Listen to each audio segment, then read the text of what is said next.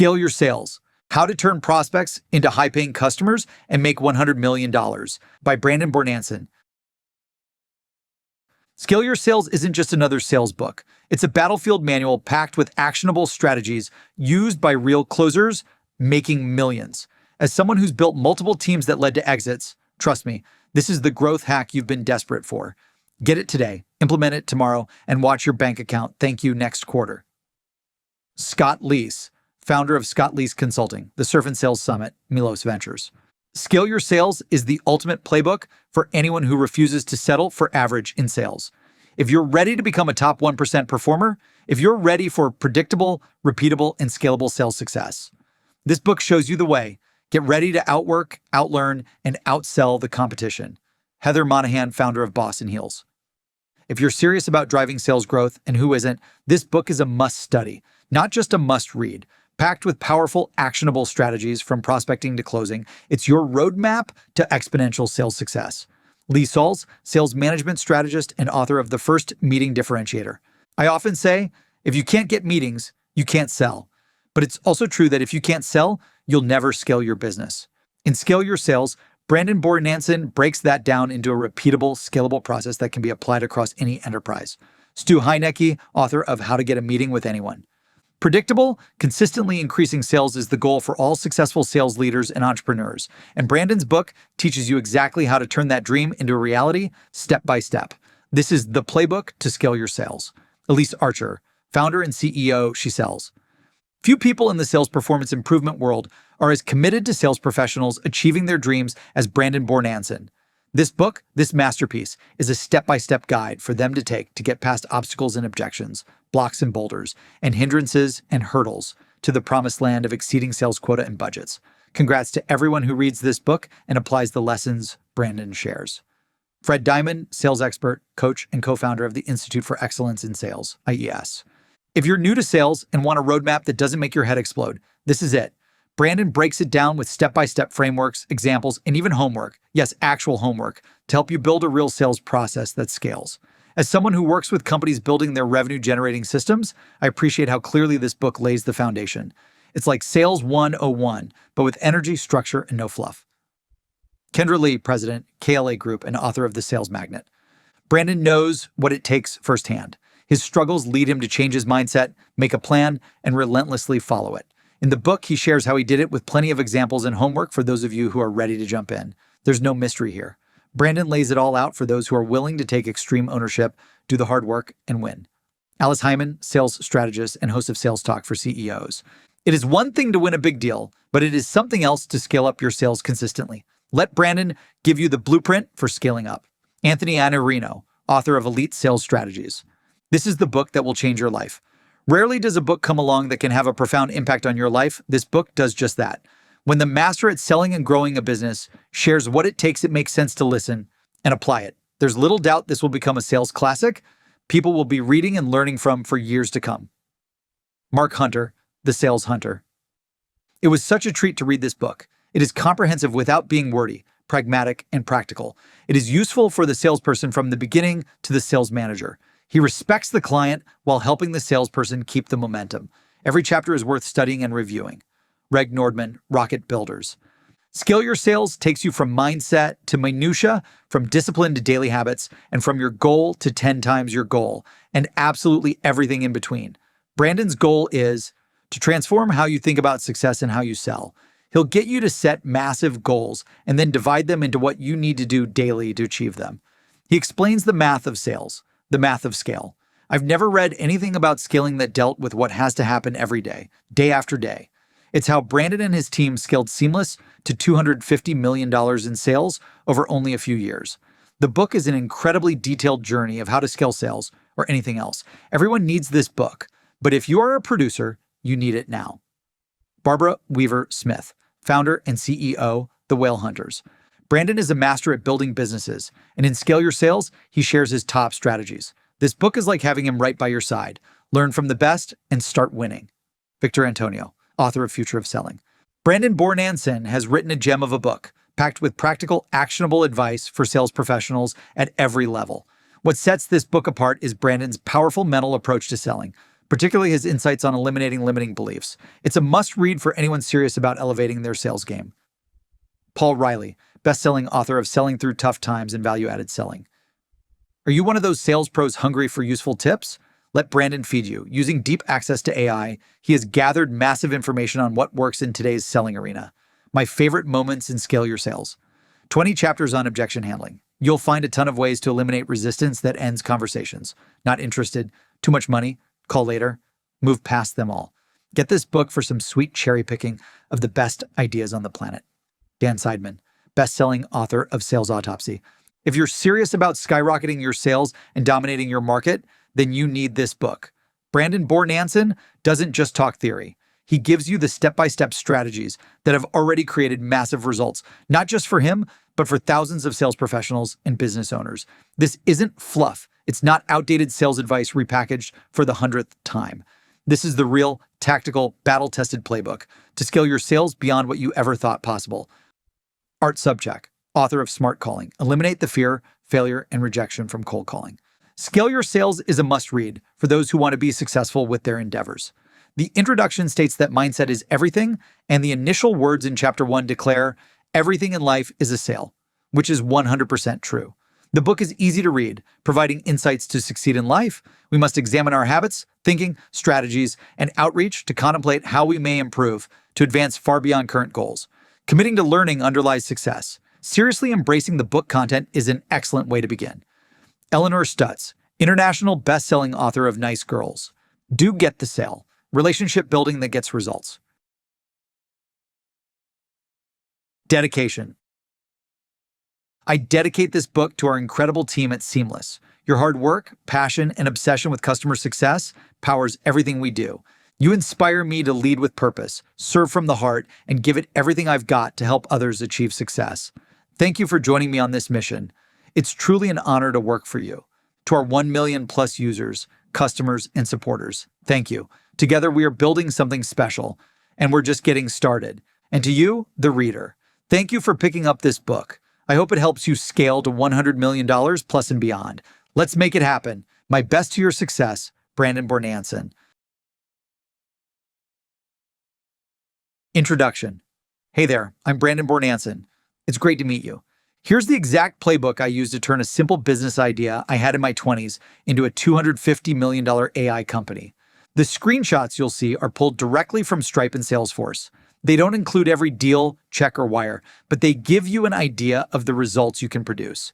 You can find these images on the accompanying PDF or at seamless.ai/books/training. You can see in the book a total record of 201,459 meetings held. You can see in this screenshot a total of 51,401 closed-won meetings on my CRM. I spent over 1,000 hours writing this book to give you the exact playbook I used to scale to thousands of customers and hundreds of millions in revenue. If you want more meetings and sales, this book is for you. I believe in you. Now let's get to work. Who this book is for? Business owners. Whether you're bootstrapping your startup or leading a fast-growing company, this book will teach you how to create scalable sales systems that generate predictable revenue. Learn how to build winning teams, implement the right tools, and craft a playbook that fuels exponential growth. Scale Your Sales will empower you to scale your business faster than you ever imagined. Sales leaders. As a sales leader, this book offers proven frameworks for hiring the right talent, developing scalable processes, and utilizing data-driven strategies to optimize team performance. With Scale Your Sales, you'll learn how to set your team up for long-term success, inspire them to exceed expectations, and scale your sales organization to new heights. Salespeople. If you're a salesperson looking to crush quota and climb to the top 1% in your industry, this book is your ultimate guide. Whether you're struggling to get leads, handle objections, or win deals consistently, Scale Your Sales will give you the techniques to achieve predictable success. Marketers. This book will help you understand what it takes to create campaigns that attract high-quality leads and support sales efforts effectively.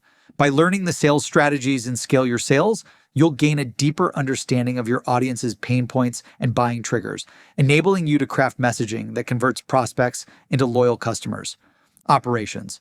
If you're looking to help your sales team execute more efficiently, this book will give you the frameworks and metrics to streamline operations and fuel business growth. Customer success. Scale Your Sales We'll teach you how to identify growth opportunities within existing accounts, strengthen customer relationships, and collaborate with sales to uncover cross-sell and upsell potential. By mastering the strategies in this book, you'll not only help your customers achieve their goals, but also drive long-term value and revenue for your organization. Recruiters. Understanding the skills, habits, and mindset of top-performing salespeople will help you identify and attract the right candidates for your organization. Whether you're hiring for startups or large enterprises, the lessons in Scale Your Sales will give you an edge in finding and onboarding exceptional talent.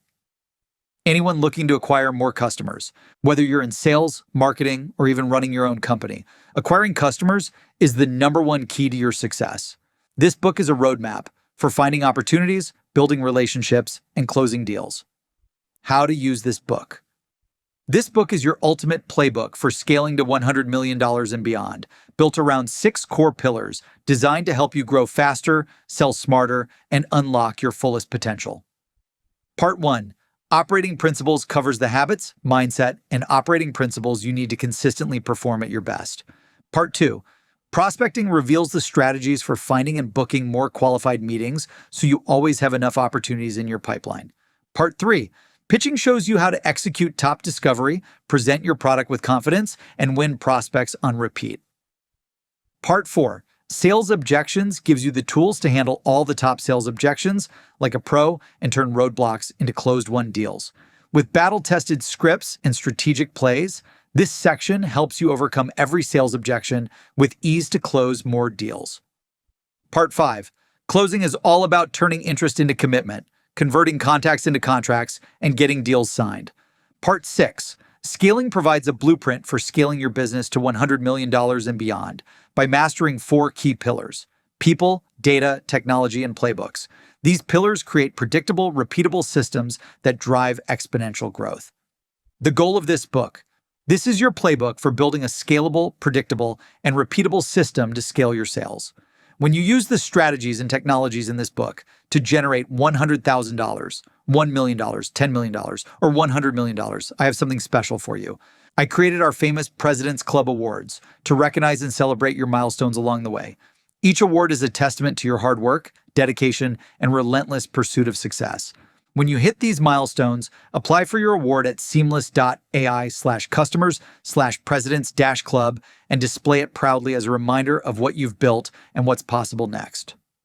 Winning the President's Club Awards. These awards celebrate our users' incredible achievements in generating over $100,000, $1 million, $10 million, and even $100 million plus in new sales. Hitting those numbers is proof that you've mastered the principles of this book. You did the work, bet on yourself, and executed at a level most people only dream about. Here's a breakdown of the different awards. The 6-Figure Club Award. Kick off your journey by hitting the $100,000 award, an amazing accolade that shows you're on the right track. The 7-Figure Club Award. Reach $1 million in sales to showcase that you applied the strategies in this book and mastered them. The 8-Figure Club Award. Achieve $10 million in sales and join the big leagues, demonstrating your top sales, strategies, skills, and consistency. The 9-Figure Club Award. Surpass $100 million using the powerful strategies and tools provided and elevate yourself to legendary status. I want to celebrate your journey as much as the destination, so let's mark your growth, discipline, and impact. Apply for your exclusive award at seamless.ai/customers/presidents-club and start building toward your next milestone today. Part 1. Operating Principles. Scaling your sales starts here. In Part 1, learn the foundational habits, mindset, and operating principles you need to scale to $100 million in revenue and beyond. These are the non-negotiable building blocks for success and the backbone that supports every tactic, strategy, and playbook you'll apply in your journey. Without them, even the best systems will fall short. After building multiple million-dollar companies and hiring over 1,000 sales professionals, the one thing that separates top performers from those who struggle is their mindset, daily habits, and principles. These are the behind-the-scenes drivers of consistent high performance. With the right mindset, challenges become opportunities. With disciplined habits, you can create unstoppable momentum. And with proven operating principles, you can make smarter decisions that align with your long-term goals. This section lays the groundwork for everything that follows. You'll see possibilities in every obstacle and turn small daily actions into massive results. Get ready to build the ultimate framework for achieving extraordinary success. Chapter 1. Everything in life is a sale. Everything you want in life is a sale, and every outcome is a commission. It's not always money. Sometimes it's credibility, sometimes it's access, sometimes it's a simple yes that moves your career forward. I've closed deals that earned me six figures and others that just earned me the right to try again. Every interaction with someone is a negotiation. You may not realize it, but you're selling all the time. You're either influencing others to take action or you are being influenced to follow their lead. This isn't just a metaphor, it's how the world works. The ability to close a sale, no matter the context, is what separates those who lead amazing lives from those who settle for far less. If you master the art of selling and closing, you master the art of life itself. Sales isn't just about closing a business deal or making a commission. It's about influence and persuasion. Every day you're either selling someone on taking an action or you're being persuaded to do something that someone else wants you to do. Every interaction is a sale, whether it's in your business, your career, your relationships, or even your everyday choices. The principles of sales aren't limited to business. They are actually embedded in every part of our lives. The better you become at understanding people's needs, communicating your value, and closing the sale, the more you will get out of life. Mastering the close will lead to more success in your career. Think about when you're closing a prospect. That's the most obvious sale because you present your solution, align it with their goals, and seal the deal. But selling doesn't just happen in the conference room. It shows up in everyday situations where you're trying to influence an outcome. And for example, what about when you ask your boss for a raise? You're selling them on your value, convincing them that you deserve more recognition, financial security, and career growth. If you can make a strong case, you win. If you're hiring someone for your company, you have to sell them on why they should choose your team over competing offers. If you're negotiating the price of a car, you're persuading the salesperson to see things from your perspective and meet your terms. If you and your partner want to go out for dinner, you have to sell your partner on the restaurant, the food, the atmosphere, the experience, where you want to eat. In every scenario, when you can close, you get what you want. Selling is a key life skill. The better you are at it, the more control you have over your happiness and your opportunities. Whether you're negotiating, influencing, or simply getting someone to agree with you, one truth remains. If you can't sell, you can't win. The top 1% know that every moment is an opportunity to sell, and every outcome that goes their way is a commission. Embrace this mindset, and you'll find that life opens up to you in ways you never imagined. The better you become at pitching ideas and closing others on your ideas, the more opportunities you will create for yourself. Get sold on sales. The most important sale of your life is convincing yourself that sales is the #1 way to grow your business. There's no better way to scale your sales than solving a prospect's problems, building trust, and creating value for others.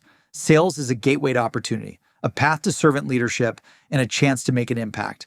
When you master scaling your sales, you unlock the journey to $1 million, $10 million, $100 million, and beyond.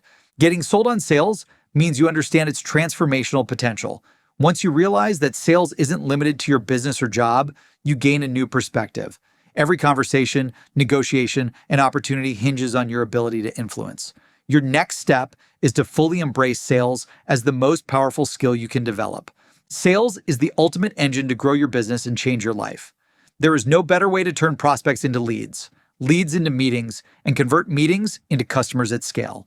Outbound sales put you in control, allowing you to prospect smarter and close high-paying customers on repeat. You're not waiting for opportunities, you're creating them. And sales is your direct path to financial freedom and achieving massive success. Think about it. Where else can you learn the world's most valuable skills, build incredible relationships with others, and literally control your financial destiny forever? Scaling your sales isn't just about making more sales. It's about helping people buy products that change their lives, crafting incredible messages and offers, and delivering value like a pro. It's the ultimate pathway to mastering real-world skills and achieving financial freedom. Every sales conversation with a prospect is an opportunity to uncover pain points, solve problems, create solutions that matter, and help people achieve their goals.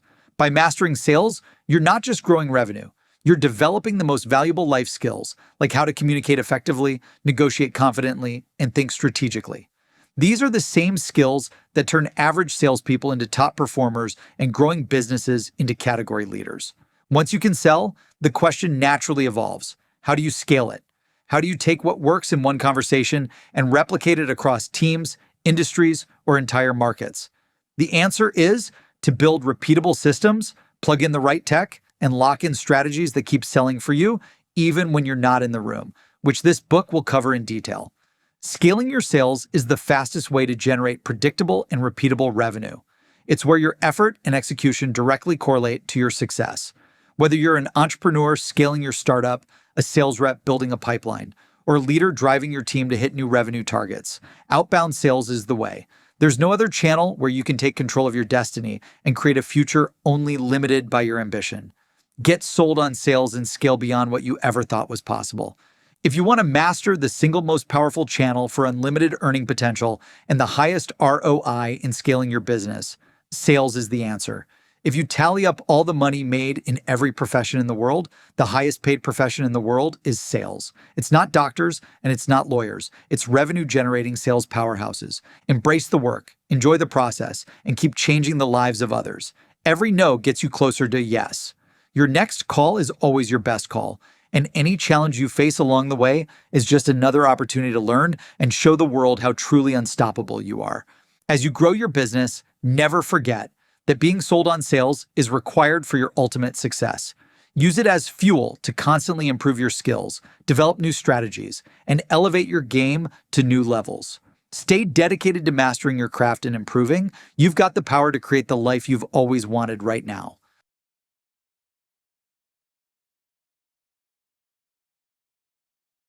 Chapter 2.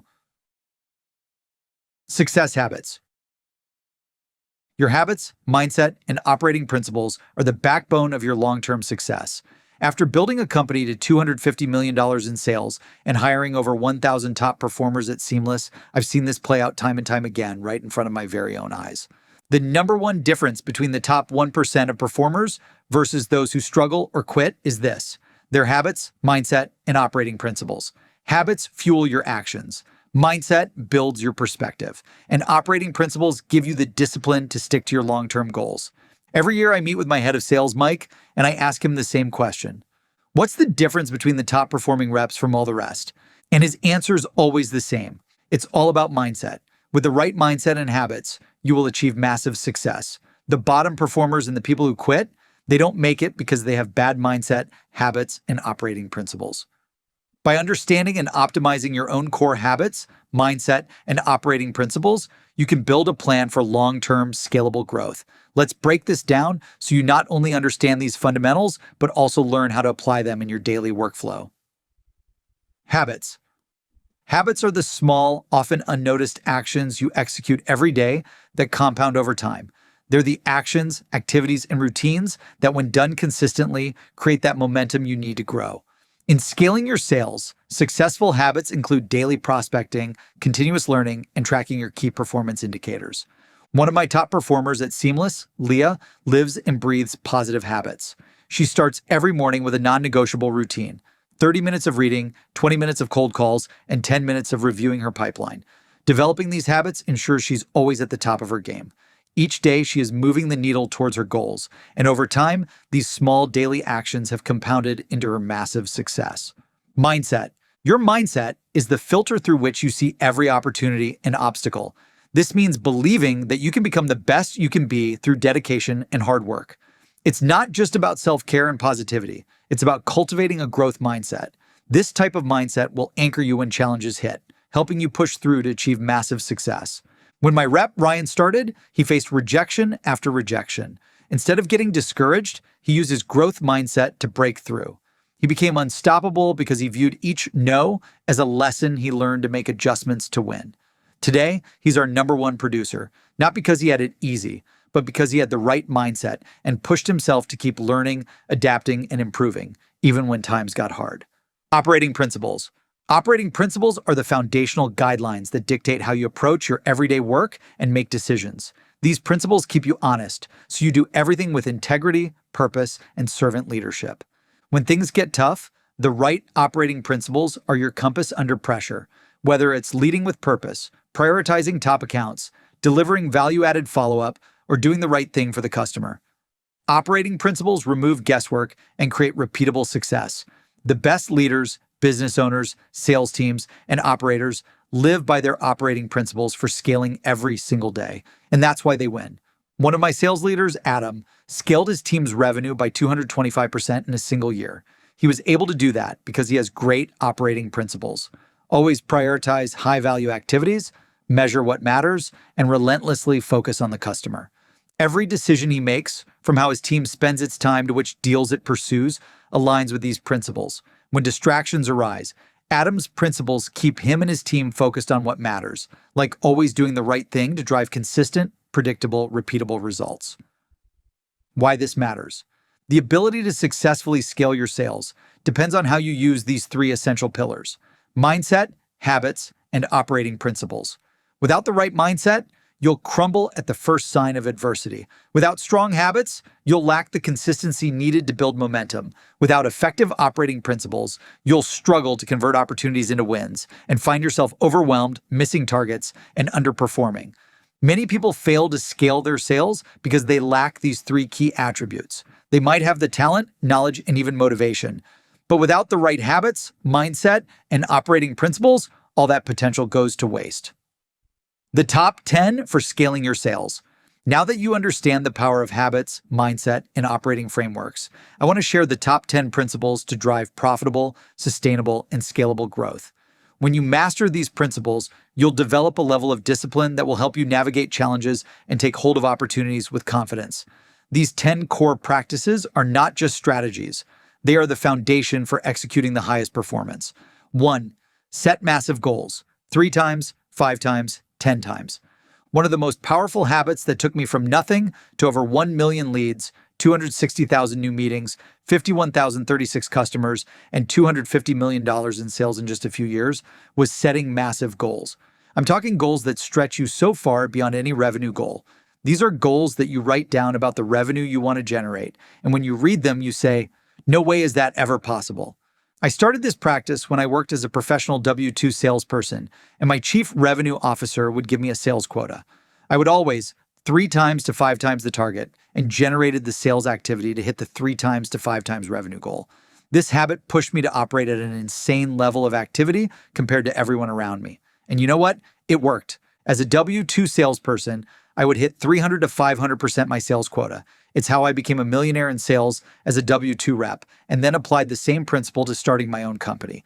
In record time at Seamless, we scaled from $0 to over $100 million in a few years, and now we've done over $250 million in sales on Stripe. When you set these massive goals compared to everyone else around you, you're not just working to meet the average expectations of everyone around you, you're working to dominate them. Setting massive goals forces you to think bigger, act more decisively, get more work done daily, and push past the limits that most people accept as normal. When your goals are that much higher than what you think is acceptable, you approach your work with a different mindset. You go from survival mode to a total market domination category leader mindset. Imagine your annual sales goal is to do $1 million. Instead of setting your goal for the year at $1 million, what if you aim for $3 million, $5 million, or even $10 million? This might seem exhausting, but achieving such a huge goal would transform your business and force you to sharpen your skills and daily execution to make it happen. You no longer waste time on meaningless tasks. You'll have to prospect more aggressively, find more leads to generate a much larger pipeline, master your pitch to perfection that maximizes close rates, and manage your time with laser focus. This mindset shift transforms you from someone who's merely getting by to someone who's breaking records and growing insanely fast. You'll gain confidence and become an expert in your field. When I set massive goals, I actually write a column for each goal. And then in 3 new columns, I multiply it by 3, 5, and 10. Write these goals down and make them your new targets. Then break them down by identifying the daily actions focused on what needs to happen to make this goal a reality.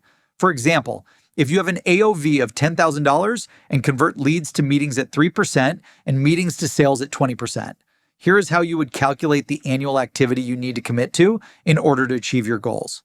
Then break it down daily by dividing these goals by 250, the number of business days in a year, excluding holidays, so you know what you need to accomplish daily to hit your annual targets. Example of multiplying individual quota 3 times, 5 times, 10 times. I've included a chart in this book that shows what it looks like to multiply an individual sales quota 3 times, 5 times, even 10 times. You can see that chart in the accompanying PDF or in the supplemental material at seamless.ai/books/training. As you can see, the amount of activity and effort to hit a 3 times, 5 times, or even 10 times goal is significant. But when you break it down daily, you can visualize putting in the work and making it happen. Set the massive goals, break it down daily, and track your progress meticulously. Keep working every day to figure out how you can execute more work each day to achieve your goals. Celebrate the small wins along the way and always keep your eyes on the bigger prize. Understand that the journey to achieving these massive goals isn't a sprint. It's a marathon of consistent effort. The best part is that even if you miss your 5 times massive goal by just a little and finish the year at 3 times to 4 times, guess what? That still puts you way ahead of 1 times. Both goals are hard to achieve and take a lot of work, but where would you like to finish at the end of the year? 2. Take extreme ownership. Another powerful habit you can develop is extreme ownership, the mindset that you are 100% responsible for everything in your life, both good and bad. This means taking full accountability for your actions, your outcomes, and even the circumstances that you find yourself in. When you stop blaming others and start owning your failures and successes, you gain the power to change your reality and ultimately change your life. I personally like to assume full responsibility for all the failures and losses I experience in my life and give credit to everyone on my team for all the wins and successes. Extreme ownership is about rejecting all forms of victim mentality. It's about acknowledging that you control everything that happens to you, and you can control how you respond. The people who assume 100% full responsibility for everything good and bad in their lives rise to meteoric success because it forces them to take action, make adjustments, and continuously improve. Let's say you missed your quarterly sales target. It's easy to blame external factors like the economy, a lack of leads, your SDR team not booking you enough appointments, or even your sales leaders for not helping you close more deals. You may even try to blame the product or the company for not being good enough. But when you embrace extreme ownership, you look inward when things go wrong. What could I have done differently? Could I have trained the team more, prospected more aggressively between meetings, self-sourced more deals, watched game film to increase close rates, refined my pitch, marketed to more ideal customers, or managed my time better? By taking extreme ownership and responsibility for everything that happens during the year and why you hit or missed your goals, you go from helplessness to total control. This helps you recognize that your actions and inactions are the most significant determinants of your success. An extreme ownership example of this was when I was driving to our Columbus, Ohio office down 315 South. It was around 8:45 a.m., and I got off an exit and stopped at a red light. A few seconds later, someone rear-ends me and destroys the back of my car. Instead of screaming, yelling, and getting upset, I immediately assumed responsibility for my situation. I should have left for the office earlier. I could have taken a less busy side street. I could have beaten rush traffic when the most car accidents occur, etc. It was my fault. I didn't play the woe is me or cry me a river game. I assumed full responsibility for what happened and was empowered to handle the situation, do better next time, and get back to my agenda of achieving my goals and making my dreams a reality. This real-world story is an extreme example of taking extreme ownership because I don't want you to make up any excuses along the journey to scaling your sales. Extreme ownership is all about empowering yourself to change for the better for exactly where you are at today. By assuming 100% responsibility for everything good or bad in your life, you gain the power to change your future, overcome obstacles, and achieve your goals. This habit will completely change your sales, business, relationships, and life forever. I've met hundreds of millionaires, a handful of billionaires, and helped over 1 million salespeople, marketers, and entrepreneurs with seamless generate billions in sales. The biggest difference of those who make it is that the top performers own everything that happens to them, both good and bad. They take full responsibility for their results. They don't blame. They don't make excuses. They put in the work. They make decisions and live by the results or consequences of their actions. To practice extreme ownership, it is absolutely critical that you don't play the victim game. Identify what you could have done differently in that situation or time period to change the outcome, and never quit when things get tough. Tough times require you to step up and take action because your success starts and ends with you. 3. Always be positive. In business and sales, maintaining a positive mindset and surrounding yourself with positive people is required for long-term success. Positive thinking is more than just optimism. It's a mindset that focuses on possibilities and finding solutions rather than problems and obstacles. When you train your mind to think and execute positively, you open yourself up to limitless opportunities that others miss. You become more creative in your problem solving, more persistent in your efforts, and more resilient when faced with adversity and setbacks. These elements create a reinforcing cycle that identifies new ways to do things, keeps you tenacious, and attracts an abundance of success. Positive thinking must be paired with positive actions. Start your day with actions that set a positive tone, like writing down your goals every day. Write down your wins for the day and what you are grateful for. Identify all the positive things that happen to you each day. Send out encouraging emails or messages to colleagues and prospects, or review past calls, pitches, or successes to build confidence. Throughout the day, focus on activities that create momentum, whether it's reaching out to new prospects, following up on leads, or closing more deals. When new challenges arise, approach them with a positive mindset. Shift your thinking from, "This is a problem I have to solve," to "This is a problem I get to solve, and the opportunities will be endless when I find the solution." That's why I use the Whatever It Takes journal every day to maintain a positive mindset daily. Check it out on Amazon if you want an easy-to-follow daily planner. Negativity robs you of time, energy, and the mindset you need to win.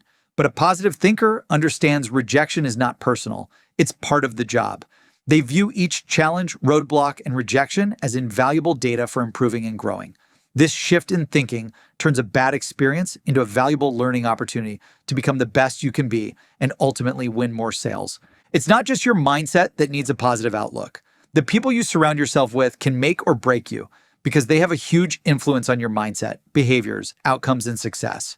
Negative people can drain your energy, cloud your thinking, drag you down, and kill any opportunity that may be right in front of you. If you're surrounded by colleagues who constantly complain, doubt, put each other down, and criticize any situation, that negativity will start to break into your own mindset. When you're surrounded by people who are optimistic, supportive, and solution-oriented, their positivity will elevate your own thinking and push your performance to the next level. Build a network of mentors, peers, friends, followers, and groups of people who embody positivity and make a conscious effort to spend more time with them. What you believe is what you will achieve. If you believe you will accomplish amazing things, then you will. That's the power of positivity. Always stay positive. 4. Stay coachable and hungry to improve. No matter how successful you become, there's always room for improvement. The best in any field are those who are eager to learn, improve, and stay open to feedback. It's the mindset that keeps you humble, hungry, and eager to be the hardest worker in the room. Being coachable means having the humility and emotional intelligence to recognize that you don't have all the answers and that there's always more to learn. A coachable mindset is not just about listening to others, it's about actively seeking out ways to improve, whether that's through mentorship, training, or self-reflection. Start by asking your leaders for mentorship and coaching. If you don't have a leader or mentor, search for a mentor who can challenge you and offer new perspectives to get better. Find people to learn from who have been there and done the things you wish to achieve. Embrace their feedback, even when it's tough to hear. Dedicate time each week to learning something new, whether it's through books, courses, masterminds, paid calls, or conversations with people better than you. Stay curious and never let your success breed complacency. No matter how experienced you become, there's always a higher level to reach. The moment you stop learning is the moment you start falling behind. By staying hungry, humble, and the hardest worker in the room, you'll continually elevate your game and achieve greater levels of success. 5. Work hard.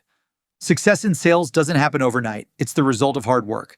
Just as Atomic Habits, one of my favorite books, focuses on the power of small, incremental changes, the combination of discipline, hard work, and daily activity compounds to create extraordinary results. Hard work daily is the thing that keeps you on track when distractions arise, when the work gets tough, or when the results aren't immediately visible. The discipline to work hard, even in tough times, isn't about doing what's easy. It's about doing what's necessary, day in and day out, to move closer to your goals. Let's look at Mark, a business owner whose hard work ensures the company keeps growing, no matter how hard or busy things get. Every week, he's the first one in the office and the last one to leave. He blocks time daily to review the business pipeline, key metrics, and growth priorities, then aligns his team and resources to execute throughout the week. No matter what fires pop up, He makes the time to follow up on strategic opportunities, strengthen key relationships, and review performance data. Even when urgent issues demand attention, he stays committed to this rhythm because he knows it directly drives revenue, momentum, and long-term scale. The consistency of these leadership habits compounds into sustainable growth. To develop this habit, break down your big goals that align with your broader objectives into manageable daily tasks, and commit to executing them with hard work, discipline, and focus. Refer back to the daily activity needed to hit your 3 times, 5 times, or 10 times goals. Make a habit of reviewing your daily activity and adjusting your approach as needed to ensure you consistently put in the hard work and make progress. Stay committed to hard work, even when it's challenging. Push yourself to go the extra mile, knowing that it's the hard work and effort that will set you apart from others. Most importantly, be consistent and watch your results grow over time. No one ever goes the extra mile, so when you do, you'll be reminded when you win the trophy at the end of the tunnel. 6. Merit over entitlement. Success is earned. It comes from your ability, your effort, and your results. To scale your sales to massive success, you have to prioritize merit over entitlement. Entitlement kills growth. Thinking you deserve success just because of your title, your time, or your status is the fastest way to fail. It breeds complacency, shuts down progress, and leaves you with nothing but disappointment. In reality, success isn't owned, it's rented. And the rent is due every day. Someone has to pay the piper. Focusing on merit means working hard to earn everything you get while expecting nothing in return. And that mindset is the ultimate path to everlasting success. Running your business on merit helps you keep improving and ensures you earn every win. Do the right things to scale your success because they are the right things to do, not just because you want something from someone. Real success takes a long time. Think of it like a bank account with people and businesses. When you help others, are kind, and give your time or effort to helping others, you are making deposits. If you only constantly ask for things or taking from others, that is like making withdrawals. The more good deposits you make by helping people, the more good things come back to you later. You can reach your goals while still giving a lot to others. Merit over entitlement. 7. Do whatever it takes. Doing whatever it takes isn't about simply working hard. It's about being relentless, resourceful, and fully committed to achieving your goals, no matter what obstacles stand in your way. This principle separates those who achieve extraordinary success from those who fall short. This attitude drives you to innovate and consistently deliver results that exceed everyone else's. Sometimes, doing whatever it takes means being resourceful and creative to find new ways to solve problems, uncover new opportunities, and achieve your goals. This might involve stepping outside your usual methods, leveraging new tools or technologies, or tapping into existing relationships and networks that can help you get where you need to go.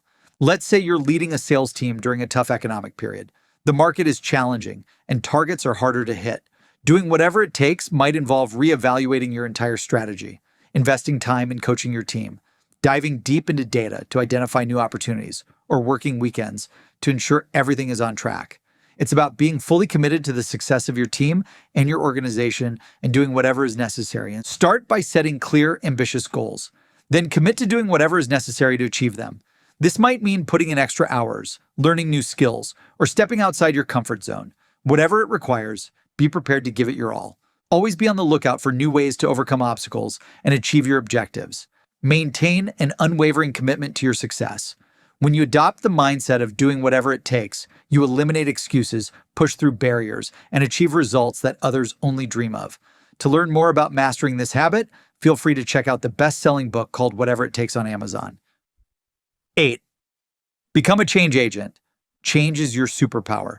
Becoming a change agent means not just accepting that things will always change, but also driving it. Using change as fuel to improve, innovate, optimize, and scale to new heights. Change is the only constant in business, sales, and life. It's inevitable, whether it is a new product launch, shifting buyer expectations, evolving technologies, or unexpected market reactions. Change forces you out of your comfort zone, challenging you to develop new skills, refine your strategies, and rethink your approach. The fastest scaling companies, best leaders, and top performers embrace change, adapt quickly, and use a surprise as a catalyst to achieve better results. Buyers' needs will always evolve, and new technologies will continue to emerge, creating new opportunities for those willing to adapt. Instead of viewing change as a threat, see it as an opportunity to get ahead. Top business owners, leaders, and sales professionals don't just react to change. They anticipate it and use it to build a competitive edge. They are always 2 steps ahead because they see every challenge as an opportunity to improve. Welcome change with curiosity and optimism. Ask yourself, what can I learn? How can I use this change to improve? Who else can benefit from this shift? And how can I help lead them through it? Where's the opportunity in this shift? By asking these questions, you shift from a reactive, I hate change mindset to a proactive, we can do anything mindset. This gives you full control over how to respond and adapt to change. Identify habits or routines that are holding you back. Are you relying on outdated prospecting methods, old school training? Are you neglecting new tools or technologies that could give you an edge? Break the cycle, review your calls, analyze where deals get stuck, and refine your process. Embrace change by learning, testing, and adopting new strategies that align with today's market. Whether it's mastering AI-powered technologies, AI training, AI list building with Seamless, AI outbound prospecting, etc., upgrading your skills is the fastest way to adapt to change and accelerate your results. Growth happens when you experiment, fail, and iterate quickly. Finally, reframe change as opportunities. When a change occurs that might cause a setback, don't complain. Instead, ask, how can I use this to get better? Change often creates new pathways for success when approached with the right mindset.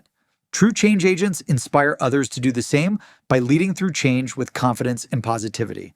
When you embrace change as a tool for growth, you'll thrive in any environment, turning obstacles into advantages and driving massive success in sales, business, and life. 9. The only person to beat is you. Comparison is the thief of joy and the enemy of progress. Life isn't about being better than someone else. It's about becoming the best version you can be and becoming better than you were yesterday. You want to run your own race, win by improving yourself, and become better than you were before. When you compare yourself and your potential to others, you set the bar only at what that person believes they can achieve. Why would we ever want to do that? If they think they can only do $1 million and you believe you can do $10 million, you will most likely figure out how to do the latter while the other person's limit is much smaller. This is why you never want to compare yourself to others and set the target that they go for. You have to set your own goals and work to achieve a new personal record or team record every single day. By constantly comparing yourself to others, you undervalue your own strengths and capabilities, and you let someone else's limits become your ceiling. It's you versus you. You only want to compete against yourself. When you compete with yourself, you create a powerful momentum that leads to massive success. The goal of competing with yourself is to ultimately become the best version you can be, not just in your work, but in all areas of your life. Each day becomes an opportunity to surpass your previous achievements, and over time, these incremental improvements compound into huge results. The satisfaction that comes from knowing you're better today than you were yesterday fuels your drive to keep pushing forward to become the best every single day. Start by setting massive goals based on your past performance. These goals should be specific, measurable, and aligned with your values and aspirations. Focus on how you can improve, grow, and work to become better each day. Don't focus on what others are doing or achieving. Track your progress regularly and celebrate the small wins along the way. Then raise the bar and beat who you were yesterday. The only person to beat is you. So run your own race, get better every day, and become the best that you can be. 10. Go all in. When it comes to achieving extraordinary success in business, sales, or any area of life, there's one habit that's critical for success, and that's going all in. This means fully committing yourself to your goals, your work, and your mission without hesitation. It's about putting all your energy, resources, and attention into what you're doing without second-guessing or holding back. The power of going all in is transformative. It's the difference between dabbling and dominating, between giving it a shot and getting it done. When you go all in, you eliminate distractions and excuses. You're fully present, fully engaged, and fully invested in achieving the outcome and goal you believe you can achieve. When you go all in, there is no such thing as a plan B. You only have a plan A, so failure isn't an option. When you're fully committed, you're not tempted by other opportunities or second-guessing your decisions. You're not splitting your focus or hedging your bets. This clarity of purpose allows you to channel all your efforts into one single direction. That focus of time, effort, and work dramatically increases your chances of success.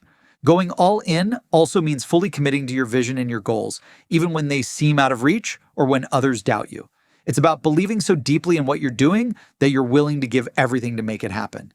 This kind of commitment is contagious. It inspires others to believe in you, invest in you, and support you in your journey. The rewards for going all in is huge. When you fully commit to something, you increase your chances of success, and you set yourself up for extraordinary achievements. The satisfaction that comes from knowing you gave it your all, and to see your hard work pay off, is one of the best feelings you'll ever experience. Conclusion: set massive goals that push you beyond what you think is possible. Why? The only way to scale to the level you want is to aim higher than everyone else. Own everything from your wins to your losses, and especially your mistakes. The moment you take full responsibility, you take full control of your life and your success. Stay positive no matter what, because mindset is everything. In order to achieve the level of greatness you want, surround yourself with people who push you forward, not hold you back. Be hungry to improve, always eager to learn more, and constantly strive to level up. You're trying to climb a huge mountain of success, so work harder than anyone else, stay disciplined, and focus on what actually moves the needle. Never expect success to be handed to you. You need to earn it every single day. When obstacles come up, and they will, attack them head on. Adapt, evolve, and find a way forward. And most importantly, go all in. No excuses, no half-assing, no waiting for the right moment. This is how you win in business, in sales, and in life.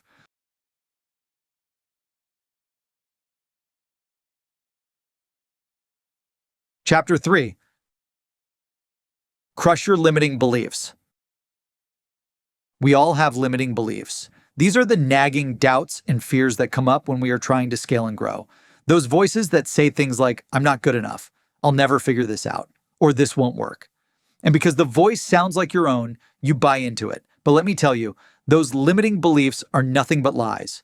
They're fake barriers your mind has created out of fear, past rejection, or someone else trying to condition you to think that way, which held them back in the past.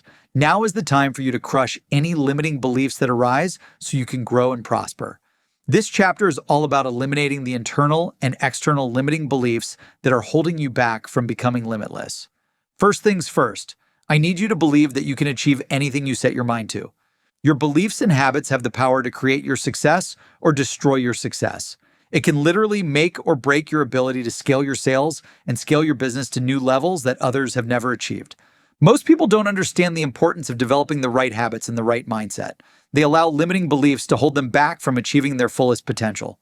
But to achieve the life you want, you must overcome any mental barriers holding you back. Break down the walls of self-doubt and limiting beliefs that stand between you and your success. What is a limiting belief?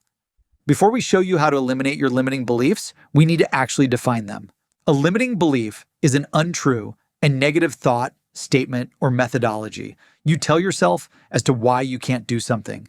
These false beliefs, excuses, or barriers can come from anywhere: your family, friends, social media, school, or work, just to name a few.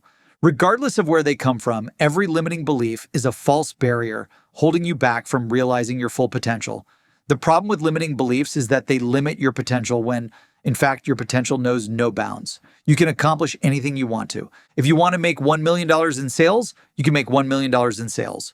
If you want to build a business that does $100 million, you can. For most people, limiting beliefs hold them back from any success in life. You may think a goal is impossible, but when you actually break down the word, it actually means I'm possible. It can be done. How to overcome your limiting beliefs. Limiting beliefs can create a cycle of self-doubt and negative results. When you create a limiting belief that you mentally hold on to, you start to play the victim game, make up excuses, and quit. This behavior can eventually make you give up on your dreams. You stop envisioning what is possible and living up to your fullest potential.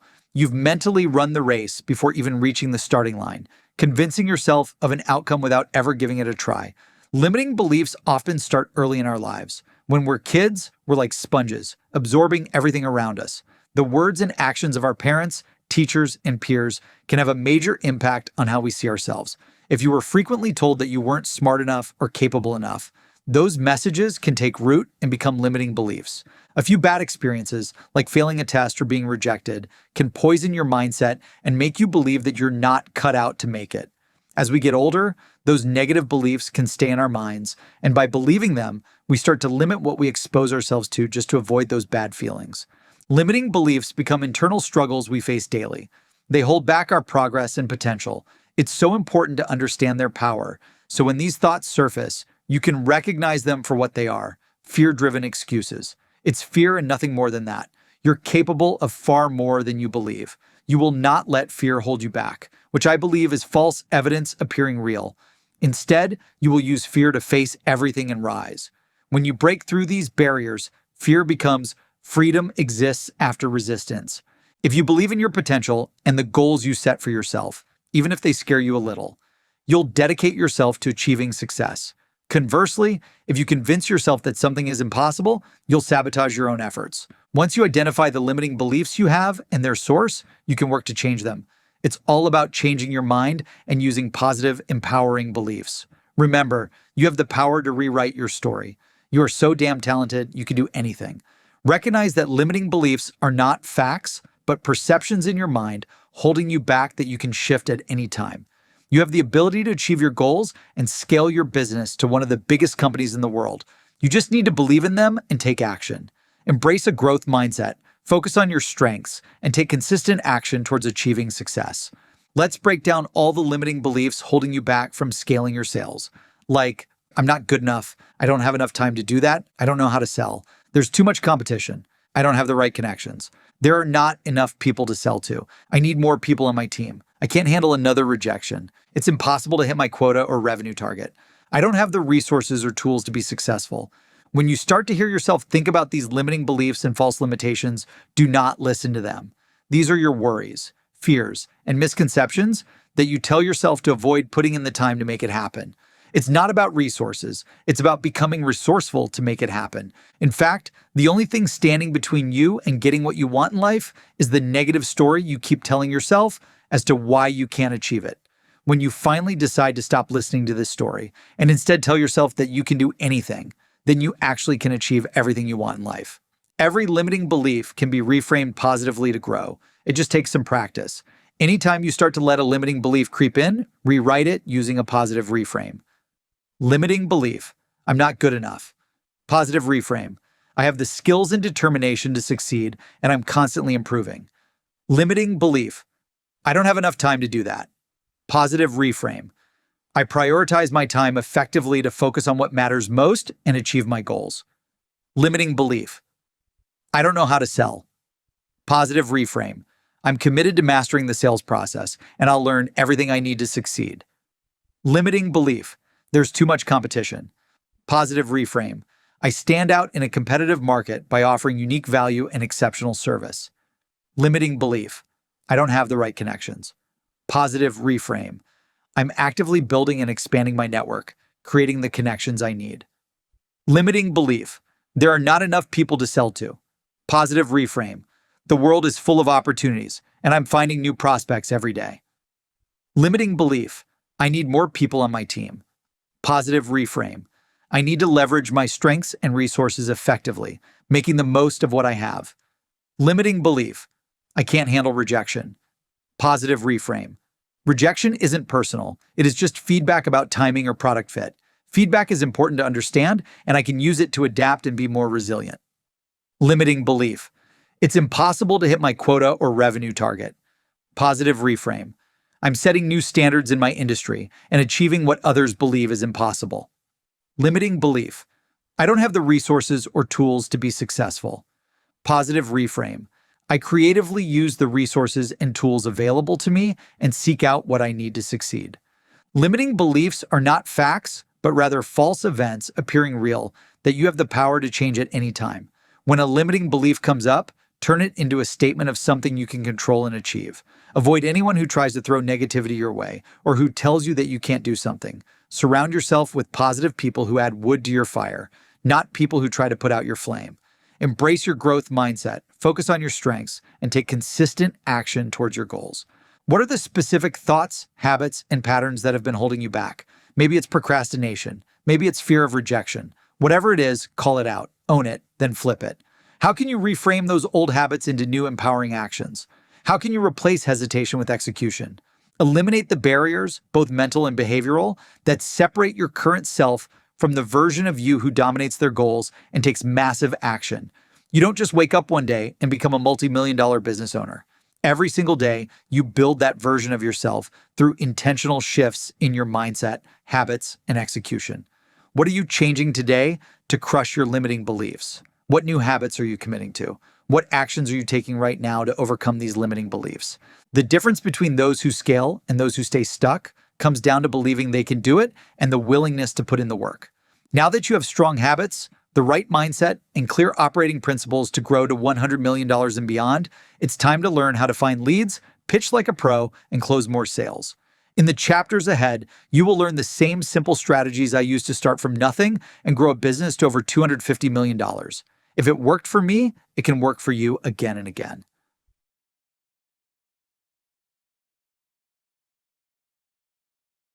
Free gift: Training and AI Sales Coach.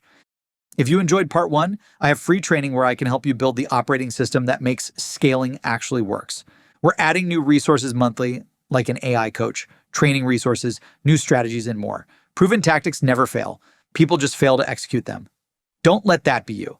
If that sounds useful, go to seamless.ai/books/training. Part 2, Prospecting. Prospecting is the lifeblood of sales. It's how you find all the decision makers you need to sell to, book qualified meetings with them, and then convert those meetings into closed-won deals. With the right prospecting strategies, you can build a predictable, scalable, and unstoppable growth engine for success. Part 2 covers everything to scale up your sales with prospecting. The Millionaire Sales Math. Understand how to reverse engineer hitting your number. I'll give you metrics and a roadmap to drive predictable, exponential growth. Pick a niche to get rich. Focus your efforts on the right market and target the most profitable prospects. Company list building. Identify the companies that fit your ideal customer profile, ICP, and prioritize those accounts in your outreach efforts. Contact list building. Get past the gatekeepers and find the decision makers and influencers who actually drive buying decisions. 4 prospecting plays. Boost your results by leveraging 4 proven prospecting strategies to launch high-impact campaigns. Multi-channel prospecting campaigns. These chapters cover how to craft high-impact prospecting campaigns for multiple channels to maximize your reach.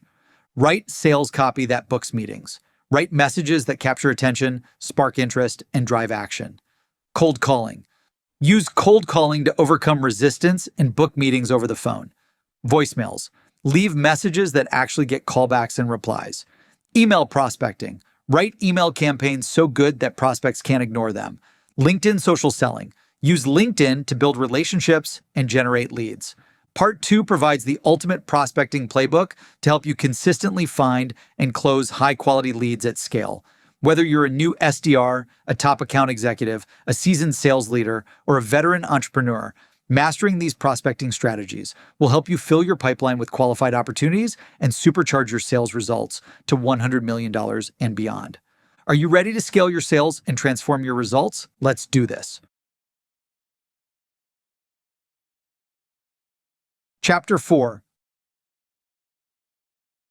The Millionaire Sales Math. The first step in prospecting is to set your sales goals and understand the math required to get there. Your sales math tells you exactly how many leads, appointments, and sales you need to hit your revenue targets for the year. It's like GPS for where you need to go, showing you exactly where you're at and how to get to your desired destination by the end of the year. Without it, you're going to waste a lot of time wandering around aimlessly, hoping to stumble upon your revenue target. But once you know your sales math and the numbers to grow your business, you have a clear roadmap to achieving $1 million, $10 million, $50 million, or even $100 million in revenue. This chapter tackles the math behind your revenue goals and breaks it down into a simple step-by-step playbook. By calculating and executing your sales math, you'll see that the path to driving revenue isn't complicated. It's all about understanding your deal size, calculating your sales goals, inputting your conversion rates, and aligning your daily activities to hit those goals. Step 1. Define your sales goals for the year. Start by defining the exact revenue number you want to hit this year. Be specific and ambitious about the goal. For example, if you're aiming for $1 million in revenue, write it down as your target. This number will become your North Star for everything you do and give you direction for every action. Without a clear target, it's impossible to reverse engineer your path to success. Remember, the more precise your goal, the better you can plan the exact steps to achieve it. Step 2, calculate your average deal size. The second step in calculating your sales math is to identify your average deal size. This is the average amount of money you earn from each sale. To calculate this, Take the total revenue you've generated from all your deals closed and divide it by the number of deals you've closed. For example, if you've closed 50 deals that generated a total of $500,000, your average deal size would be $10,000. Expert tip: if you haven't sold any products yet, just use the price you intend to charge for your solution. Now that you know your average deal size, you can determine how many deals you need to hit your sales number. To do this, divide your annual sales target. For this example, let's set it to $1 million. Once we do the quick math, we see that to hit the $1 million mark, we will need to close 100 deals in a year. Step 3. Identify how many meetings it takes to close a deal. This key metric shows the meeting activity needed to reach your closed-won sales goals. For example, if it takes 5 meetings to close one deal, your close rate from meetings to closed-won deals is 25%. You would use this rate as your guide. Step 4. Find out how many leads it takes to book a meeting. Now that you know your success rate with meetings, you'll need to know how many leads it takes to get one meeting. You will do this by calculating your conversion rate from prospects to meetings. For example, if you need 10 leads to book one meeting, that's your lead to meeting conversion rate, which would be calculated at 10%. Step 5. Divide your funnel metrics by business days. Once you understand your funnel metrics, divide each by the total number of business days you plan to work the next year. This calculation breaks your big goals into daily targets, making them more manageable and actionable. For example, if you work 250 business days in a year and need 250 meetings to hit your sales number, you will need 1 meeting per day to hit your goal. By working backwards and breaking your pipeline funnel down this way, you will know the required daily activity to hit your annual sales goals. Scaling sales from $1 million to $100 million. In the book and an accompanying PDF, I've included in a chart breaking down what it really takes to scale revenue from $1 million all the way up to $100 million, assuming a $10,000 average deal size. It walks through the math behind growth, starting with a $10,000 average deal size, and shows how many leads, meetings, and sales you need at each level. I also recommend headcount because for some goals, you'll need a team. Now let's talk about what it takes to scale, to go from 1 to 10, 10 to 100, and beyond. Numbers don't lie, but they don't move on their own. This is where strategy meets sweat and vision meets volume. You want $1 million? Great. Now let's multiply it. Let's break down exactly what it takes to turn this math into a machine that generates millions. The sales math to $10 million. Scaling to $10 million requires you to 10 times your effort and activity, but the math is the same. If you have a team of 10 sales reps, each rep needs to generate 4,000 leads, book 400 appointments, and close 100 deals over the year to contribute their share to the $10 million target. Step 1. Key assumptions. Average deal size, $10,000. Leads to appointments. Conversion rate, 10%. Appointments to sales conversion rate, 25%. Step 2. Sales math breakdown. To hit $10 million in sales at an average deal size of $10,000, you need 1,000 sales. Since 25% of appointments convert to sales, the number of appointments needed is 4,000 appointments. Since only 10% of leads convert to appointments, the number of leads required is 40,000. Step 3. The path to $10 million. Your roadmap looks like this. 40,000 leads divided by 250 business days equals 160 leads per day. 4,000 appointments divided by 250 business days equals 16 appointments per day.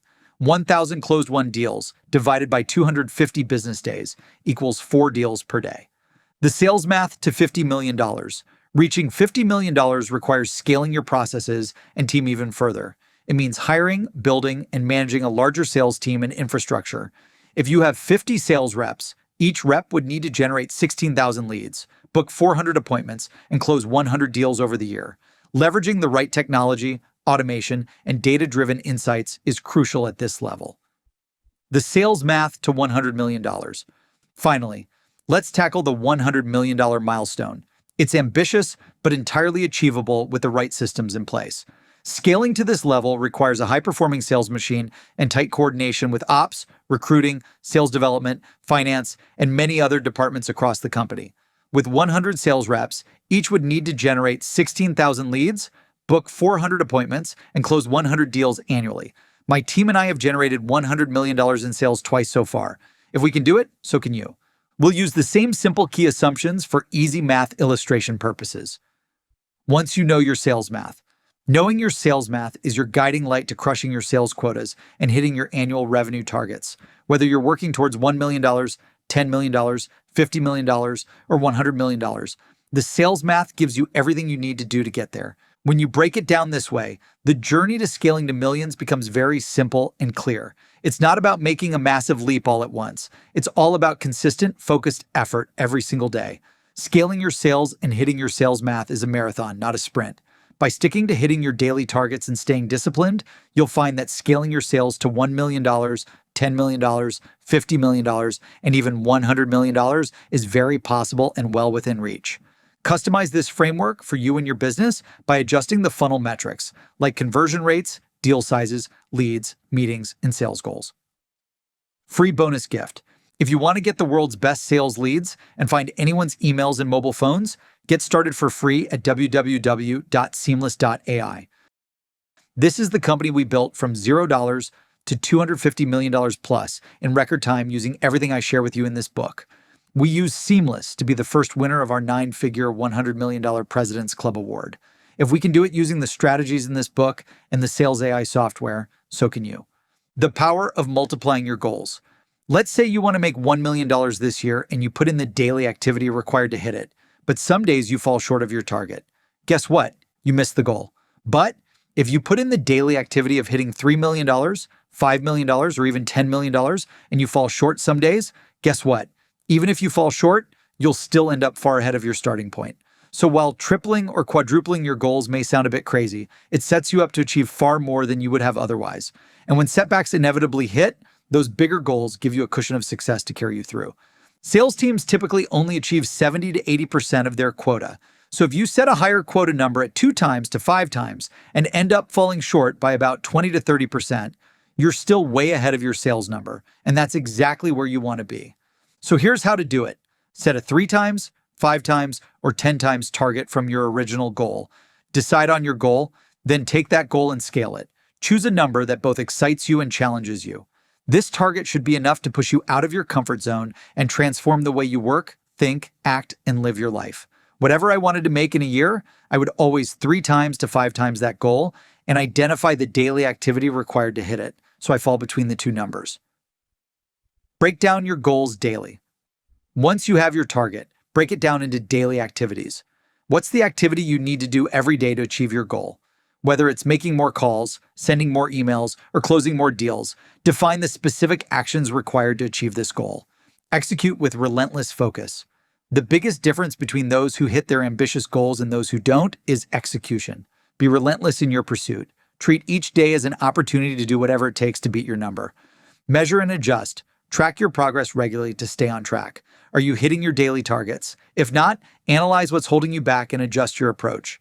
The path to achieving a 3 times, 5 times, or 10 times goal is not a straight shot. You're going to make mistakes, take 2 steps back, and get completely off track. But with constant measurement and adjustment, you will stay the course.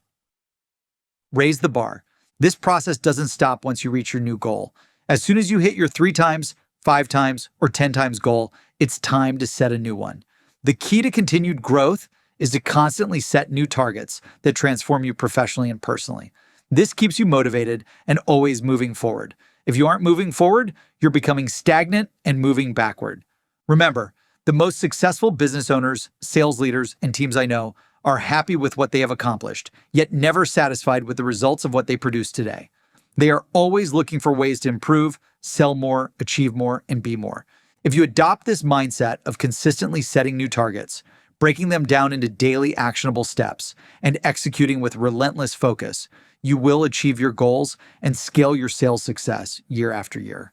Your potential is truly limitless. Don't settle for anything less than what you are truly capable of.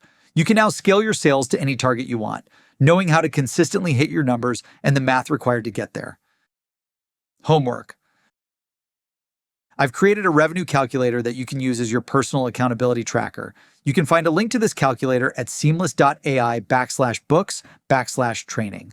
Here's what you'll need to input. 1. Your revenue goal.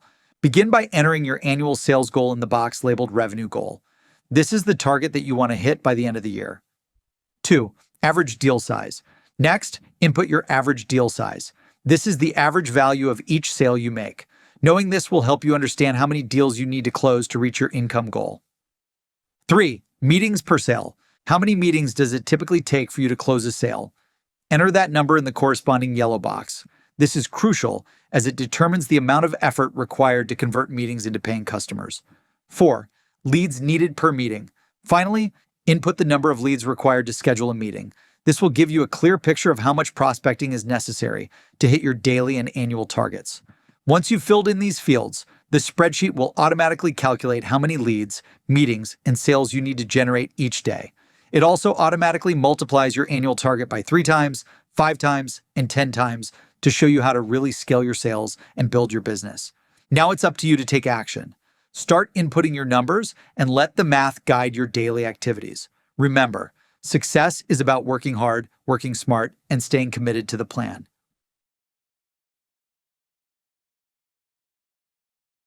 Chapter 5. Pick a niche to get rich. While it may be tempting to cast a wide net and sell to all the world's prospects and leads all at once, one of the most powerful strategies you can adopt to scale your sales faster than competitors is the principle of pick a niche to get rich. There are endless opportunities out there if you focus on the right prospects in the right industries. This chapter explores why picking a niche is essential, how to identify the right one for you, and how to dominate it to drive massive client acquisition results. The riches are in the niches. The beauty of picking a niche is that it allows you to focus your efforts on one ideal persona group, become a true expert, and build a trusted brand that your ideal customers instantly recognize, value, and buy from. Instead of trying to be everything to everyone, you become everything to someone who desperately needs you. This concentrated focus and effort lead to higher conversion rates, more loyal customers, and the ability to charge premium prices for your specialized solutions. Why is picking a niche so effective? The answer lies in the power of specialization. Wealth and success are all about narrowing your focus. When you try to serve everyone, you end up diluting your message, spreading your resources thin, and struggling to stand out in a crowded market. When you focus on a niche, you can position yourself as an expert who understands everything going on in your prospect's day-to-day life, and you become a specialist in that area. You create a sustainable and defensible business model that can scale over time. Whether you're selling products, offering services, or building a personal brand, picking a niche is one of the most effective ways to scale your sales. Specialist versus generalists. The best way to teach this strategy is by comparing the distinct advantages of specialists versus generalists. A generalist offers broad, generic solutions that appeal to a wide audience but never deeply resonate with anyone. A specialist, however, offers tailored solutions that speak to the unique needs, problems, and goals of a specific group. Because specialists provide tailored solutions that are harder to replicate, they can charge premium prices and build a brand that's respected within their niches. Here are some examples of industries where specialists out-earn generalists. Healthcare. Generalists, family physicians or general practitioners, GPs, provide broad healthcare services to a wide range of patients. They earn an average salary of around $200,000 in the US. Specialists. Cardiologists or orthopedic surgeons offer highly specialized care. A neurosurgeon can earn anywhere from $600,000 to over $1 million annually, significantly more than a GP. Why specialists earn more. Specialists are trained in a particular discipline, allowing them to perform complex procedures or treat serious conditions that go beyond the training of a generalist. This expertise is in higher demand and commands premium pricing. Finance. Generalists. Financial advisors or planners who offer broad services such as retirement planning and insurance may earn between $50,000 and $150,000 annually. Specialists. Hedge fund managers, private equity professionals, or tax strategists who focus on specific investment strategies or high net worth clients can earn millions of dollars annually. For instance, hedge fund managers often earn well over $1 million annually, depending on their success. Why specialists earn more. In finance, specialists who manage complex portfolios or create sophisticated tax strategies can deliver higher returns and savings, justifying their premium fees. Marketing. Generalists. Marketing consultants who offer broad services such as social media management, content creation, and general advertising strategies typically earn between $50,000 and $100,000 annually. Specialists, SEO experts, conversion rate optimization, CRO specialists, or paid advertising experts who focus on specific areas of digital marketing can earn $100,000 to $250,000 or more, especially if they work with high ROI clients or in industries like e-commerce or technology. Why specialists earn more? Specialists in marketing can offer more targeted, effective solutions that directly impact a company's bottom line. Sales, generalists.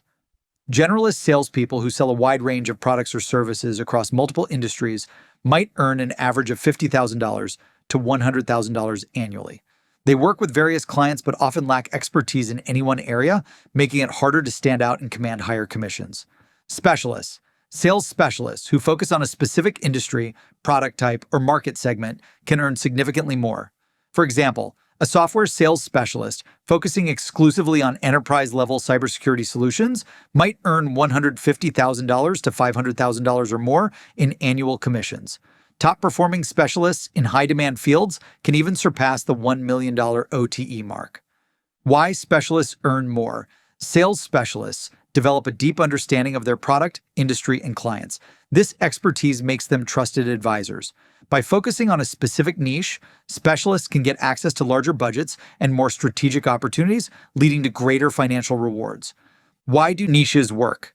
A niche sells to smaller, specific groups of people. When you pick a niche, your sales campaigns are more powerful because you are focused on how your product solves your niche's biggest problems.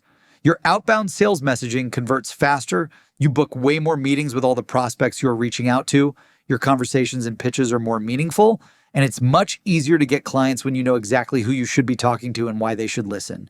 Prospects want to buy from specialists who get them, understand a day in their life, and can help grow their business because they've been there and done that before.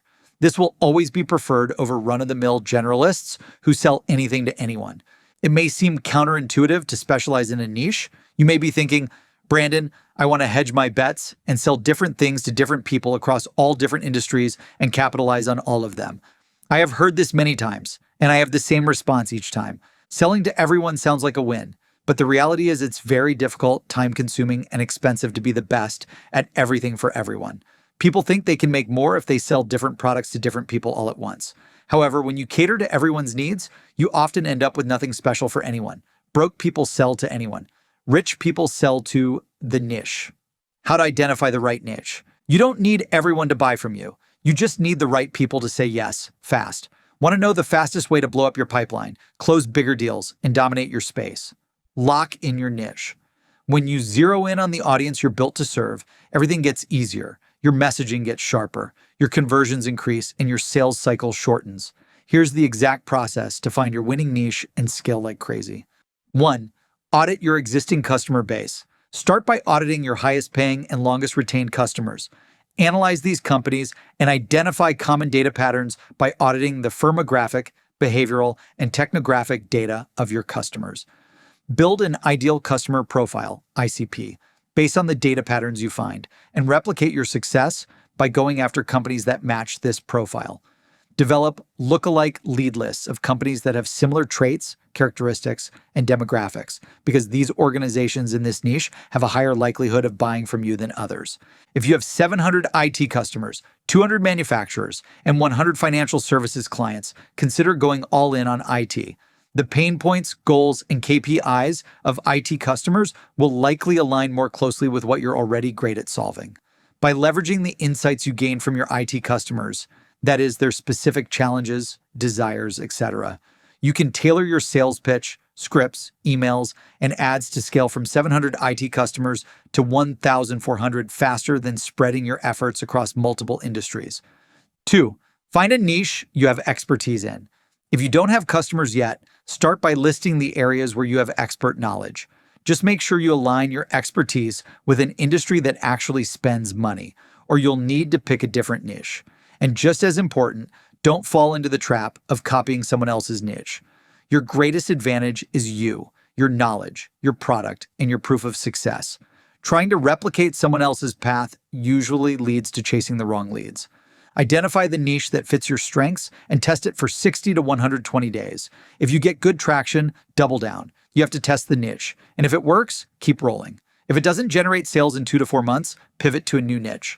I learned this lesson when I created the prototype that would eventually become Seamless. I was selling for a big Google ad agency. I was basically using the Seamless tool to automate my prospecting, and I quickly became a millionaire. I thought, wow, if this could help me this much, it could easily help other ad agency sales executives. My expertise was in ad sales, so it made sense to target them. For the first year running Seamless, we tried to pitch as many ad agencies as possible, and we ran into a huge problem. Not only were these sales teams small, 1 to 5 reps, which means the deal was capped at 1 to 5 licenses, but 90% of the salespeople didn't believe in outbound prospecting and did the majority of their new business from referrals. So after a year with minimal sales, we picked a new niche in SaaS and quickly scaled the business from $100,000 to millions in sales in a year.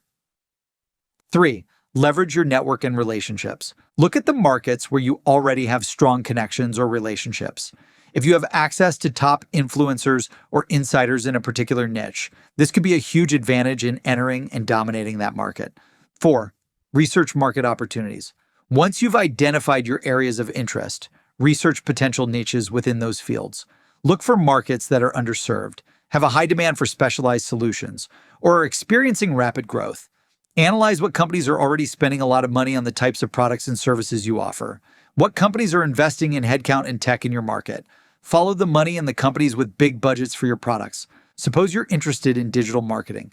Instead of trying to serve all businesses, you might discover a growing need for digital marketing services tailored to e-commerce companies. By focusing on this niche, you can develop deep expertise in e-commerce marketing, attract clients in this space, and differentiate yourself from general digital marketers. 5. Evaluate the competition. Analyze the competition in your potential niches. Who do your competitors sell to, and should you sell to the same types of companies?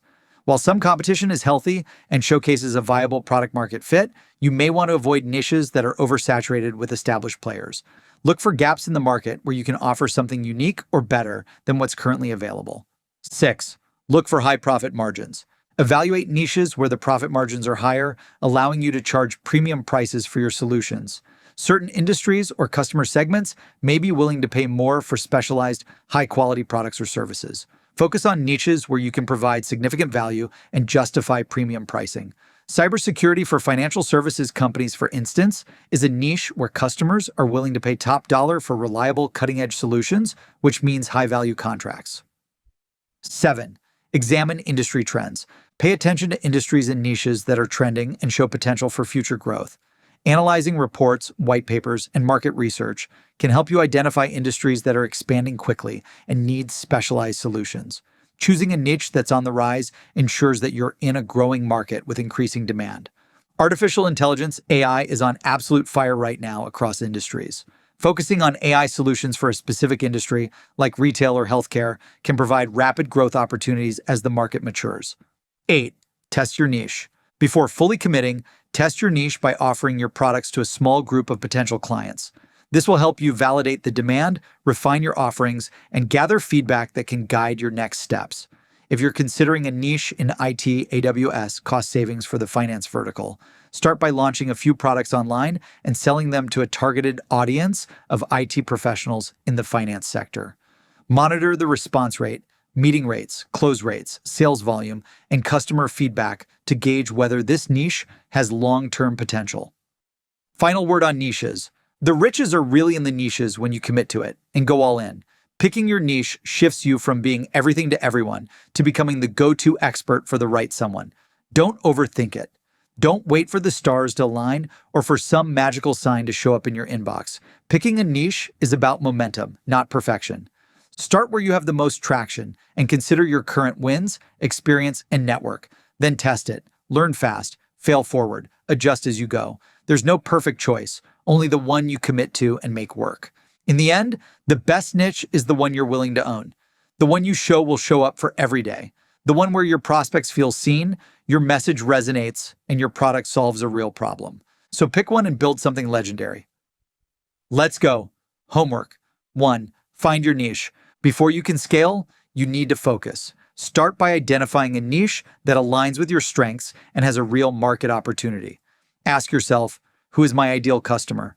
What do they care about most? How does my product or service solve a meaningful problem for them? If your answers feel vague, that's a signal your niche needs sharpening. Use those questions to clarify your positioning so you can prospect with greater purpose and impact. 2. Audit your strengths and interests. What are your top 5 strengths, skills, or areas of expertise? Which industries or types of customers align with these strengths? 3. Analyze your current customer base. Who are your highest paying and longest retained customers? What common traits, industries, company sizes, titles, or challenges do these customers share? Build an ideal customer profile from these shared traits to replicate your success. 4. Evaluate market demand and profitability. Which industries or markets are currently experiencing growth or high demand for your product or service? Are there gaps in the market where your strengths could provide unique solutions? 5. Assess competition and opportunities. Who are your competitors in your potential niches, and what do they offer? Are there underserved segments or unique value propositions you could bring to these markets? Chapter 6. Company list building. Once you have identified the niche you want to sell to, it's time to build your company lists. This is one of the most critical activities in scaling your sales because it defines exactly who you'll prospect. Think of it as the foundation of your entire prospecting and outreach strategy, because without a strong company list, everything else falls flat. In this chapter, we'll walk through a step-by-step process for building a top, revenue-generating company list, explain why targeting the right accounts matters, and prospect. By the end, you'll know how to find the right accounts and maximize your leads, appointments, and sales. Scaling isn't about chasing the most prospects. It's about targeting the right ones, because quality accounts create exponential growth. Imagine salesperson A targeting 500 random companies versus salesperson B, who carefully selects 100 accounts based on the best fit industry, company size, and keywords. Sure, salesperson A is going after more companies, but quantity doesn't equal quality. Out of those 500 prospects, hardly any will convert because the offer doesn't meet the prospect's pain points. Salesperson B, by contrast, will have a more personalized approach, better responses, and higher conversion rates because they focus on prospects who are the best fit for their products. Bottom line, if you want to scale your sales, building the right account lists matters. The quality of your company list will determine the quality of your pipeline and ultimately your revenue. A well-researched and targeted company list helps you prioritize accounts most likely to convert at the highest price points. Step 1. Define your ideal customer profile, ICP. The first step in building a high-quality company list is to define your ideal customer profile, ICP. Your ICP represents the types of companies that would benefit the most from your products and are therefore the most likely to close. To define your ICP, consider the following factors: company fundamentals, industry, which industries benefit most from your solution, company size, small businesses, 1 to 50 employees, mid-market, 200 to 1,000, or enterprise level, 5,000 plus. Revenue. What's the revenue range of your most profitable customers? Location. Are you focused on a region or selling globally? Business challenges and needs. Pain points. What common challenges do they face that your solution addresses? Job postings. Hiring for roles connected to your solution, a clear sign of need. Ratings and reviews. Look at G2, Glassdoor, etc. for pain signals you can solve. Buying signals and triggers. Growth signals. Identify companies undergoing growth phases, such as hiring sprees or expansions, which signal potential need. VC and PE funding rounds. Target companies that have recently been funded or are in Series A, B, or C, etc., as they often scale quickly after raising capital. M&A activity. Companies merging/acquiring need new tools to integrate and grow. IPO/earnings announcements. Look for hints about problems or investments in filings. New executive hires. Fresh leadership often comes with new budgets, technology, and market fit. Technology stack. Who uses tech similar to yours or outdated systems you can replace? SaaS integrations. Companies integrating with tools that complement your product. Keyword advertising. Firms bidding on PPC keywords tied to your solution. Shows buyer intent. Website traffic. Companies with strong traffic in your target market. Networks and communities. Alumni networks. Past customers or colleagues who've moved to new companies. Industry associations and user groups, niche groups, trade associations or forums. Event attendees, conferences, expos or webinars with relevant prospects. Social media presence. Active engagement on social networking platforms tied to your market. Market visibility and recognition. PR mentions and announcements, strategic initiatives, new hires, product launches, awards and recognition, companies winning growth, innovation, or leadership awards. Competitor research. Analyze which customers are already buying from your competitors. VC and PE portfolio companies. Firms invested in your space through portfolio companies. By clearly defining your ideal customer profile, ICP, you can narrow your focus and target companies that are the best match for your offering. The riches are in the account niches. Here's a sample ICP, just to show you the level of specificity you should aim for. If you sell cybersecurity solutions to the financial industry, your ICP might be mid-sized financial services companies in North America, with at least 500 employees or $50 million in revenue. Their IT team must have at least 25 people and a dedicated cybersecurity manager with a substantial budget. This level of specificity allows you to target the companies most likely to need your solution. Step 2. Use data-driven tools to build your list. Once you've defined your ICP, it's time to build your list using data-driven tools. There are lots of amazing tools that provide detailed information on companies like Seamless AI and Crunchbase. These platforms allow you to filter by the criteria you've established in your ICP and build company lists that match those specifications. To build your list, start by filtering companies based on key factors like industry, location, and revenue. Then dig deeper into tech stack, keywords, pain points, and growth to find the best fit organizations that would need your products and services. Step 3, segment your accounts. Once you've built your list of accounts, the next step is to segment them. Account segmentation allows you to tailor your outreach and messaging to the specific characteristics of each segment, so you deliver the right message to the right audience. If you're targeting both healthcare and technology companies, your messaging to healthcare prospects might focus on compliance and data security, while your outreach to technology companies might focus on growth, innovation, and scalability. You can segment your account list based on factors like company size, small businesses, mid-market, and enterprise accounts require different approaches. Industry. Different industries have unique challenges and needs that you should address in your outreach. Sales potential. Some accounts may be worth significantly more than others. Prioritize those. Sales cycle. Certain accounts may have longer or shorter sales cycles based on their decision-making processes. Step 4, score your accounts. Not all accounts on your list will be created equal. Once you've generated your list and segmented it, you can score those accounts from most likely to least likely to convert. You can use this criterion to score and qualify accounts. Pain points. Does the account face the challenges your product solves? Deal size potential. Can you estimate the number of licenses the company would need or the range of products they might be interested in? Current technology. Are they using technology that complements or competes with your solution? Growth potential. Is the company in a growth phase? That is, did they recently raise venture capital where they might need your product or service to scale their business? Decision-making process. Can you identify the key decision makers and influencers in the buying process? Step 5. Keep your account lists updated and dynamic. Your account list is not a static database. You should always evolve it as you gather new information and new customers. Regularly update your list with new accounts and remove companies that no longer fit your ICP. Additionally, as your products evolve, your ideal customer profile might change, which means you'll have to adjust your list. Use feedback from your sales and customer success efforts to continuously refine your list.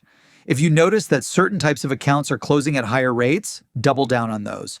If you find that some accounts aren't converting, reevaluate whether they should stay on your list. Additionally, measure customer retention rates, as customers who retain longer might be a better fit than those who churn quickly. Homework. To reinforce the strategies from this chapter and help you build a killer company list to prospect, complete the following tasks. 1. Define your ideal customer profile, ICP. Write down the specific industries, company sizes, locations, revenue ranges, tech stack, etc. that make up your ICP. Be as detailed as possible. 2. Build your company list. Use tools like Seamless or Crunchbase to build a list of accounts that match your ICP. 3. Segment your list. Group your accounts into relevant segments, such as by industry or company size, to ensure you can tailor your outreach to similar pain points and goals. 4. Score your accounts. Research each account on your list. Look for signs of growth, pain points, or specific needs that align with your solution. Rank your accounts based on priority. A straightforward scoring system is low 1, medium 2, and high 3. Then you will be ready to find all the contracts to sell to so you can scale your sales fast.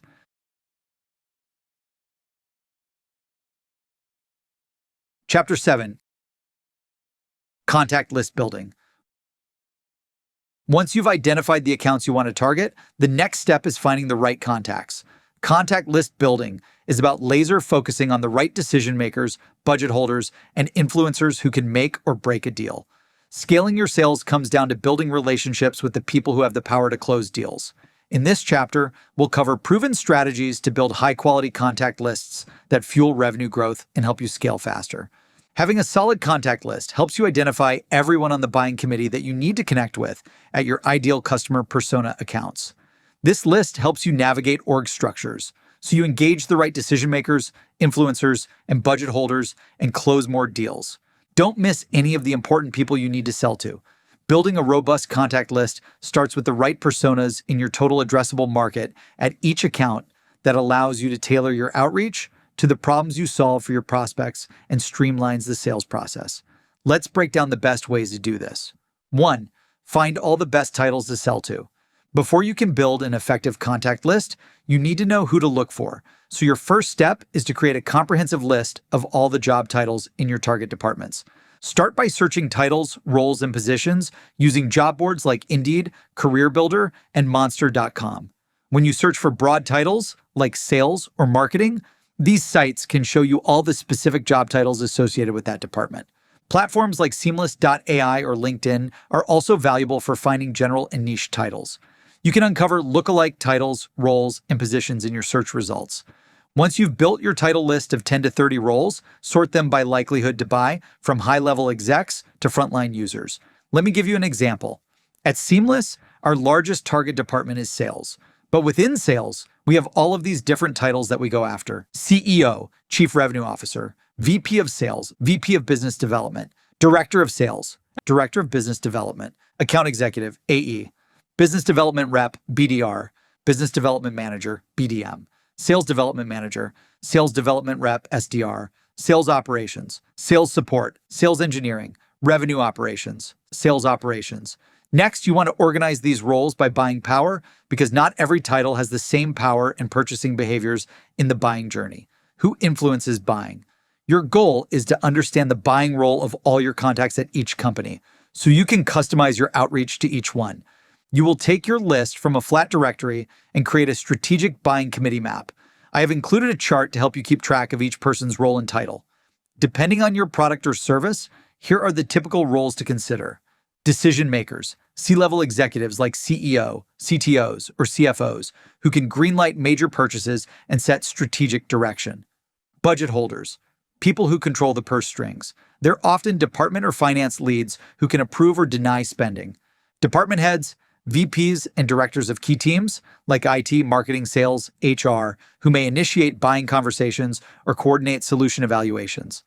Influencers, people who may not have final say but significantly influence the decision-making process. For example, managers, team leaders. Users, these are the people who will use your product. They may not make purchasing decisions, but their feedback and experience can influence the buying decision because they deal with the problems firsthand that your product resolves. Managers, these are team leaders or mid-level managers who oversee departments or groups of users. They often help evaluate solutions and report back to higher-ups. Legal and compliance team. These people are responsible for reviewing contracts, ensuring compliance, and lowering risks. They may not have a direct say in the purchasing decision, but their approval is often required to close a deal. IT or technical evaluators. These are technical experts who assess whether your solution fits within the company's tech stack and meets their security standards. They can provide technical validation or become an obstacle if your solution doesn't align with their needs. In the book and accompanying PDF, I've included a chart of a sample buying committee map. It shows how to lay out everyone involved in a deal by their title, their department, and what kind of priority they should be. The goal of a chart like this is simple: get clarity. Who's involved? What role do they play? And how much weight does their opinion carry? Because the more clearly you map the committee, the easier it is to build alignment and move things forward. 2. Gather up-to-date contact information. Once you've found the right people to contact, you can use seamless.ai to pull up accurate contact information so you can connect with them. This includes their direct email addresses, mobile phone numbers, LinkedIn profiles, and hundreds of other important sales intelligence data. Avoid relying on generic info at or contact at emails because these usually go to gatekeepers. Add this information to your committee map. 3. Segment your contact list for targeted outreach. After you gather and qualify your contacts, the next step is to segment your list in order to tailor messaging to specific roles, departments, or seniority levels. Consider segmenting your contacts based on criteria like role or title. CEOs, for instance, will need completely different messaging compared to marketing managers or IT directors. Department is another important segmentation criterion. Whether you're targeting sales or operations, different departments will have their own unique needs. Lastly, seniority level is a major segmentation factor. C-level execs might be focused on ROI and long-term strategy, while managers may focus more on day-to-day implementation details. 4. Personalize your outreach. Personalization is key when reaching out to contacts and distinguishing yourself from the crowd. Writing generic, one-size-fits-all emails or call scripts won't cut it. Decision makers receive countless emails and calls every day. If you want them to stop in their tracks and engage, you must write messaging that speaks directly to them and their specific needs. Use seamless.ai Connect to hyper-personalize emails, calls, etc. automatically. Thinking ahead to outreach writing, make sure as you build your contact list that you gather any additional information that can help you personalize your outreach. This could include recent news about the company or individual, for example, new product launches, mergers, or leadership changes.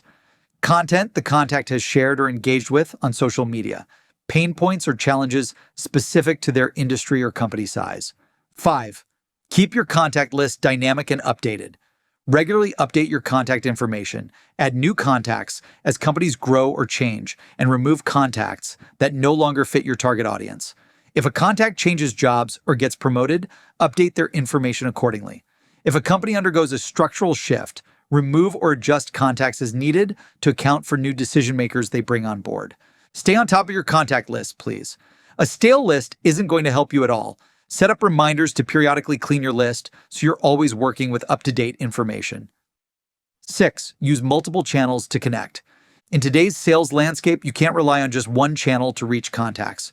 Use a multi-channel approach and engage with your contacts across different platforms.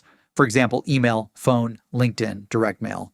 The more touch points you create, the more likely you are to reach someone and build a profitable relationship. Later chapters will break down multi-channel prospecting step by step, but for now, just focus on building momentum with outreach. Reach out, follow up, and stay visible. Start with a personalized email to introduce yourself, follow up with a LinkedIn connection request, and then make a phone call to further engage. Consider this your starting play with more advanced strategies coming later. Homework. Put the strategies from this chapter into action by completing the homework assignment below. 1. Identify the best titles for your niche. Create a list of 10 to 20 job titles relevant to your target audience. Use resources like seamless.ai, LinkedIn, job boards, etc. to identify all the decision makers, influencers, budget holders, and users. Rank these titles from most likely to buy to least likely. 2. Map out the buying committee. Select a company you want to target and identify everyone on the buying committee you need to reach. Include decision makers, influencers, and users, and write down their likely roles. 3. Gather and verify contact information. Research and collect contact information, that is emails, cell phone numbers, job board profiles, etc., for at least 10 individuals from your ICP. Use tools like Seamless to verify the contact info you find. 4. Segment your contacts for targeted outreach. Using your list, group the contacts into segments based on role, department, or seniority level. Write a sample email or call script tailored to one segment, addressing their specific pain points, challenges, or needs.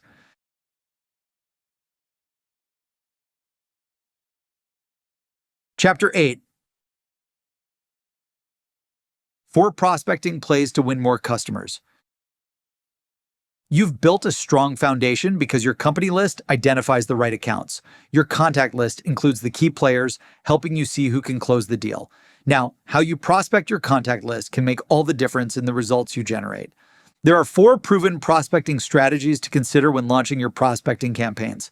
Decision maker prospecting, top-down prospecting, bottom-up prospecting, prospect everyone on the buying committee. Each of these strategies has its strengths and can be super effective depending on what you sell, your industry, and your target prospect list. In this chapter, we'll look at each of these strategies so you understand when to use each one. 1. Decision maker prospecting. With this strategy, you focus solely on reaching the top decision makers and budget holders at a company. As I covered in the previous chapter, these people have the authority to approve purchases. The greatest benefit to this approach is the time it saves. By going directly to the key players with budget authority and bypassing the gatekeepers, you can speed up the buying process. I find that this strategy works best when selling high-ticket items with a long-term investment or enterprise-level solutions, where senior executives are involved in the buying process. It helps you engage with the people who have the power to say yes or no without wasting time navigating through all the weeds and red tape. Example, you're selling a multi-million-dollar software package to an enterprise. Instead of working through multiple managers, you start by contacting the CTO directly, presenting the big picture ROI and strategic benefits. This opens the door for faster, high-level discussions. Expert tip: high-level decision makers can be hard to reach and often require a strong hook or referral to get their time or attention. You also risk missing out on internal champions and influencers who could help build support and influence the buying decision. 2. Top-down prospecting. With top-down prospecting, you start with the highest decision makers, C-level executives, VPs, or department heads, and then work your way down to influencers and end users. This strategy is great because it secures executive buy-in up front. Then when you've established interest from the top, you basically build credibility for yourself within the company, and it's easier to get the rest of the company, department heads, users, etc., on board. This approach works best when you sell products with significant strategic or financial implications that require company-wide buy-in. Example, you're selling a cybersecurity solution to a large corporation. You begin by engaging the CIO and presenting how your solution will protect the company from large-scale data breaches. Once you secure the CIO's interest, they grant you access to the security team and IT managers, who you then work with to implement the solution. Expert tip: like the strategy above, connecting with top leadership often requires a connection or an introduction. Also, when you start at the top, you might run into trouble later if the leader doesn't fully grasp the day-to-day challenges. This may lead to pushback from end users or mid-level teams during implementation. 3. Bottom-up prospecting. Bottom-up prospecting starts with users, team leads, and influencers within the organization who will use your product daily. Then you gradually build advocacy and momentum at the company and work your way up to prospecting or setting referrals for the decision makers and budget holders. These early champions can advocate for your solution, so by the time you get to the budget holders and decision makers, they've already heard positive feedback and are more likely to approve the purchase. This approach works well because it cuts down on friction when you get ready to pitch to decision makers, since you've been building grassroots support from the ground up. However, it can increase the time it takes to close a deal. I would take this approach if your product requires massive user adoption and affects day-to-day workflows. If you check out the company's dynamics and notice that the team has buying influence, this strategy should work well for you. Example, you're selling a project management tool for creative teams. You start by contacting the designers and project managers who would be using the tool daily. After getting positive feedback, you move up to the VP of marketing, who now sees the tool as essential for the team's productivity. Expert tip: plan for it to take longer to work your way up the chain. Plus, there's no guarantee your internal advocates will have enough influence to sway the final decision or overcome budget challenges. Without initial leadership buy-in, the deal can stall at the top, no matter how much the internal team loves your solution. 4. Prospect everyone on the buying committee. Rather than taking it one level at a time, you prospect all potential stakeholders at the top, middle, and bottom to figure out the best way to break into the account and build a business case that closes the deal. This strategy is great if you're unsure who has the most influence or when the buying decision is spread across multiple departments. By engaging with everyone, you will inevitably reach the right people. This approach also builds a broad network of advocates within the company. When you have people at all levels of a company rooting for your solution, it makes it nearly impossible for the buying committee to say no.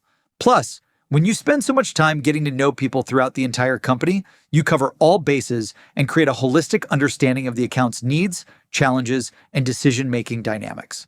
With this expert knowledge, you can tailor your business case to address all concerns and needs. And when they buy your solution, onboarding will be faster and easier because you'll already have a thorough understanding of the organization.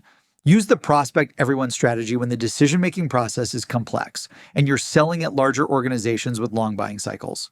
Example, you're selling a new CRM solution to a mid-sized company.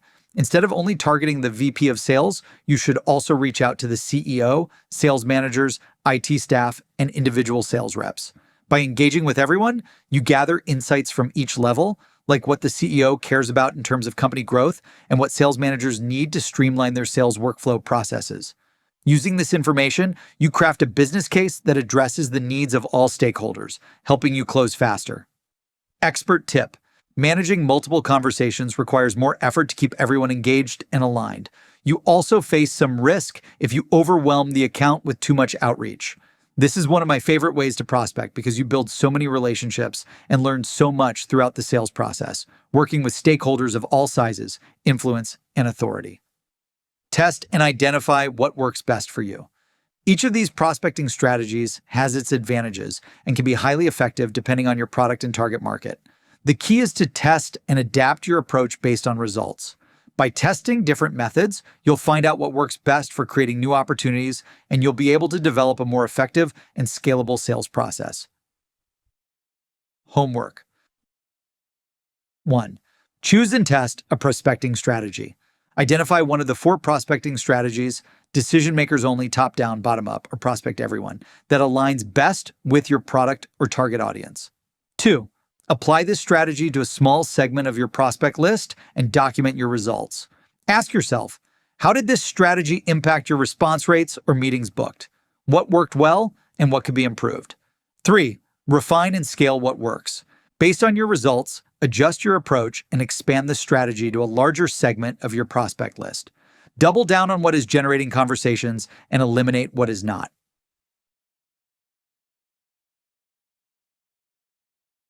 Chapter 9. Multi-channel prospecting campaigns that convert. You've built your account and contact lists, and you've locked in your prospecting strategy. Now it's game time. Execution is everything, and a multi-channel prospecting campaign puts you in front of your ideal customers again and again through email, phone, LinkedIn, voicemails, video, and more. What's the goal here? To build relationships, generate leads, book meetings, and close deals at scale. In this chapter, we'll break down how to design an effective multi-channel prospecting campaign that delivers value and scales your sales. Sales today is so competitive that relying on a single outreach method or channel isn't enough. Some prospects only pick up the phone and never look at emails.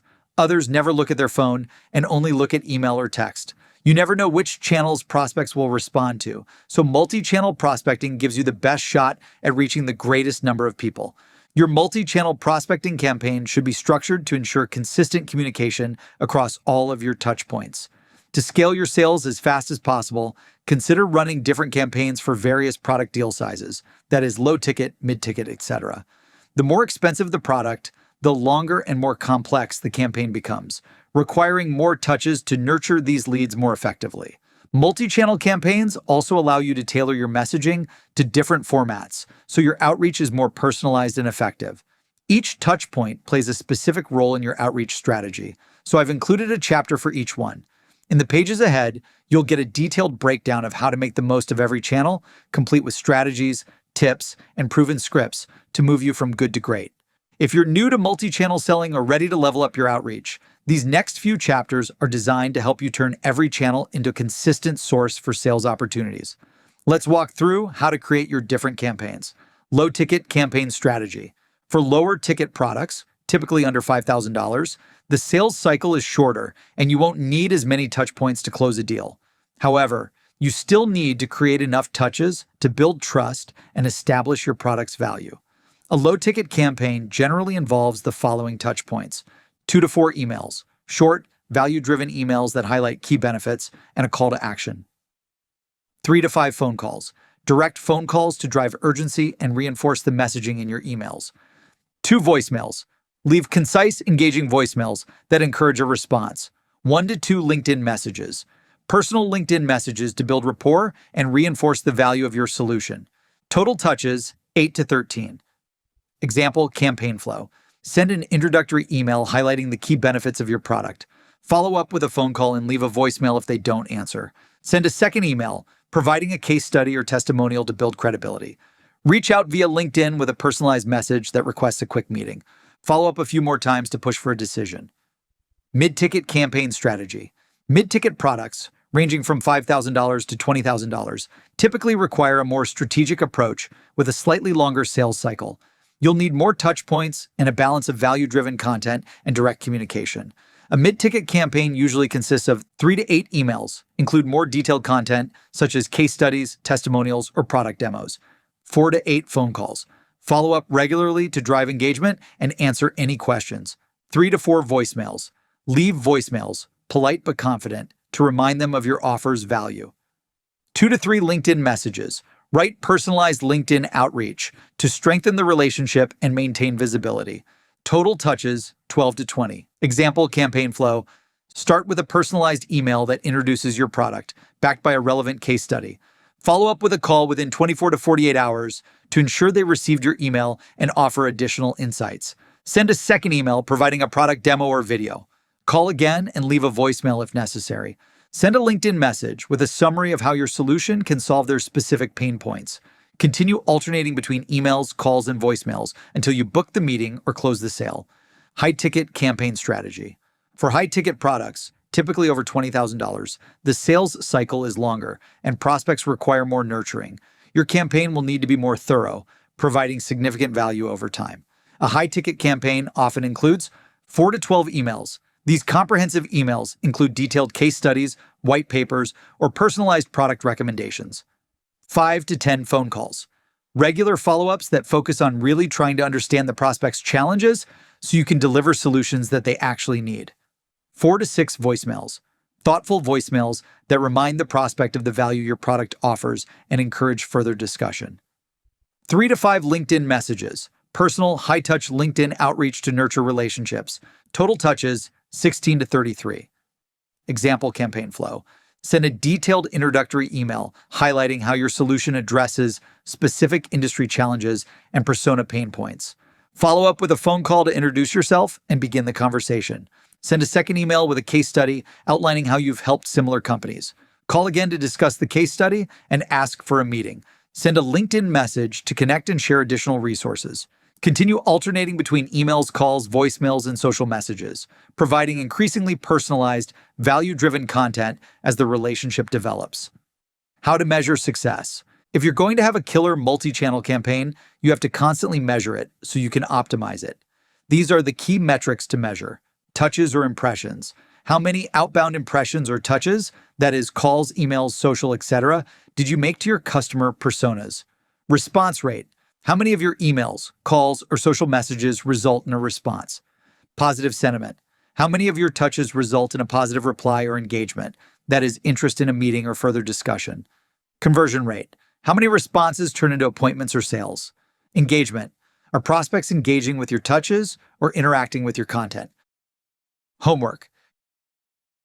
Campaign design. Create a multi-channel prospecting campaign tailored to your product's deal size, low ticket, mid-ticket, or high ticket.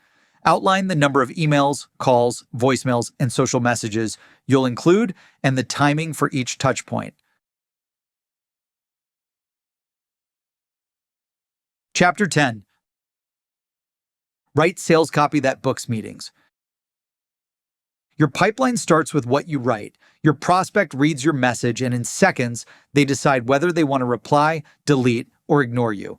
Every message you send competes in an overcrowded inbox. Generic templates get ignored. Boring intros get deleted. Long messages that say nothing never get read. If you can't get their attention here, you don't have a chance of closing the deal face-to-face. Great sales copy does one thing exceptionally well. It focuses on clarity, relevance, and value immediately. You want to show the prospect that you understand their world and whatever problems they're facing, you have the product that can eliminate them. When your copy captures this, you earn replies, you book meetings, and you start conversations that lead to deals. In this chapter, I will teach you how to write cold outreach that feels personal but is scalable and helps you stand out and get replies without being gimmicky. Let's get started. Persona research. Understanding your target buyer. In order to write effective sales copy, you have to deeply understand your customer personas. This means conducting detailed persona research. By knowing your target audience inside and out, you can write messaging that speaks to them.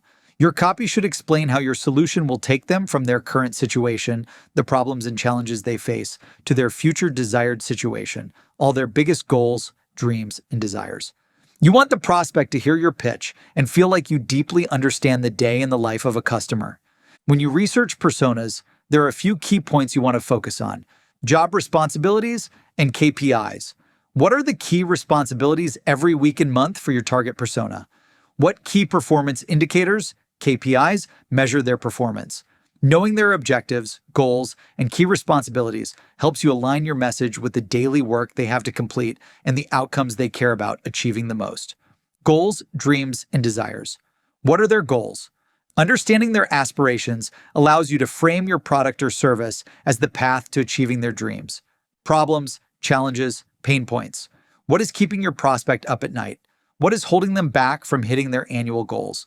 Identifying their key problems allows you to write sales copy that addresses their specific pain points and positions your tool as the solution for success. Org chart, structure, and reporting matrix. Who do they report to? Who do they collaborate with? Understanding a company's decision-making processes helps you figure out who to build relationships with. If you understand what the buying committee looks like and how to work the buying committee from cold to sold, your chances of success skyrocket. Tools for persona research. Job boards. Pay attention to job board websites like Indeed, Career Builder, and LinkedIn to learn about the responsibilities and KPIs of your target personas. AI tools. AI platforms can help you generate detailed persona profiles. You can ask AI for persona-specific pain points and best practices. Talk to your current customers. The best intel you can get is from the people you already do business with. Use surveys and one-on-one interviews to find out their biggest goals and the problems holding them back. Social media platforms? Engage with your prospects on social media, LinkedIn, Glassdoor, X, Meta, Instagram, etc., and follow them to study their online personas in detail. Copywriting frameworks. One of the simplest ways to get started with writing better sales copy is to use frameworks. I'm going to share some tips with you to help you write copy that converts. For my listeners, I've included the following frameworks, scripts, sample emails in a downloadable PDF as an accompaniment with this audiobook. You can also find a link for it at seamless.ai/books/training, or follow along in your print edition or Kindle starting in Chapter 10. If you need more help, AI can become your co-pilot. Just choose one of the following frameworks and tell AI to write a cold email, call, or social message using your company and prospect data. Then edit it so it's in your own voice. Let's get started with frameworks. Problem, solution, proof, CTA, PSPC. Problem. Clearly identify the core pain point your prospect faces. Solution. Present your product as the ideal solution to this problem. Highlight the key benefits that will resolve the issues. Social proof. Include a testimonial or case study of how similar companies have successfully solved the same problems using your product. Call to action. End with a strong, clear call to action that encourages the prospect to take the next step, whether it's booking a demo, scheduling a call, or signing up for a free trial.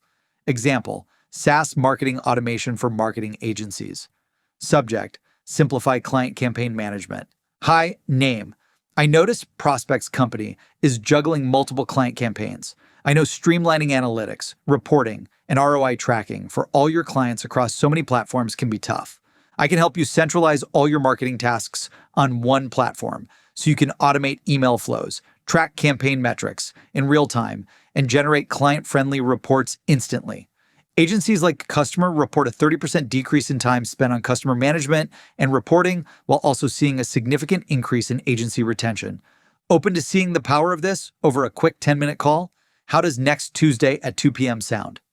Bridge after first objection, BAFO. Objection. Address a common objection. Bridge. Redirect to benefits. Solution. Present your product as the solution. Example. EdTech for schools. Subject. Improve student engagement for pennies. Hi, name. I understand budget constraints are a constant hassle for school districts, and investing in new tech can be an impossible feat. What if I told you that your company can help increase student engagement, raise test scores by 30%, and do all this without requiring any additional full-time hires or out-of-budget costs? Our platform integrates interactive digital lessons and analytical tools that free up valuable teacher prep time. The best part is that the government pays for it based on student enrollment. Opposed to penciling in a quick call to see how your company can make a bigger impact on student education without increasing budget? Problem, agitate, solution, PAS. Problem, identify the core pain point. Agitate, highlight the problem, pain, and emotional discomfort. Solution, present your product as the perfect solution. Example, logistics and transportation. Subject, rising driver costs. High name. Logistics companies like your company face constant pressure to improve delivery times, reduce costs, and maintain tracking over drivers. With supply chain challenges growing, meeting customer expectations on time and on budget has become increasingly challenging. Plus, delays, rising fuel costs, and lack of driver tracking can frustrate your customers and hurt your bottom line. Without an efficient system in place, it's easy to lose control over delivery schedules, leading to unhappy clients and missed opportunities for repeat business. That's where our company comes in. Our all-in-one logistics platform helps companies like yours optimize delivery routes to cut fuel costs and time on the road, track drivers with GPS and automated updates, and use predictive analytics to anticipate and avoid delays. Open to a quick convo to see how our company can help your company. The 4 U's: urgent, unique, useful, ultra-specific. Urgent, create urgency. Unique, emphasize what's unique. Useful, show why your product is valuable.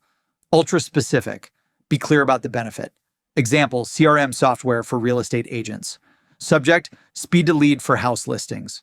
High name, every minute a new lead goes uncalled is a potential lost client. Our company is the only CRM that integrates with popular home listing platforms like Zillow and Realtor.com, so you never miss a hot lead looking for an agent. With automated follow-up sequences, contact info finder, and built-in SMS capabilities, you can instantly engage and nurture prospects. We've helped over 15,000 brokers nationwide increase sales by over 50% and convert more web visitors into sold houses than ever before. Ready to see how our company can help? Let's jump on a quick call tomorrow or the following day. Before/after bridge, BAB. Before, describe their current situation. After, paint a picture of success. Bridge, show how your solution gets them there. Example, healthcare staffing firm. Subject, simplify hiring qualified healthcare professionals. Hi, name. I bet right now you're spending endless hours scouring job sites and vetting a million resumes to fill your staffing gaps. This slow process can limit your rev billings and quality patient care. Imagine having a full roster of qualified, pre-screened, certified healthcare pros ready to step in, ensuring seamless coverage. Your company connects you with vetted doctors, nurses, technicians, and support staff to streamline the entire hiring process. Now you can focus on higher value tasks versus scouring for people to fill out more paperwork. Worth a quick convo on how your company can help prospects' company fill roles faster and cheaper. Hook story offer. Hook. Start with a strong line that immediately grabs the reader's attention. Story. Use a brief story to build interest. Offer. Present your product as the irresistible solution to their problem. Example, oil and gas. Subject, downtime in oil and gas operations. Name. Imagine if you could prevent costly drilling delays before they ever happen and save millions from potential downtime. Last year, one of our clients experienced repeated well shutdowns due to unpredictable equipment failures. Their team spent weeks troubleshooting, and each day offline meant lost production and millions in revenue. They turned to your company for proactive monitoring and real-time oil rig fix alerts. Within weeks, they identified and fixed multiple issues ahead of time, keeping their wells up and running without missing a beat. With your company, you'll get AI-driven analytics, predictive maintenance alerts, and 24/7 remote monitoring for your drilling operations. Let's show you how to catch small leakage problems before they turn into expensive shutdowns. Open to a quick convo this week? Feel, felt, found. Feel, acknowledge how the prospect feels. Felt, relate to their experience. Found, share how your solution solves the problem. Example, warehouse management for retailers. Subject, frustrated with inventory inaccuracies or theft. High name, I know how frustrating it can be to deal with inventory mismatches, endless cycle counts, and product theft. Many of our retail clients felt the exact same way. What they found is that our company uses RFID tracking and automated reordering to ensure shelves stay stocked without overpurchasing. Plus, theft is caught before anyone walks out of the store. Our company can give you tighter inventory control, more money in your pockets, and eliminate theft once and for all. Interested in learning more? False belief, truth, new opportunity. False belief. Identify a common misconception or false belief the prospect has. Truth. Present a fact that debunks this belief. New opportunity. Introduce your product as the new, better opportunity. Example, cold emailing for consultants. Subject, think cold calling doesn't work? Think again. Hi, name. Many consulting firms believe cold emailing is outdated. The reality is that cold emailing works when you target the right decision makers with a verified list. Our platform, your company, uses AI to find contact info for everyone and then automatically writes personalized messages to get you in the door with C-level execs. Want to see how your company can fill your calendar with more meetings? Pick a time here and I'll accommodate. Feature, advantage, benefit, FAB. Feature, explain a feature. Advantage, highlight its advantage. Benefit, show the end benefit. Example, time tracking software for IT. Subject, increase time tracking billings with your company. Hi, name. Your company automatically tracks billable hours across every employee on every project in real time. This gives IT accurate and transparent billing data for invoices without manual spreadsheets. As a result, you eliminate billing errors, increase revenue, streamline your team's production, and eliminate the time it takes to create invoices by up to 50%. How does any time next week work to see how your company can help you get back the money you missed? Star Story Solution. Star. Introduce a customer as the hero. Story. Share their challenges and successes. Solution. Highlight how your solution helped. Example. Project MGT app for construction. Subject. Cut contractor project delays by 30%. Hi, name. One of our contractor clients, client name, was experiencing frequent delays because of missing materials and communication breakdowns on the job site. By integrating your company and our project management app, they established real-time communication for supplies, streamlined subcontractor scheduling, and drastically reduced project overruns. They were also able to utilize excess inventory for future projects. This cut the project timeline to completion by 30%. Want to see how your company can do the same for prospect's company? The Epiphany Bridge. Struggle. Discuss the problem you had before the solution. Epiphany. Share a story on finding the solution. Solution. Explain how the solution your company changed the game. Example, network security for IT teams. Subject, fixing security vulnerabilities. Hi, name. For years, our IT depths scrambled to patch hacker vulnerabilities across multiple networks and wasted hours each week. We realized we needed a unified view of all potential threats in real time. That's when we built your company to automate threat detection and patch management instantly, reducing security gaps and giving IT teams hours of their week back. Companies like yours can finally achieve 24/7 real-time protection without the manual overhead or stress. I'd love to show you how we can help prospects' company keep your network secure. Open to a quick call on Tuesday or Thursday. Just reply here and let me know. Build, test, refine. Take the examples in this chapter and build your strongest starting message. Test it in the market, track your results, and refine based on replies, meetings booked, and where conversations stall. Keep what works and replace what does not.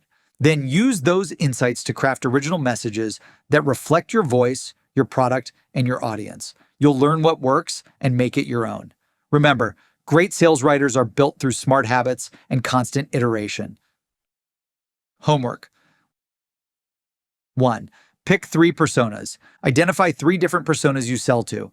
Use the tools in this chapter, for example, job boards, AI platforms, interviews, and social, to go deep. What are their goals, pain points, KPIs, and daily headaches? The more you understand them, the more your copy will cut through the noise. 2. Write 3 cold emails using 3 different frameworks. Choose 3 of the frameworks from this chapter, like PAS, PSPC, or BAB, and write 1 email for each. Same product, same persona, just a different angle and structure. See which one feels the strongest. Better yet, A/B test them in the field to find out. Chapter 11. Cold calling, from cold to sold. Everything is digital these days, and AI is everywhere. So cold calling must be outdated, right? Wrong. Selling over the phone is one of the most powerful ways to connect with prospects and close new business. Unlike email or LinkedIn, where your message might get ignored, a live phone call gives you a shot at real-time engagement, conversation, Q&A, objection handling, and results. My team and I have booked 273,236 meetings just by picking up the phone, and we're not alone. Across industries, thousands of business owners and growth teams all agree that cold calling works. It's still one of the highest converting channels in the sales toolbox. Why cold calling wins. Cold calling remains one of the most powerful and often most underutilized tools in a team's arsenal because it commands immediate attention. This real-time interaction creates a unique opportunity to build rapport, overcome objections on the spot, answer questions that lead to opportunity, and speed up the sales process by moving through multiple funnel stages in a single call. On top of that, cold calls give you instant feedback, whether it's interest, questions, or rejection, that allows you to sharpen your pitch and fine-tune your approach. If you're looking to create a personal connection in an increasingly digital world, cold calling is the way to go. Hearing someone's voice humanizes the outreach, builds trust, and sets you apart from competitors. By combining cold calls with other channels, you can build profitable relationships with your customers at scale that generates results. The cold truth. A lot of reps fail at cold calling because they believe the myths. Selling over the phone is dead, no one picks up, and you need charisma to do well. But that's just not true. Cold calling is a gold mine. It just requires preparation, research, and persistent activity.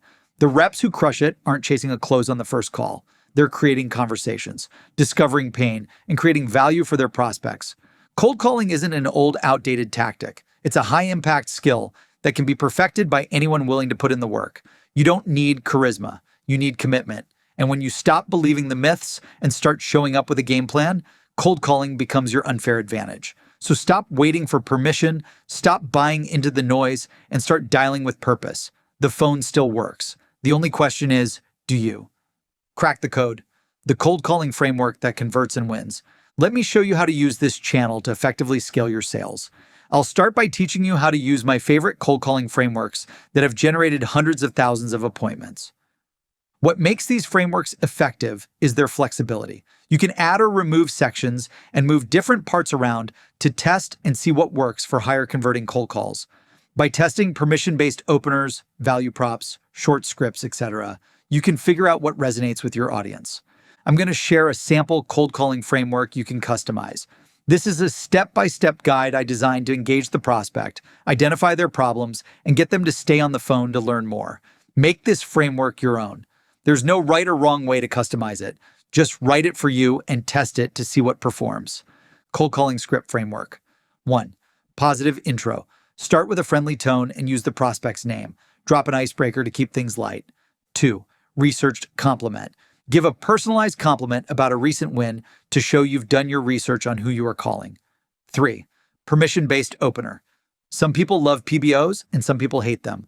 I find that starting with one reduces pushback and creates a collaborative tone where you're asking for their consent to continue instead of forcing a sales call on the prospect. 4. Persona pain point. Highlight a problem or challenge relevant to their role. Show that you understand what keeps them up at night. Problem-based prospecting like this quickly identifies the prospects who need that problem solved. 5. Solution. Explain how your solution directly addresses their problems and helps them achieve their goals. 6. Elevator pitch. Briefly describe what your company does. Try to avoid tech jargon. Simple, easy to understand language works best. 7. Social proof. Share a success story of a similar company or well-known client you've helped. Social proof builds instant credibility. 8. Call to action. Close with a direct call to action that moves the conversation forward, such as scheduling a meeting, making a call, or running a demo. 3 call script examples. Let's fill in the cold calling script framework for 3 different Fortune 500 companies to show how it works in practice. Cold call script example number 1, VP e-commerce at Walmart. Positive intro. Hi Mark, happy Wednesday. Compliment. I've been following Walmart's expansion in e-commerce, and I'm amazed by how quickly you've grown in the past year. Congrats on the new deployment. Permission-based opener. Can I get just 20 seconds to share how you can increase your online conversion rates? Problem.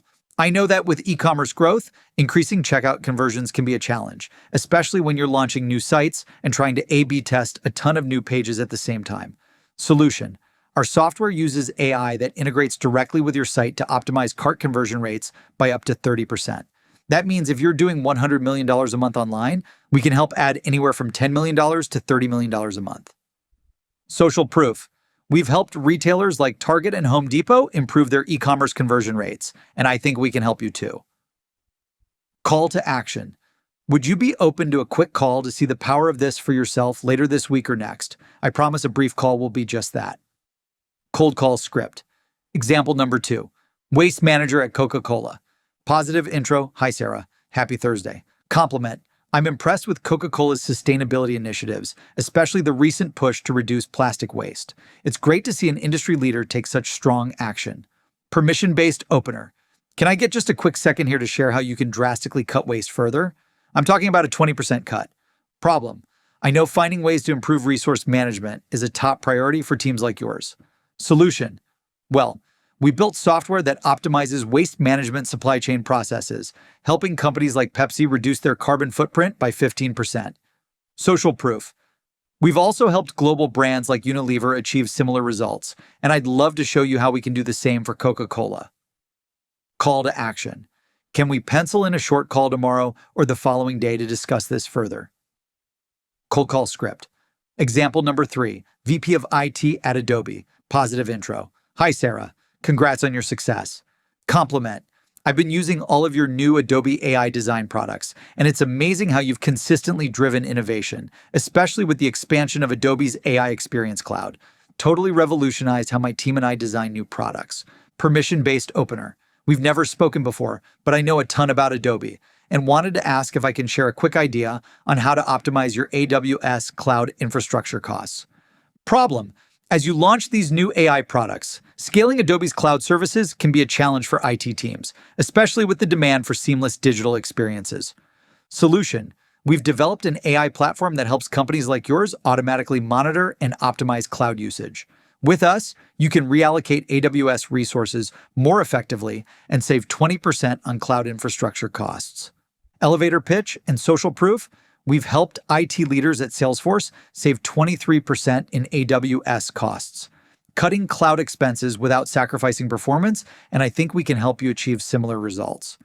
Call to action. Would you be open to a 15-minute call this Thursday or Friday to see the power of this for yourself?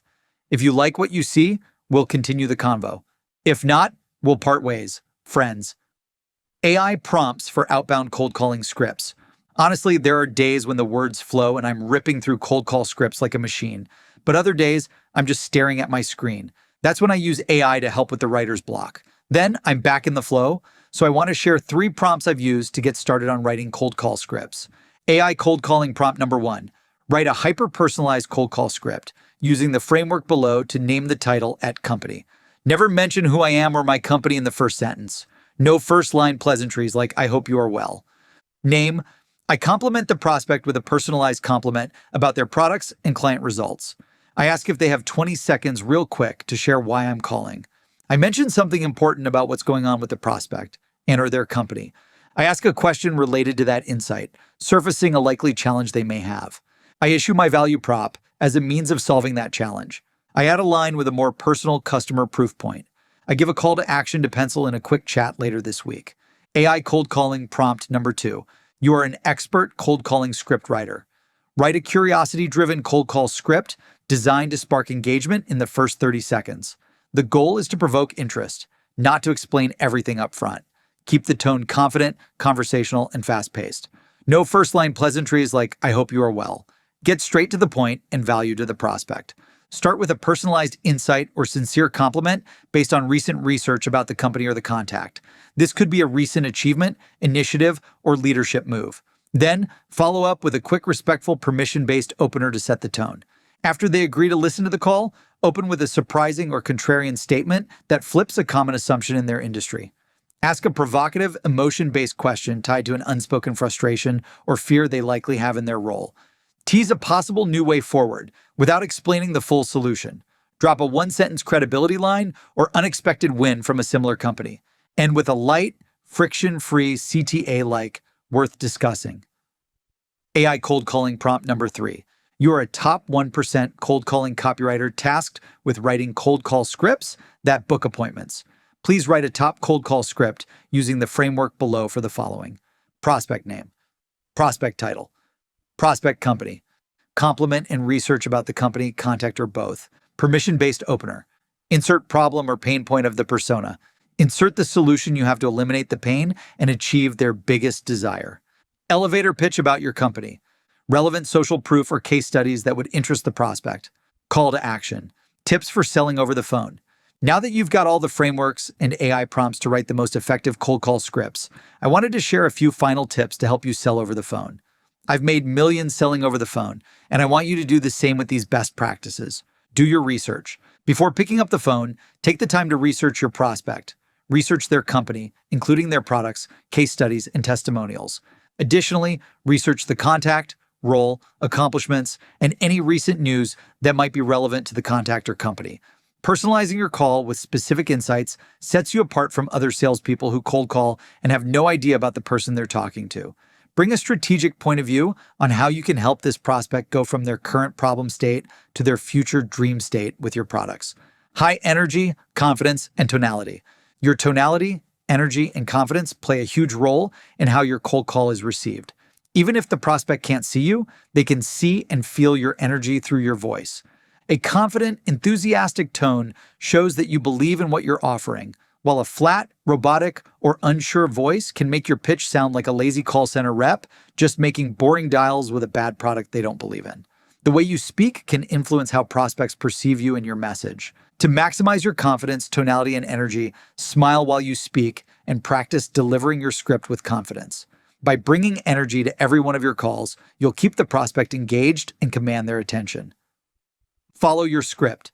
A well-crafted script is the backbone of a successful cold call. When you take the time to write out your call script, practice it, and memorize it, you can deliver it smoothly and naturally, just like a seasoned actor. The key is to know your script so well that it never sounds like you're reading from one. This allows you to stay focused and confident during the call. Execute like an actor. All top actors study their script, but when they hit the screen, no one can tell they're reciting memorized lines because they deliver them so well. Your job is to do the same. With every call, you should give the best pitch of your life to close. Keep it short and focused. Prospects are busy, so respect their time by keeping your message concise and to the point. Aim for clarity and brevity while still addressing their pain points and offering a solution. Try to limit your cold calls to a few minutes, and if the prospect wants to talk longer, take that as a win and keep the conversation rolling. Value, not features. Prospects don't want to hear a long list of product features. Instead, focus on the problems your product solves and the goals it helps to achieve. For example, don't just say your platform has automated workflows. Instead, explain that it helps sales teams respond to leads 30% faster, which can lead to a 20% increase in closed deals. That's the kind of value that gets attention. Overcome any sales objection. Sales objections are a natural part of cold calling, and you should expect to hear a few when selling over the phone. Often you'll find that a lot of sales objections are really just complaints disguised as objections. So just agree with them, overcome the objections, and keep the deal moving. You can also write scripts in advance for all sales objections that could come up in the future. Part 4 in this book is totally dedicated to overcoming objections. When prospects share their concern, be prepared to address, alleviate, and overcome to win. Ask open-ended questions. Encourage the prospect to talk with open-ended questions, such as, how are you currently handling prospecting and list building? Or, are there any areas where you feel you could improve? These kinds of questions help you understand their needs while making the call feel more like a conversation than a pitch. Another effective approach is to mention a common problem you've seen other prospects face, and then ask if they're experiencing something similar. Follow up. Many cold calls don't result in an immediate yes, but that doesn't mean the opportunity is lost. Be persistent and follow up with a multi-channel approach using emails, social media messages, and more calls. Consistent follow-up with great messaging will get a positive response later down the line.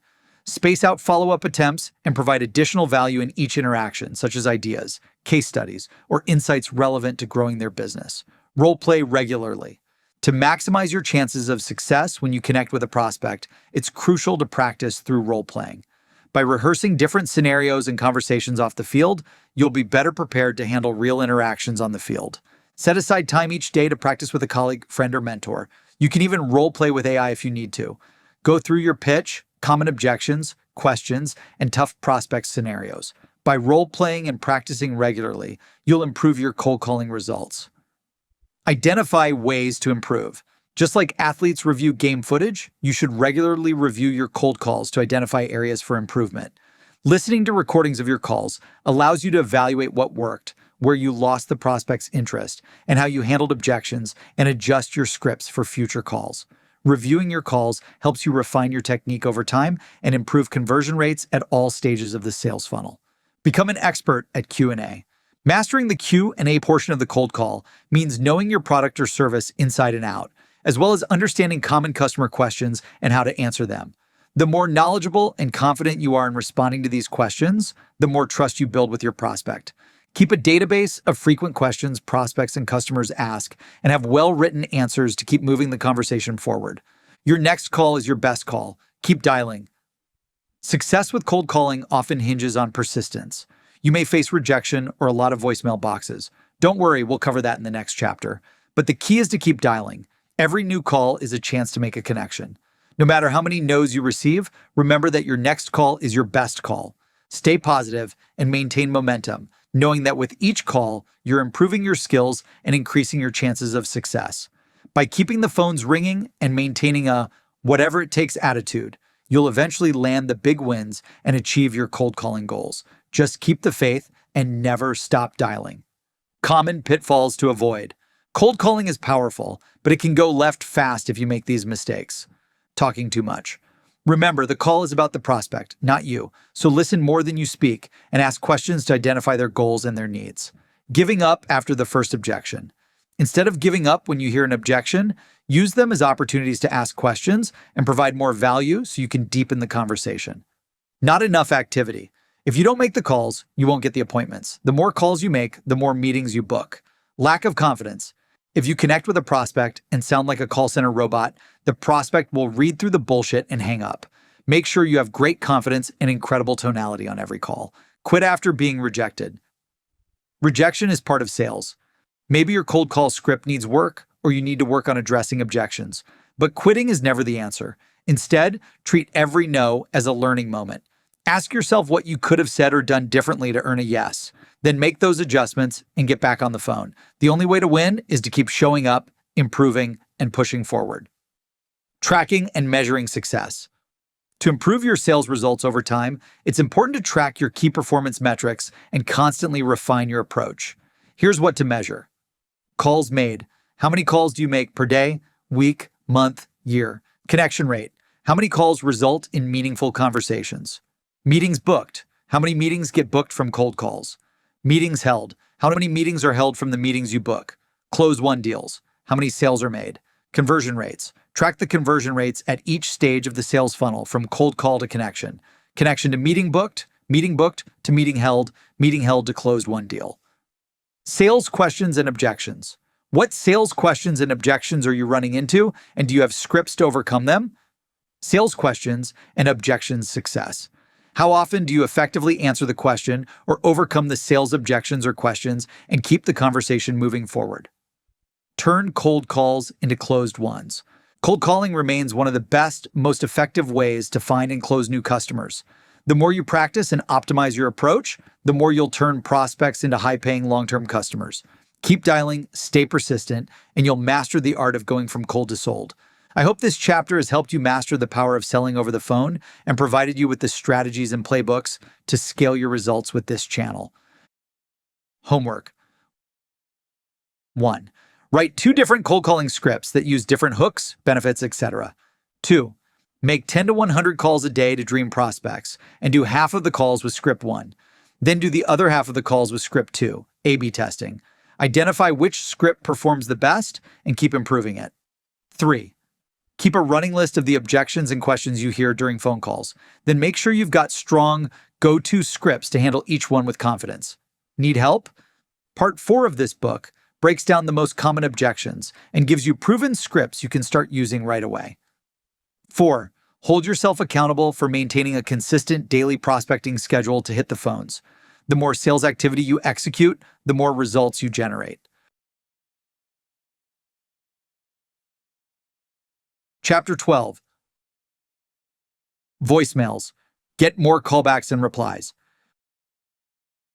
When I was selling for IBM Interactive and Google, there was one core marketing principle that I consistently reinforced with my clients.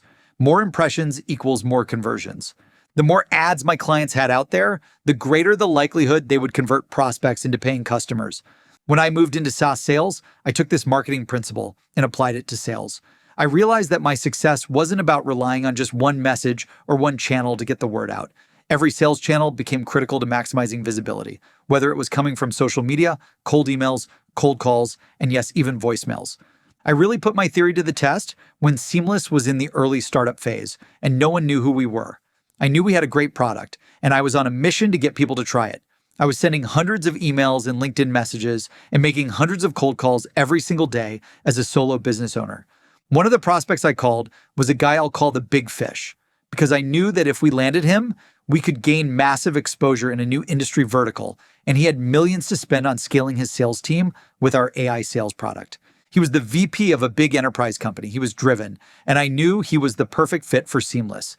I had his email, we were connected on social media, and I had his cell phone number. I knew everything about him, even his favorite beer. But no matter what, I could not get him to respond to anything I sent. All of my calls instantly went to voicemail. I really wanted to land him. So instead of leaving a message, I thought I'd just keep at it till he answered. So every day I called him, praying that he'd pick up. And every day, it went to voicemail again. Do I hang up? Try again later? Nope. I decided this was my moment. So I finally left him a voicemail. But it wasn't just any random generic voicemail. I kept it value-driven and real. I said, hey, big fish, I heard you're looking to expand your sales team and trying to hit some growth targets. Using AI is the fastest way to get there by automating your team's list building and prospecting. We can triple your connect rates, meetings, and opportunities. Let's help you beat top competitor 1 and increase your team's quota attainment from X% to Y% plus. Call me back. My number is XXX. Again, that's XXX. It's Brandon at seamless.ai. No sales soup, no buzzwords, just a genuine human message, focused on helping eliminate their problems, accomplish their goals, and address what's in it for them. I was confident my product was the solution to take him where he wanted to go. And that was it. In less than 2 hours, he called me back. Fast forward to today, and he's not only a new client, but one of our best. Seamless.ai helped his team and turned him into a huge referral evangelist. That's why after that call, I never skip voicemails. If someone doesn't pick up, why waste the moment? That's a missed chance to make an impression, and missed chances cost you missed sales. Voicemails have helped me close hundreds of deals, and they work if you put in the effort. Don't be a robot leaving a message. Be human, be helpful, and be clear about the value you will deliver. Because that one voicemail can be the line that lands you the big fish.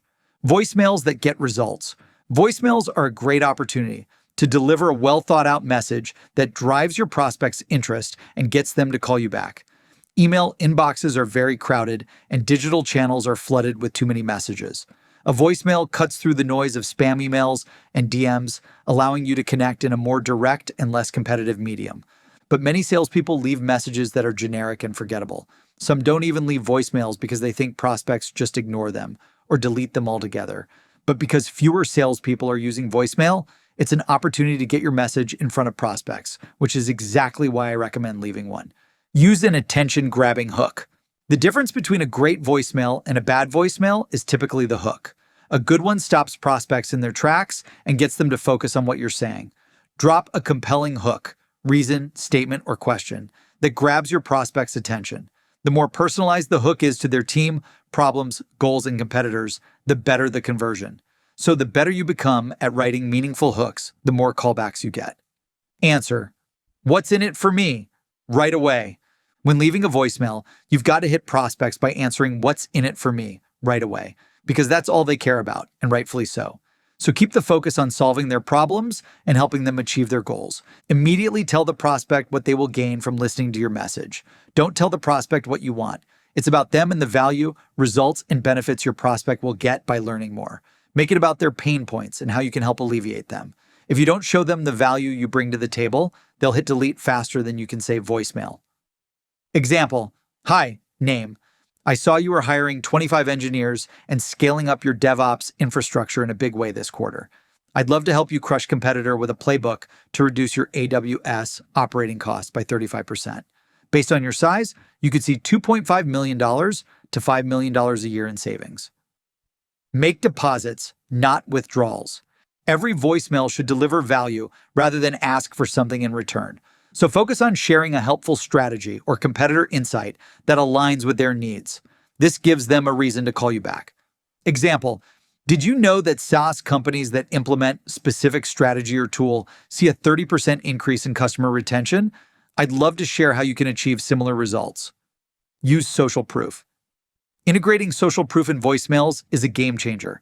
It builds instant credibility and makes it impossible to ignore your message. It shows prospects that people just like them are already winning with your solution. Share a brief success story to show that your product works, and keep it relevant to the prospect's world. Spark curiosity. By leaving just enough information to intrigue the prospect, but not giving away too much, you can get anyone to want to learn more with the right voicemail.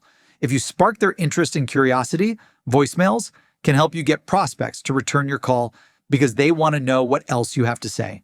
This turns that curiosity into a new engaged opportunity. Share a brief idea, insight, or piece of information that addresses a problem they may face, but doesn't reveal everything. A teaser can create curiosity and motivate them to call you back for more details. Example, I found a great strategy that could help you solve this specific challenge. I'd love to share the details. Exude confidence. The tone of your voice can make all the difference. Speak with high energy, tonality, and confidence. Enthusiasm shows you're passionate about helping the prospect and that you actually believe in the value of your services to transform their business, which can be contagious. Avoid sounding robotic or overly formal. You never want to sound like a rep making hundreds of calls at a call center. Keep your tone natural, like you're speaking to a friend or colleague. Create FOMO and urgency. People hate missing out. A missed call can trigger that fear of missing out, FOMO. So instead of hanging up, play on that psychological factor. Leverage the voicemail message to create a sense of urgency that writing just can't touch. You can use your tone, pacing, and language to stress the importance of your offer and get a prospect to take action sooner rather than later, to call you back and/or reply to your email. Avoid sounding too salesy. Voicemails that sound overly pushy or salesy turn off prospects. Focus on delivering value, not asking for something. Avoid overly technical or sales-specific language that might confuse the prospect. Speak in simple, everyday language to make your messages relatable and easy to understand. Complement your multi-touch campaign. Voicemail is a great channel to complement your other outreach methods, like outbound calls, emails, etc. If you're delivering a certain message of value in your LinkedIn message or email, reinforce that value with your voicemail. Or try a fresh angle that could spark more curiosity and increase your chances of a callback. Whether you're doubling down or switching it up, the key is to stay consistent, relevant, and strategic across every touchpoint. Be persistent, not pushy. If the prospect doesn't return your call after the first voicemail, don't give up. Follow up with additional calls, voicemails, emails, and/or LinkedIn messages, but always keep a helpful, polite, and respectful tone. Be consistent in your outreach, but keep the tone light. Don't be pushy. Voicemails that sound overly pushy or salesy turn off prospects. Focus on delivering value, not asking for something or closing a deal immediately. Personal impression. When a prospect can actually hear your voice and sense your interest, passion, confidence, and enthusiasm to help, this makes the messages more personal, memorable, and more likely that the prospect will call you back. Hearing a real person's voice instead of receiving another text, email, or LinkedIn DM goes a long way in connecting with the prospect on a one-to-one, human-to-human basis. That's why on every call I make, I always bring my passion to help the prospect. Timing is everything. The timing of your voicemails can affect how likely a prospect will return your call. So try leaving voicemails early in the morning or late in the afternoon when prospects are less busy and more likely to reply. Track when you leave voicemails and take note of the times that result in the most callbacks. The perfect voicemail framework. So what's the secret to leaving the perfect voicemail? Here's a simple framework you can use to leave voicemails that get prospects to get back to you. For my listeners, I've included the following frameworks and examples in a downloadable PDF. You can find it at seamless.ai/books/training or follow along in your print edition or Kindle towards the end of chapter 12. 1. Greeting and personalization. Start by greeting the prospect by name and providing a personal touch. Mention a compliment or something specific about their business, role, or a recent news event that's relevant to them. Personalization distinguishes you from the rest because it makes your outreach relevant. Example, hi name, huge congrats on product, client results, or recent news event. I saw that prospect's company recently generated client results with the launch of your new product. Congrats on the success. 2. Share a problem. Clearly state why you're calling by addressing a problem, offering a solution, and or sharing a growth opportunity. Keep it brief and impactful. Your voicemail opener should focus on how you can provide value or solve a relevant problem for the prospect. Example, I'm reaching out because a lot of persona titles are insert problem or idea or strategy. 3. Tease value. Briefly highlight the value you bring, that is the solution to their problem, an idea to drive their growth, etc. Don't go into a full extended pitch in this part of the voicemail. Just offer enough value to spark their curiosity and create FOMO. Example, one idea I wanted to talk to you about is how to use insert idea to get result in insert timeline. 4. Clear call to action, CTA. If you don't end with one clear call to action, the prospect won't know what to do next. End with a specific and easy CTA. Whether you're asking them to return your call or schedule a meeting, make sure it's a single CTA and very straightforward. Also, avoid asking a prospect to do too many things, like call you back, reply to your email, and book an appointment with you, all in one voicemail. If you ask your prospect to do multiple things, nothing gets done. Example, I'd love to share more about how to do this. I sent you an email. Feel free to reply to the email coming from your email. That's your email. 5. Keep it short and polished.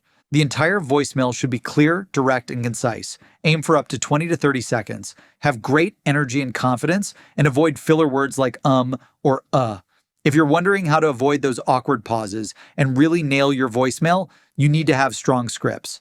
Now that you've got a great voicemail framework, go ahead and use this to start writing your own voicemail scripts. Examples of effective sales voicemails. Let's look at a couple voicemail examples using the framework I shared. These sample scripts are tailored to different industries.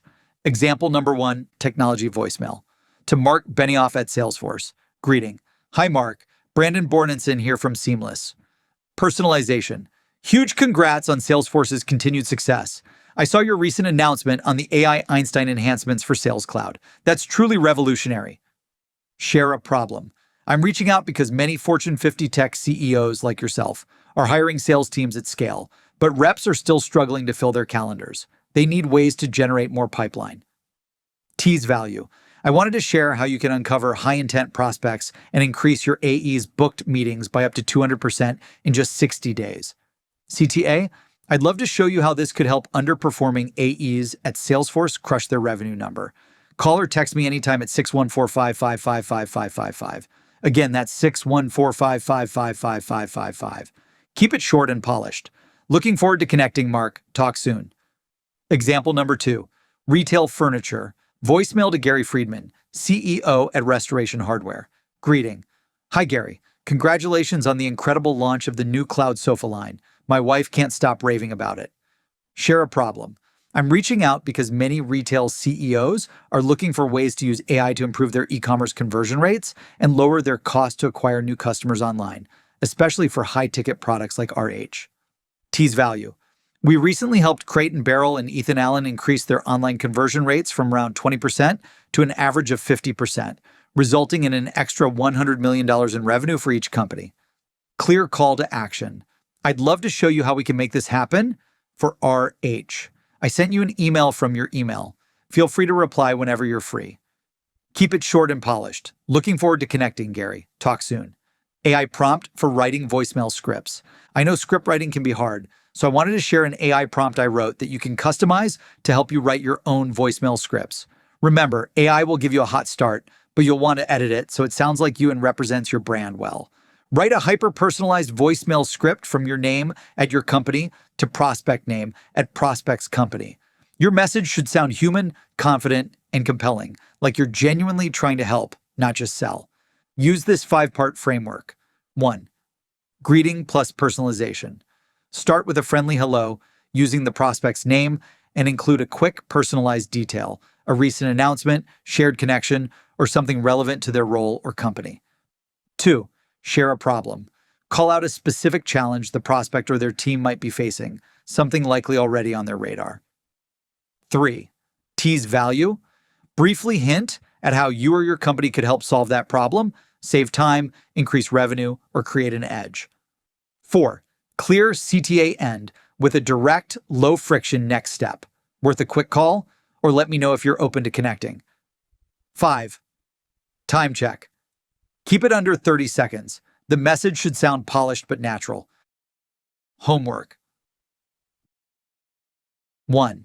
Write a voicemail script to a decision maker at a company that you want to prospect in your industry, using the framework provided in this chapter. 2. Record yourself leaving the voicemail, then play it back. Does it follow the framework? Does it sound confident, clear, and engaging? Is it under 30 seconds? Keep improving the copy until it's perfect. 3. Now that it's perfected, use it.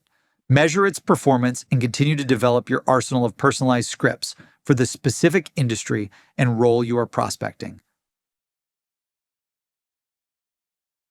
Chapter 13. Email prospecting that actually works. Every prospecting channel has its benefits. With outbound email, you can deliver a hyper-personalized message straight to your prospect's inbox and scale your outreach efforts to hundreds or thousands of prospects.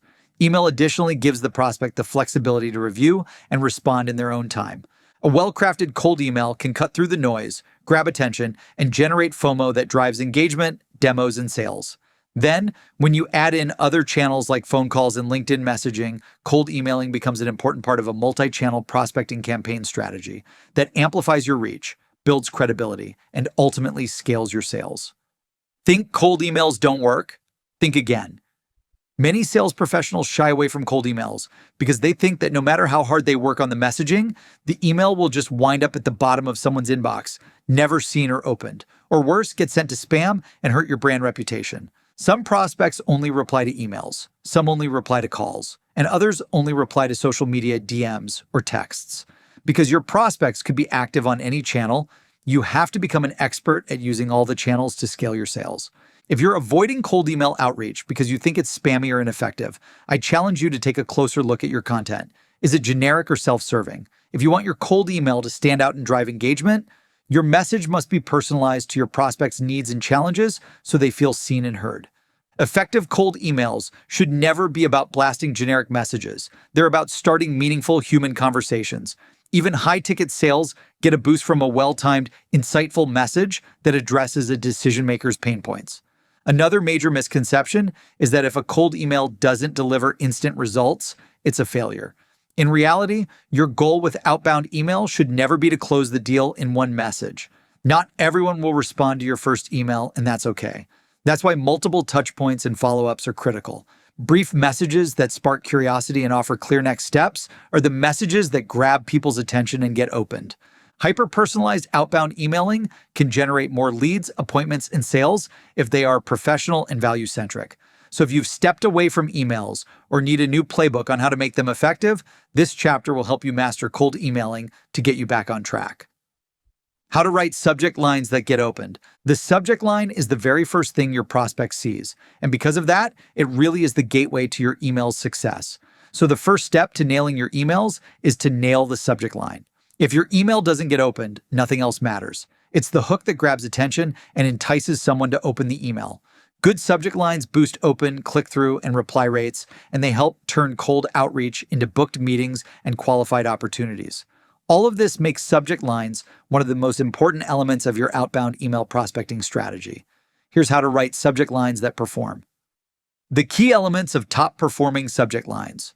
Short and concise. Aim for 5 to 7 words, no more than 50 characters, to ensure that the entire subject line is visible on a cell phone. Avoid jargon. Make your subject line easy to read. Avoid spam triggers. Stay away from spammy words like free, cash, or urgent. These can trigger spam filters and cause your email to land in the spam folder. Use action-oriented language. Start with action words like learn, discover, boost, or unlock to inspire action.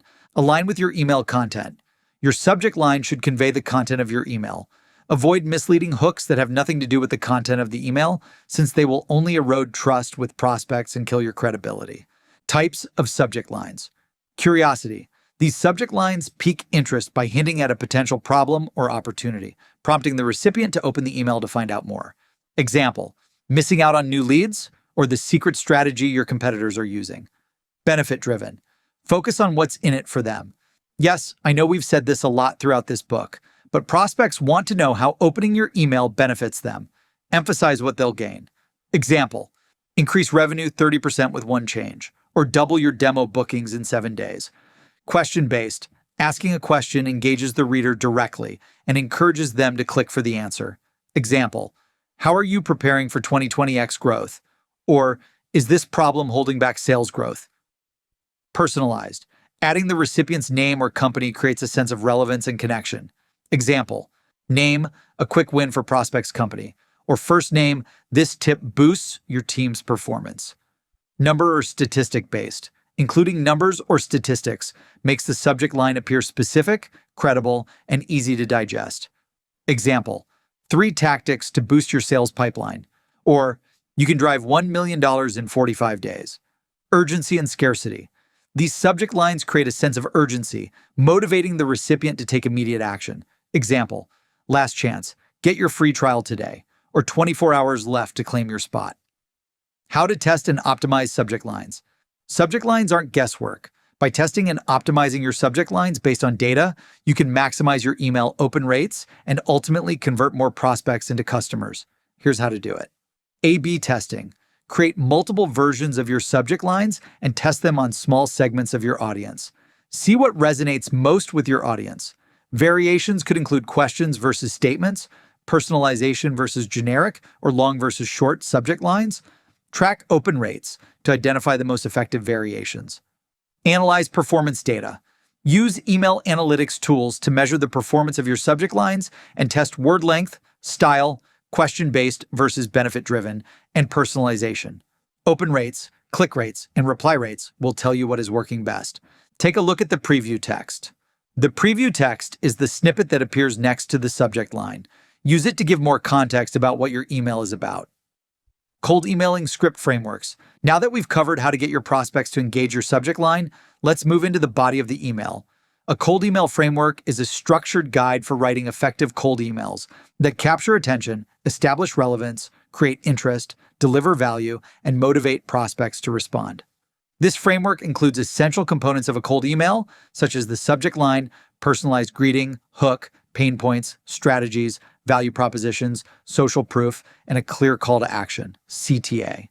Each part of the framework is designed to be customized based on the prospect's industry, role, and pain points, making your emails feel personalized, relevant, and valuable. In the next section, you'll find sample cold email script frameworks to guide you in writing highly effective outbound prospecting emails. Use this framework as a foundation to develop your own outbound email templates. Add or remove sections as you see fit, and test various approaches to identify the best format for engaging your ideal customer personas. The outbound email framework. 1. Subject line. As discussed earlier, your subject line is the gateway to your email. Experiment with different approaches like asking a question, sharing a stat, or highlighting a pain point. 2. Personalized greeting. Begin with the prospect's name and, if possible, mention a detail relevant to their role, industry, or company. I always like to use a compliment followed by a personalized greeting. For example, "Hi Sarah, congrats on the X. I noticed that prospect's company is focused on relevant goal initiative." 3. Hook. Your hook is the opening statement that draws the reader in and gets them excited to stop everything they are doing to just pay attention to you and your email. Start with a compelling statement, insight, or question related to a challenge they may face. 4. Pain points. Identify the common problems or challenges your prospect may face in their role. Addressing pain points helps the reader immediately relate to your message. An example might be, one challenge we see among similar companies is managing an overflow of unqualified leads, which often wastes valuable time and resources. 5. Tease an idea, strategy, or recommendation to improve the business. Offer a brief hint or teaser of actionable ideas, strategies, or insights that could directly improve the prospect's business. This adds value and sparks curiosity. For example, we've identified a few quick strategies that could help prospect's company reduce lead response times by 20% and increase conversions. Would you be open to a quick chat to discuss them? 6. Value proposition. Clearly introduce your solution and explain the benefits it offers. Keep it concise and specific to the reader's needs. For example, our platform filters and qualifies leads based on buyer intent, allowing your team to focus on high probability opportunities and increase conversion rates by up to 25%. 7. Elevator pitch. Briefly describe your company and what makes it stand out. The elevator pitch should be concise, focused on what differentiates you, and tailored to the prospect's needs. At your company, we help sales teams like yours streamline their pipeline with AI-driven insights to ensure every lead counts. 8. Social proof. Establish credibility by mentioning other notable clients, relevant industry achievements, or success metrics that demonstrate your value. This helps build trust and makes your offering feel more credible. Example, we've helped companies like competitor and relevant industry leader increase their sales efficiency by 30% in under 6 months. 9. Call to action, CTA. End with a clear and simple call to action. Your CTA guides the prospect on what to do next, whether it's scheduling a call, booking a demo, or simply replying to the email. The CTA should be easy for the prospect to act on in low commitment. Examples. Would you be open to a quick 15-minute chat next week to discuss, or interested in exploring this further? A concise, action-oriented CTA increases the chances of your prospect taking action and moving further down the sales funnel. 10. PS, optional. Leaving a bonus. PS can be a great way to add a final, compelling touch to your email. Use it to reinforce social proof, highlight a limited-time offer, or restate a valuable takeaway. Example. PS, another client achieved a 25% conversion increase in just 3 months using our solution. Imagine what it could do for you. Cold email examples. For 3 Fortune 500 companies, let's fill in the framework for 3 different Fortune 500 companies to show how it works in practice. Cold email. Example 1. VP e-commerce at Walmart. Subject line. Boost Walmart's e-commerce conversions by 30%. Personalized greeting. Hi Mark, congrats on Walmart's impressive e-commerce growth. I noticed all the positive buzz it's creating. Hook. Are you open to learning how to increase your e-commerce conversion rates? Pain points. I know with rapid e-commerce growth, maximizing checkout conversions can be challenging, especially when trying to A/B test new layouts and optimize at scale. Tease an idea, strategy, or recommendation. We've identified some quick strategies that could help Walmart increase conversions by up to 30% by optimizing every step in the cart and checkout process. Value proposition. Our AI solution integrates directly with e-commerce to analyze checkout behavior and suggest real-time optimizations that can drive your cart conversion rate. Elevator pitch. At your company, we specialize in AI-driven solutions that streamline cart experiences for top retailers, helping them boost conversion rates and increase overall revenue. Social proof. We've helped major retailers like Target and Home Depot see a 20 to 30% increase in e-commerce conversion rates, and I think we can deliver the same results for Walmart. Call to action. Would you be open to a quick 15-minute call this Thursday or Friday to see how we can replicate this success for Walmart? PS. Target saw a $15 million monthly increase in revenue after implementing our solution. Imagine what it could do for you. Cold email example 2. Waste manager at Coca-Cola. Subject line. Innovative ways to cut Coca-Cola's plastic waste by 20%. Personalized greeting. Hi Sarah, I'm truly impressed by Coca-Cola's dedication to sustainability and reducing plastic waste. It's refreshing to see a leader in the industry setting such high standards. Hook. I have a quick idea on how Coca-Cola can reduce plastic waste by 20%. Are you open to exploring it? Pain points. I know that managing and reducing waste across large operations can be complex, especially when it comes to balancing sustainability with operational costs. Tease an idea, strategy, or recommendation. Our system offers actionable insights that can help Coca-Cola streamline waste management processes. Value proposition. Our software solution optimizes waste management by tracking resources in real time and identifying opportunities to reduce waste across the supply chain, helping you cut back on costs and environmental impact. Elevator pitch. We specialize in helping companies like Coca-Cola achieve measurable sustainability goals through data-driven waste management solutions. Social proof. PepsiCo recently implemented our system and reduced its operational waste by 15%, significantly improving its sustainability score. Call to action. Would you be open to a quick 10-minute call to see how we can help Coca-Cola achieve similar results? PS Unilever also achieved a 17% reduction in plastic waste after using our software. Let's discuss how we could help Coca-Cola do the same. Cold email example 3, VP of IT at Adobe. Subject line, cut Adobe's AWS costs by 20%. Personalized greeting. Hi Sarah, I've been following Adobe's innovative expansion into AI with the Experience Cloud. The new tools are incredible. Hook. We've developed a way to help companies like Adobe optimize cloud infrastructure costs without sacrificing performance. Would you like to learn more? Pain points. As Adobe scales AI offerings, keeping cloud infrastructure costs under control while maintaining optimal performance is a top priority for IT teams like yours. Tease an idea, strategy, or recommendation. Our AI platform includes automated cost optimization strategies that reduce over-provisioned instances and reallocate resources, maximizing cloud efficiency. Value proposition. Our platform identifies and reallocates unused resources on AWS, helping companies reduce costs by up to 20% on cloud infrastructure without impacting performance. Elevator pitch. At your company, we've developed advanced AI tools that monitor cloud infrastructure usage 24/7, automatically optimizing costs and saving you valuable resources. Social proof. We've helped IT teams at companies like Salesforce and Microsoft save up to 23% on AWS expenses, reducing costs while boosting efficiency. Call to action.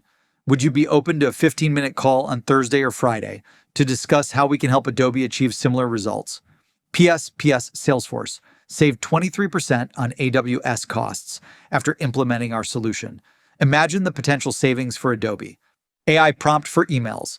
AI prompts can help you write your own email scripts 10 times faster. AI tools can help get started, but don't rely on them for a final product. You will definitely need to edit and customize your emails so they sound like you wrote them perfectly for your prospect and not with a bot. AI cold emailing. Prompt number 1. You are a top cold email writer. Write a personalized outbound cold email using the framework below to name, the title, at company. Add a space between every sentence. Name, I show that I did my research and understand something important about what's going on with you and or your company related to value prop. I ask a question related to that insight, surfacing a likely challenge they may have with their department team. I issue my value prop as a means of solving that challenge. I give a short call to action that gets them to reply, worth exploring, or any interest in learning more, or would you like more info? I sign off. I add a PS line with some more social proof. AI cold emailing prompt number 2. You're a top 1% outbound cold email writer, best known for writing hyper-personalized cold emails that get appointments. Write a personalized email to name, the title at company. Add a space between every sentence. Name, I show that I did my research and understand something important about what's going on with you and or your company related to value prop. I ask a question about a pain point or problem they are most likely trying to solve. I offer an idea on how to solve the problem. I issue my value prop as a means of solving that challenge. I give a short call to action that gets them to reply, worth exploring, or any interest in learning more, or would you like more info? I sign off. I add a PS line with social proof that creates FOMO, urgency, and interest. AI cold emailing. Prompt number 3. You are an expert cold email copywriter known for writing story-based cold emails that read like a personal message, not a sales pitch. Write a short outbound email to name, the title at company using the structure below. Break up every sentence with a space so it's easy to scan on mobile. Start with a short, unexpected story or personal observation that ties to a business pain. Transition to a subtle insight about their company or role based on research. Ask a question that makes them pause and reflect. Ever run into that? Sound familiar? Offer a gentle nudge toward a better way forward with a new idea, strategy, or POV, not a full pitch.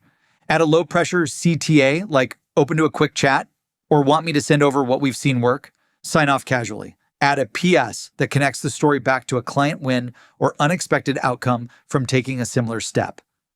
How to A/B test templates and campaigns effectively. I've talked about A/B testing the subject lines. You also want to A/B test the whole cold email campaign copy. By comparing different versions of your email templates and strategies, you can determine which elements work best and continuously improve your results. Effective A/B testing allows you to make data-driven decisions, refine your messaging, and maximize the performance of your emails. Here's how to conduct A/B tests effectively. 1. Define your performance metrics. To start, it's crucial to define your targets before beginning the testing process. Determine the specific metric you want to improve, such as open rates, response rates, click-through rates, CTR, conversion rates, and unsubscribe rates. Setting clear performance metrics helps you focus on the right aspects of your email to A/B test and make the right changes. 2. Test one variable at a time. When conducting A/B tests, test only one variable at a time. Whether it's the subject line, email body, call to action, CTA, or the time of sending, testing multiple variables simultaneously can complicate results and make it difficult to identify which change led to the observed outcome. Isolating one element per test gives you clear insight into what impacts your results, allowing for more precise optimizations. 3. Divide your audience evenly. It's also important to divide your audience evenly when conducting an A/B test. Splitting your target audience into two equal groups that are as similar as possible ensures that the results from each group are comparable, minimizing biases in your test. For larger email campaigns, you can create more groups to test additional variations, but always maintain even distribution for accuracy and consistency. 4. Set a clear time frame. Setting a clear time frame for your A/B test is really important. Depending on your email volume and audience size, this period could range from 1 day to several weeks. But generally, I start to look at results after a week. Establishing a fixed time frame ensures that you gather enough data to make informed decisions. If you do a staggered send, don't change any variables during the test because this will skew the results. 5. Test subject lines for open rates. Earlier, we talked about the power of subject lines. Experiment with different types of subject lines to see what resonates with your audience. Remember to try subject lines using questions, personalization, urgency, or curiosity. Track which ones drive the highest open rates and use the top performer as your new benchmark for future campaigns. 6. Experiment with email body content. I've shown you a framework to use, but each element of the framework will perform differently depending on your audience. So, experiment with the email body content itself. Within each framework, test variations such as tone, for example, formal versus casual, length, short versus detailed, and style, value-driven versus question-based. Experimenting with how you present benefits and solutions can reveal which style engages prospects more effectively. 7. Optimize your call to action, CTA. Using the right call to action, CTA, is another critical element of A/B testing. Testing different CTAs, such as schedule a call, book a demo, or get a free trial, will help you figure out which message resonates best with your prospects. By tracking click-through and conversion rates, you can measure which CTA drives the most engagement and action from your prospects. 8. Test email send times and days. Experiment with different times of day, morning, afternoon, or evening, and days of the week to find out when your audience is most likely to engage. By analyzing the open and response rates, you can adjust your strategy to send messages when they are most likely to be noticed and opened. 9. Monitor performance metrics consistently. Consistent monitoring helps you identify trends and adjust your approach so your tests actually deliver helpful feedback. 10. Implement the winning variation and iterate.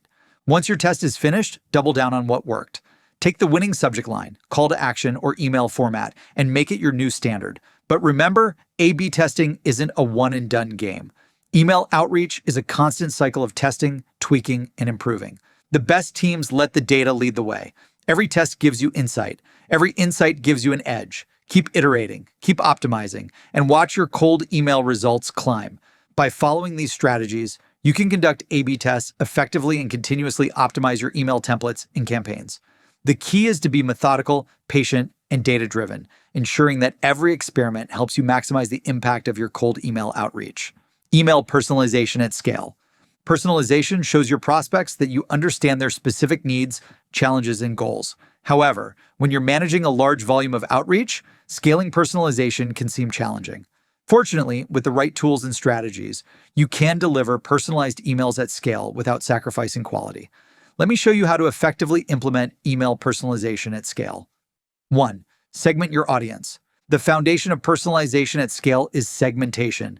Divide your audience into smaller, targeted groups based on key characteristics such as industry, company size, job title, location, or past engagement. By grouping prospects with similar needs and challenges, you can create messaging for each segment that's relevant. Each person will feel the email was written 100% custom to their needs and goals. 2.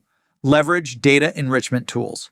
Data enrichment tools like Seamless can provide you with valuable information about your prospects, such as their company size, recent funding rounds, industry trends, buyer intent, or even their job responsibilities. Use these tools to gather insights that you can weave into your emails. For example, mentioning a prospect's new job, their company's expansion plans, or a product launch can significantly boost engagement and show that your outreach is thoughtful and relevant. Automation tools can sync this data directly into your CRM, making it easier to scale this level of personalization. 3. Use dynamic fields and merge tags. Dynamic fields and merge tags enable you to customize your emails automatically. Set up your email templates with placeholders for key pieces of information, like the recipient's name, company name, industry, or specific pain points relevant to their role. For example, instead of a generic greeting like hello, you can use a dynamic field to insert hi first name, making each email feel more personal. You can also add specific details such as company's recent expansion or industry-specific challenge to make your emails feel custom-tailored, even though they are automated. 4. Personalize based on behavioral triggers. Another way to scale personalization is by using behavioral triggers. Track your prospects' interactions with your website, emails, or social media content, and set up email sequences that respond to these behaviors. Let's say a prospect visits your pricing page. From that one action, you can automatically send a follow-up email offering more information or a demo. Or if someone downloads a white paper or attends a webinar, you can follow up with an email that builds on the content they engage with. This level of personalization shows that you are paying attention to their journey and offering value tailored to their interests. 5. Build templates with personalization frameworks. Develop a library of email templates that are designed to be personalized at scale. These templates should include personalization frameworks that you can quickly fill in based on the prospect's industry, pain points, or goals. You might have a template for B2B SaaS sales reps that talks about common challenges they face. By preparing templates for different segments and scenarios, you can rapidly create personalized emails that feel tailored without needing to write each one from scratch. 6. Automate the process with email outreach tools. Email automation tools like Seamless or HubSpot allow you to set up sequences that automatically personalize emails based on the data stored in your CRM. These platforms let you create dynamic email sequences, where each email is customized using data from your segmentation and enrichment efforts. By automating the delivery and personalization of emails, you can reach hundreds or thousands of prospects with messaging that still feels personalized. 7. Focus on adding value in a personal way. While scaling personalization, it's essential not to lose sight of your email's value proposition. Rather than simply inserting a prospect's name or company into a generic email, focus on delivering genuine insights, recommendations, or strategies that show you understand their specific situation. For example, referencing a specific challenge they face. For example, I noticed that scaling customer support is a priority for prospects' company. And offering a targeted solution demonstrates that you're not just using automation for convenience, but that you're genuinely interested in helping them solve a problem. 8. Test and optimize your personalization strategy. I've talked about this a few times in this chapter, but it is super important. Scaling a personalization strategy effectively requires continuous testing and optimization. Monitor open rates, click-through rates, and response rates to identify which segments or types of personalization drive the most engagement. Experiment with different types of personalization, such as job-specific pain points versus company news, and measure the impact. A/B test templates to see if adding details like a prospect's recent achievement yields better results. Use these insights to ensure your personalized campaigns continually improve. 9. Incorporate social media personalization. Platforms like LinkedIn provide good intel on prospects' recent posts, job updates, etc., that you can use to further personalize your emails. For example, you can mention a recent post they wrote or a comment they made about their industry, tying it back to how your product or service can help them achieve their goals. 10. Maintain a balance between personalization and scale. While it's important to personalize your outreach, it's equally critical to strike a balance with scaling. Focus on the highest impact personalization elements, like job KPIs, responsibilities, goals, industry, pain points, or recent company news, that are most relevant to your segments. That lets you maintain a high level of relevance while still reaching a broad audience. These strategies can make your cold email outreach more engaging and successful, but the key is to let the data drive your approach. This way, even as you scale, your emails feel authentic, and you give yourself the best chance of converting prospects into customers. Email deliverability strategies. Now that you've put all this time into crafting your cold email campaign, you have to make sure it reaches your prospects' inboxes. Poor email deliverability means you end up in spam folders or never reach the recipient at all.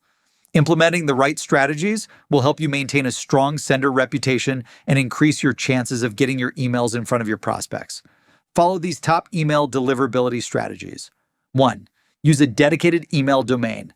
Set up a dedicated email domain specifically for your outbound sales email activities. This keeps your main domain protected from any negative impact caused by high-volume sending and ensures that your outreach campaigns have their own space for tracking and monitoring deliverability. 2. Authenticate your domain with SPF, DKIM, and DMARC. Setting up email authentication protocols like SPF, Sender Policy Framework, DKIM, Domain Keys Identified Mail, and DMARC, Domain-Based Message Authentication, Reporting and Conformance, helps verify the legitimacy of your email. These protocols provide proof to email providers that your emails are coming from an authorized source. Proper authentication can significantly boost your deliverability rates and reduce the chances of your emails being marked as spam. 3. Clean your email list regularly. A clean email list is essential for high deliverability rates. Remove invalid or inactive email addresses from your list regularly to minimize bounce rates and maintain a good sender reputation. Use email verification tools like Seamless to validate addresses before sending out campaigns to ensure that your emails are only delivered to active and valid inboxes. 4. Monitor bounce rates and spam complaints. Track your bounce rates and spam complaints closely. A high bounce rate indicates issues with your email list's accuracy, while frequent spam complaints suggest that your messaging may not be resonating or that your sending practices may be too aggressive. Keeping these rates low is crucial if you want to maintain a healthy sender reputation and ensure that your emails are delivered to your prospects' primary inboxes rather than being flagged. 5. Warm up new email accounts. Gradually. When using new email addresses for cold outreach, it's important to warm them up gradually. Start by sending a small number of emails per day and gradually increase your volume over time. Gradually warming up your email accounts builds credibility with email providers, showing them you are a legitimate sender and not a spammer. 6. Avoid spam triggers in subject lines and content.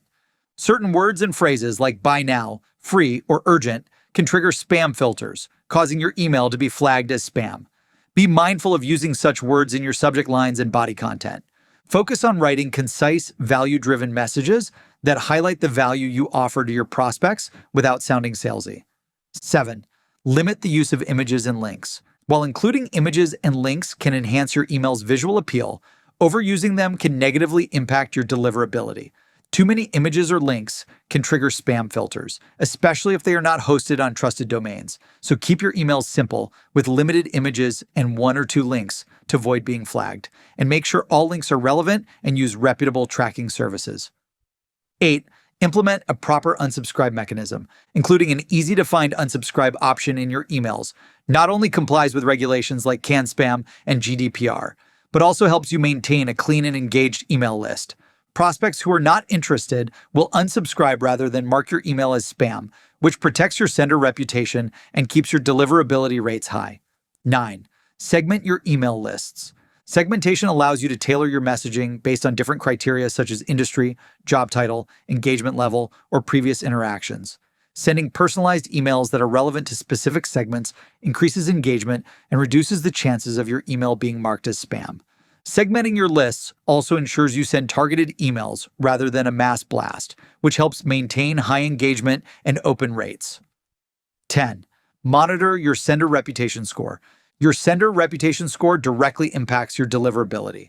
Tools like SenderScore and Google Postmaster provide insights into your reputation, email volume, and engagement metrics.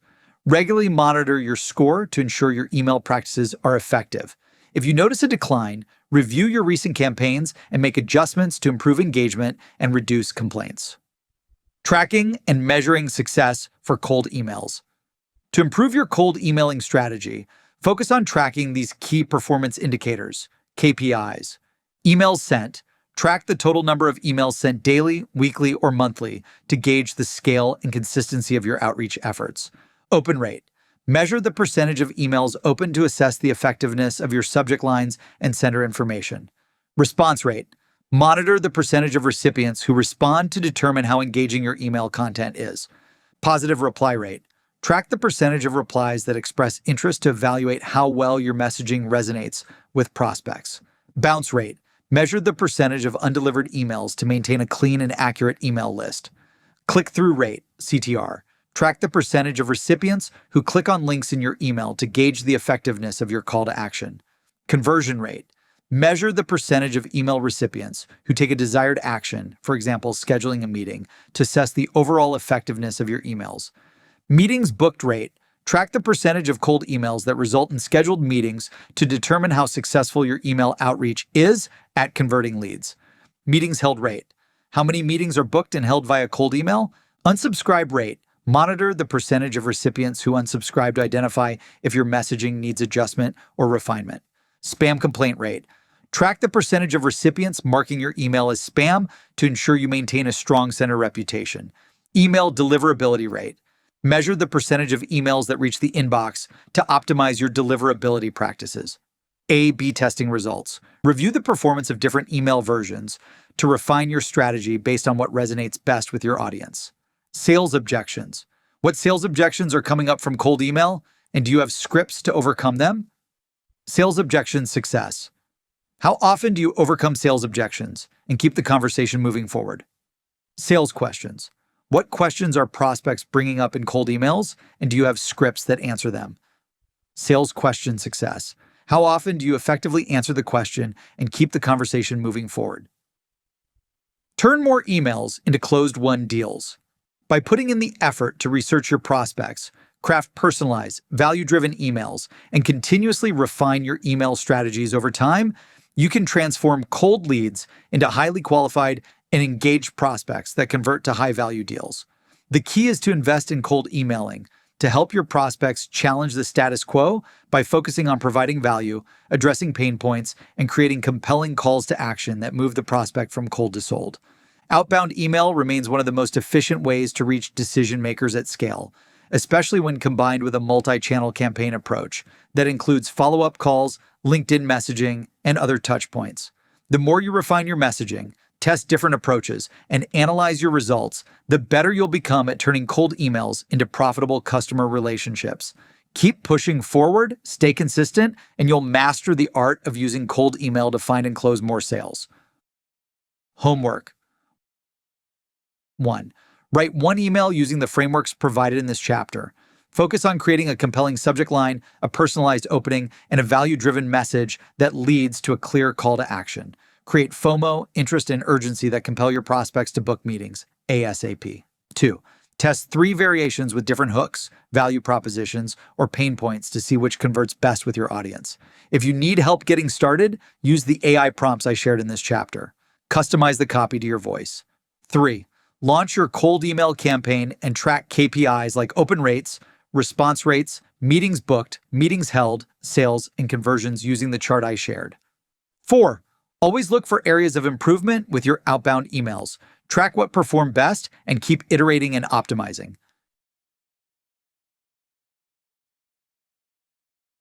Chapter 14. LinkedIn social selling, turn connects into profits. LinkedIn is one of the best platforms to put you and your business in front of millions of people, but you have to know how to use it strategically to get the best returns. It's not just about sending out a ton of connection requests and blasting posts about your company. It's about using LinkedIn's tools to build relationships with the right prospects, posting educational content to establish your authority as someone worth following in your industry, and nurturing those valuable connections at scale. Whether you're new to LinkedIn prospecting or just looking to refine your approach, this chapter will show you how to grow your connections on LinkedIn and use LinkedIn to book new meetings and grow profitable relationships at scale.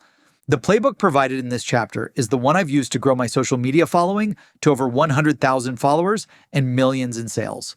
Once you start executing the strategies in this chapter, LinkedIn will no longer be just another noisy social media app on your phone. It will become a reliable money-making machine. Keep reading, and let's max out your social sales. Optimize your LinkedIn profile. LinkedIn is a goldmine for outbound sales prospecting. With over 1 billion users globally, LinkedIn offers endless sales opportunities and the chance to connect with prospects without ever having to leave your desk. That being said, if you don't have a great LinkedIn profile, very few people will connect or engage with you. If your LinkedIn page could use a makeover, here are the top steps I recommend taking to maximize your presence on LinkedIn. LinkedIn picture. A professional headshot on LinkedIn is the best first impression you could make to potential clients, partners, and employers. Your headshot is your personal brand, and it sets the tone for how people will receive your page. If you can't hire a professional photographer to take your headshot, use an app like Aragon.ai or Headshot Pro. LinkedIn cover photo. An engaging cover photo is your chance to showcase more about you and your company. When done right, cover photos complement your headshot and help you stand out. I recommend hiring a designer to create different cover photos or try using tools like Canva to get started. On my LinkedIn page, I'm always testing different cover photos to see what increases views and connections. Feel free to check it out and let's connect here. https://linkedin.com/in/Brandon Bornancin. LinkedIn headline section. Under your name, there's a headline section where you can articulate the value you bring to the table for prospects, customers, recruiters, and followers. It's an important element for standing out in search results and drawing people in to view your full profile. Study people on LinkedIn with large followings and pay attention to how they write their headlines. Highlight your achievements, unique skills, and keywords relevant to your prospects and target industry. LinkedIn summary and about section. A well-written LinkedIn summary tells your professional story and provides context for your skills, achievements, and career goals, all while showcasing your personality. To write a great LinkedIn summary, start with a strong opening hook that grabs people's attention, lay out your greatest achievements, and conclude with a clear call to action for connecting or learning more. LinkedIn experience. A detailed experience section on LinkedIn builds credibility and demonstrates your career accomplishments, showcasing your expertise and growth over time to visitors. To create a strong experience section that attracts people to connect with you, use clear job titles, highlight key achievements with measurable results, and include relevant skills and responsibilities tailored to your industry. LinkedIn skills. The skills section of LinkedIn, your work experience and education, gives you the chance to educate people on your expertise, and it boosts your profile's discoverability. When you map out your skills, highlight what's most relevant to your prospects. Ask mentors within your network for endorsements to vouch for your expertise. LinkedIn connecting versus messaging. Connecting and messaging on LinkedIn aren't the same. A connection request is your foot in the door, but it has a 200-character limit, so every word counts. Once they accept, you can message freely. But if you're not connected, messaging is limited, and the only way to message without a connection first is with in-mail credits, a paid feature. Or you can hope their DMs are open, but honestly, that's not likely. Bottom line, both connecting and messaging are important features for any scaling strategy. You just have to know when to use each one. Over the next few pages, I'll show you how to create connection requests that get you in front of the right people and use messaging to its fullest potential. Make new connections with prospects. Your first step towards building meaningful professional relationships on LinkedIn is with a connection request. While LinkedIn provides a default message, I recommend taking the time to create a customized note. LinkedIn gives you up to 200 characters, about 3 sentences, so make every word count. You can always expound in your follow-up messages, but for that first connection request, keep it brief, thoughtful, and value-driven. Connection request script framework. When I'm writing connection request scripts to prospects, I try to follow this script framework. 1. Personalized greeting. Start with a friendly and professional greeting. Make sure to include the prospect's name to make the message personal. 2. The body. Briefly introduce yourself. Remember, they can see your role, your company, and your area of expertise on LinkedIn, so no need to waste words here. Everyone loves to hear about how great they are. Try to highlight something that they do and why you are interested in connecting. Highlight any mutual connections or shared interests that could help you cut through the noise. 3. Call to connect. Invite them to connect, reinforcing the potential value of connecting. Keep it respectful and open-ended, no pressure. 4. Give back. Offer something of value back to the prospect in return for connecting with you. Introduce them to someone in your network, provide a free book, training, course, etc., or share ideas to eliminate problems or achieve goals. Caution, don't come off salesy here. Typically, I'll offer to introduce them to anyone in my network if they see it's a good fit. Connection request script examples. Here are some examples using the framework I shared above. Space out each sentence of your connection request if you are writing multiple sentences, so your prospects can easily read it on their cell phone. Hey name, I loved your post on topic and was impressed with your experience in the industry space. Would love to connect here on LinkedIn. Name, great meeting you and I look forward to the opportunity to connect here on LinkedIn. If anyone I know can ever help, just LMK, happy to make intros. Hi, name. I admire your work at company. I'd love to connect and follow your growth in the industry. Hey, name. Mutual connections name suggested I connect with you. Given your expertise in field, I'm excited to learn more about your work and follow the journey. Let's connect. Hey, name.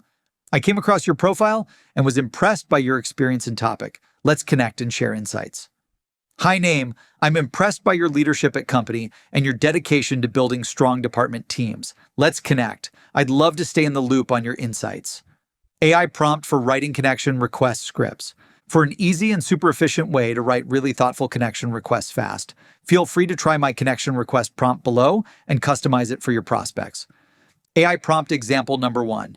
Create a LinkedIn connection message for name, title at company that feels like it's coming from a peer, not a salesperson.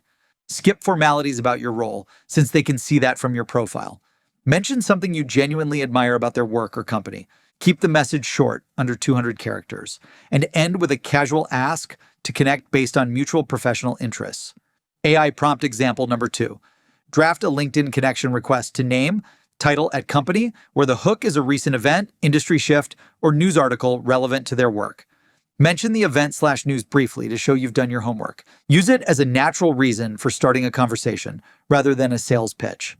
Keep it light, timely, and no longer than 2 to 3 sentences and no more than 200 characters. Messaging your prospects. Once you are connected or are using the premium service, you can now send longer, more meaningful messages. But always remember, the key to writing effective LinkedIn messages that get replies, meetings, and opportunities is to truly care about helping your prospects. Highlight a relevant problem they may be struggling with, share how you can help, and end with a clear call to action. Optionally, you could include social proof or a few case studies. But since LinkedIn messages have a limited viewing window, I'd keep it short. Clarity wins and brevity closes. LinkedIn message framework. Personalization and compliment. Start with their name and share a positive remark about their work, posts, or achievements. Highlight a problem. Show you understand a specific challenge they may be facing. Highlight an opportunity. Identify a strategy they can apply to improve their results. Share how you can help. Explain how your product and expertise can help them win. Call to action. End with a clear request, like asking them to reply or schedule a quick meeting. Below are some sample LinkedIn messages crafted for different titles, industries, and levels. Each message follows the framework of personalization and compliment. Highlight a problem, highlight an opportunity, share how you can help, and finish with your call to action. 1. CTO in a tech startup. Subject: IT AI speed and security personalization and compliment. Hi Alex, I've been following your incredible work at company. Congrats on the recent funding round. Highlight a problem. As CTO, you might be juggling a massive code base that can expose security gaps if not carefully managed. Highlight an opportunity. Streamlining your DevSecOps process now can ensure your product scales quickly and safely without sacrificing innovation. Share how you can help. My platform helps integrate automated security checks into every deployment, catching issues before they ever hit production. Zero downtime. Call to action. Up for a quick chat about how we can protect your next release. 2. Head of marketing at an e-commerce company. Subject: optimizing your customer journey for better conversion. Personalization and compliment. Hey Sarah, your recent blog post on holiday campaign strategies for company was spot on. Really loved your insights. Highlight a problem. With holiday traffic surges, it's easy to lose customers at checkout if the user experience isn't seamless. Highlight an opportunity. A more intuitive purchase flow could significantly reduce cart abandonment and increase average order values. Share how you can help. My AI tool analyzes user behavior in real time and then changes the page to drive a bigger lift in conversions. Call to action. Are you game to see how this could fit into your tech stack? 3. CFO in a manufacturing firm. Subject: streamlining financial workflows for better cost controls. Personalization and compliment. Hi Marcus, I noticed your interview in Manufacturing Monthly about predictive budgeting. Great insights. Highlight a problem. From my experience, a lot of CFOs find manual cost tracking time-consuming. Highlight an opportunity. Automated expense tracking could improve month-end reporting and free up your accounting team's time and capital.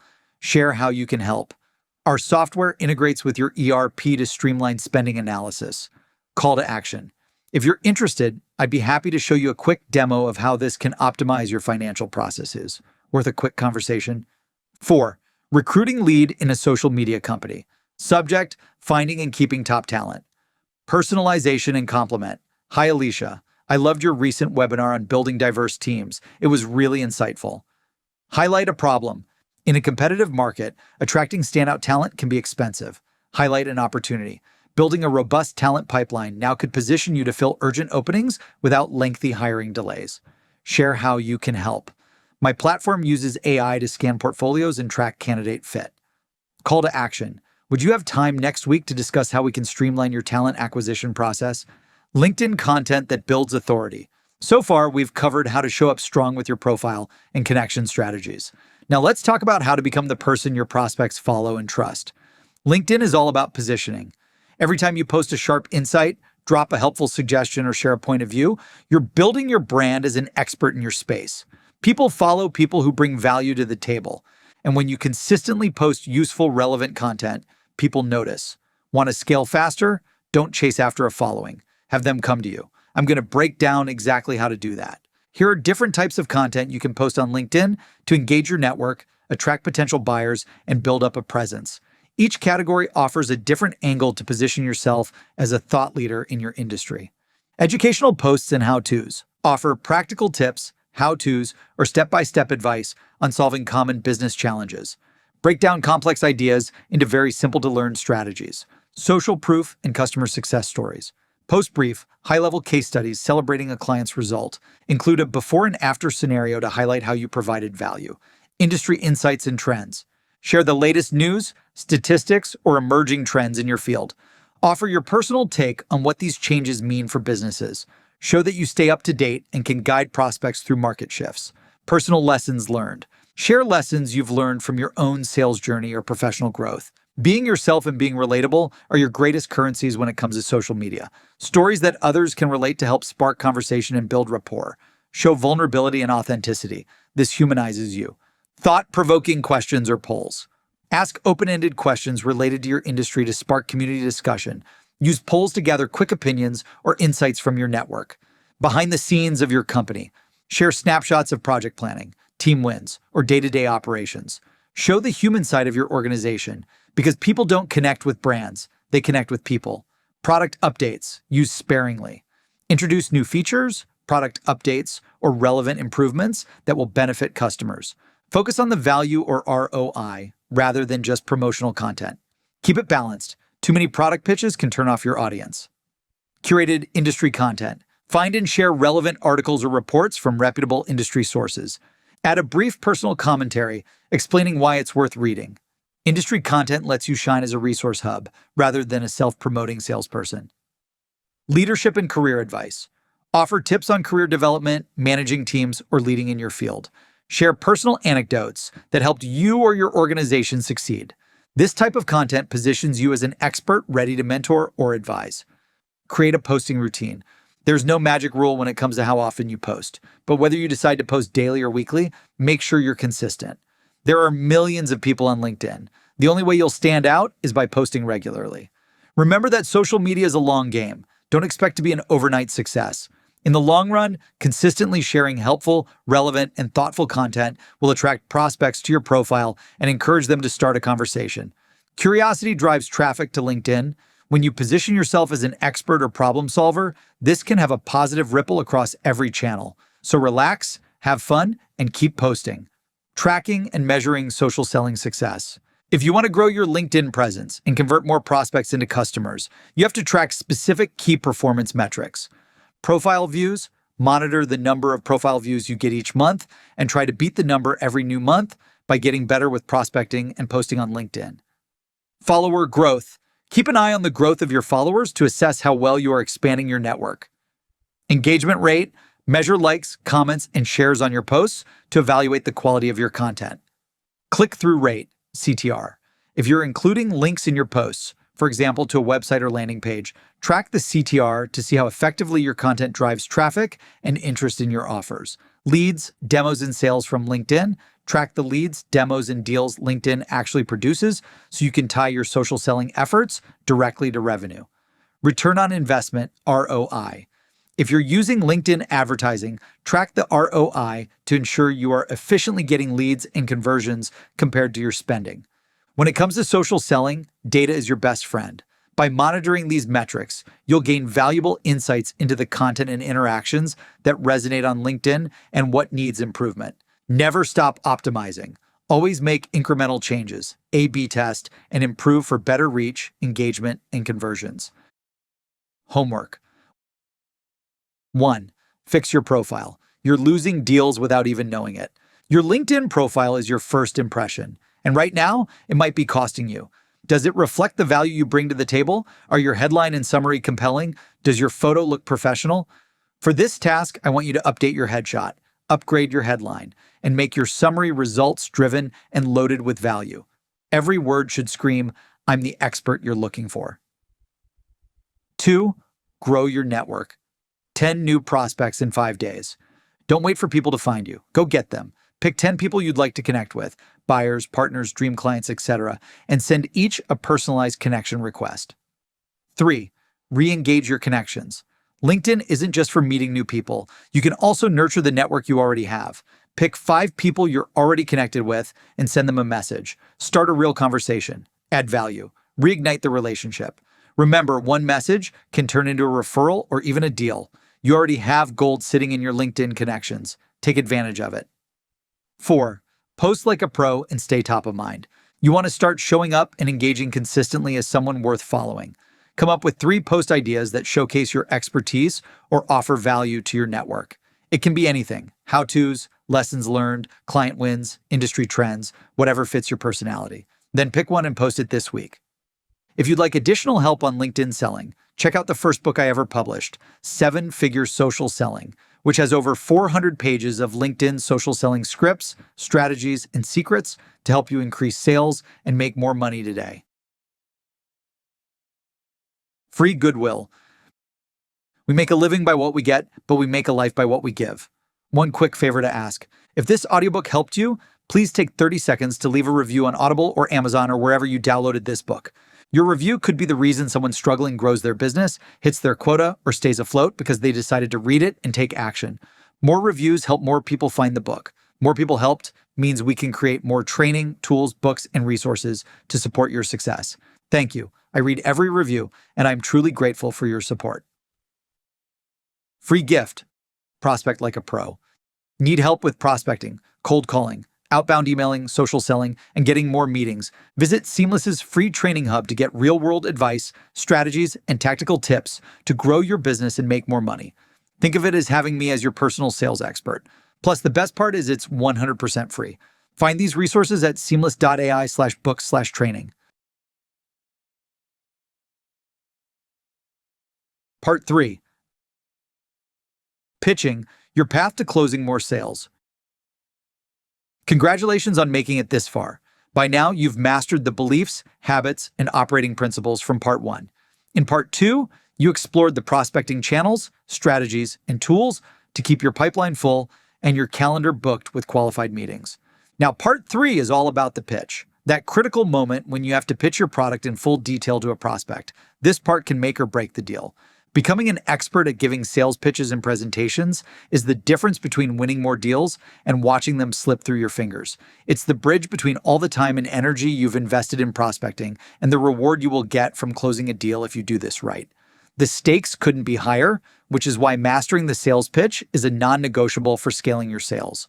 Over the years, my team and I have won over 51,036 customers and generated more than $250 million in revenue.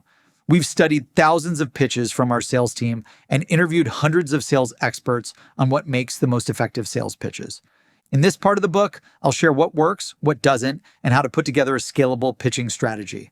Over the next 10 chapters, you'll learn how to understand why people buy and identify the top buying triggers, nail your introduction, and set the agenda, master the art of sales discovery, deliver an engaging demo, leverage social proof to build trust, show your prospects the ROI you can deliver, confidently present pricing and irresistible offers. Develop a Q&A database for your team. Navigate the decision-making process and the buying committee. Secure actionable next steps to keep momentum. I believe the insights in this section are a game changer for growing your business.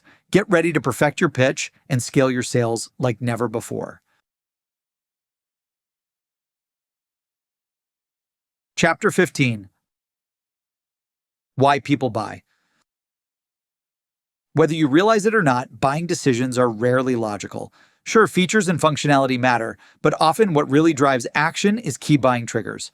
People don't just buy for practical reasons or for functionality. People invest in products because they believe, or at least hope, that the product service will eliminate a pain, improve their business, and change their lives. Understanding the reasons and psychology behind why people buy is important to delivering a successful sales pitch or demo. If you understand what motivates a person to buy, you can create scripts and strategies that speak their language and get you both on the same page. Whether you're in B2B or B2C sales, there are several key factors that motivate people to buy. People typically buy something because a product addresses one or more of their needs, problems, or desires. If you want to develop a pitch that converts more prospects into high-paying customers, you have to tap into one or more of these buying triggers. Make money. Does your product increase revenue or improve efficiency to grow the top line? Some buyers are motivated by the opportunity to drive profit. Save money. Does your product cut costs, reduce waste, or decrease overhead? These are products that help reduce costs and boost financial efficiency. Save time. Does your product streamline operations, speed up workflows, or cut time typically wasted on long, difficult tasks? Time is one of our most valuable resources. If your product speeds up processes, that can be compelling for buyers focused on productivity. Eliminate effort. Does your product eliminate the need for tedious, repetitive work? With AI tools automating repetitive tasks, more customers are looking for smarter ways to streamline operations. Eliminate pain. Does your solution eliminate bottleneck issues and pain points? A solution that addresses key challenges is highly desirable for prospects. Achieve a goal. Does your product help customers hit key targets or drive measurable results? Buyers want products that are going to help them meet specific objectives or milestones. The key to signaling this trigger is knowing the ins and outs of the persona you're targeting. Gain more comfort. Not every buyer is chasing profit or speed. Some are chasing peace of mind. If your product makes life easier, safer, or calmer, sell that. Peace of mind is a result that people value. When your product reduces stress and clarifies, closing becomes a no-brainer. Get more praise. People buy to get more praise and be the one who got it right. They want to be seen as the person who made the smart call. When your solution builds credibility, visibility, and trust with the people who matter, the purchase becomes an easy yes. Increase social status and popularity. Does your product increase popularity, social status, or credibility? No matter what industry you work in, a lot of people are looking for recognition and acceptance. Some buyers are drawn to solutions that elevate their status or boost their reputation within their industry or community, reduce risk and uncertainty. People buy because they want to feel confident in their decisions. Risk shows up as shrinking budgets, unclear outcomes, or frustrating bottlenecks. It can even be personal. Whatever the situation, when you position your solution as a way to reduce uncertainty and create clarity, you open the doorway to the sale. Designing the perfect pitch. As you prepare for your next big pitch, try to hit as many of these motivational buying triggers as possible. If you're speaking to a financial leader, focus on how your solution will drive revenue and cut costs. If your audience is tech leaders, emphasize the time savings and operational efficiency your solution provides. When you align your demo with a prospect's motivational buying triggers, it makes it easier for a prospect to differentiate your product from the competition and say, yes, I'm ready to buy. Homework. 1. Define your buyer persona. Who's the target prospect for your pitch, role, industry, or pain point? 2. Top buying triggers. Identify 2 to 3 top buying triggers from this chapter that best align with your target prospect's needs or desires. 3. Craft a sales pitch.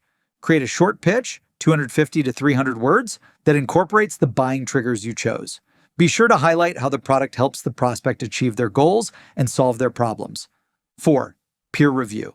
Present your pitch to a colleague or a friend and see if they can correctly identify the buying triggers you included. Get their feedback on ways you can improve.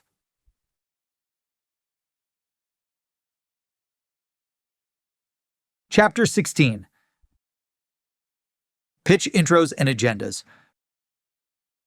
First impressions matter. That's why introductions are a strategic move. Whether you're leading a product demo, a discovery call, or a formal pitch, the way you open the meeting sets the tone for everything that follows. A quick round of intros creates connection, signals professionalism, and turns a room of strangers into engaged prospects. Before you even touch your slide deck or ask a discovery question, you're already laying the groundwork for trust and rapport. So before you launch into the meat of your pitch, take a moment to set the stage. It's simple, quick, and powerful. Why intros matter more than you think. Builds rapport and comfort. Starting a demo or pitch presentation with introductions helps create a warm, welcoming, and relaxing environment for everyone on the call. When people feel acknowledged, they're more likely to be engaged during the presentation. By sharing names, roles, and possibly a quick personal or professional tidbit, you build rapport, which eases any tension and makes the conversation more natural and relaxed. Clarifies roles and expectations.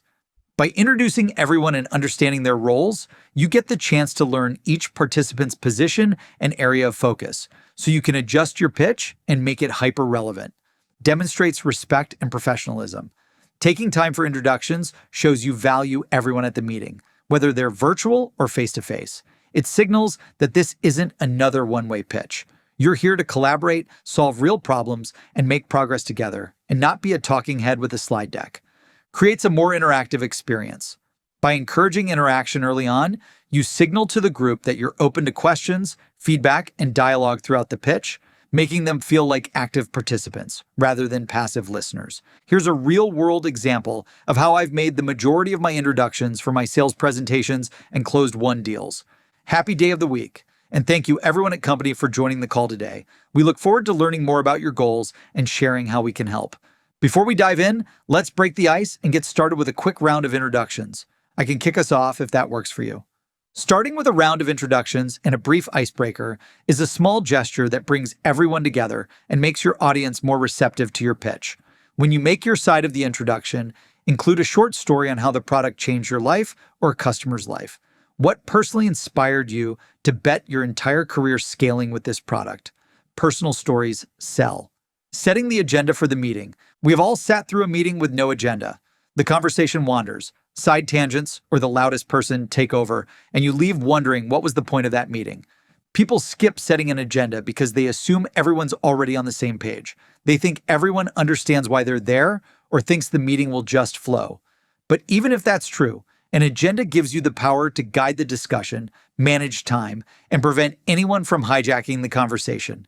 Setting an agenda for a meeting, demo, or pitch presentation is one of the simplest and most impactful steps you can take to kick off a productive conversation. A clear agenda sets expectations, demonstrates professionalism, showcases respect for everyone's time, and shows your commitment to making the meeting as valuable as possible for all participants. Here is a real-world example of how I set the agenda with our prospects. We've put together a brief outline of an agenda for everyone today to maximize our time together. We want to make this as productive as possible, so if you have any items you'd like added or removed from the agenda, let me know. First, we'll start with just a few quick questions about your business, goals, and team. We'd like to better understand your current department process and what might be holding you back from achieving your company goals. Next, I'd like to give you a demo of the Your Company platform, focusing on the top 3 benefits that align with accomplishing your goals. Afterwards, I can share a few case studies of similar companies that have achieved prospects' goals and eliminated prospects' problems. Lastly, I can walk you through pricing for the product and address any questions you may have. How does that sound to you? Okay, great. Let's dive in. The agenda sets the tone. When you set the agenda, you set the tone of the meeting. Here are a few more key benefits. Establishes a clear purpose. When participants know exactly what topics will be discussed, they can come prepared for a more focused conversation. Aligns all participants. By setting and sharing the agenda, you ensure that everyone, that is your prospects, clients, and internal team members, is on the same page and there's no confusion or static. Keeps the meeting efficient and on track. An agenda serves as a guide that keeps the conversation focused on the most relevant topics, so you're not wasting time.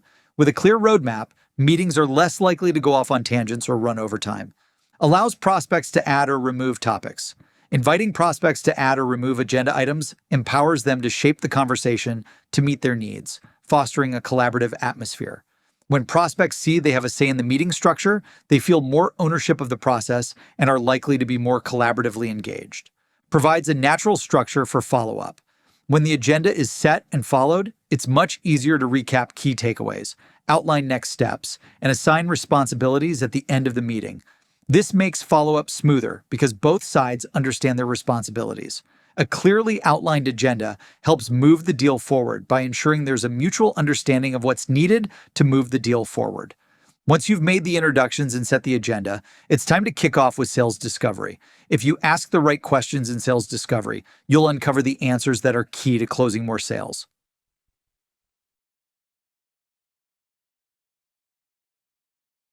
Chapter 17. Sales discovery. Find the pain to unlock the gain. Before any pitch works, you need to have great sales discovery. Sales discovery is the process of uncovering what truly matters to the buyer, their challenges, problems, pain points, goals, dreams, top priorities, org structure, decision-making process, and everything else you need to learn to go from identifying the pain to unlocking the gain and closing the deal. The highest revenue-producing companies systematically ask the best and most important discovery questions to reveal the answers to these questions, so you learn the path you need to take to win more sales.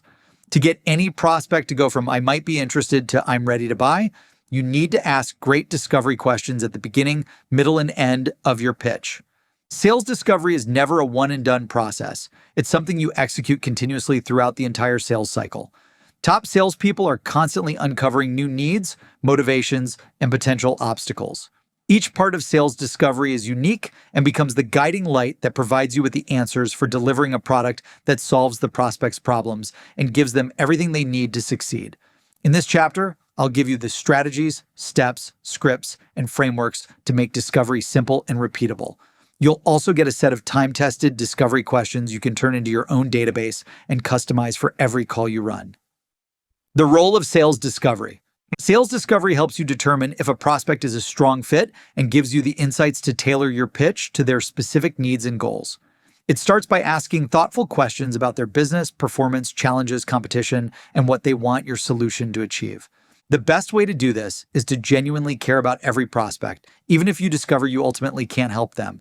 It's not about closing every pitch, it's about finding the customers with real needs your product can solve and creating customers for life by delivering lasting value.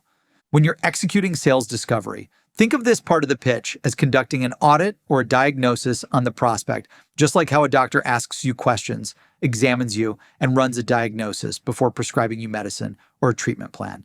The sales discovery part of your sales pitch should be executed the same way. Ask the hard questions to win the big deal. Sales discovery should be used throughout the entire pitch from the beginning all the way to the end to maximize your close rate and scale your sales. Start with your core set of questions you always ask to understand the prospect's business needs, pain points, and goals. Then, make sure you ask follow-up questions as the conversation unfolds throughout the sales pitch for additional clarity and insights. Sales discovery is not an interrogation, so make sure your questions don't sound like a robotic checklist being run through a private investigator. Your goal should be to create an organic dialogue that feels like an expert business growth consultation. Diagnose the client. Ask insightful follow-up questions, like a doctor, to really understand the situation. Dig deeper with follow-up questions, and then provide expert recommendations to help them grow their business. Discovery should be focused on a few key areas to help gather critical information like 1. Contact background. Learn the prospect's title, role, KPIs, and responsibilities. 2. Company info.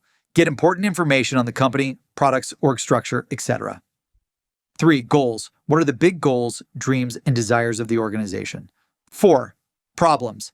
Ask thoughtful questions to uncover problems and pain points holding them back from achieving their goals. 5. Current versus future state. Understand where they are now and where they want to go so you can highlight the gap and how your product is the bridge to go from current to future state. 6. Tech stack. Explore what tools they're currently using and how everything fits together. Look for potential gaps, redundancies, or opportunities to streamline their current tech stack. 7. Decision-making process. Identify all the key decision makers, influencers, and how decisions are made at the company for buying products like this. 8. Timeline and urgency. Identify the purchasing timeline and how quickly they need a solution. 9.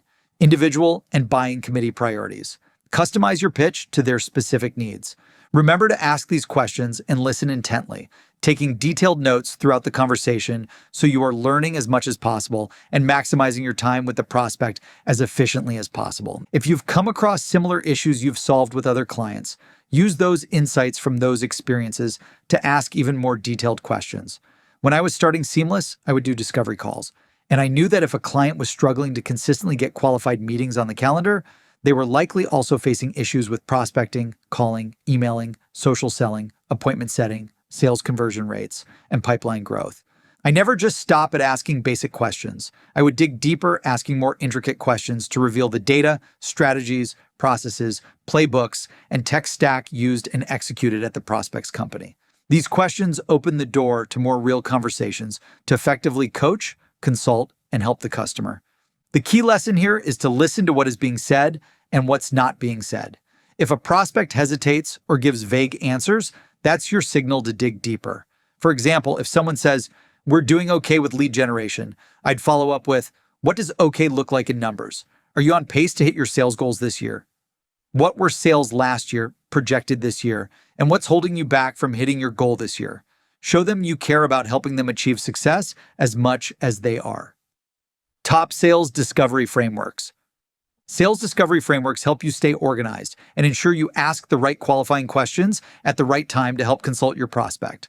Below are some of my favorites. Study them, then build a custom discovery framework that works best for your business. For my listeners, I've included the following frameworks in a downloadable PDF. You can also find them at seamless.ai/book/training or follow along in your print edition or Kindle, starting in Chapter 17.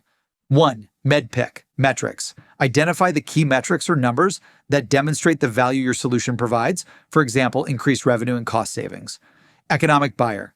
Determine the person with the authority to make purchasing decisions, so you're engaging with the right people on the buyer committee. Decision criteria. Understand the factors customers use to evaluate solutions, for example, price, quality, features, integrations, etc. Decision process. Map out the steps and timeline the customer will follow to reach a decision. Knowing the customer's timeline and the people involved is critical to closing.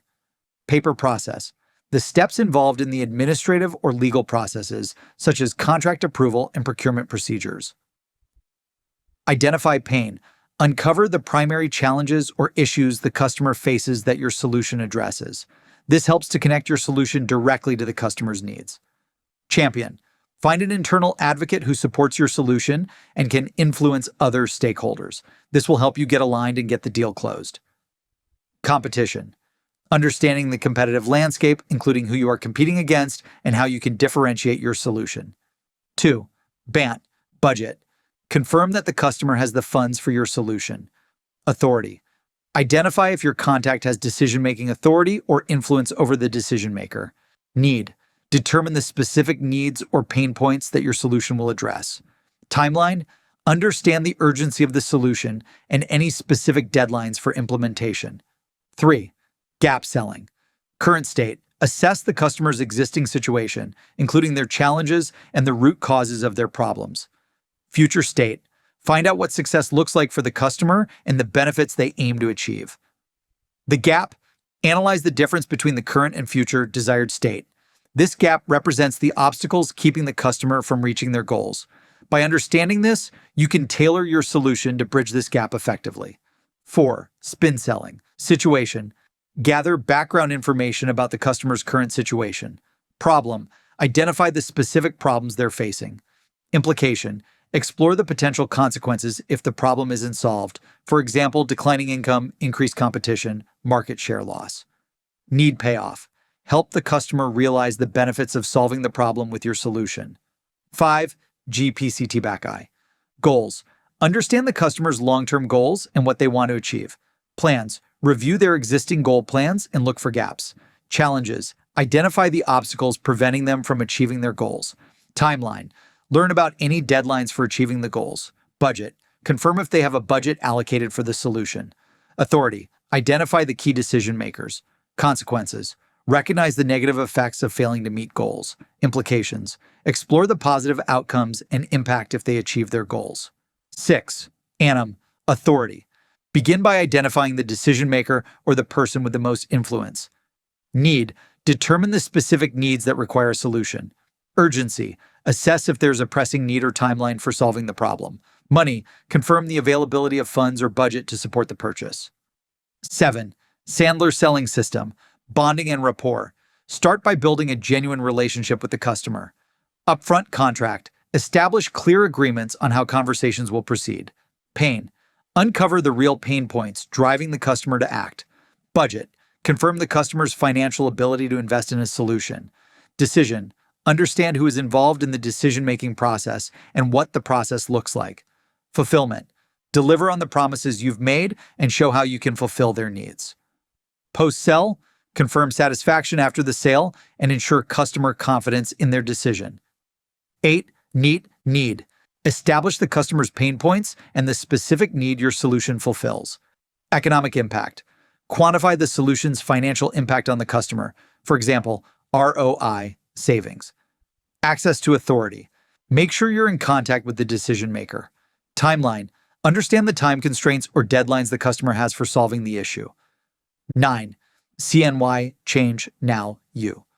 Why change? Identify and articulate the core reasons for the customer to consider changing their current solution. Why now? Emphasize the urgency and reasons for acting sooner rather than later. Why you? Differentiate your solution by demonstrating unique value tailored to the customer's needs. 10. Camp, challenges. Start by identifying the primary issues or problems the customer is facing. Authority. Verify that you're speaking with the decision maker or someone with access to them. Money. Determine if the customer has the necessary budget or funds for the solution. Prioritization.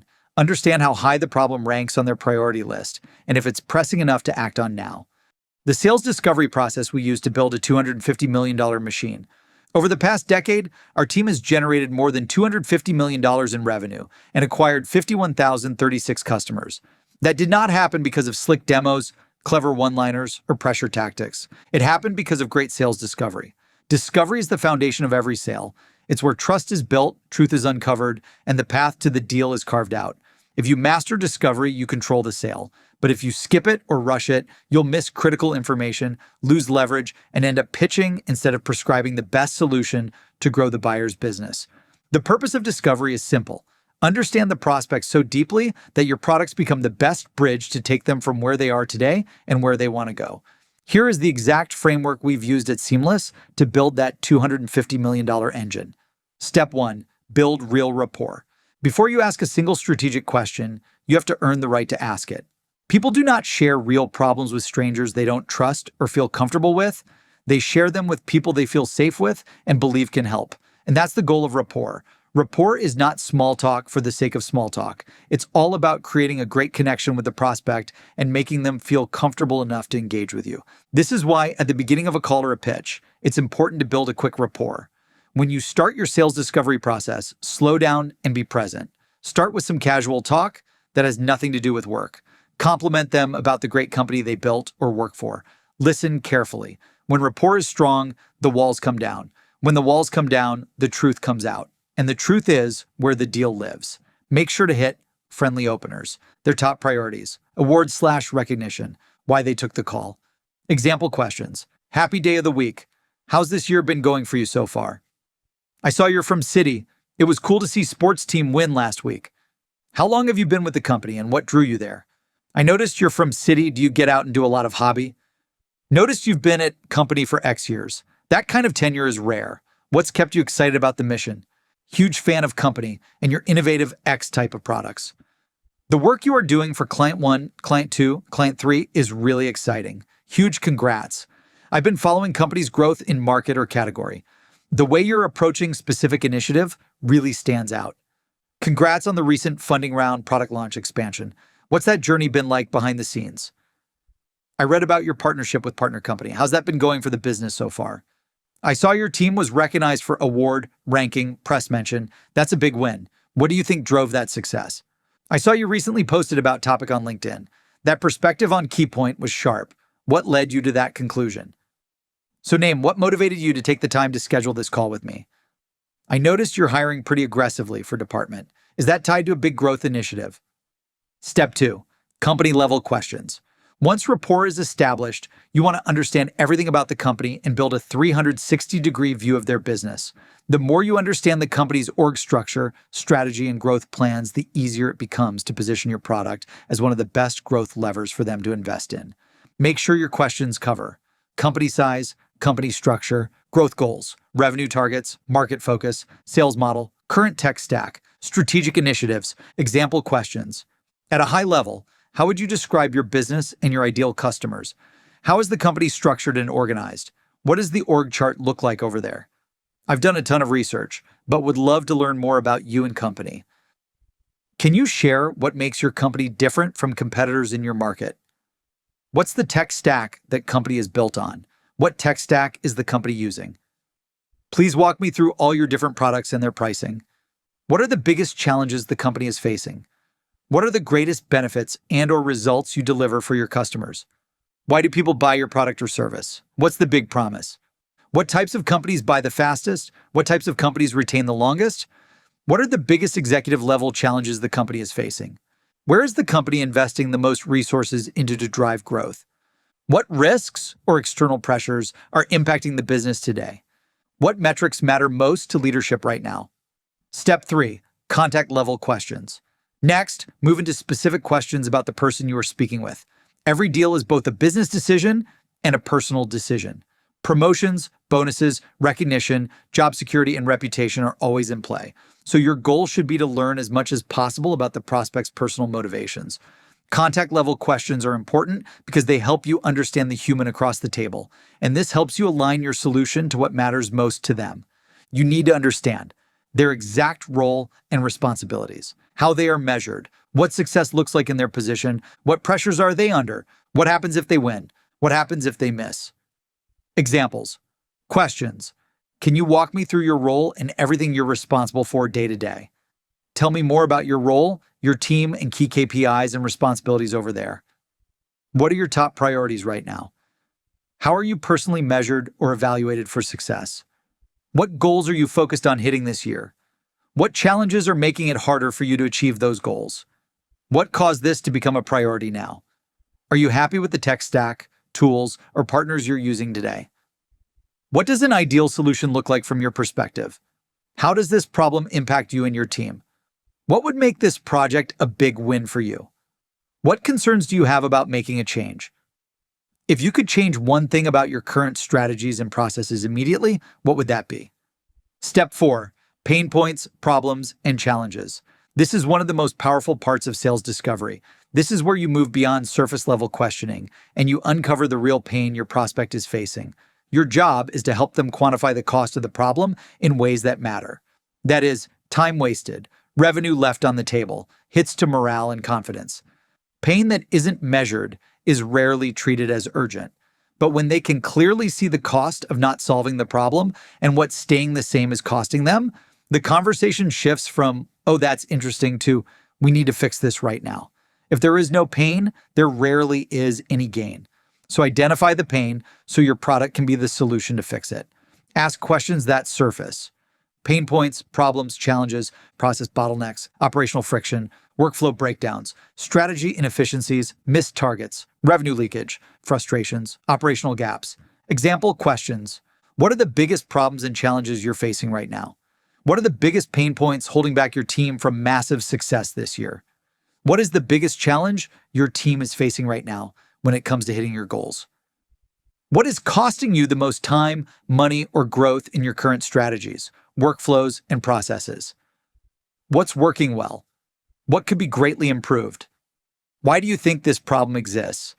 How long have you been dealing with this? What is the ripple effect this challenge is creating across the org or other departments? How is this issue impacting revenue, growth, profitability, or team performance? If you could wave a magic wand and fix one thing immediately, what would that be? What have you done to fix this problem, and why has it not worked yet? How are you currently measuring success, and where are you missing the mark? What frustrates you most about the tools or systems you're using today?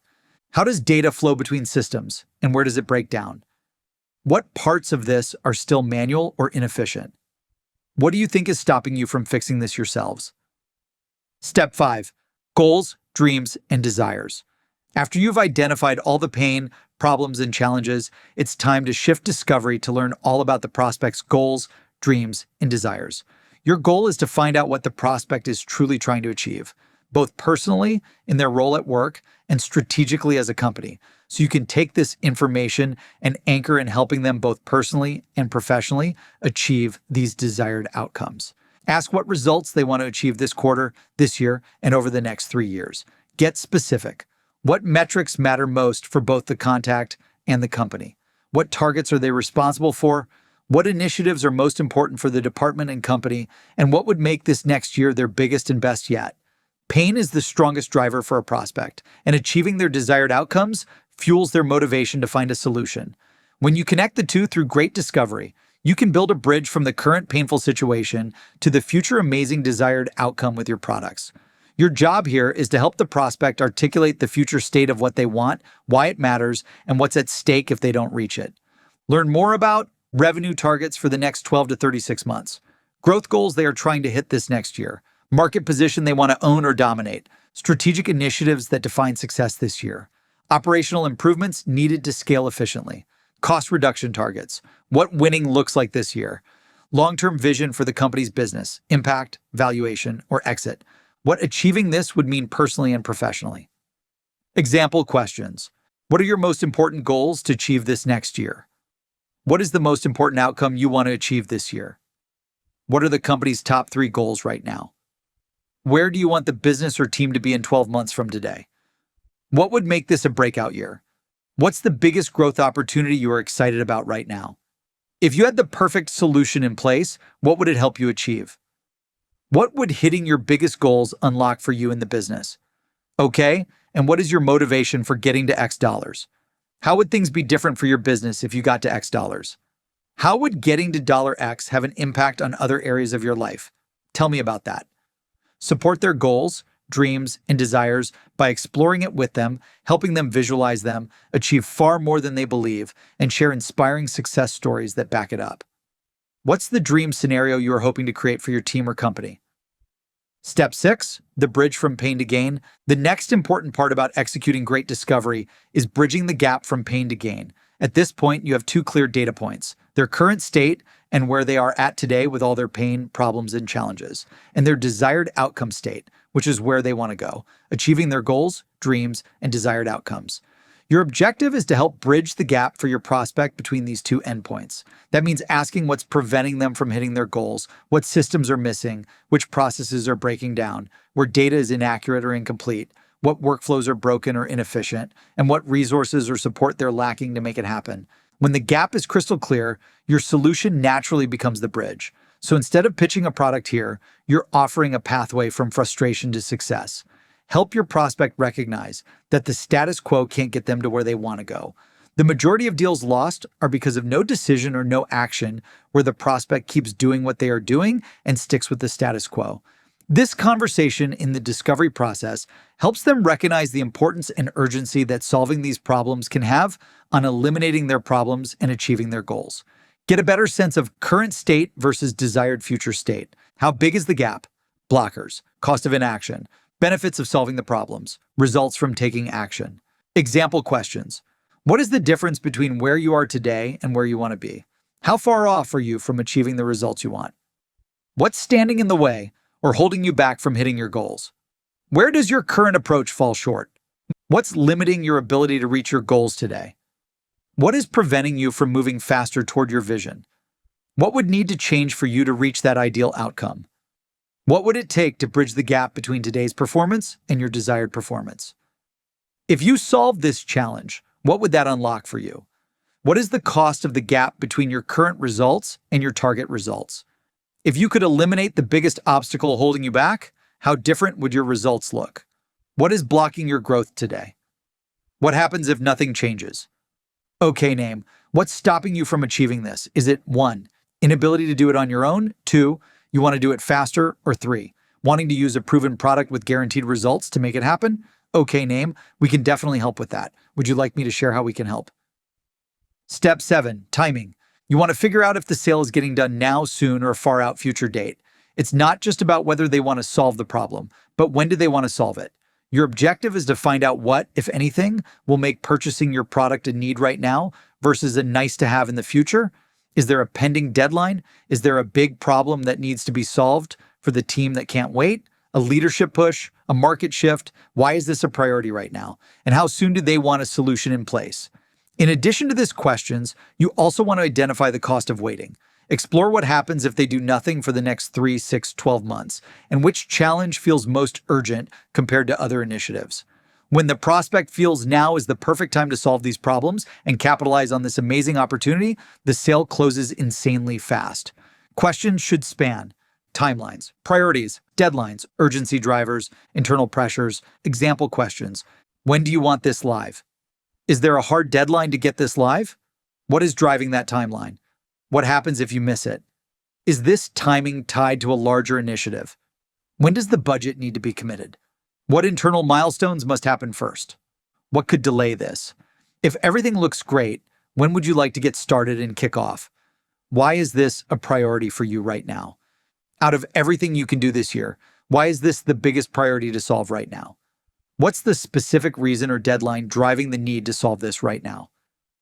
From a timing perspective, from 1 to 10, 1 being not urgent at all, and 10 being we have to get kicked off today, where are you with this? How soon do you want to have a solution in place and start seeing results? What is motivating you to evaluate solutions at this moment instead of later? What is the cost or risk of waiting to do this later? What's driving the urgency to solve this now, and when does it become must-have? What happens if you do nothing and keep things the same for the next 12 months? When do you need this implemented for it to make the biggest impact?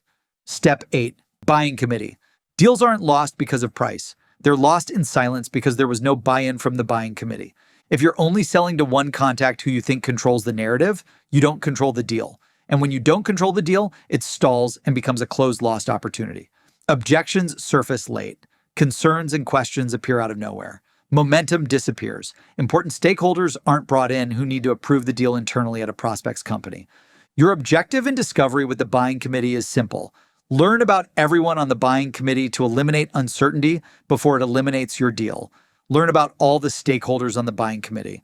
Map them all from day one and figure out what each person cares about to get this approved. Strong buying committee discovery means learning everything there is to know about the buying committee, multi-threading them all from the beginning, getting alignment and approval for the deal, and closing the sale. That means identifying the stakeholders who influence the decision and understanding how each of them defines value, risk, and success. Who can block progress? Who is for the deal? Who would be against the deal? What do they need to see to say yes? Who needs proof? Who needs reassurance? Who needs ROI? Alignment must happen before the proposal, not after. No surprises. No hidden blockers. No last minute, we need to loop someone in. When the buying committee is mapped and consensus is built early, closing becomes a formality. If you want to scale your sales more consistently, you must know every stakeholder in the decision-making process and ensure they are aligned before you ask for the business. Types of questions for the buying committee include: who will use the product every single day? Who approves purchases like this? Who is everyone involved in making a decision on buying your product? Who manages the team using it? Who owns the budget? Who signs the agreement? Who has the power to quietly kill the deal? Example questions: who will use the solution daily, and what's the best way to get their buy-in? Who besides yourself is involved in making this decision? Who is the final decision maker over there, and what do they need to see to say yes? Who controls the budget, and what do they need to see to say yes?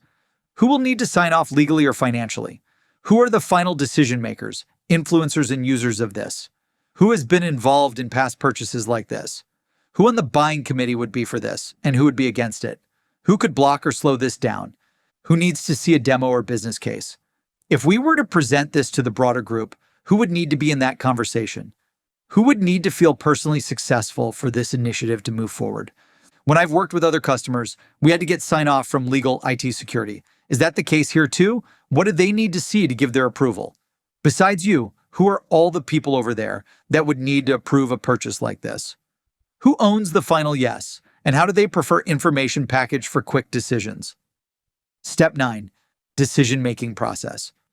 Once you understand the full landscape of the buying committee, the most important next step in the discovery process is to learn everything there is to learn about the decision-making process and how past purchases are made over there. When you fully understand the internal decision-making process your product will have to go through, you can help guide the deal forward and provide any required documentation, assets, or answers to get the contract signed.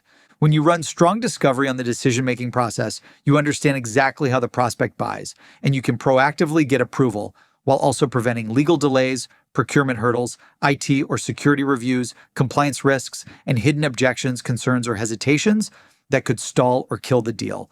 Questions for identifying the decision-making process span. What does your approval process look like? Is there a legal or procurement review? Do you require executive sign-off? Are there vendor comparisons or formal evaluations? What steps must happen before a contract is signed? Sample questions. How are decisions like this typically made over there? What are the best next steps to get this approved? What is the timeline typically to get products like this signed off on over there? What does the internal approval process look like over there to get this? Who needs to approve something like this, and by when? Does this require executive or board-level visibility before final approval? Are there legal, procurement, finance, or compliance reviews we should anticipate early? What assets, additional info, or validation is typically required before something like this gets cleared? What internal checkpoints must be completed before a signature can happen? Where do initiatives like this usually slow down? What can help fast-track getting you kicked off with this over there? What could delay a decision or slow down the process on your side? Where does finding a solution for this problem rank compared to other initiatives? How is the budget typically allocated for initiatives like this, and what priorities compete for those dollars? Which metric is getting the most leadership attention right now? What matters most to the team when evaluating a solution like this? What do they need to see to approve investing in this? What would get them to say yes? What proof do they need to feel confident saying yes? When looking at past purchases, what helped get the buying committee to say yes? What, if anything, would kill the deal here? What concerns or objections could stall the deal? If this checks all the boxes, what happens next? If your boss says, "I trust you, do what's best for the business," what would you say to them? It sounds like you love this, you need it, and it's only a matter of time before you do it anyway. So I'm excited to help get you kicked off. What are the best next steps to get this signed? Step 10, budget and economic impact. The budget spent by a company is a reflection of its priorities. Every organization has limited resources, and how it allocates its capital reveals what truly matters to it. Your job is to connect your product directly to a big economic impact, a multiplier of growth, and a high return on capital, making it an undeniable business case to move forward. If you cannot quantify the business case to your prospect, you do not control the deal. Budget and economic impact discovery is when the real conversations begin.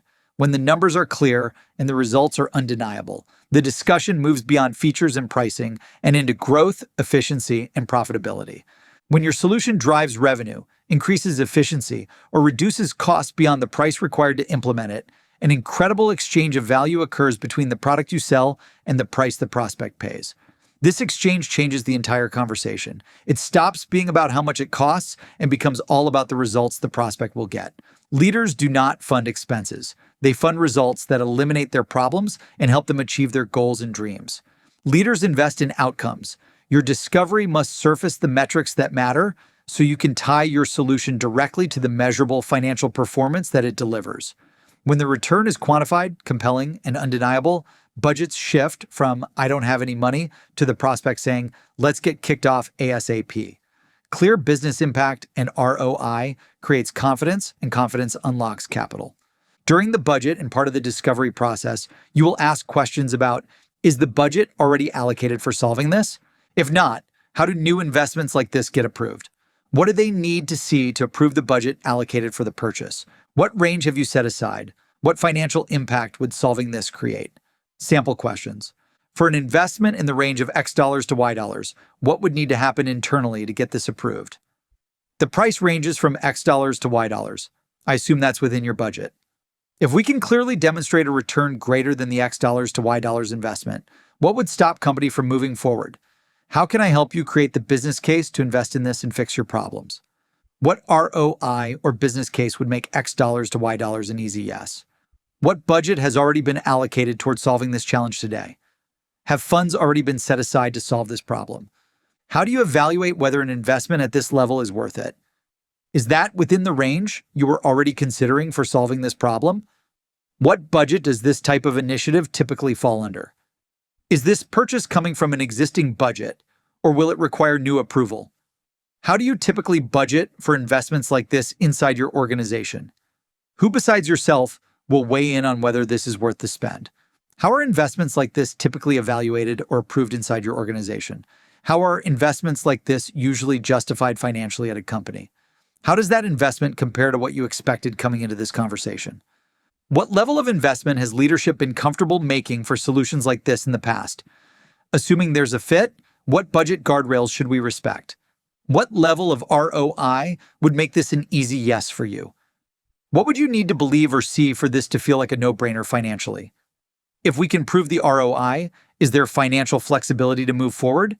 If this helped you achieve the results we discussed, could you easily justify the investment? What would stop this from getting approved from a financial standpoint? What other tools or solutions are you currently paying for that this might replace or outperform? If this came in at X dollars to Y dollars, how would that compare to similar initiatives you've funded? Who needs to see the financial case before this can get approved? Is this the kind of investment that requires reallocating budget, or is there budget set aside for it? What financial metrics would make leadership comfortable approving this?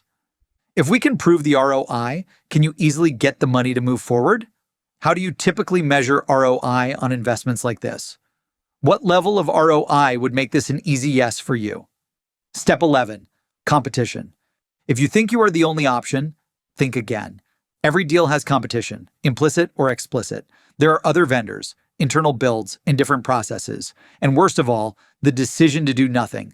Do not avoid competition. Expose it, study it, position against it. When you understand what you're up against, you control the narrative instead of reacting to it. You highlight your strengths with precision. You neutralize weaknesses before they turn into objections. You separate yourself before the final comparison ever happens. Silence around competition creates risk. Clarity around competition creates leverage. Determine, are they evaluating other vendors? What alternatives are they considering? Have they used something similar before? What did they like or dislike about previous solutions? Sample questions. Have you used any similar solutions in the past, and what was that experience like? What other solutions or vendors are you currently evaluating for this? What other approaches are you considering? How are you planning to compare options or vendors and make a final decision? What are the most important criteria that will determine who you choose? What do you like most about the other products you've seen so far? What concerns or gaps have you noticed with those alternatives? What does the winning product need to do that others cannot? What would make you choose us over the competition? When evaluating vendors, what's most important? Product, price, or service? What's your scorecard for evaluating what solution you go with here? Step 12, next steps.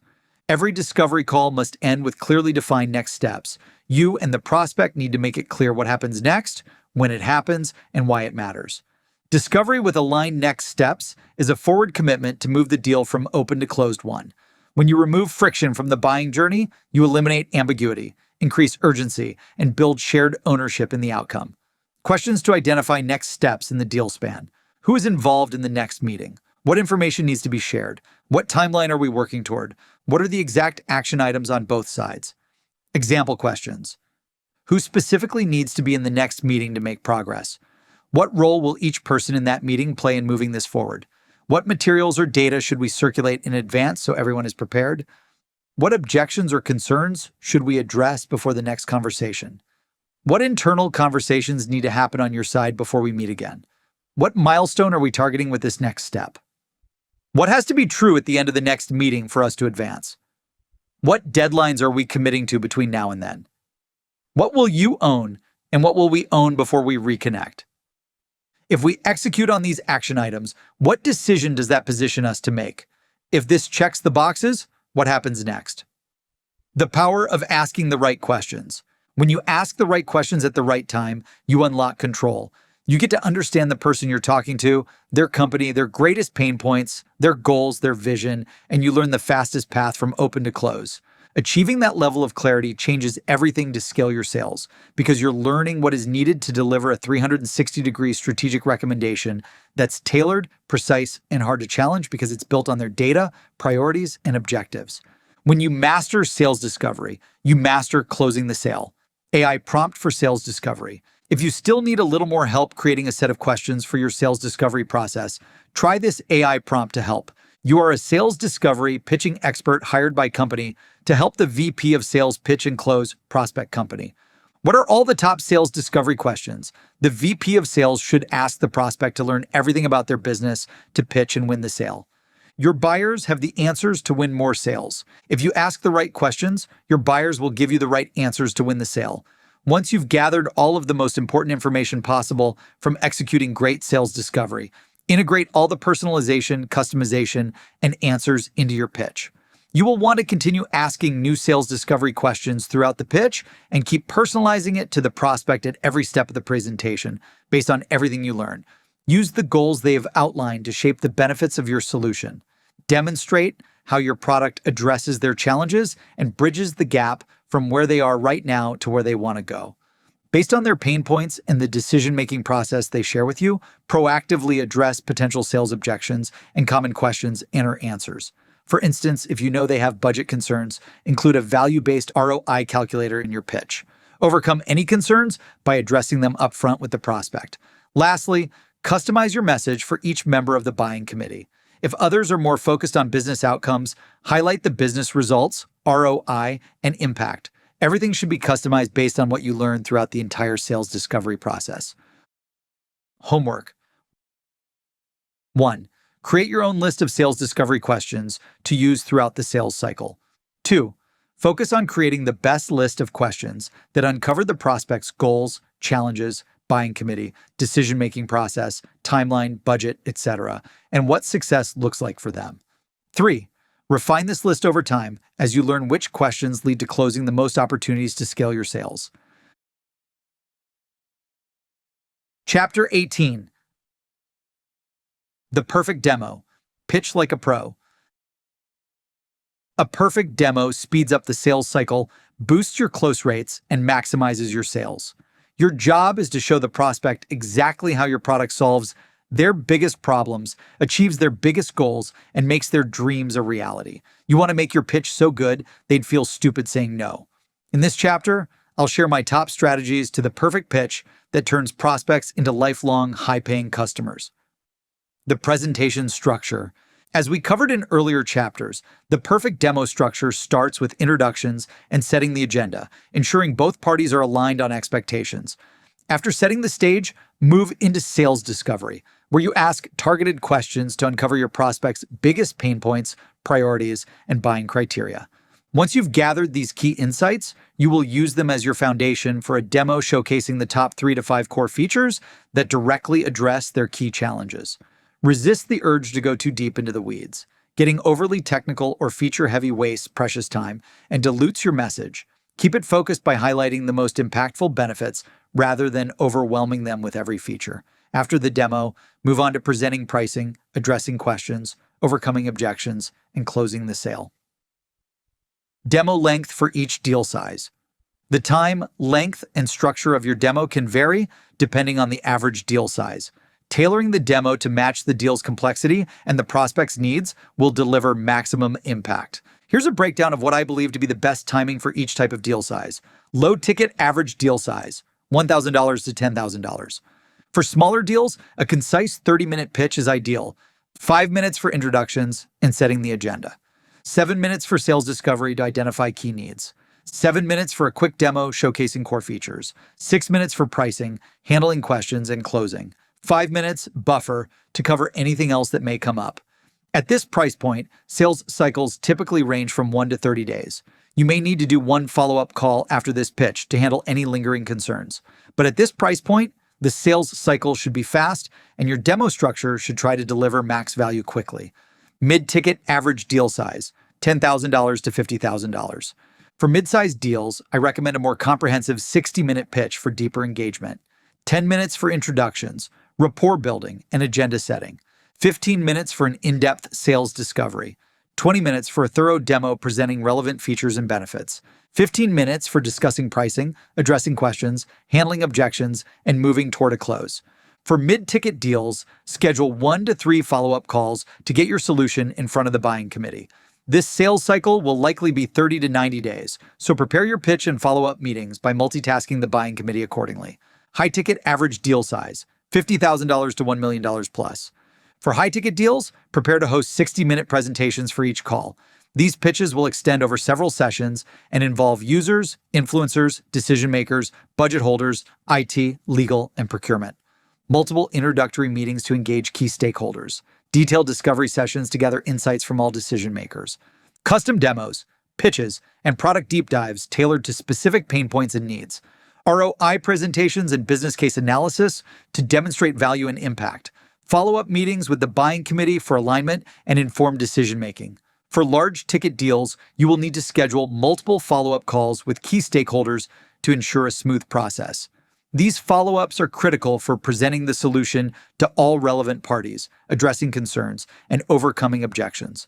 Given the longer sales cycle, typically 90 to 365 days, it's essential to plan your follow-up strategy to build trust across the buying committee.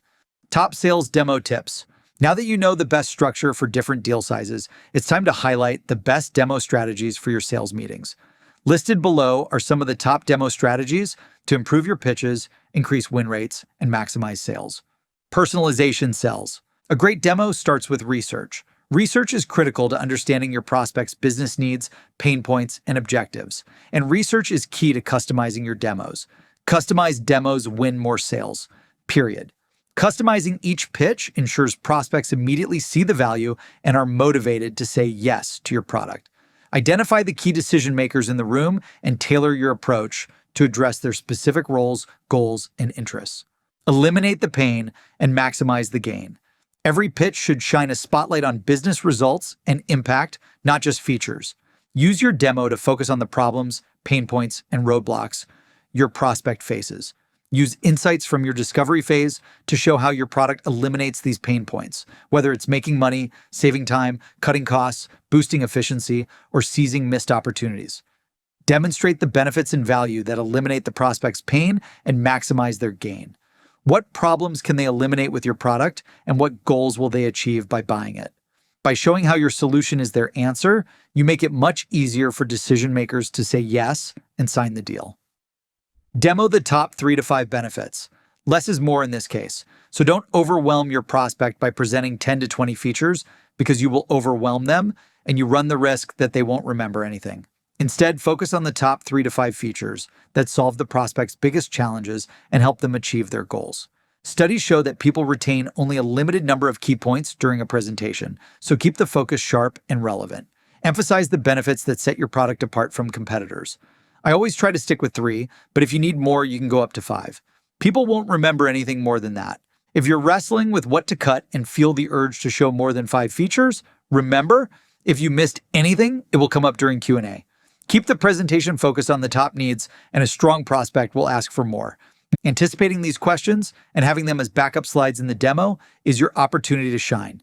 Smart, confident answers show you understand their needs and build immediate credibility. Focus your demo on how your solution boosts efficiency, drives revenue, streamlines workflows, and reduces costs. Connect each feature to a real business outcome so they see exactly why your solution is worth the investment. Highlight the immediate benefits they'll experience within the first 30 to 90 days of using your solution so they can visualize their own success with it. Prospects are more likely to commit if they know they'll see value right away. So make it clear that the path to improvement is straightforward and that progress and results will be visible from the start. Tell stories. People remember stories, not bullet points. Weave relevant stories and anecdotes into your demo to showcase how your product has successfully solved similar problems for others. Stories sell because they create emotional connections that make your product relatable. Highlight some of the problems customers dealt with and how they overcame those challenges with your products and services. I love sharing stories about our customers who win our famous President's Club Awards at www.seamless.ai/customers/presidentsclubawards.com during demos.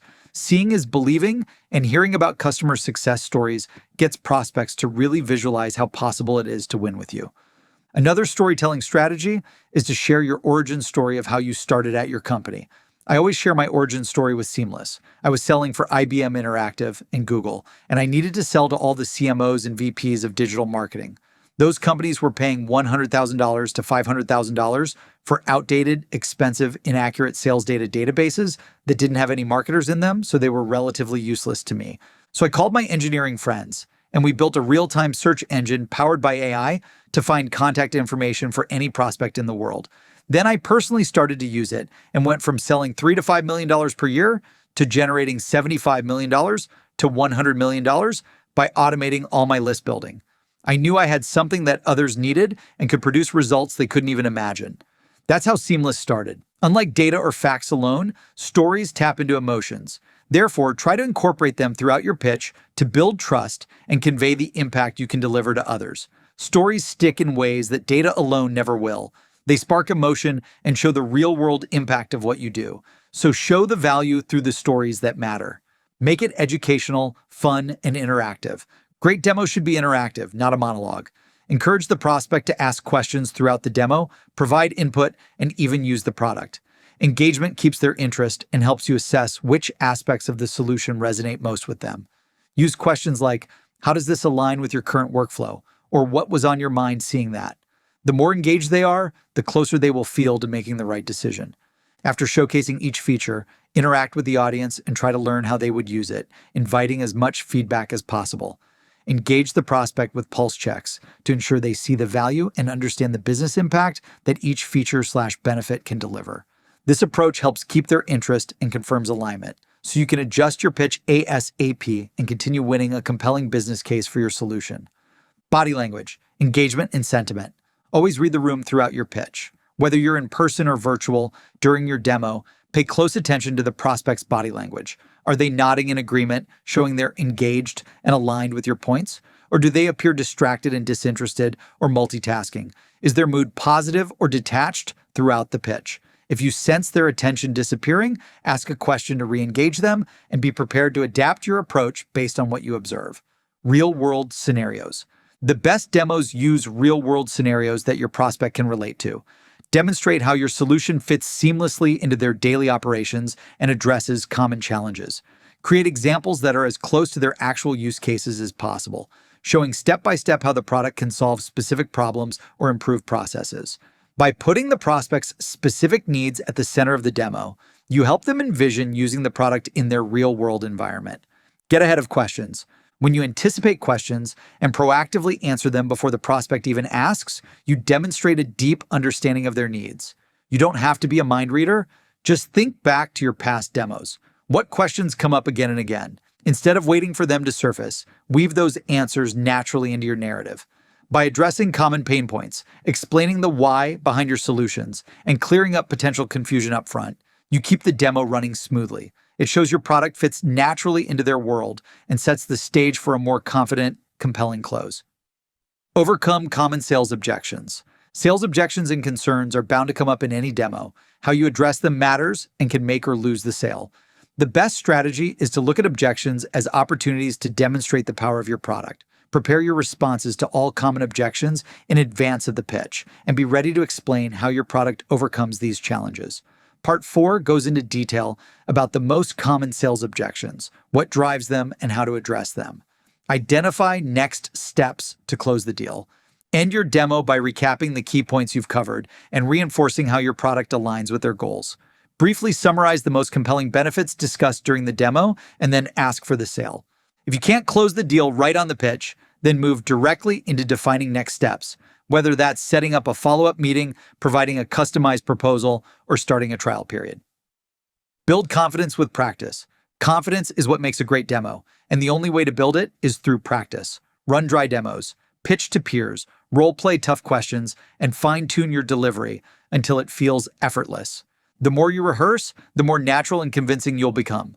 Role-playing is especially powerful because it sharpens your skills off the field so that when it's game time, you're unstoppable. You'll walk into every pitch knowing exactly how to deliver the story, handle objections, and prove your product is the game changer they've been waiting for. Study game film. Watching and studying game film means reviewing recordings of your past pitches to identify strengths and areas for improvement, just like elite athletes do. Studying game film helps them stay at the top of their game, and you can do the same to become the best presenter possible. By watching game film of your past meetings, you can figure out what questions you didn't know how to answer and score how well you handle sales objections. Spot patterns in your pitch, improve your delivery, and optimize your messaging. This constant studying and pitch practice will only improve your closed-won conversion rates over time. Get feedback to improve. Even the best presenters and athletes have room for improvement. Constructive criticism will only help you make your pitch stronger.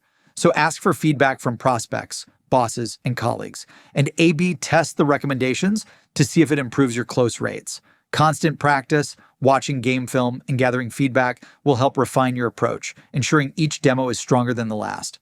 Delivering the perfect demo is both an art and a science. Focus on keeping it interactive, concise, and backed by real-world scenarios that show prospects why your product is the best solution for their needs. With a well-structured, personalized, and value-driven custom demo, you'll turn more prospects into customers for life. Keep a pre-demo checklist. Preparation is non-negotiable. Use a pre-demo checklist to make sure everything is in place. Some things I'd put on my pre-demo checklist would be research the contact and company. If your contact is inviting colleagues to the meeting, research their roles as well. Put together sales discovery questions in advance. Ask questions about each feature, benefit, and use case. Be sure to ask questions along the way. If the meeting will be virtual, make sure your Wi-Fi is strong. If in person, confirm what tech the space will provide for you to use. For example, Wi-Fi, projector, etc. Log into any products or software that you'll be demoing. Pull up CRM and sales discovery questions, as well as the prospect's website, the attendees' LinkedIn profiles, and the slide pitch deck if needed. Prep is key to winning the game on the field, so going through a pre-demo checklist ensures you don't skip a beat for delivering the perfect demo. Homework. 1. Research your prospect. Pick a company or account that you're trying to sell to. Conduct contact and company research to understand their industry, pain points, goals, and key decision makers. Document your findings in a brief summary. 2. Design your own demo strategy. Create a structured outline for your demo based on the deal size guidelines and expert tips from this chapter: intro, agenda, sales discovery, top features and benefits, etc. 3. Tailor your message. Customize the demo to align with the prospect's specific challenges and desired outcomes. Use the build the bridge and storytelling techniques highlighted in this chapter. 4. Practice your pitch. Before the meeting, practice until it feels smooth, confident, and clear. After each demo, review your recorded meeting if possible. Make notes on what worked and jot down 3 to 5 ways you can improve next time. Ask for feedback from someone you trust because sometimes they see things we can't. Every rep is a chance to level up. Chapter 19. Social proof. Let the results sell for you. When was the last time you made a buying decision without checking reviews first? It's probably been a minute, right? Buyers trust what other people say about a product, whether it's a $20 gadget on Amazon, a restaurant, or even a 6-figure software solution. That's the magic of social proof. And in sales, it's one of the most powerful tools you can use to scale your sales. We naturally trust the firsthand experiences of other people versus what salespeople tell us. It's why we choose products with thousands of 5-star reviews, and why hearing companies just like yours are seeing incredible results with us, like Company 1, Company 2, and Company 3, instantly boosts credibility. Social proof is just as powerful in B2B sales as it is anywhere else. Decision makers want proof. They want to see that your product delivers real results and has helped others just like them succeed. Before making a purchase, we all want reassurance. Who's already using it? What kind of ROI did they see? How did it solve challenges similar to ours? Social proof is the best way to silence any doubts about whether your product will work for them. When your results speak for themselves and are confirmed by others, people believe and trust you. That's why presenting social proof throughout your sales presentation is so powerful. The more evidence you provide on how others have benefited from your products, the more confident your prospect will be in moving forward. In this chapter, I will share how to build a war chest of social proof and customer testimonials that will do all the heavy lifting for you. You'll learn how to collect, organize, and strategically use success stories to break down skepticism once and for all. Social proof, case studies, and testimonials. Social proof is evidence through case studies, testimonials, reviews, industry awards, etc., that others trust and have succeeded with your product. The more ways you can showcase how other companies win with your product, the easier it becomes to close more sales with your ideal prospects. Let's break down the most effective types of social proof and how to use them to your advantage. Customer testimonials, real stories that sell. People are more likely to buy from companies that have proven their worth to others facing similar challenges. Nothing beats a satisfied customer sharing how your product changed their business.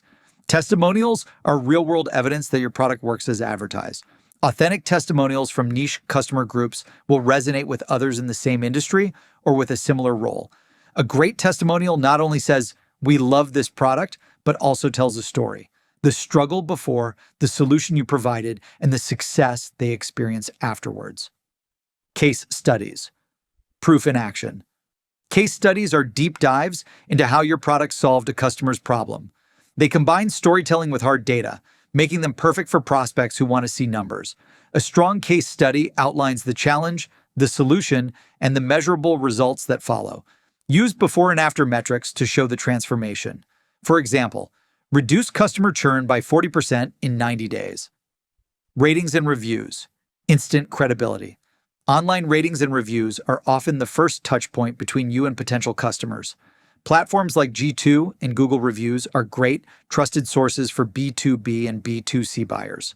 A high volume of positive reviews signals reliability and reduces perceived risk. Social media engagement, proof of popularity.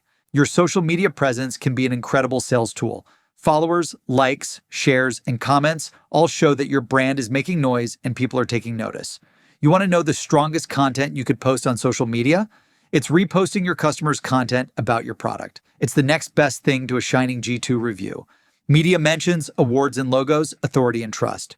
Third-party recognition adds instant credibility. When respected media outlets, well-known brands, or industry organizations feature or award your product, it signals that you're a leader in your space.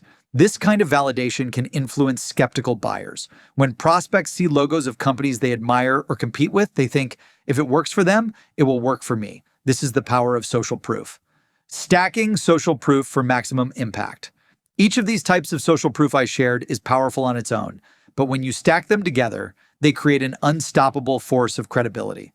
Imagine showing a prospect a glowing testimonial from a company like theirs, a case study with hard ROI numbers, and a wall of ratings and reviews paired with a big shelf of industry awards.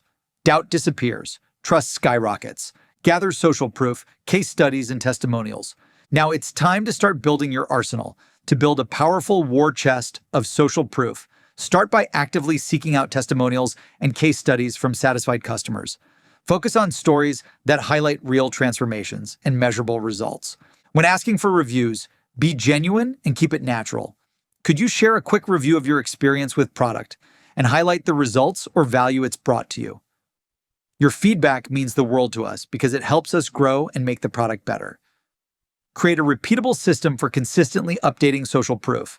Set reminders and triggers to follow up with customers after key milestones or wins, automate review requests, and regularly refresh your case studies to keep them new and relevant. When you make social proof a part of your sales rhythm, you'll always be armed with the trust and credibility needed to close deals faster. Semi-annual customer surveys are a great way to get customer feedback. If you have a client who recently achieved a huge milestone or left positive feedback online, ask for a quick testimonial from them. Their testimonial can be a short recorded video or a quick review. Whatever medium they choose, make sure your clients share revenue growth, cost savings, or productivity improvements like, "Our revenue grew 30% in 6 months." Avoid generic testimonials that offer no real insight or impact. Great product means nothing without context. You can also offer a reward that incentivizes customers to make testimonials. Gift cards or even product discounts are great incentives for customers who agree to share their success stories publicly. As you receive new customer case studies, add them to your database. Collect every proof point you can, organize them strategically, and let your results do the selling. Over time, this resource will grow into a diverse library, showcasing testimonials across various industries, challenges, and company types. Build a database of social proof. Build a database of testimonials and case studies. By saving this information in a database, you have a collection of success stories that can be leveraged across all your teams, from sales to marketing and customer success. Here's a structure we use for organizing social proof. Name, the name of the person providing the testimonial. Title, their role provides context for their experience and adds credibility, especially when they're in a senior role. Company, the company name shows brand alignment. Bonus points if their company is a well-known brand. Employee size adds perspective on the scale of the solution, helping others in similar-sized companies relate. Industry. This is relevant if you're targeting specific industries. This shows you understand unique industry challenges. Before state, ask customers to describe their biggest frustrations and goals before using your product. After state, ask customers how their situation improved after using the product. Focus on metrics, money made, time saved, money saved, etc. Review. Get a full quote or testimonial summary with key points about the transformation and results achieved. Review stars, 1 to 5. Get a satisfaction rating, 5 being outstanding service, results, etc. Screenshot of review, visual proof, especially if the review was posted on LinkedIn or G2. URL to review. Get a link to the original review if available, so prospects can access the direct source. In sales, trust is your most powerful weapon. Buyers are overwhelmed with options. Every ounce of proof you show is another brick in the foundation of trust that moves your prospect closer to saying yes. Positive feedback can amplify your solution and create another level of certainty when you're creating your demo. Your results, your value, and your relentless drive are what truly set you apart, and using social proof is a great way to shine a light on what may not always be obvious to a buyer. I remember pitching a 6-figure client who was on the fence about moving forward with Seamless. They loved the product, but weren't sure it would deliver the ROI they needed. Instead of pushing them harder, we shared a case study from a similar company in their industry that had seen a 40% increase in revenue within 6 months of implementing our solution. That success story tipped the scales because the prospects saw themselves in that story and signed the deal. The more proof you demonstrate to your prospects, the less you need to actively sell. So stack your wins and let your results speak for themselves. That's how you turn doubt into certainty and prospects into customers. Homework. The goal is to collect your social proof, organize it, and start using it in your demos. Using it will strengthen your sales, marketing, and customer success efforts. 1. Gather social proof. List 5 existing customers who love your product. For each, provide the following details: name, title, company, industry, and employee size. 2. Develop an outreach plan. Create an outreach plan detailing how you will approach these customers for testimonials or case studies. Consider the channel you will use: email, phone call, in-person meeting. How you will pitch the request, and any incentives you might offer in exchange for their testimonial. 3. Create a request template. Draft a structured email template to request testimonials. This should include a personalized greeting, a brief explanation of your request. Why are you asking for customer testimonials? Specific elements you want them to cover, for example, revenue growth, cost savings, etc. Information about incentives, if applicable. A closing statement to thank them for their time and their review/testimonial. 4. Develop a social proof database. Using the structure provided in the chapter, create a spreadsheet to organize your social proof. Include columns for the following: name, title, company, employee size, industry, before, after, results, review, full quote or summarized, review stars, 1 to 5, internal rating of review, 1 to 5, screenshot of review, URL to review, 5, input collected data. Once you have gathered testimonials or case studies using your outreach plan, get that data into your new database. Target at least 3 complete entries before using them in your outreach messaging and your pitches. 6. Pitch with your new social proof. Integrate all your new social proof into sales pitches, outbound prospecting messaging, website, paid ads, and more. These new testimonials and case studies will be great to use for winning new customers. Chapter 20. ROI selling. How to win more deals with business cases that close. We've all heard ROI get thrown around in meetings and presentations, but I want to talk about how to use ROI selling to push your deal forward. ROI, or return on investment, is the simplest way to understand the real value of an investment. It helps leadership evaluate costs, returns, and trade-offs, and get the information they need to prioritize what matters most for growing their business. All companies have problems that are costing them something. Inefficiency drains productivity. Missed opportunities stall growth. Teams develop workarounds that burn time and energy. Your prospect may not see these costs as line items, but the business pays a dear price every day these problems persist. While the problem is often felt, its monetary cost and therefore value of the solution is not always obvious to the buyer. And that's why deals start to die before a price sheet ever comes out. When buyers don't understand what it's costing them to live with the problem or the money they can make solving the problem, they can drag their feet or worse, start evaluating other products. Buyers may not always see how paying to remove the problem saves them money or results in massive returns. ROI selling fixes that. ROI sums up the investment the prospect will make and reframes the purchase not as an expense, but as a business investment that delivers outsized returns. To power up your pitch, you'll need to move from a conversation about features into a conversation about outcomes. This eliminates price or feature comparisons, and now it's actually being evaluated on the return you can deliver. And most importantly, it gives buyers the confidence to move forward. Let me give you my own example. Early on with Seamless, I knew something in my business wasn't working, but it didn't feel urgent enough to fix. Leads were coming in, deals were closing, things looked fine. But my team was spending a lot of time on manual work, chasing follow-ups, inputting the same data in different reports, and wrestling with those systems instead of selling. I looked at a solution that could fix it and thought, nah, that's expensive. So I passed. What I didn't think about was that I was already paying for the problem, just in different ways that were hurting my team. Lost time, slower deals, missed opportunities, etc. These are problems that don't go away easily. So 6 months later, I'm looking at solutions again. I was hemming and hawing over price again when the rep asked, "What is it costing you to do nothing?" Let's look at all the hours each of your team members spends weekly on this issue and multiply that by their hourly rate. That cost is well over X dollars. When you look at the investment, you will get your money back within 90 days or less. Additionally, this will help you increase sales for your new product line by 20%. That question flipped the switch for me. I stopped thinking about the cost and started seeing the return in time and money saved, as well as the additional money we could make. I picked a solution and made the purchase. Productivity jumped, deals moved faster, revenue followed. The investment paid for itself faster than I expected in top and bottom line growth, and made money we didn't even know we were leaving on the table. Looking back, the real risk wasn't the investment. It was the cost of doing nothing and waiting around. ROI selling is the ultimate pitching skill. When done properly, ROI is the most straightforward way to show why this investment makes sense. It allows you to connect the buyer's current state to the cost of staying exactly where they are, and clearly connects them to their dream state, which is driven by what they invest and the business impact they receive. When the prospect clearly understands the ROI, the conversation shifts from price to value, and decisions move faster. Instead of asking, "How much does this cost?"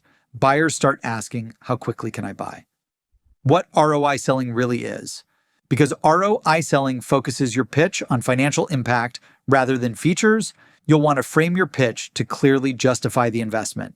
Your job is to translate what you sell into those outcomes in a way that the buyer can see the direct impact on their business. Most buyers do not wake up wanting to buy new tools or products. They wake up wanting to hit numbers, grow the business, and avoid problems. ROI selling aligns your pitch with those motivations.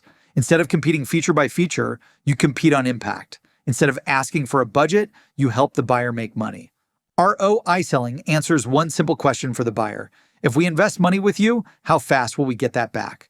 When that question is answered confidently using the buyer's own numbers, decisions move forward. When it isn't, deals stall. Most deals fail for one of three reasons. The buyer cannot justify the purchase internally. The buyer does not feel the urgency to act now. Or the buyer does not see enough upside to outweigh the risk. ROI selling solves all three. A strong ROI story gives executives a clear business case to approve. It gives champions the language they need to sell the deal to their colleagues. It creates urgency by highlighting the cost of waiting. Plus, it reduces perceived risk by grounding the decision in the buyer's numbers instead of emotion. Let's focus on building an ROI pitch that actually moves your buyer. Know your buyer's current situation. Every ROI conversation starts with understanding the buyer's current state. You can't calculate improvement without first understanding what's broken. These conversations happen during discovery, not during the pitch itself. Great ROI sellers ask questions that surface real business metrics. They are not afraid of numbers. They lean into them. Your goal is not to interrogate the buyer. Your goal is to understand the economic environment they operate in. Specific pain will help you build a strong business case for change. To get the most out of your discovery conversation, you're looking to uncover 4 categories of inputs. First is revenue.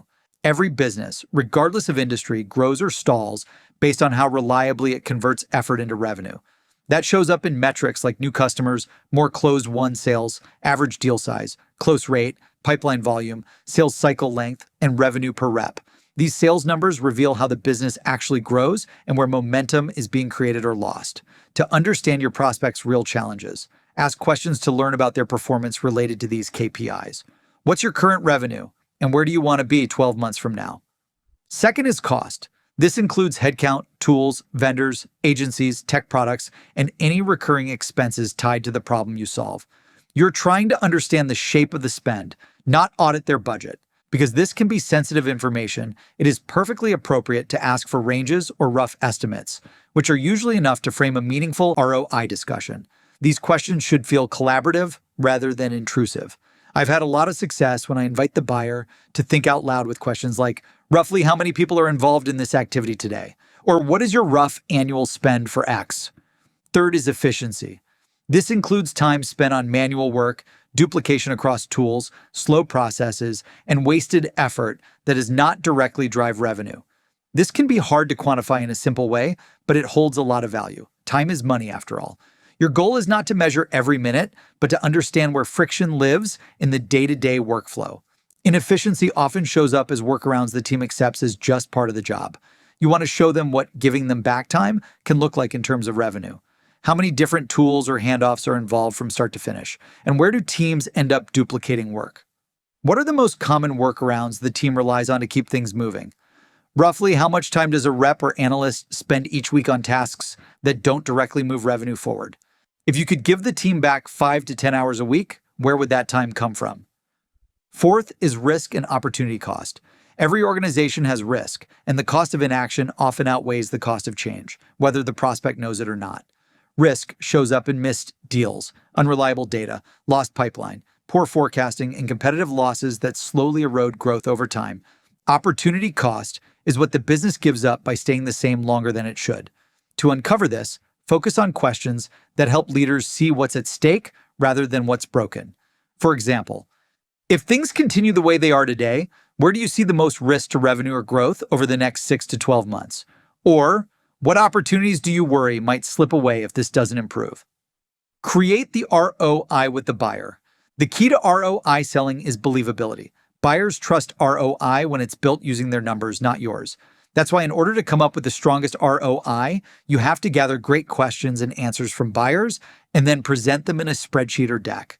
Sometimes sellers fall back on industry benchmarks or pre-built calculators, but that's a huge mistake. If the buyer doesn't immediately recognize the numbers, the ROI feels manufactured. And when the numbers don't feel real, the value loses credibility fast.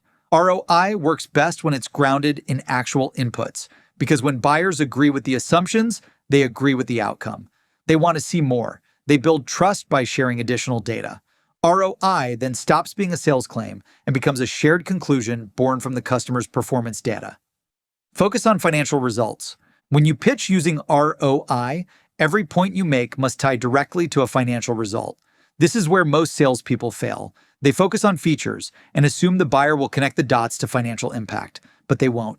That's your job. If you cannot explain how a feature helps the buyer make or save money, it should not be in your pitch. ROI selling anchors the pitch to outcomes. Features don't convert. Outcomes do.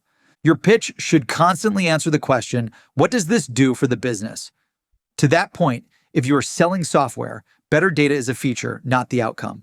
More conversations with the right prospects is the outcome. More conversations lead to more meetings. More meetings lead to more pipeline. And more pipeline leads to more revenue. On the cost side, automation is a feature, not the outcome. Reduced manual work is the outcome. Reduced manual work leads to higher productivity. Higher productivity increases the top line and protects the bottom line by eliminating the need for additional headcount. When buyers see the cost of staying the same, waiting becomes the most expensive option. ROI selling makes that cost visible. Action does not come from pressure. It comes from understanding loss. Feel free to tie back the ROI to all the different buying triggers. The more ROI you can show for each buying trigger, the more likely the prospect is to buy. Payback period and ROI multiple. Executives think in payback periods in multiples, and you should too. Payback answers. How quickly does this investment return the initial cost? Multiples answer, how much value is created relative to what is invested. Together, they form the fastest shortcut to executive decision-making. A short payback period lowers perceived risk. A high multiple increases confidence that the investment is worth prioritizing over other competing uses of time and capital. I know that's a lot, but the math doesn't need to be complicated. You can calculate payback by dividing the investment by the monthly financial benefit. Multiples are calculated by dividing the total annual return by the investment cost. When you can clearly show that an investment pays for itself in weeks or months, not years, the prospect will be less hesitant and the deal will move along faster. Your executive narrative should include the problem, the financial impact, the solution, the expected return, the payback period, and the risks mitigated. Then share the numbers in an internal email, slide, or board-level justification. Addressing alternatives. Even if they don't say it out loud, buyers never evaluate your solution in isolation. Organizations are also going to think about competitors, or just solving the problem internally. ROI selling requires clear comparisons. This is where many salespeople stop short. They prove how a solution works, but fail to show why it outperforms alternatives. It's your job to show how doing nothing will not solve the problem and will only compound losses every month. Hiring more people is slow and expensive. Building internally takes time and carries execution risk. When ROI is framed correctly, your solution should be positioned as the fastest, lowest risk path to the highest return. Showing the buyer all the options and clearly demonstrating the value your product brings is what moves buyers forward. ROI selling converts more prospects at higher prices faster. ROI selling changes how you show up. You are presenting an investment that will grow the prospect's business, make them money, save them money, and solve their problems to achieve their greatest goals. You give your prospects the outcome they want that makes sense financially, holds up under scrutiny, and moves the business forward. When you do ROI selling right, you move from just being a product salesperson to becoming a strategic business consultant. ROI selling removes pressure from the sale. The math does the work, and the data does the closing. When ROI is clear, the deal doesn't need to be pushed. It closes on its own. Homework. 1. Before your next pitch, write down the buyer's key metrics. Use their numbers, not benchmarks. Build a simple ROI that shows the financial impact of solving the problem. 2. Calculate payback in multiples. Pressure test the math, remove anything you cannot defend. 3. Practice explaining it clearly in under 2 minutes. If you can defend the math, you can close the deal. Chapter 21. The Pricing Playbook. Turn cost into value. By the time you present pricing, your discovery, value building, and trust building should have laid the groundwork for a confident close. You should have proven by now that this is an investment in solving their biggest problems, achieving their biggest goals, and driving measurable, high-impact ROI. Be clear, be confident, and connect the price directly to outcomes they desire. Then, ask for the sale with conviction. If you've done your job right, the price will feel like the natural next step because it reinforces the value they've already seen. But in reality, if it were that easy, we wouldn't need a chapter discussing price, right? Sometimes price can push a deal into uncertain territory because it's rarely just a number. It's a reflection of how much value the buyer believes they'll get from your solution. If they didn't budget this spend, even the most reasonable number can feel like a lot. That's why how you frame the price matters just as much as the number itself. How to present pricing. When presenting pricing, be confident. Don't forget that your product will change your prospect's life, and it's worth way more than what it actually costs. The number you're about to share isn't just a number, it's the gateway to a new life. So present your pricing with confidence and recommend the package that best fits their needs. After you share the price, ask for the sale. Whether it's telling them to sign the contract, put their credit card on the website, commit to a subscription, or make the purchase on the spot, make sure to ask for the sale. Remember, a confident ask for the sale shows your belief in the value of your product. The value stack method. How to present pricing so it feels like a no-brainer. Incorporating a value stack into your pricing presentation is a powerful way to showcase the true worth of your product or service. I actually learned this from 2 friends and mentors of mine, Russell Brunson and Alex Hormozy. A value stack highlights the cumulative benefits and bonuses of your offer, allowing prospects to see the value they're going to get for their investment. This strategy plays on the psychological principle of added value, making it easier for prospects to see why moving forward with your solution is a no-brainer when they see all that comes with it.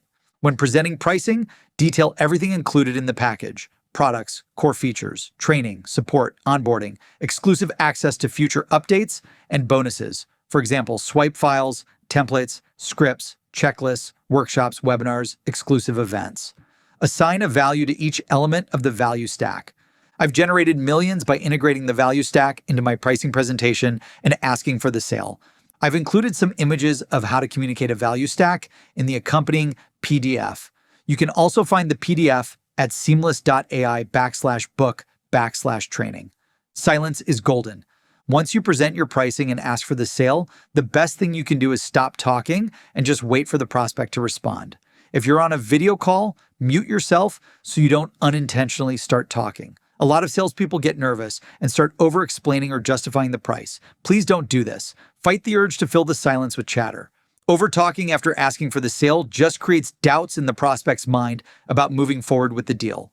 The silent pause gives the prospect the space they need to process the information, weigh their decision, and respond without feeling pressured.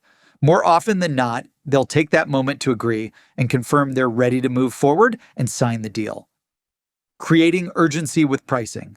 Time kills all deals, so getting a yes now versus later is always the smart move.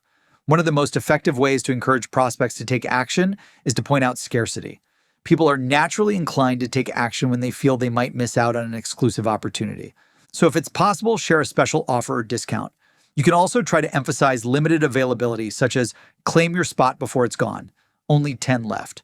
Whether it's getting a great deal or taking advantage of a limited quantity product, highlight why acting now is pivotal to transforming their business.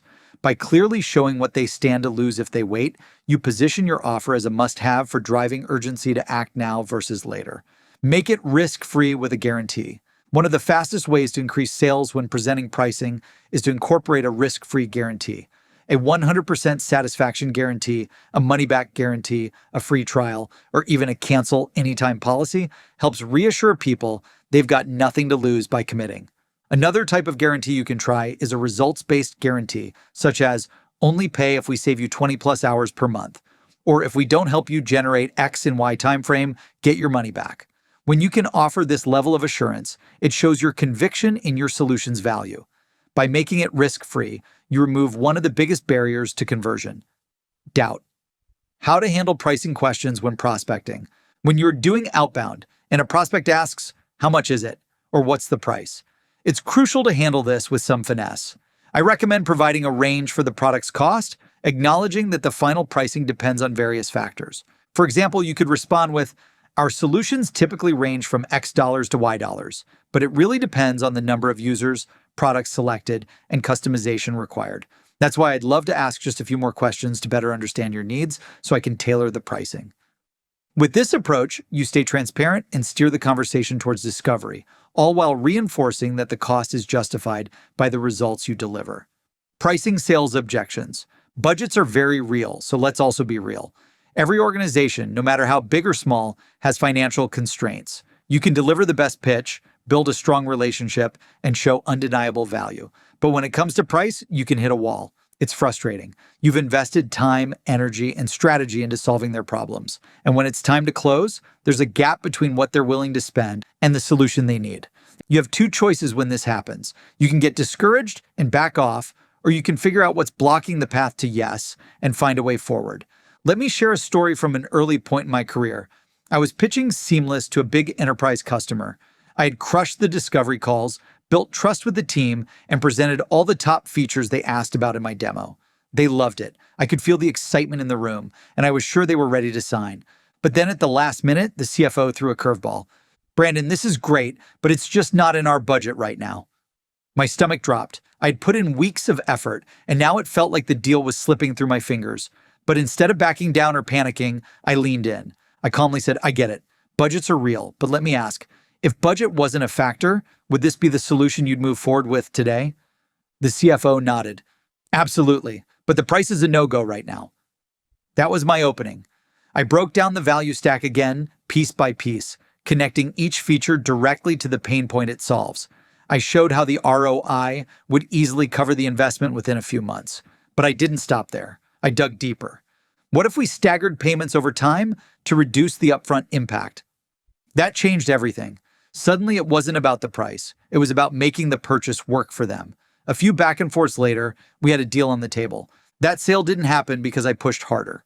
It happened because I understood their pain points and limitations in getting a deal done, and I found a way forward. Here's the point of this story. I could have walked away when they said, "It's not in the budget." But instead, I figured out the real hidden objection holding them back from saying yes, and I solved it. That's your job. When you hit price resistance, don't pull back. Find the limitation and break through it. Get creative with solutions to solve the problem that a prospect may be dealing with. Stay confident and win the deal. Start by remembering that confidence in your pricing comes from knowing the results you deliver. You're not just selling any random product. You're offering a solution that solves their pain points and drives high ROI.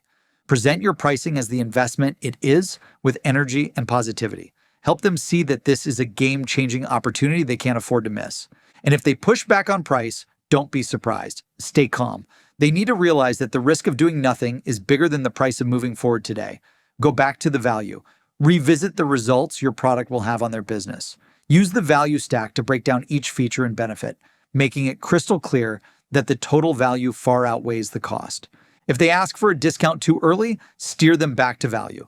Politely say, "I'd love to walk you through everything you're getting first so you can see how we designed this for maximum business impact." Once they fully understand what's on the table, price objections often disappear. When presenting pricing, every deal has hurdles. Your job is to uncover what's holding them back. Is it budget approval, timing, payment terms? Figure out the real limitation and work around it. Get creative. Offer flexible payment plans. Your goal is to find common ground. Remember, you're not here to make excuses. You're here to close the sale. So if there's a gap between price and desire, close it. Show up with confidence. Lead with value, and figure out how to turn that maybe into a yes, let's go right now. Common questions and answers for presenting pricing.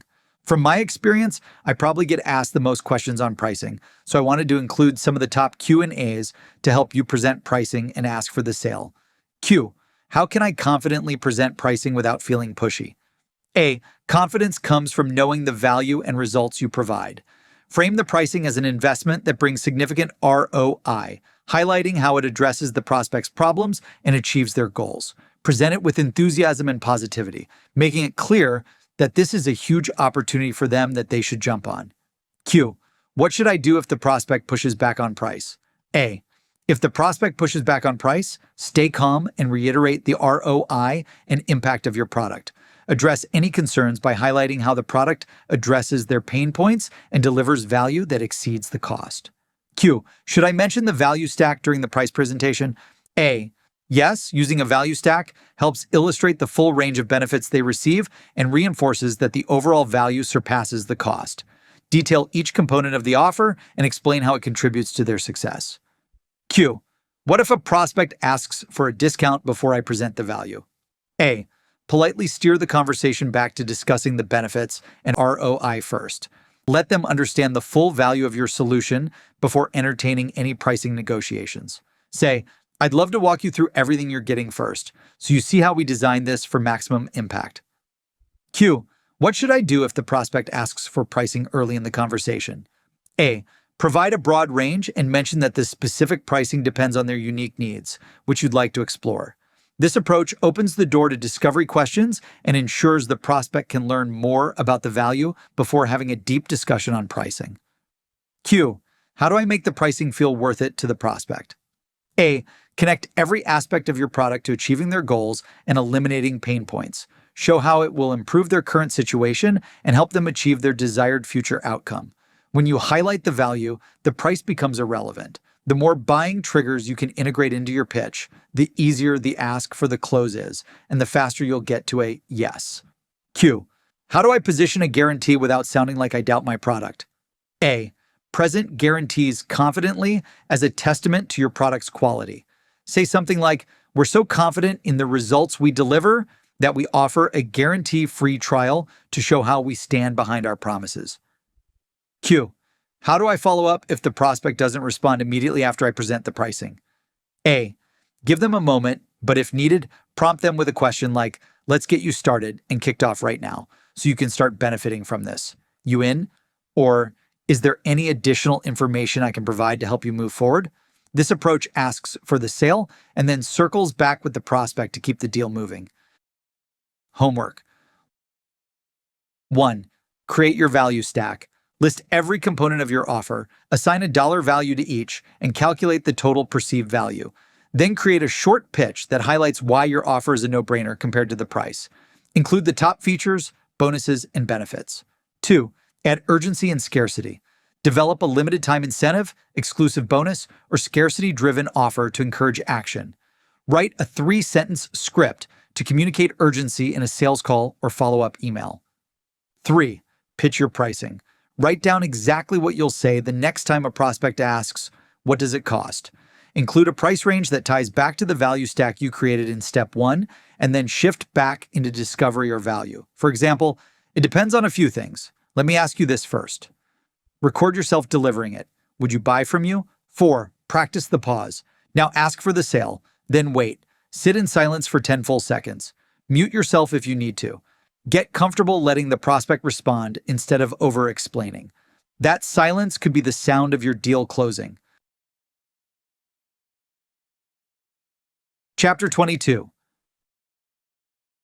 Q&A Bank. Never get stumped again. Closing a deal is often seen as the final lap in the sales cycle, but it's rarely a smooth, straight path to the finish line. Questions come up. Some are clarifying, others are challenging, and a few might even feel like last-minute hurdles. If you want to scale, you need a Q&A database that addresses any uncertainty and makes everything a closing move. It's at this stage that every answer matters. Prospects are often looking for reassurance and clarity. They may have lingering doubts that they want to see resolved before they sign. That's why mastering the art of Q&A is a critical skill. This chapter will explore how to anticipate and address questions with confidence, ensuring that your answers drive the deal to a successful close. Win more deals with a Q&A database that works. Creating a well-organized Q&A database is one of the most powerful steps you can take to scaling your sales success. A comprehensive Q&A repository helps you consistently deliver the answers to the most common questions prospects ask. It also empowers you to confidently address their needs, doubts, and goals. Here's how to build, maintain, and maximize this invaluable resource. 1. Choose your platform. First, decide on a platform that best suits your team's workflow. Options like Notion, Google Sheets, or even a CRM with Q&A functionality work well, depending on your needs. 2. Structure for easy access and use. Make this database easily accessible, organized, and searchable. Organize your Q&A database into categories like product, sales, competitors, customer support, ROI, and industry. Labeling each entry makes it easy to locate answers on the fly. Include a search function or tagging system within your platform to further speed up the process. 3. Aggregate questions from all channels. Start by gathering questions from multiple sources: sales calls, demos, customer support chats, emails, and any forums where there are product-related inquiries. Include common customer support questions, industry-specific questions, and competitor-related questions. By pulling in questions from varied touchpoints, you'll build a more complete database that prepares you for nearly every prospect interaction. 4. Write clear, actionable answers. For every question, write a concise, actionable response focused on your product's value. Include links to additional resources like product demos or case studies if they enhance the answer. Remember, each response should show the problem your product solves and explain why it's the best choice compared to other options. 5. Continuously expand your database. If you create your database and make no changes, you're doing it wrong. Treat your Q&A database as a living document. Each week, review recorded calls, email exchanges, and customer interactions to identify new questions that you didn't consider before. When you come across a new question, add it to your database and constantly refine the answers as your product evolves.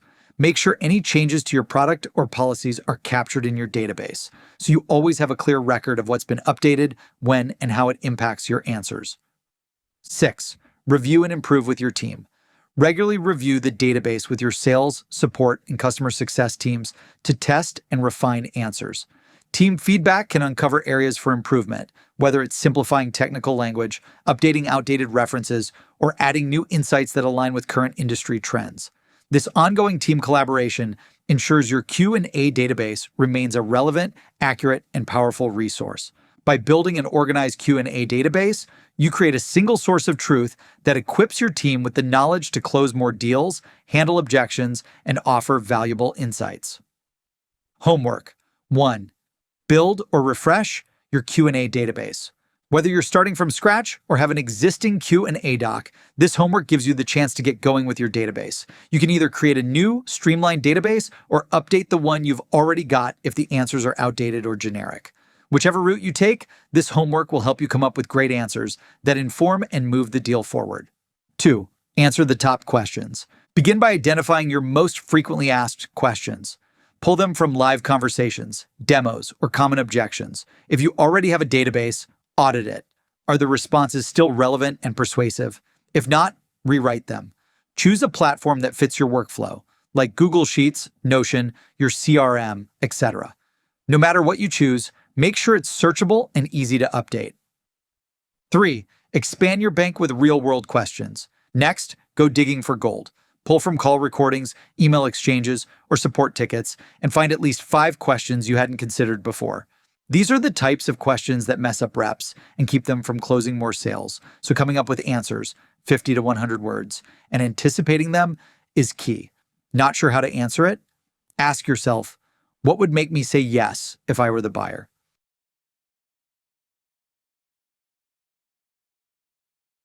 Chapter 23.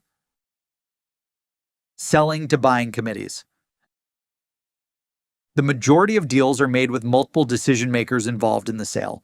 When deals are made by entire teams instead of a single decision maker, it can feel like navigating a maze where the path keeps shifting and the finish line isn't always clear. That's why mastering the internal decision-making process of a company you are pitching is so essential. As you scale your business, you'll encounter buying committees of all shapes and sizes, and the better you understand how they operate, the better your chances of closing the deal. To increase close rates and accelerate sales cycles, you have to identify the key decision makers at a company and the dynamics of their decision-making process. Knowing exactly who is involved in the buying committee and how decisions are made helps you effectively manage and influence the buying process. In this chapter, I'll break down exactly how to identify every key player in a deal, uncover how decisions actually get made, and tailor your strategy to close the entire buying committee. I'll ensure you ask the right questions and identify allies to build buy-in across departments. Following this approach, you'll see how to take a chaotic process and structure it to close more deals faster. Why going after the buying committee drives closes. Since you can't rely on a single point of contact to carry the deal across the finish line, you need to build relationships with everyone who has a voice in the decision. Here's why going after the entire buying committee is one of the smartest moves you can make. Accelerates decision-making. Including all stakeholders in the conversation from the start reduces the likelihood of delays because of missing info or misalignment. With all voices engaged, you can move more quickly from evaluation to decision. You can also overcome any sales objections or concerns that arise from each stakeholder. Increases buy-in and trust. Including everyone in the decision-making process increases buy-in and fosters trust across the organization. Prospects are more likely to adopt and advocate for your solution when they feel that their concerns have been addressed directly. Maximizes conversion rates. By targeting multiple stakeholders, you gain multiple points of entry into the organization. This layered approach gives you a better shot at closing because you can pivot when needed, navigate internal objections, and pick up advocates at every level. Who is on the buying committee?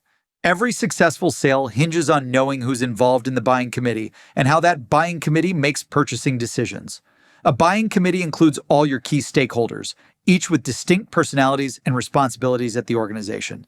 These people have the power to approve or veto your deal. Buying committees often vary in size and role depending on the organization, industry, and product, but generally they can include 1. Gatekeepers. Gatekeepers are administrative assistants, secretaries, and operational personnel who may not be part of the buying process, but can get you access to decision makers or block you from them to protect executive time. 2. Initiator. The person who first recognizes the need or opportunity for a product and initiates the process of shopping around. This is usually the person who deals with the problem head-on and gets the ball rolling with finding a solution.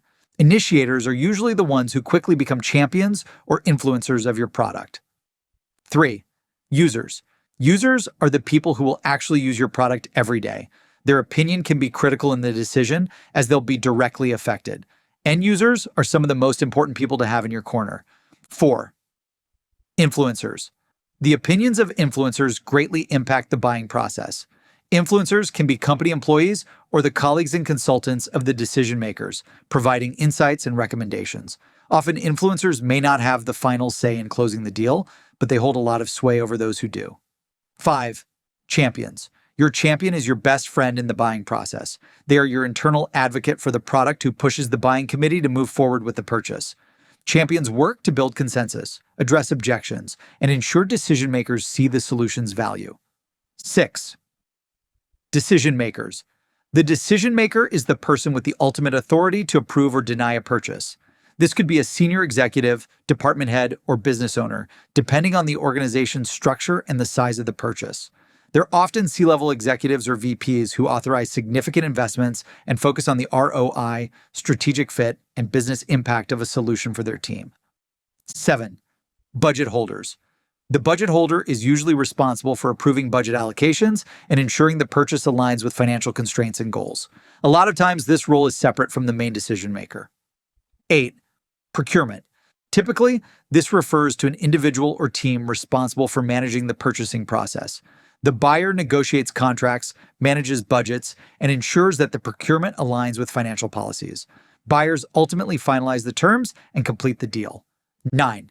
IT or security or risk or legal or compliance. IT, security, compliance, and legal ensure that the product meets necessary compliance, security, and legal standards.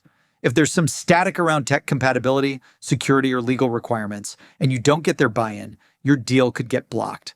Aligning with IT and legal early in the buying process is always a smart move. The key to winning the deal is forging relationships with each of these roles and tailoring your messaging to address their concerns. When you become familiar with everyone, you create a web of support around your solution, making it much more likely to gain traction and secure approval for a deal. Targeting the entire buying committee. In B2B sales, securing a deal demands that you navigate a network of stakeholders with diverse roles. As companies grow, so do their buying committees, and decisions are often spread across departments, that is, finance, IT, operations, etc., and seniority levels. This means if you want to scale your sales effectively, you have to go after the entire buying committee. The size of the buying committee. Understanding the size of a typical buying committee is a crucial part of your sales strategy. The larger the organization, the more stakeholders will likely be involved in the decision-making process. As a general rule of thumb, 10 employees equals 1 to 2 people on the buying committee. 25 employees equals 2 to 4 people on the buying committee. 50 employees equals 5 to 10 people on the buying committee. 100 employees equals 10 to 20 people on the buying committee. 500 employees equals 50 to 100 people on the buying committee. 1,000 plus employees equals 100 to 200 people on the buying committee. The size of the buying committee will also depend on the product you sell and the departments you serve. They can be much smaller than the breakdown above. However, as you can see, the larger the company, the more likely decisions are distributed across complex structures with dozens or even hundreds of stakeholders. Realizing this helps you adjust your outreach efforts, so you're connecting with all the relevant titles and departments. Let's say, for example, you're working on a deal with a 500-employee company. Your buying committee may include representatives from sales, marketing, finance, procurement, IT, operations, and more.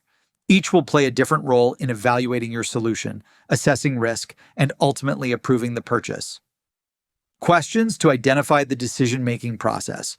It's rare to encounter a single decision maker driving a purchase. The higher the stakes, the bigger the price, and the larger the company, the more stakeholders you need to align and win over. Focusing on too few decision makers or buying committee prospects can lead to missed opportunities.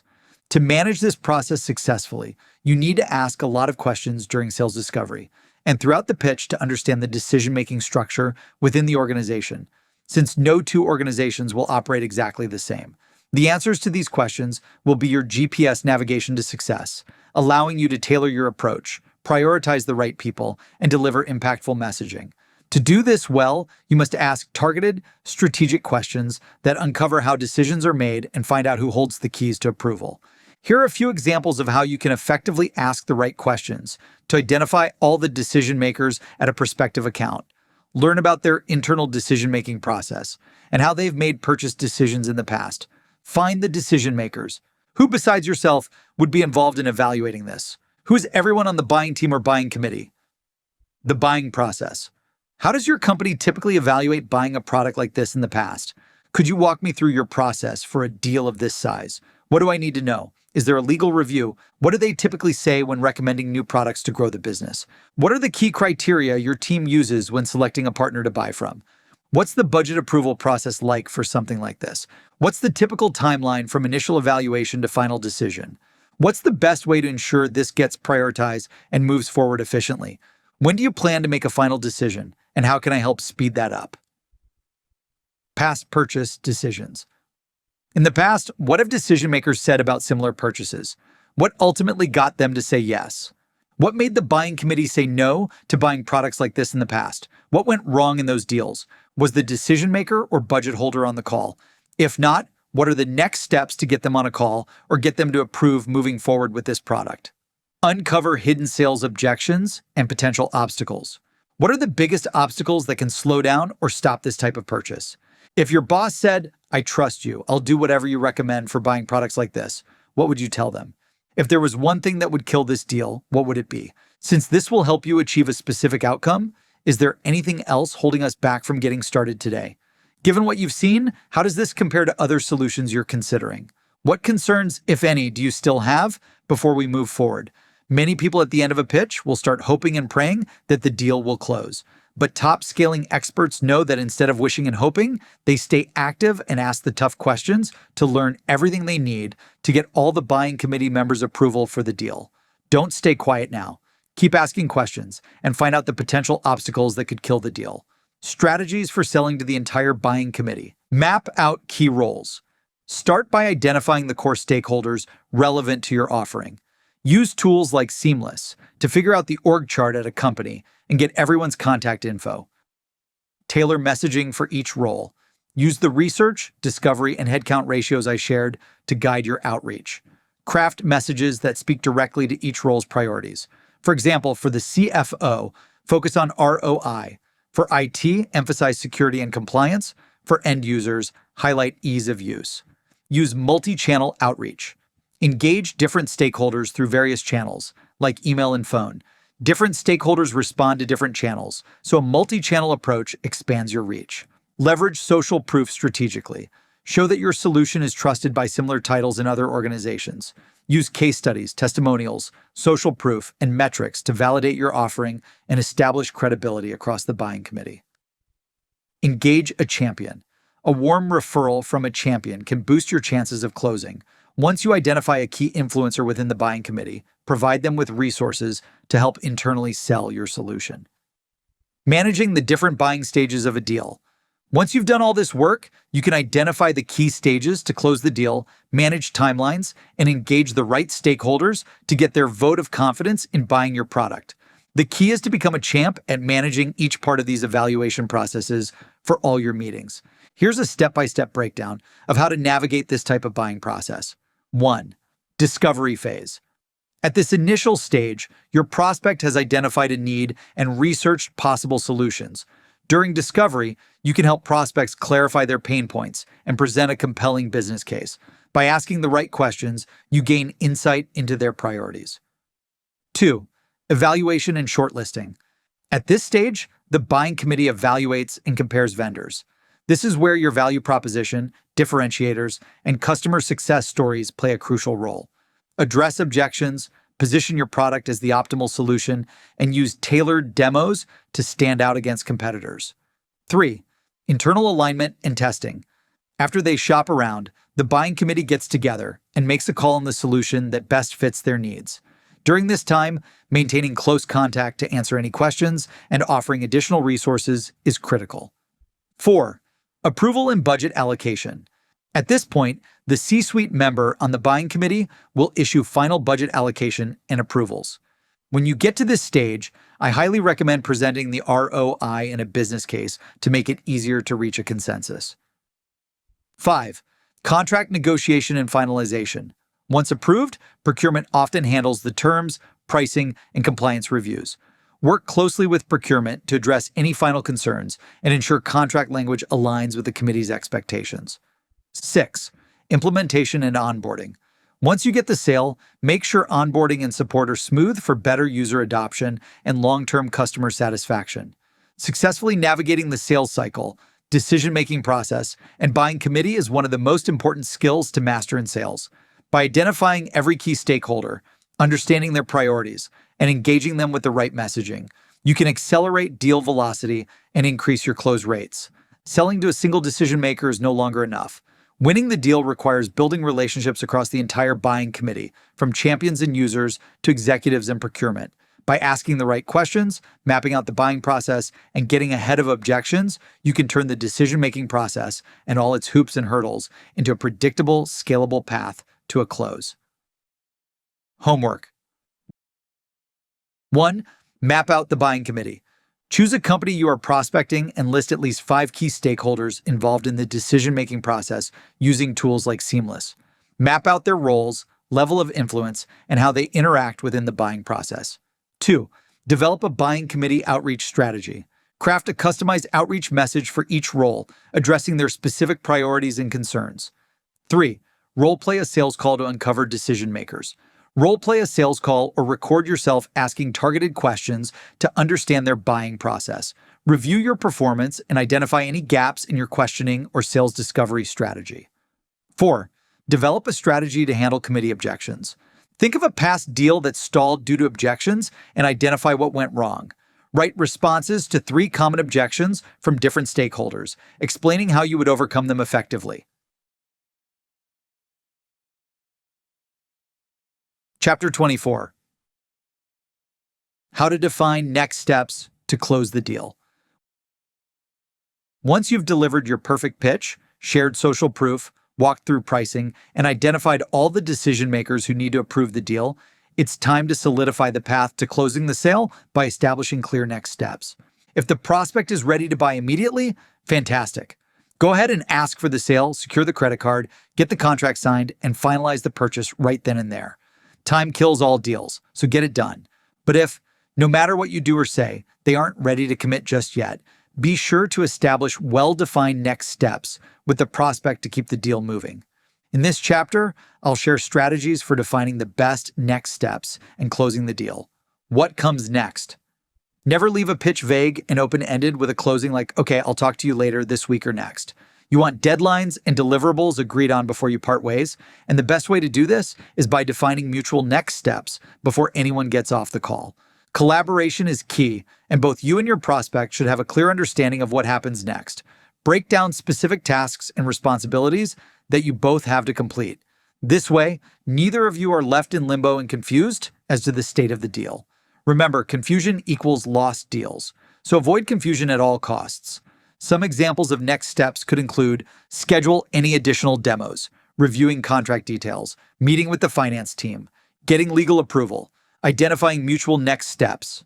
In addition to some of the tasks I mentioned in the previous section, there may be other responsibilities that are specific to your prospect's decision-making process.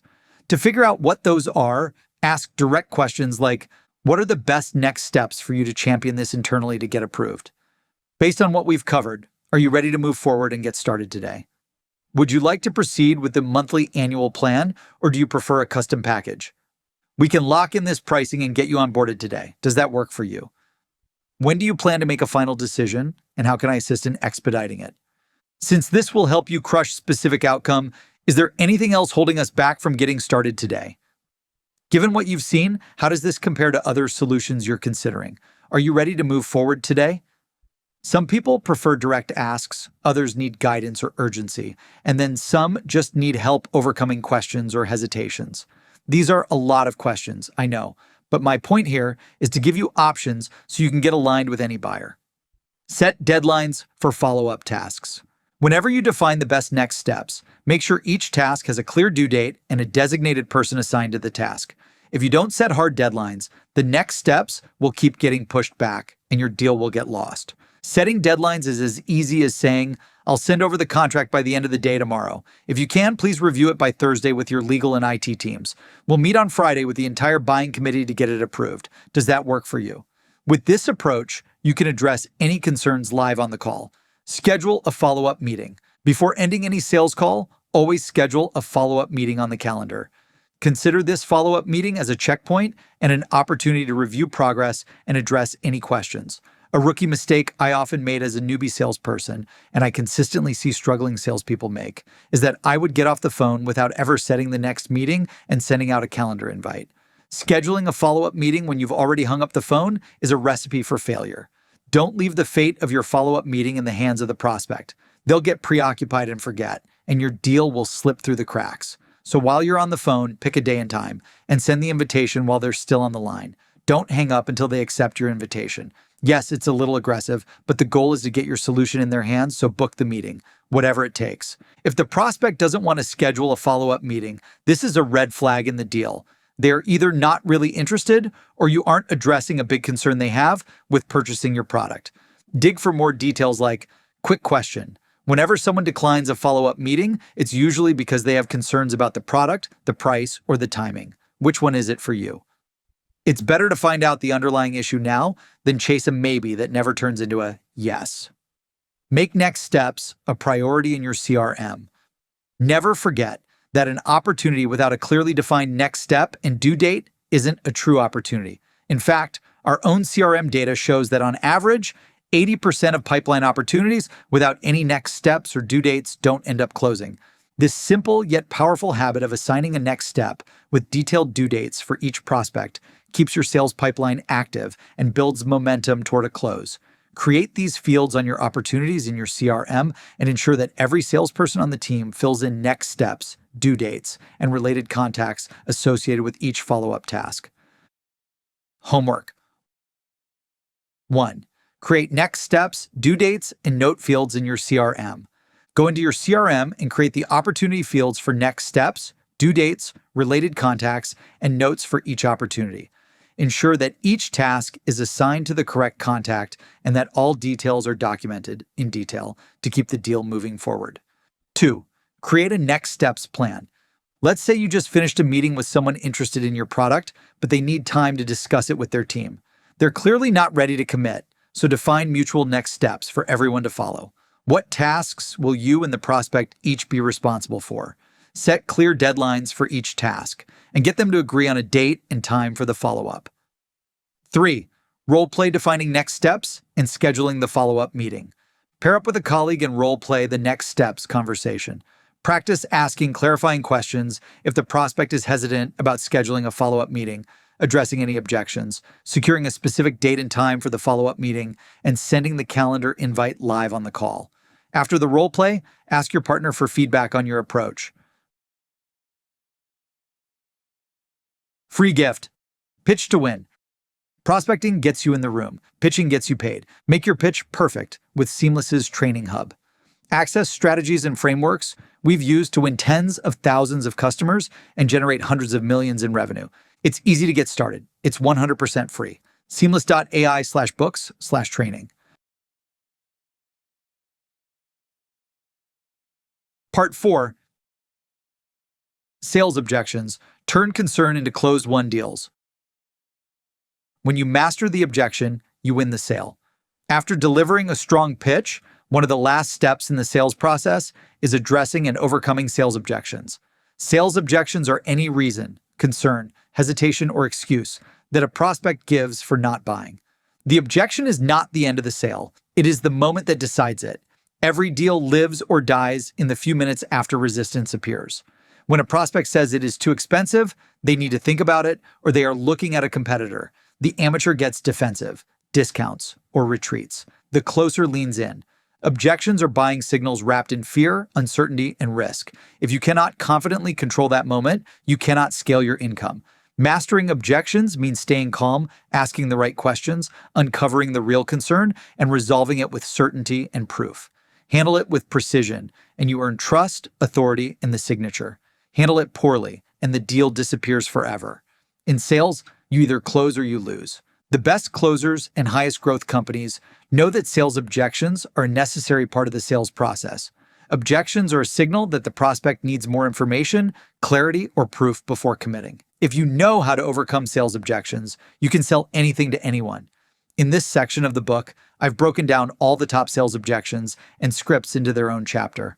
I'm not interested. I'm already working with someone. It's too expensive. Send me more information. I'm not the right person. I need to talk to my boss. I need to think about it. I don't have time. And how much is it? Tell me more. Who is this? Call me back later. I'm in a meeting. Yes, I'm interested. Objections aren't roadblocks. They are bridges you cross to win the sale. In this part of the book, I give you all the exact word-for-word scripts, strategies, frameworks, and playbooks to win over 51,036 customers and generate over $250 million in revenue. If you can prepare to overcome sales objections with confidence, you'll drastically increase your close rates and move more prospects from no or maybe to yes. Where do I sign? Chapter 25. How to overcome any sales objection. Before you close any deal, you'll face sales objections. After all, the biggest part of closing is addressing the concerns and questions prospects have about moving forward with your product. Forget what you've ever heard about sales objections only happening to bad sales reps who are unprepared. They happen to everyone. Every sales pitch comes with objections. It's inevitable. The difference between top closers and underperformers is how effectively you handle and overcome them. Out of thousands of pitches I've made, I can't think of more than a handful where I didn't face at least one objection. But the best closers anticipate objections, address them, and turn them into opportunities to get to the crux of the objection, reinforce the value of the product, and drive the sale forward. No objection, no sale. Why objections are the gateway to closing deals. Every sale has some friction, and objections are a natural part of the process. Many sales reps panic or try to avoid them, not realizing that objections signal real interest. When a prospect raises objections, it means they're serious about buying and they just need clarity before committing. This means you have an opportunity to overcome their objection and remove any roadblocks standing in the way of a signed contract. A major mistake many salespeople make is taking sales objections at face value. A prospect might say, "I don't have the budget." But what they really mean is, "I'm not convinced the value is worth the cost." Or when someone says, "I need to think about it," what they often mean is, "I'm not sure this is the best option for me right now, and I don't have enough confidence to move forward." Your job is to dig deeper and uncover the real reasons behind their hesitation so you can resolve their concerns, build up their confidence in your product, and win the deal. The process of overcoming objections. To handle objections effectively, follow these 3 steps. 1. Acknowledge and validate. Always agree with a prospect and never argue with an objection or dismiss it. Instead, show the prospect that you understand their concern. This helps lower their defenses and keeps the conversation open. 2. Question and isolate. Since objections can often hide underlying concerns, ask follow-up questions to get to the root issue. 3. Overcome and close. Once you've uncovered the real objection, give a clear response that removes doubt and reinforces the value your product delivers. Tie it back to how your solution eliminates their problems, achieves their goals, and delivers a high ROI. So saying yes is a no-brainer. Objections can come up at any point in the sales process. During outreach, after your pitch, even when you're about to close. When you handle them the right way, objections give you a chance to reinforce why your product is the best choice. The key is to remain calm, confident, and consultative. Most objections are just complaints. Most objections are just complaints, not true deal breakers. Many prospects throw out objections without thinking, like a reflex. Think about any pitch you've received this year.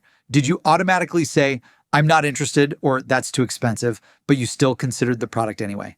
I know I do. Anytime I'm buying something, I automatically say it's too expensive, whether it costs $1 or $10,000. Most of the time, prospects are doing the same thing just to see how you'll respond. The goal is not to argue, but rather to agree and show empathy. This way, you can quickly move past these minor complaints or knee-jerk objections to keep the momentum of the conversation rolling to more closed-won deals. Master objections, and you master the close. Once I changed my perspective on objections, instead of dreading them, I started to look forward to them because they became a necessary step in getting a signed contract. Objections gave me the exact roadmap for what was holding the prospect back from buying. It was a moment in the sales process for me to dig deeper and learn more about the concerns that held back my prospect from buying today.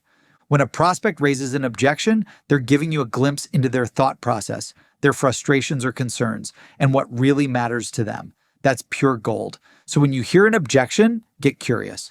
Every objection is a chance to learn more about your buyer and show them exactly how your solution meets their needs. As you master the strategies and scripts for each of those objections, you will become unstoppable at closing more sales.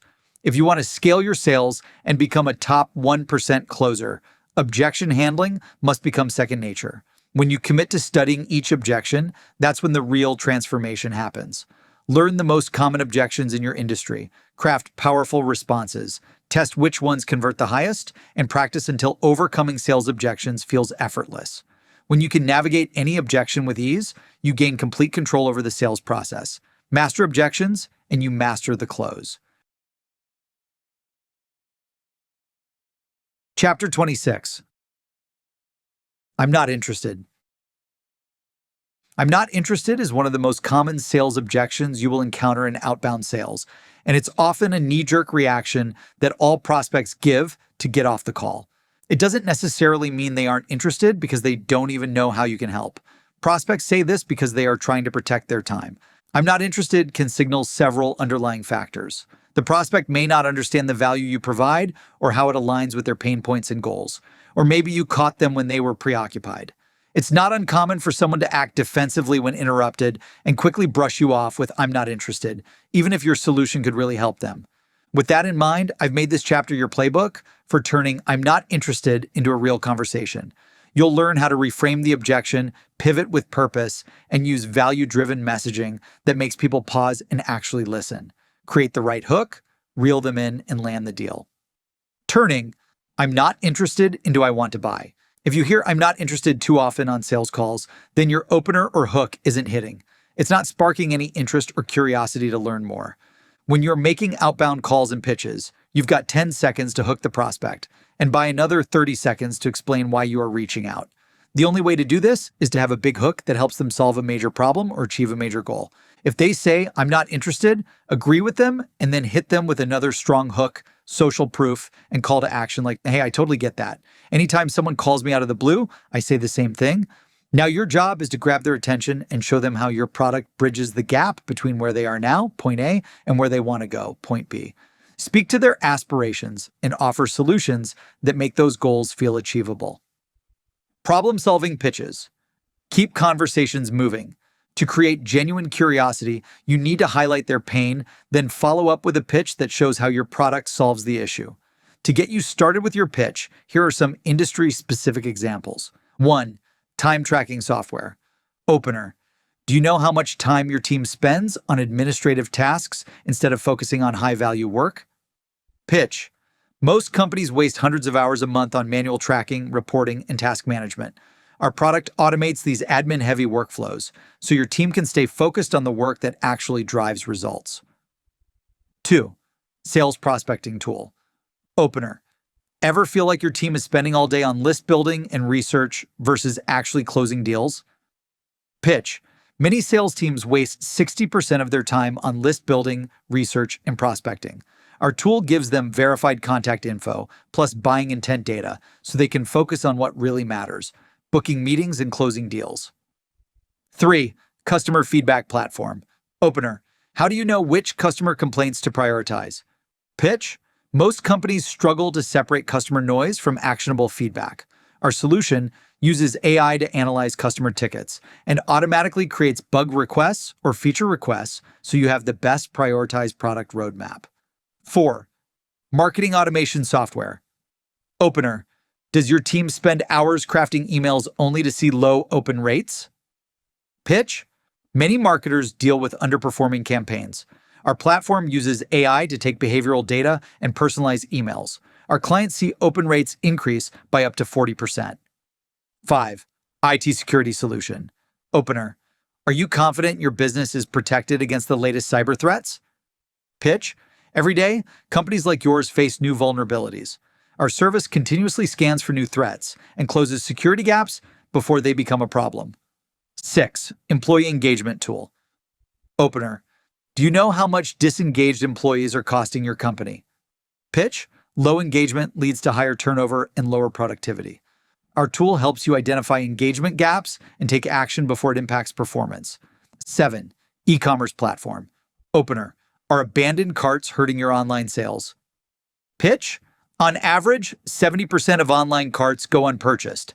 Our platform automatically sends personalized emails, reminders, and discounts to recover lost revenue. 8. Project management software. Opener. How often does your team miss deadlines because of unclear priorities? Pitch. Missed deadlines aren't about laziness. They're about mismanagement. Our tool creates real-time dashboards to keep every team member aligned and on schedule. 9. Expense management solution. Opener. Do you know how much money your team wastes on unapproved SaaS expenses? Pitch. Most companies lose up to 20% of their annual budgets to expense fraud or errors. Our platform tracks and approves expenses in real time, saving you time and money. 10. Training and development platform. Opener. Do you know how many of your employees are leaving because they don't see a path to growth? Pitch. Companies that invest in employee development reduce turnover by 40%. Our platform provides personalized learning tracks to keep your talent engaged. I'm not interested isn't the last word. Despite your best work, your call might just hit at a bad time. And no matter how good your pitch is, the prospect hits you back with an instant rebuttal of I'm not interested. When this happens, don't sweat it. This doesn't have to be the end of the conversation. Instead, it can be an opportunity to pivot, repitch, learn, and build a connection. Below are some tips and scripts to keep the conversation flowing. Highlight a customer success story. Share how a similar customer benefited from your product or service. Script, I understand, name. Just so you know, competitor's similar company was initially hesitant as well, but after using product, they saw a specific result. Would you be open to learning how they did it? Present a quick value statement. Share a concise and compelling reason why your product could be beneficial. Script, I hear you, a name. To be brief, our clients have been able to save X amount of time, increase Y% revenue using product. Are you looking to achieve similar results? Offer to send valuable information. Suggest sending information for them to review at their convenience. Script, no worries, name. Would it be okay if I sent you a quick case study showing how we've helped similar companies achieve benefit? You can review it when you have a moment. Ask for permission to reconnect later. Ask if you can check back in the future. Script, I totally understand if now isn't the best time. Would you be open to me reaching out next week when things might be different? Mention a specific trigger or insight. Reference a relevant event or trend that could spark their interest. Script, I get that, name. I noticed that industry trend or company event is impacting businesses like yours, and we've been helping companies navigate this change. Would it be worth a brief conversation? Emphasize a unique selling point. Highlight what sets your product apart from the competition. Script, completely understand, name. One thing that makes us different is unique feature advantage. Would you be interested in a quick overview of how that could be a game changer for you? Address common misconceptions.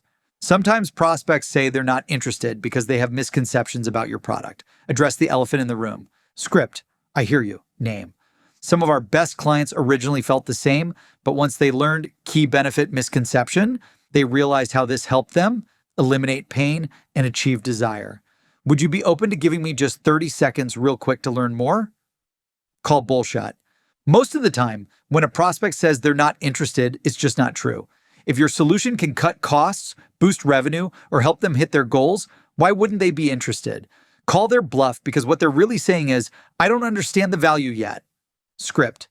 Name.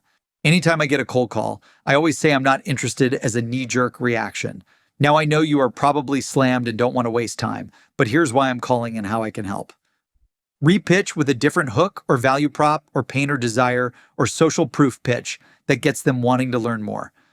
Run sales discovery. When some prospects say, I'm not interested, it's because they just don't understand what you do or how you can help. Ask a few clarifying questions on why they wouldn't be interested and then repitch the value. Script, name, thank you so much, and I totally get it. Anytime someone calls me out of the blue, I say the same thing. Quick question before I go. I know you manage tasks they would want improved or automated. If I can help you, results you can generate by improving or automating tasks they manage. Wouldn't it be worth taking just 30 seconds to learn more? That can translate into X dollars saved or made in a year.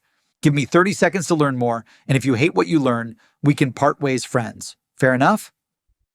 Leave the door open. Conclude the conversation in a way that keeps things positive and leaves room for future engagement. Script. No problem at all. Name. If anything changes or if there's ever a way we can support you, please feel free to reach out. I'll check in down the line just in case things shift. Scripts to overcome. I'm not interested. For my listeners, I've included the following scripts in a downloadable PDF. You can also find them at seamless.ai/books/training or follow along in your print edition or Kindle starting in chapter 26. I'm not interested one. Thanks, Name, and I appreciate that. Here's the deal. I'm not here to sell you. I just want to share a new strategy to help you. Goal prospect wants to achieve. No commitment, no pressure. Just valuable insights so when the time's right, you'll know exactly what to do and who to call. Best part of all, I'm not asking for 20 hours, just a quick 10 to 20 minute call. How does tomorrow at AM or PM work for you? I promise a quick call will be just that. I'm not interested too. I completely agree and totally get it, name. Quick question. When was the last time you did a serious apples to apples comparison with another product on the market? This industry is changing so fast, and so is the technology that supports it. Before you make any decision, let me show you how you can greatly benefit from this and what you're missing out on. Afterwards, you can decide if you want to walk away as friends or continue the conversation. Fair enough? I'm not interested 3. I agree, and that's actually why I called. Most folks I work with aren't actively looking for a solution, but are interested in learning how to solve a problem and achieve desired result. We've helped similar client 1 and similar client 2 do just that. They were able to generate results in time frame. That's why I'm reaching out, because I believe we can do the same for you. Opposed to taking a few minutes to learn more? I'm not interested 4. I understand, and believe me, I get that all the time. In fact, some of my best clients said that to me when we first spoke too, but I'm sure you'd agree that any decision you make, whether it's a yes or a no, and I can take either one, is best made once you have all the facts. Isn't that right? Well, name, that's what I'm here for.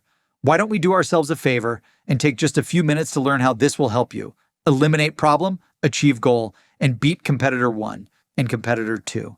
And at the end, if it's not for you, we'll part ways friends. Sound good? I'm not interested 5. I don't blame you. You've never heard of me, and you don't even know what my company does. If I can quickly show you how you can achieve goal and eliminate problem, just like we helped similar clients 1, 2, and 3, wouldn't it be worth taking just a few minutes to learn more? I'm not interested 6. Name, I already know that. If you were interested, you would have called me. But seriously, I know you get a lot of calls and emails, and I promise to make this one worth your time. Let me ask you a quick question. Insert problem statement or problem hook that would create curiosity and interest to want to learn more. CTA for more time on the call or to book a meeting. I'm not interested 7. I hear you, name, and let's be honest, you'll only consider another product if it delivers better results or a better price, right? And you'll want proof of that too, won't you? If I can show you both, isn't it worth taking just 5 minutes to learn more? I'm not interested 8. I'm with you. Name, I wasn't interested in this either until I learned that product achieved results month after month for companies just like yours in as little as time. I'd like to show you how I can help you achieve the same, because I've watched this really work to help businesses like yours achieve goal 1 and achieve goal 2. Insert CTA. I'm not interested 9. I agree and truly appreciate you taking the time to connect, name. Let's be honest, you're only going to look at a new product if you think you can get better results at a lower price. Am I right?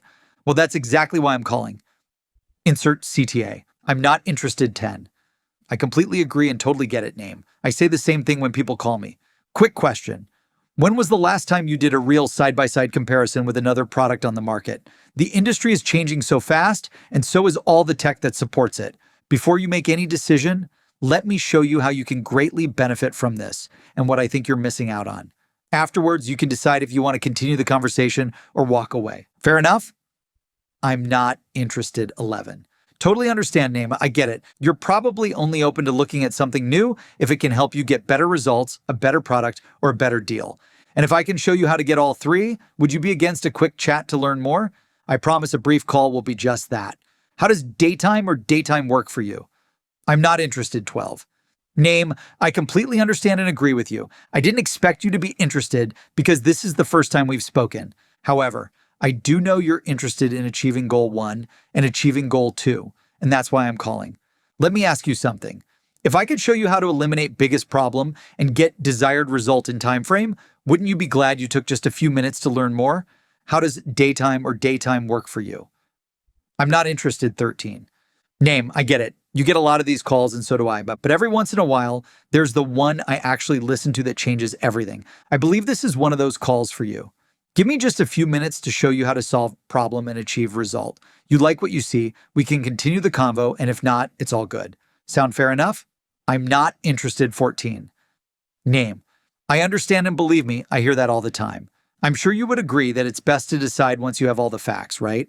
Give me just 5 minutes to show how this can help you remove pain and achieve goal. And at the end of the call, if it's not for you, we'll go our separate ways. All good. What do you say? I'm not interested 15. Hi, name. I don't blame you. You've never heard of me, and you don't even know what my company does. That's why I'm calling. to help you achieve goal 1 and achieve goal 2. And if I can quickly show you how to eliminate problem 1 and eliminate problem 2, just like we helped similar clients 1 and 2, wouldn't it be worth taking just a few minutes to learn more? How does time work for you to set up a quick call? I'm not asking for 10 hours, just 10 minutes. Chapter 27. I'm already working with someone. Believe it or not, when a prospect is already working with someone, that's actually a good thing. Everyone is already working with someone in some capacity, whether they're working with a competitor or have found a workaround. But it doesn't mean they're not interested in finding a better solution to solving their problem. That's why you need a strategy around this sales objection that shows how your product can get them better results.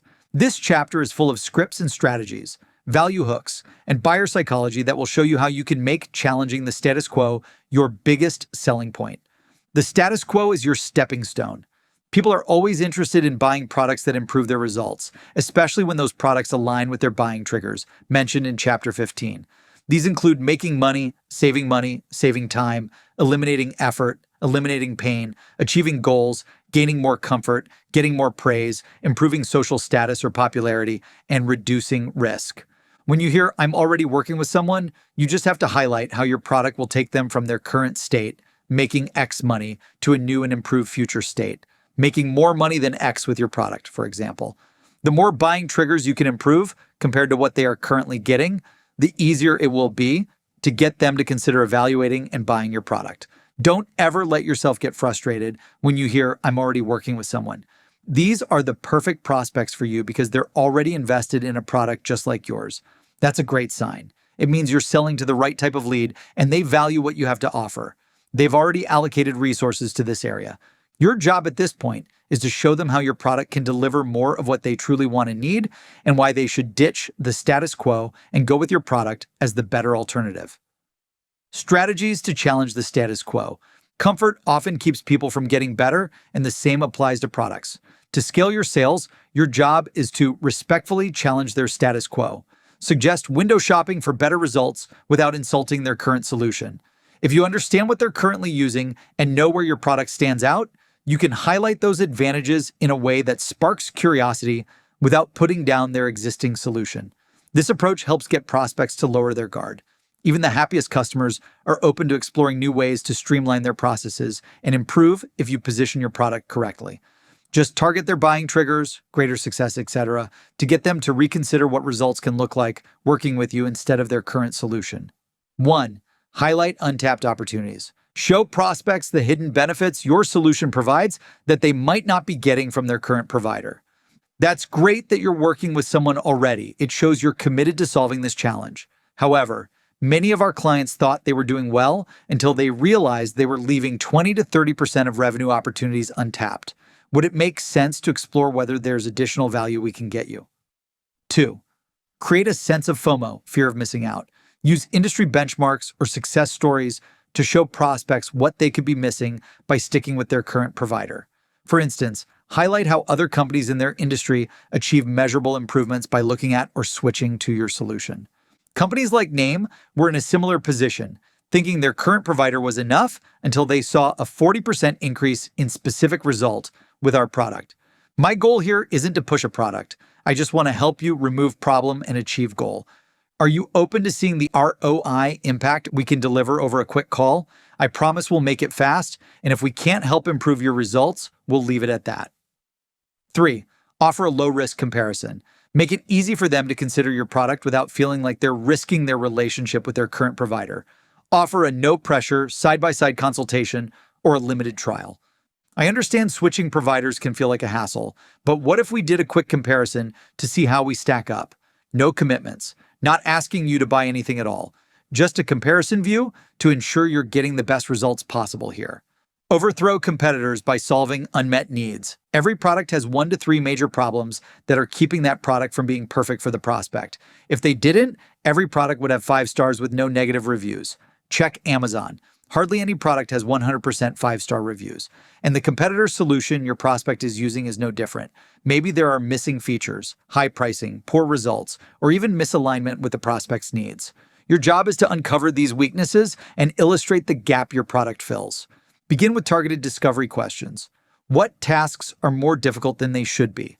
What promises have gone unfulfilled? What features and integrations are missing? What inefficiencies are creating unnecessary costs or delays?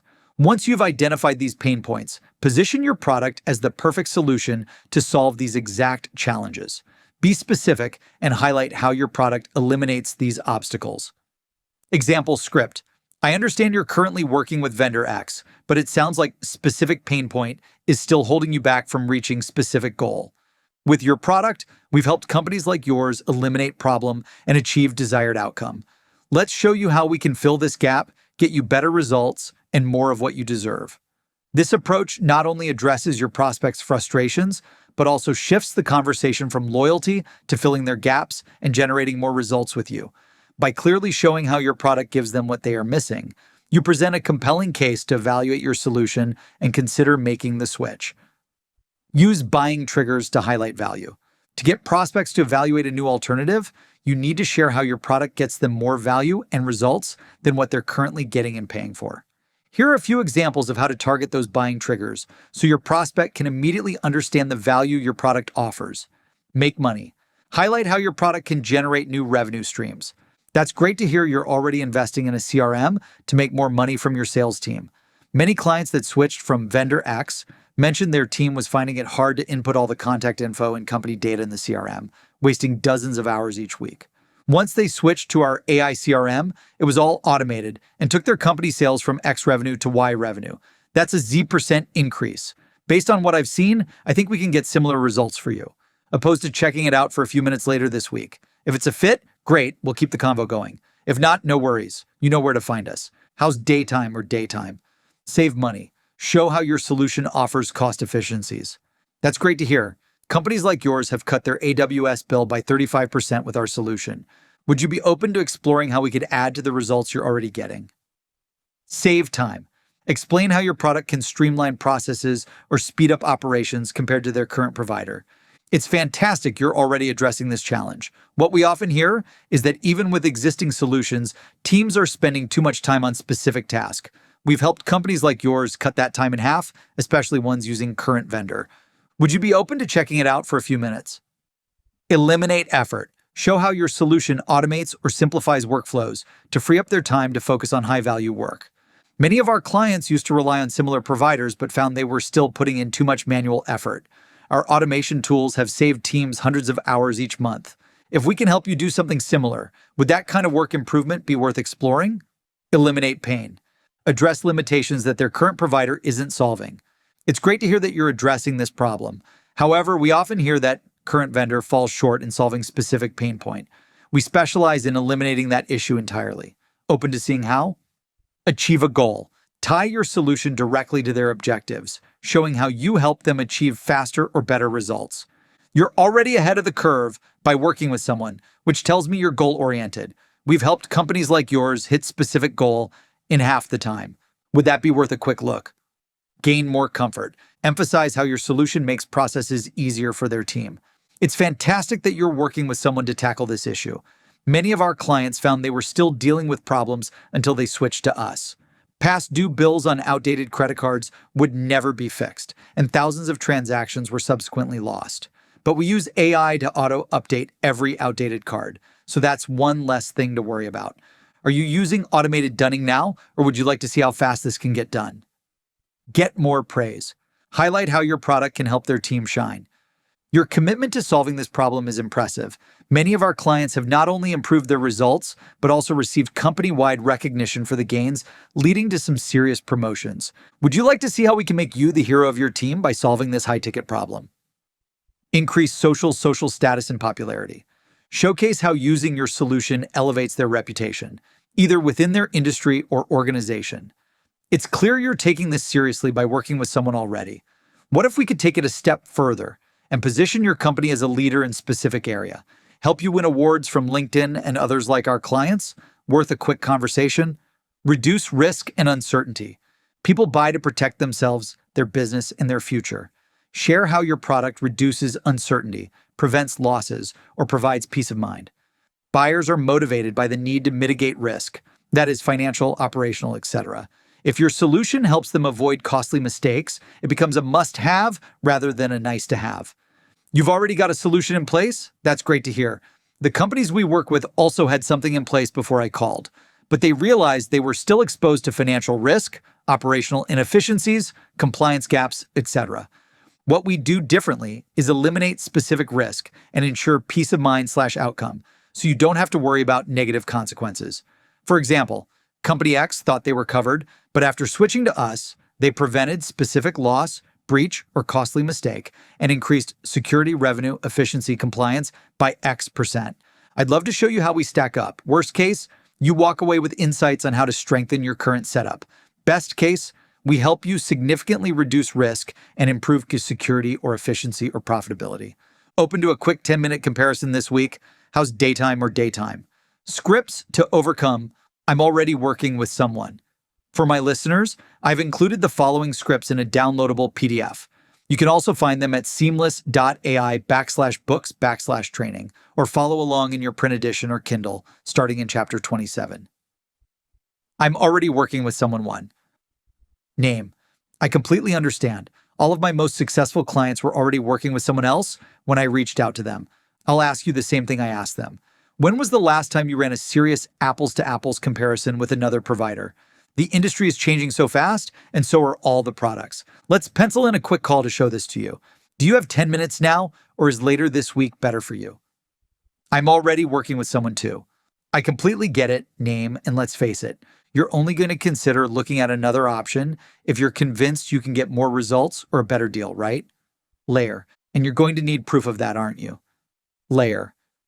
Well, if I can show you exactly that, wouldn't it be worth taking just 5 minutes real quick to learn more? I'm already working with someone 3.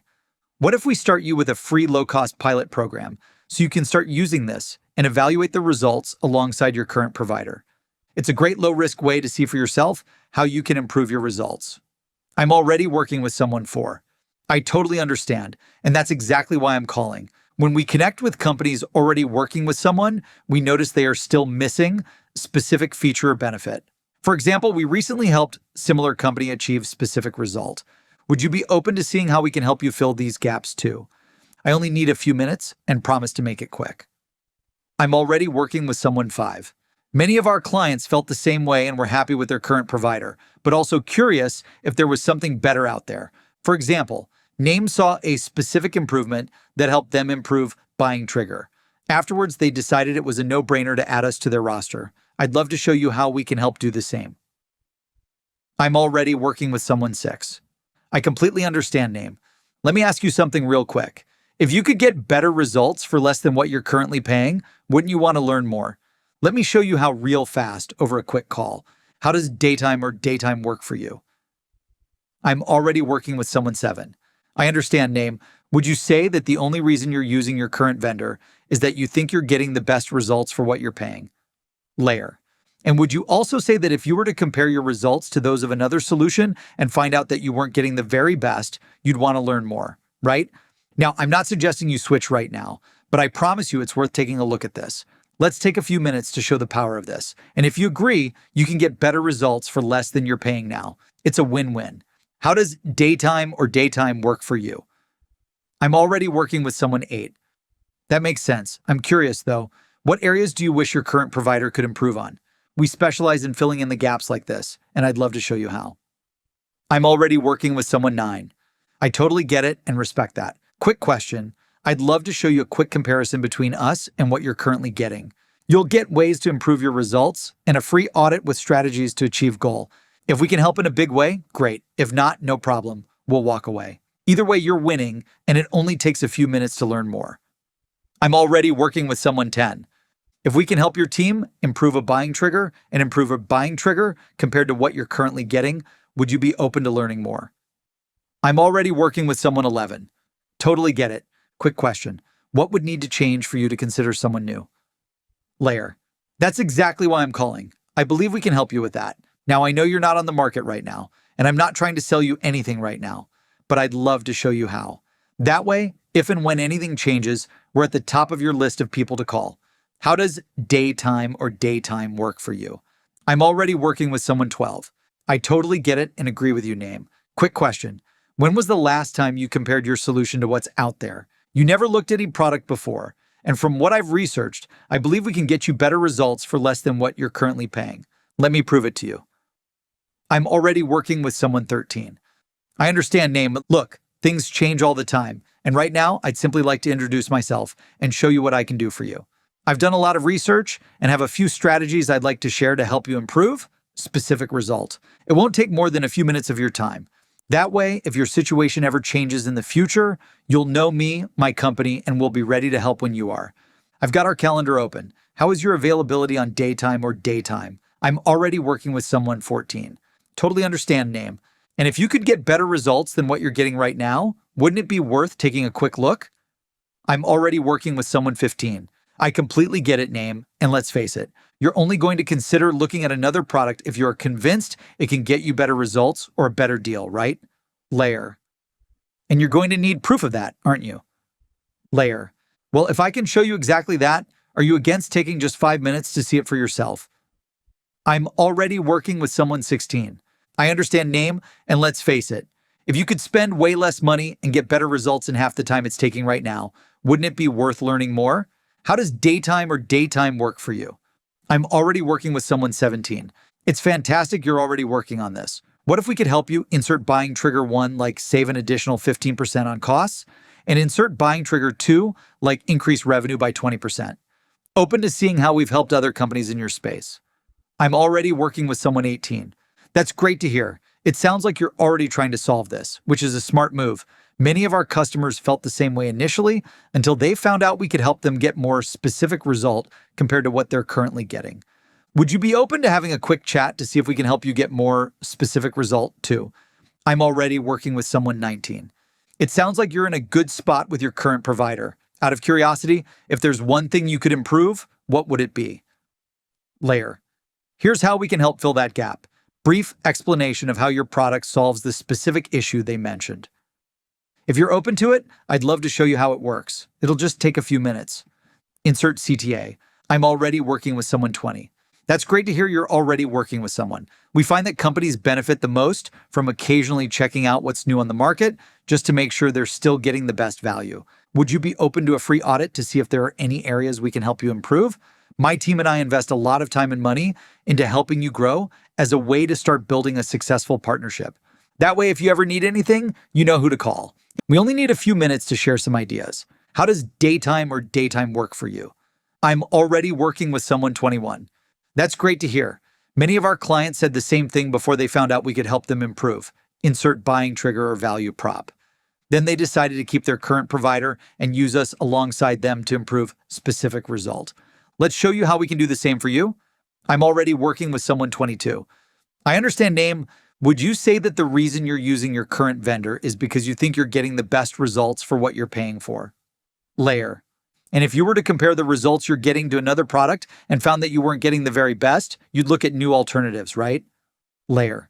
See, it's worth getting all the facts before dismissing any of this. Let's take a few minutes to show you the power of this, and if you like what you see, it's a win-win.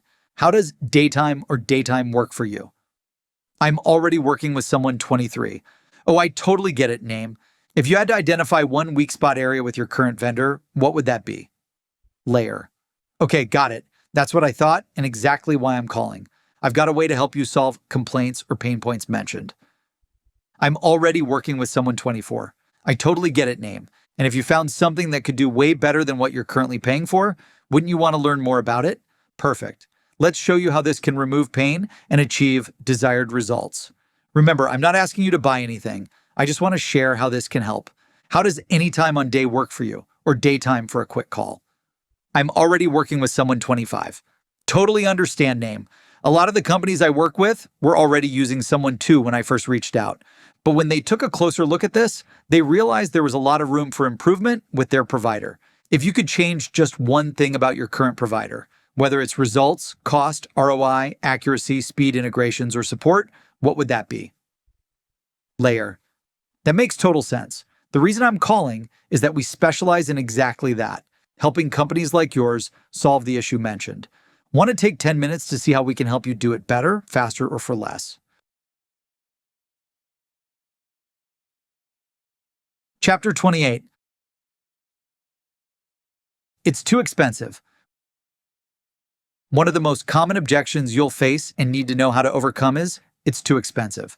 When our sales team reviewed the game film of 3,000 to 5,000 demos, we noticed 80% of the prospects said it's too expensive the moment any pricing came up, no matter what number was given. It could have been high, it could have been low, it didn't matter. They all said the same thing. It was wild. And it proved something important. People are conditioned to react this way, even if the price is reasonable or an amazing deal.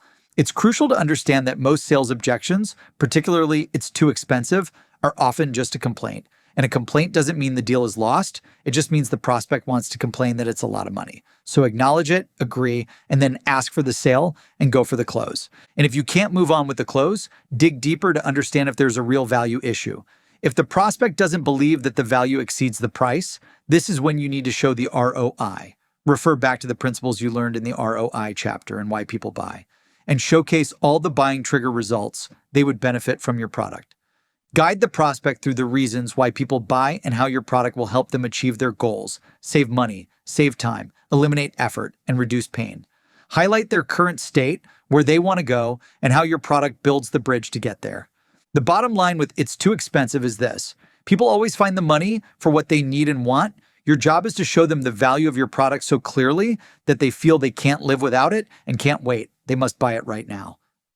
The it's too expensive reflex response. Whether they're buying something for $100 or $100,000, the gut reflex from any prospect is always the same. It's too expensive. Most of the time, it's just a knee-jerk reaction, a default response, a built-in defense mechanism, and really just a complaint. Sellers need to understand the difference between a complaint and a true objection. Complaints are often surface-level reactions that can be emotional, habitual, and not necessarily tied to a real barrier to purchase. Objections, on the other hand, point to an actual concern that you must address before the deal can move forward.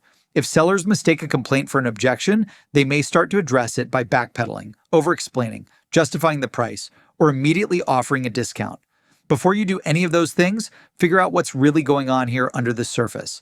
Find out whether you're dealing with a reflexive complaint or a real objection that needs attention. Let's take buying a car, for example.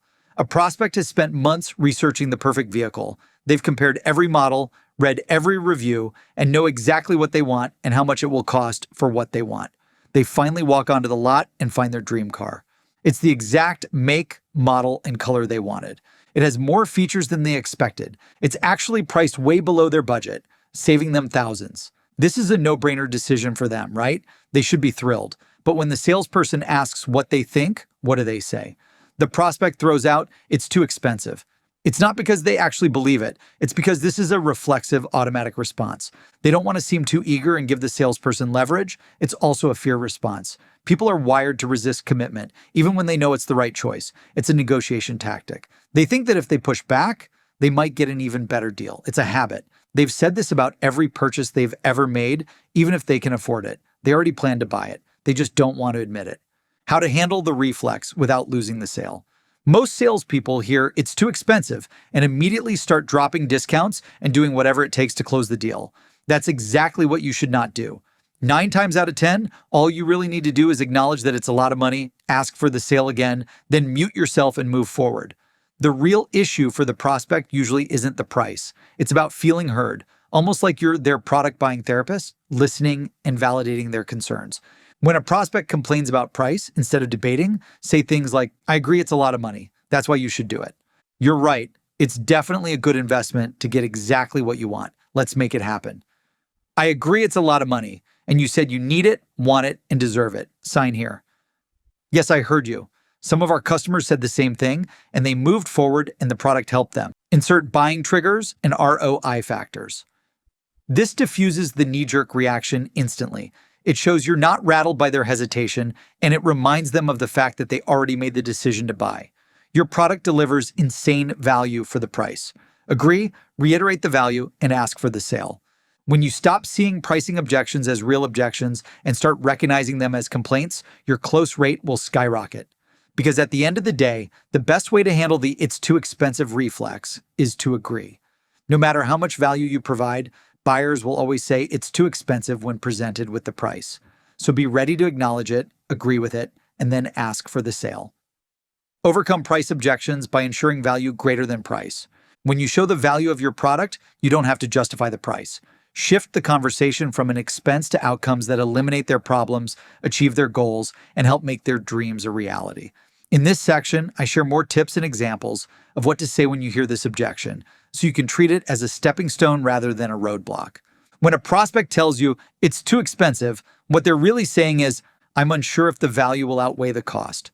I don't see the urgency to act right now. I want to buy it, I just want a better deal. I don't see the value in taking action right now. When buyers hesitate on price, great salespeople reframe the conversation from what does it cost to what is it worth, and what will it unlock. When the value and business impact are clear, the price they have to pay just makes sense. When people need something badly enough, they always find the money. This is why it's important at this stage of the sales cycle to reiterate the value your product delivers. When you focus on value and transformation, the prospect will want it badly enough that they'll find a way to make it happen. Highlight as many of the benefits as possible to overcome this objection. Show the prospect what they will gain versus what they will spend. Why people buy? 10 ways to prove your product is worth it. Listed below are scripts to overcome this objection, 100% tailored to the top 10 buying triggers. Use them to show how your product's value is greater than your asking price. Make money. Every dollar you invest here is designed to bring back 5, 10, and more. This product helps you generate 2 to 5 times more money, so you're spending some money now to make a lot more money later. Save money. This product pays for itself and saves you way more in X time frame by cutting all your unnecessary costs wasted on inefficient tools, products, tech, data, endless manual workflows, and missed opportunities. Save time. Time is your most valuable asset. This saves you weeks, even months of wasted effort. We both know it's worth way more than what it costs to get hours back of your life every week by saving all this time to focus on more important work and growing your business. Eliminate effort. Why keep working harder when you can work smarter? This removes the manual grind and frees up your energy to focus on higher impact work. Eliminate pain. You mentioned you were dealing with a ton of burnout. Well, the best news is that this solves it all. It's the cure to the pain points you're experiencing, and that's worth every penny. Achieve a goal. You want to accomplish X goal. This bridges the gap between where you are and where you want to go way faster, guaranteed. That's worth all the money in the world to achieve your goals as quickly as possible. Gain more comfort. It's not just about results. It's about peace of mind, enjoyment of the process, and loving what you do again. This makes your job easier, more enjoyable, and more fulfilling. That's worth every dollar of the investment. Get more praise. You mentioned that getting noticed by your boss, your peers, and your customers is important. People praise top performers who win, and this product helps you deliver wins that get recognized right away. Increase social status and popularity. Want to be seen as a leader, innovator, or go-to expert in your space? This gives you an edge that others admire, talk about, and want to follow. Reduce risk and uncertainty. Every decision costs you something, and not solving your biggest, high-risk problems, that's the most expensive mistake you can make. This product wipes out the risk, kills the uncertainty, and gives you what every business wants: predictability, control, and peace of mind. After you've highlighted as many benefits as possible, it's time to confidently ask for the sale again. Remember, when the value is clear, people don't think about budgets. They focus on getting the outcome they really want. Everyone goes over budget, and that's okay. Budgets are guidelines, not limits, and everyone, at some point, goes over budget. Whether it's a business investment, a personal purchase, or a government budget, the reality is simple. People are willing to pay more than they originally planned to get what they truly want. Look at the US government, for example. The US national debt is over $34 trillion, yet every year spending goes far beyond the budget. Why? When something is wanted or necessary, such as infrastructure, defense, or healthcare, the money must be found. Companies do the same. If a new technology can double revenue, increase efficiency, cut costs, or outpace competitors, people will always find a way to fund it, regardless of the original budget. When someone tells you it's too expensive, or they can't do it because it's over budget, that's not an objection. It's proof that the value needs to be increased or reiterated. Showcase the value, ROI, and results the prospect can get with your irresistible product offering. Stand firm on price, ask for the sale again, and you should be good to go. If you are great at sales, which I know you are because you are reading this book, budgets are all made up and meant to be broken. The only question is, will they break it for you? Don't let "I don't have the budget" kill the sale. If it's worth it, they will find the money to get it. How to make an offer worth way more than it costs. Listed below are 6 strategies to reframe the value to outweigh the cost, show why it's worth the price, and make the offer so irresistible that it becomes too good an opportunity for any prospect to pass up. When people see the value of your product, especially when it's backed by an irresistible offer, they often find the extra money. 1. Create an irresistible offer with a value stack. Pricing objections usually signal that the value isn't clear enough to the prospect. Your goal is to create a value stack offer so compelling, the price becomes a steal. When the perceived value greater than price, the pricing objection disappears. The best way to do this is by presenting them with an irresistible value stack that offers so many benefits, the prospect would feel foolish not to buy. To create a value stack irresistible offer that exceeds the price and wows your prospect to want to buy right now, start by identifying every feature, benefit, bonus, guarantee, and outcome your product delivers. Then assign a real dollar value to each. Layer in these elements strategically into your objection response to show how each component delivers.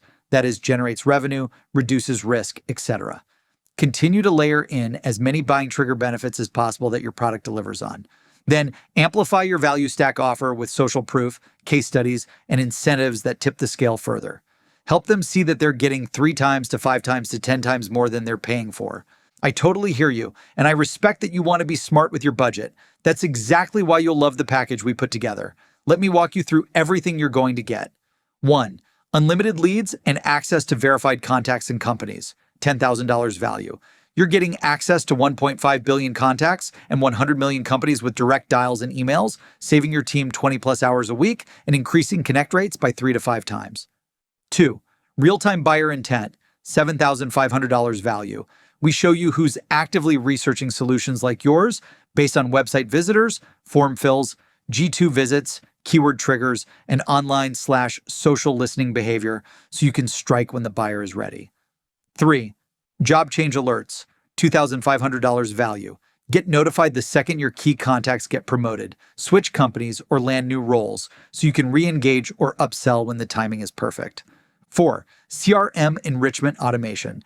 $5,500 value. You'll automatically clean, update, and enrich your CRM with 0 manual effort, so your reps always work from the most accurate, clean data in the world. 5. World-class training and onboarding. $1,500 value. We don't just give you a tool, we train your entire team to master outbound, prospecting, and closing with battle-tested playbooks, on-demand training, daily coaching calls, and a 24/7, 365 AI sales coach bot. When you stack it all up, that's over $27,000 in value. Plus, you'll get a massive pipeline filled with endless leads, meetings, opportunities, and sales. When you compare the cost to all the value in ROI, this irresistible offer is a steal. Optional close. Let's do this. And if you jump in now, I'll also make sure we include extra bonus, credit, or success call to help you get results even faster. Sound fair enough? 2. Paint the picture of what they'll miss out on. People fear losing more than they desire gaining. If they feel a big pain or like they're missing out on something valuable, they'll move mountains to get it. Make the cost of inaction feel way more painful than the cost of buying. Imagine a competitor using this while you wait. How would that impact your business? What's the cost of not doing this? Lost time, lost sales, increased frustration? You're already spending money on alternative or inefficient processes. What's it costing you every month to not have this? I totally understand budget concerns, so let's fast forward 6 months. If nothing changes, what will that cost you? More wasted time, lost revenue, more frustration. Now imagine you'd invested today and we're already seeing results. Which scenario sounds better? The best time to fix a problem is always now. Let's make it happen. Let me ask you a quick question. What happens if your competitor moves forward on this before you? What's the cost of them getting ahead while you wait? Budgets shift all the time for things that truly matter. And this matters. Let's lock it in now before this opportunity disappears. 3. Shift the conversation from expense to investment, ROI, and value framing. People don't hesitate to spend when they see a clear return. Help them shift their perspective from viewing this as a cost to seeing it as a major return on investment. Create a spreadsheet comparing the current results the prospect's business is driving to future projections once they start using your product, so they can easily see the gap and all they would gain by buying your product today. If they can clearly see how this makes them money, saves them money, prevents a major loss, or delivers a major gain, budget concerns will disappear. Let me walk you through this quick side-by-side. Right now, you're driving current situation, which equals about X dollars in revenue. Based on your current numbers, with our solution, you'd be at future projection, which equals X dollars plus gain. That's a gain dollars swing every month. I get it. Budget is always a factor, but let's look at this from a numbers perspective. You're currently spending X every month dealing with problem, and this solution would save you Y dollars or make you Z dollars. Can you afford to keep losing all this money by waiting? Let's get you set up so you can start getting these returns ASAP. I get it and agree with you. Every company has budgets, and they're important. But let me ask you, when's the last time you saw a successful business hold back on investing in something that would help them grow? If big-name competitor saw this as valuable, they wouldn't think twice about prioritizing it. And from what we've discussed, this is exactly what you need. Let's get you signed up and get this working for you now. 4. Create urgency using scarcity and limited availability. When people feel like they have time, they hesitate. When they feel like they're about to lose out on a great opportunity, they take action. Limited time opportunities and special offers drive faster decisions. For this week only, cash in on all these additional bonuses worth over X dollars in value. I only have a few spots left for this pricing before it increases next month. This feature is only available to early adopters. If you wait, it might not be an option later. I'd hate for you to come back in a few months when this is full and realize you could have locked it in now. 5. Tie impact to their pain points and goals. Make it clear that this isn't just another product. It's the key to solving their specific problems and achieving their goals. When prospects feel it's a custom-tailored solution to their situation, it becomes a must-have instead of a nice-to-have.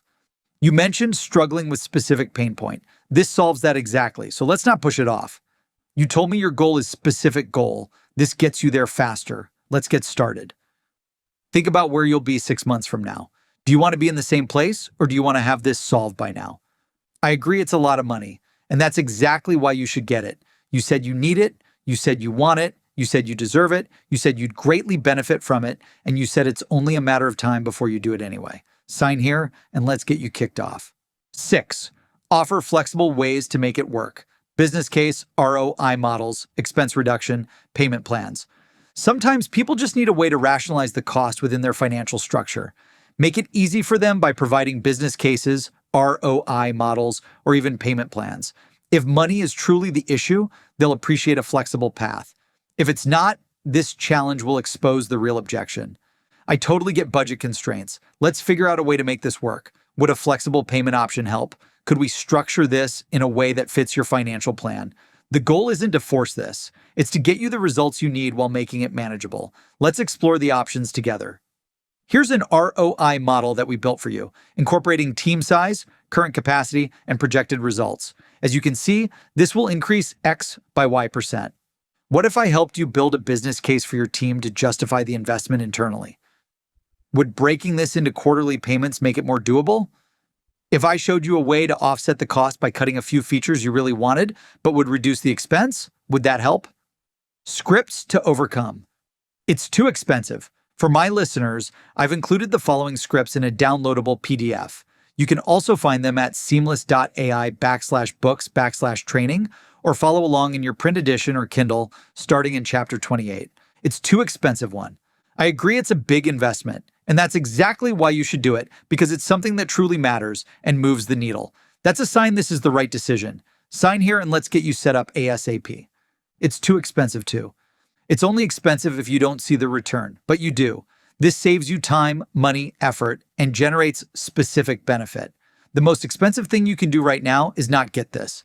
Every company, every smart buyer goes over budget when it's worth it, and you already know this is worth it. Let's move forward. It's too expensive 3. If budgets were never exceeded, businesses would never grow. Companies always invest more than they planned in their budget. Why? Because when something can increase revenue, efficiency, or competitive advantage, the ROI justifies the expense. That's exactly where you're at. This isn't an expense. It's an investment in growth, efficiency, sales, etc. And great investments always pay off. Let's get you signed up. It's too expensive 4. Budgets are flexible, but opportunities aren't. Right now, you have the chance to lock in this special offer that's going to specific benefit.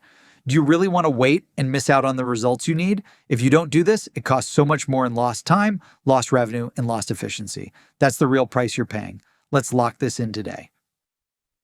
It's too expensive 5. You said you needed it, you want it. It's only a matter of time before you do it anyway. Let's get this done so you can grow your business and move on to more important things. It's too expensive 6. I totally understand that budget is always a concern, but let's be real. Everyone goes over budget. Take a look at the US government. It's over $34 trillion in debt and always over budget for necessities. If the impact outweighs the cost, they find the money. Companies do the same. You see the value, you see the need. The only question is, are you ready to get what you really want and deserve to generate the results you need? It's too expensive 7. Let's be real. Budgets are just numbers people create before they even know what's possible. You set a number based on assumptions, but now you see the value is far beyond what you expected. Every time someone goes over budget, it's because they realize it's worth it. And that's exactly what's happening here. So let's stop debating and start executing. Sign here. It's too expensive 8. You're not here because you want the cheapest option. You're here because you want the best solution that delivers real results. Look at any high-value purchase. People stretch their budgets when they see something that's worth it. If you want exceptional outcomes, you can't make a decision purely based on a number you set before knowing what was truly possible. Let's go with what actually gets you the results you want. It's too expensive 9. Budgets always seem set in stone until the right thing comes along. Have you ever noticed that? When people find something they really want, they often overlook their budget and make it work. That's not a coincidence. It's human nature, and you're in the same spot now. You already know this is the best option, so the budget isn't stopping you. Overthinking is. Let's remove that and make this happen. You always figure it out. It's too expensive 10. Think about the last big purchase you made. Did you stay perfectly within budget? Probably not. Why? Because once you found what you wanted, the original budget became irrelevant. That's exactly what we're talking about here. You already know this is the right solution. The price isn't the real concern. The real concern is, are you ready to get what you actually need? Chapter 29. Send me more information.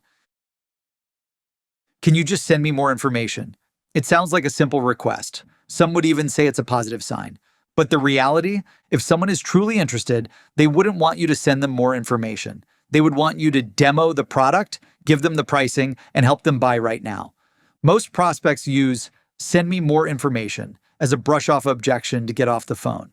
Prospects get so many messages already. The last thing they need is one more thing to read. Your job here is to use sales discovery to figure out if "send me more information" is a dismissive objection or if they actually want to learn more. And if so, what specifically do they need to learn more about? This chapter will show you how to identify brush-offs and turn mild interest into a qualified prospect. If you treat this objection as an open door rather than a closed one, you'll discover real buying intent. Sell like a surgeon. When less experienced salespeople hear, "send me more information," they instinctively say, "no problem, I'll send you something." But expert salespeople understand that this is a blow-off objection because the prospect has no intention of responding. So instead of hanging up and sending a message that won't get opened or read, they stay on the line and they keep the conversation rolling. Check out these tips and scripts on how to best handle this sales objection and convert more prospects into high-qualified meetings that result in sales. Call out the "send me more info" brush-off. "Send me more information" is usually a polite way of ending the conversation, especially if they haven't seen your product yet. Instead of backing down, acknowledge it honestly and offer a quick, low-pressure alternative that gives them a reason to stay engaged. Yes, I can send you whatever you need, but if you're like me, you probably get thousands of emails that you don't read. Instead of flooding your inbox with more stuff, let's take 20 seconds, and I can share exactly why I called. If you like what you see, we can set up a time to show this to you live on a quick Zoom. If not, we can part ways as friends. Fair enough? Dig deeper with discovery. You almost have to become a private investigator here to see if the prospect is bluffing. So dive deeper into what they would need to say yes. Do they want brochures, webinars, case studies? After they review it, what will happen next? Are they going to talk to someone about it? The answers to these questions will help you understand if this is a brush-off or a genuine request. I completely understand. To make sure I get you exactly what would be most helpful, could you share a bit more about what you're specifically looking for? Who will you share it with? These insights help me understand your evaluation process so I can put something together that best fits your needs. Pain-centered hook. Biggest desire CTA. One of the best ways to maneuver this objection is to deliver a hook that highlights their goals. Share how your solution can help them achieve their biggest goals and eliminate their greatest pains. And wrap up with a call to action to book the appointment. Hook. 100%. I'm excited to get you more information. Before I send anything over, I know you probably want to remove specific pain points, which can be a real obstacle to growth. Our solution addresses this by describing how it alleviates their pain. Desire. In fact, our product has been a game changer for anyone looking to achieve their key goal. For instance, one of our clients recently managed to get specific results, such as doubling their work, increasing revenue, etc. CTA. I'm confident that we can help you reach your goals too. Would you be open to a brief discussion where we can show how we can accomplish this for you too over a quick call? Gauge their interest. Really push the prospect to tell you if they are genuinely open to learning about a new way to improve. If they are, then just schedule a time to talk. If they're not interested, move on. You just saved yourself precious time. Name. Let's be realistic here. I can send you all the information in the world, but if you're not interested, then we're just wasting each other's time. Is this something you could see yourself making a move on, or are you just trying to politely get me off the phone? I'd rather be direct than keep chasing if it's not a fit. Agree and listen. Start by acknowledging their request. By agreeing, you show that you're actively listening and respecting their needs. A lot of salespeople might rush to send information, but by taking a moment to actively listen, you distinguish your brand from the rest. I understand wanting more information first. That shows you care about making a smart decision. There are some customers I worked with who felt the same way until they saw how it solved the challenges they faced. If you're open to it, I'd love to walk you through exactly how this could work for you. Would day at time be a good time to connect? What's missing? If the prospect was sold on your product, they wouldn't ask for more information. They would want it right now. So find out what's missing. Name. I realized when I was preparing to send more info over that if this product was exactly what you needed and wanted, I would be getting you a contract to sign and scheduling a kickoff date instead of sending more info over. So what's missing or not right with this that caused you to have more questions or concerns about this? The power of seeing it live. Highlight the value of experiencing the product live versus an email. This can help you better gauge their interest. I can send more info, of course, but I'm afraid the true power product is best seen live versus reading about it on paper. You need to see it to believe it. So how about a quick live demo? That way, I can gauge your needs and answer any questions you have. Personalize the follow-up and schedule the next call now. If the prospect is interested in learning more and you've identified what information would be most helpful, be sure to personalize the follow-up and make sure it's useful. When you send more information, set expectations for the follow-up. Include a note about when you'll follow up and how they can reach out with any questions. Reference your previous conversation points and address any specific questions they raised to show you're paying attention. Send a calendar invite to reconnect and discuss everything you sent over. If they accept, there is genuine interest. If they don't, unfortunately, it may have been a brush off. I'll send more information specifically around topic or feature discussed. I'll also include a few relevant case studies of companies we've helped in your industry. Let's schedule a follow-up convo on daytime, after you've had time to review everything. I just shot you the invite to reconnect for 15 minutes. Please accept that real quick. In the meantime, if anything else comes up that you need, don't hesitate to reach out at your contact information. Scripts to overcome. Send me more information. For my listeners, I've included the following scripts in a downloadable PDF. You can also find them at seamless.ai/books/training or follow along in your print edition or Kindle, starting in chapter 29. Send me more information 1. Hey, name, look, I totally get it. Whenever anyone cold calls me, I always tell them to send me more information, and then I avoid them like the plague. Instead of flooding your inbox with something you're not going to read, I have a quick question. If I can help you achieve biggest desire 1 without biggest pain 1 within time frame desired, would it be worth penciling in a quick chat? That way, if you like what you see, name, we can continue the conversation. If not, we can part ways as friends. Fair enough? How does daytime or daytime work for you? Send me more information too? Hey, name, I'd be happy to. I can send you anything you want and need. But look, the strategies I'm about to share are best exchanged over a quick call. There's too much to type. Plus, I can answer any questions you may have live on the phone. Let's pencil in a quick time to chat for a few more minutes. How does daytime, anytime, or daytime afternoon work for you? Send me more information 3. No problem. I actually sent you a few emails, and I bet your inbox is flooded with stuff. Instead of wasting your time with stuff you won't have time to read, let me ask you a quick question. Are you interested in biggest desire 1? Are you looking to stop biggest pain 1? If they answered yes, then we should pencil in a few minutes to chat because I've got the best product to help you here. How does daytime work for you? Send me more information 4. Totally. Happy to send something over, but if I'm being honest, that usually just ends up lost in a sea of unread emails and forgotten follow-ups. Let me save you the time. I can actually show you real quick how we help with Goal 1, Goal 2, and Goal 3. Live, right now. What's most important to you out of those 3? Whichever one it is, I'll show you in 60 seconds exactly how we solve it, and I promise no fluff, just real results. Sound fair? Send me more information 5. Hey, I could totally send you whatever you need, but instead of becoming email pen pals, I'm going to save us a ton of time. I found that most folks who tell me to send more information are just trying to be nice. So I've done us both a favor by deleting my email draft so we don't waste each other's time. Now I'm really calling to help you get biggest desire 1 and eliminate biggest pain 1. And the best part of all, it only takes a few minutes to learn how to use this new strategy that virtually no one is using. How does daytime work for you to learn more? I'll forward a quick meeting invite, and I promise to keep it brief. Send me more information 6. I'd be happy to do that.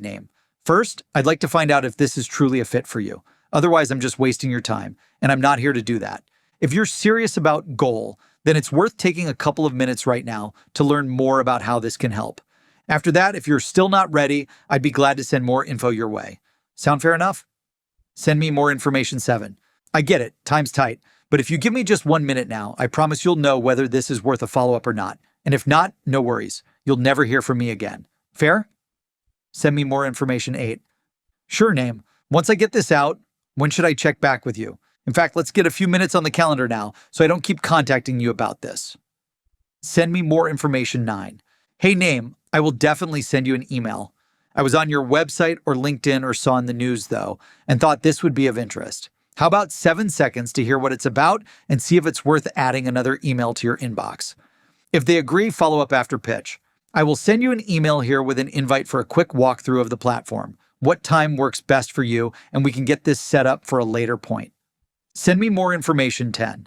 I totally get it, man. Honestly, if I were you, I would want to digest it all first too, just so I don't clutter up your inbox with noise. Was there a specific question you had in mind? Or did you just want to see a general overview of things they say? If they say just a general overview is fine. Hey, honestly, I'm the king of this meeting. Should have been an email, so I totally get it. I'm going to be honest. You'll know if this thing's a fit in the first 15 minutes, and that's going to be a lot more relevant than any generic marketing PDF I send you. Could I show you around? Then we can totally part ways if it seems off. If they say no, or they continue to ask for more information. Okay, well look, I've taken enough of your time. I'm waving my white flag here before I go. Do you mind if I ask you a brutal, honest question? When most folks tell me to send them some information, they're usually just being way too nice and they really just want me to go away. Is that what's happening here? Or do you actually want me to send you some information? If yes, then here's our deal. I'll send you the info, and I'll even call out exactly what you need to see based on what I know about you guys. Also send a placeholder invite, and you don't have to accept it. My only request is that you read through what I send you, and if you like what you see, if you accept the invite, and if you don't, you can decline it and just let me know why you didn't like it. Deal?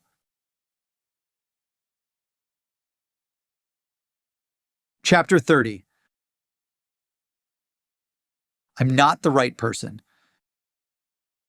At first, I'm not the right person sounds like a conversation that's over before it even begins, but 9 times out of 10, it means that while they aren't the decision maker, they might still have some valuable insights to share. They could be a champion, influencer, user, or someone who can give you insider info on how to sell to the buying committee.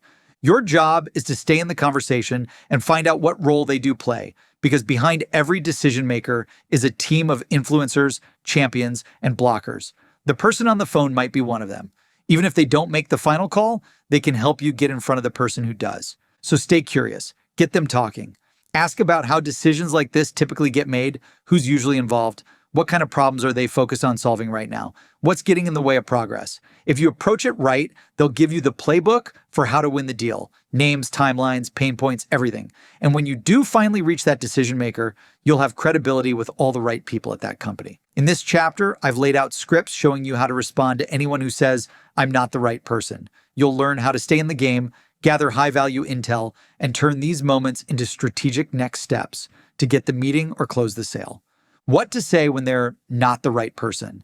Help first. The key to handling this objection is to stay curious, ask detailed discovery questions, build rapport, and position yourself as a valuable resource, not just another salesperson. This approach will help you get a referral and secure a warm intro to the key decision maker. I understand and appreciate you telling me. Just so I don't waste anyone's time, do you mind if I ask a quick question or two to make sure I head in the right direction? Wait for a yes. Out of curiosity, does any of this responsibility fall under your scope? Pause to let them explain. Got it. And when it comes to insert product type, for example, lead generation, marketing, IT products, who typically makes those decisions or evaluates tools like this? Wait for a response. Perfect, thank you. Is that person more focused on X or Y? Use a soft discovery question to dig deeper. Would it make sense to loop them in on a quick call or intro email so I can help with insert value prop and provide value to see if there's a fit to help here? If they're helpful, a warm intro from you would go a long way. I'll keep it short and sweet. If they're hesitant, no worries if not, I get it. I'll do all the legwork. What's the best way to reach them? Email, LinkedIn, or phone? Ask for the contact info. Since I have you on the line, can you provide me with that info real quick? Ask if you can use their name as the referral. Do you mind if I mention we spoke and you referred me to them? That way, they have the backstory on how I got connected to them in the first place. Dig deeper to isolate the objection. When a prospect claims they aren't the right person, it's often a surface-level objection that's hiding the real issue. They might be more involved in the decision-making process than you think, or they realize, or are willing to admit. Ask questions to clarify their role, identify the actual decision maker, and keep them engaged in the conversation. Got it, name. Just to make sure I'm not missing anything, when you say you're not the right person, do you mean you're not involved in evaluating solutions like this? Or is there someone else I should connect with instead? From my research, it looked like you manage X, which is exactly why I'm calling to help. Any insight here would be super helpful. Get the referral and introduction. When the prospect confirms they're not the right person, don't give up. Politely ask for the contact information of the right decision maker. And make sure to emphasize that your goal in asking for a referral is to save everybody time so you're not bouncing from one person to the next. Thanks for clarifying, name. To make this as smooth as possible, could you share the name and best contact information for the person who handles this? I'd hate to keep wasting time calling the wrong people. If it helps, I could mention that we've already connected to save them some context. Identify their biggest challenge. Before you hang up, ask what their top goals are. Even if they aren't the right person, this info can be helpful when you speak to the decision maker. It also keeps the conversation rolling.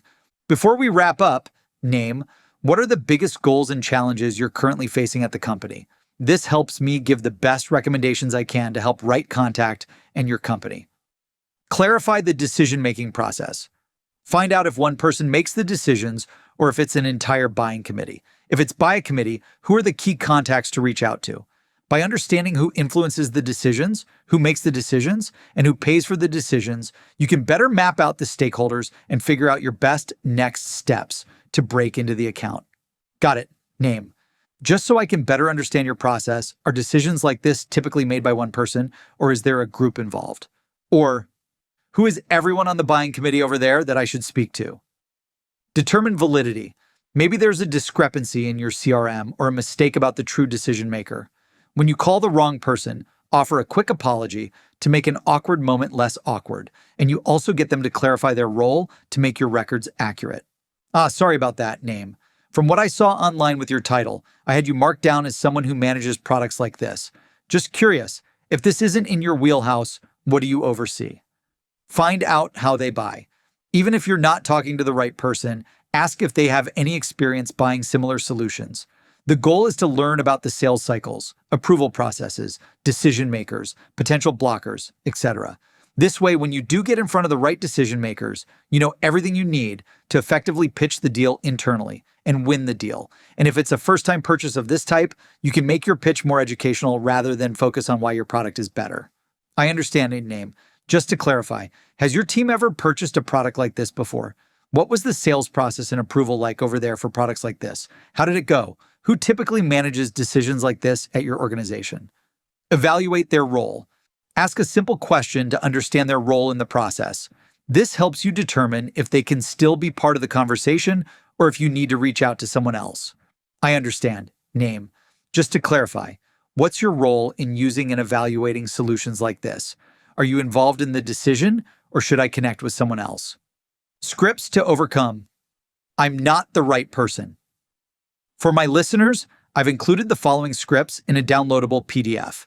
You can also find them at seamless.ai/books/training, or follow along in your print edition or Kindle starting in chapter 30. I'm not the right person one. Hey name, I get it. Just so I can update my records, who's the best person to speak with about this? I'm just trying to make sure I connect with the right person to avoid wasting anyone's time. Also, do you have their contact info? That way I can reach out directly instead of bothering you with follow-ups. Thanks for your time and name. If you don't mind, could you please pass my contact info along to them? That would be awesome. Thanks so much for your help and have a great week. I'm not the right person too. Hey, no problem, name. Thanks for the heads up. If you're not the right person for this, who handles biggest desire or biggest problem over there? Pause for response. Oh, got it. Well, if you're the title, who in your team manages product relevant area? Pause for response. Okay, great. What's the best way to reach them? Pause for response. Awesome. I've got something here that'll help them achieve biggest desire 1 and biggest desire 2 without biggest pain 1. Something I know they'll want to see. Can you help make a quick introduction for me? Pause for response. Perfect, thank you. I'll stay on the line while you make that intro. My email is your email. If you could send that intro email right now, that'd be amazing. Awesome. Thanks again. I'm not the right person 3. Okay, name. But you told me you were on team, correct?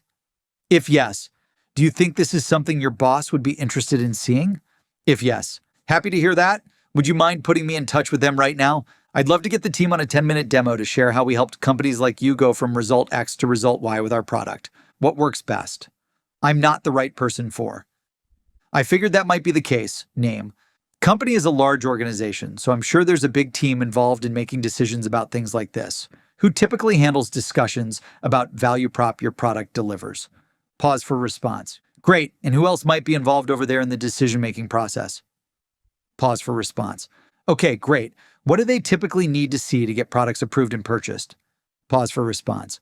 Awesome. Last question. I can really help your team with problems to solve. If I give you my email, can you make a quick email intro for me? That way, you don't have to get pulled back in. I'm not the right person 5. Okay, name. Thanks. I wouldn't want to waste our time talking about something that you ultimately have no control over. Who should I be speaking to?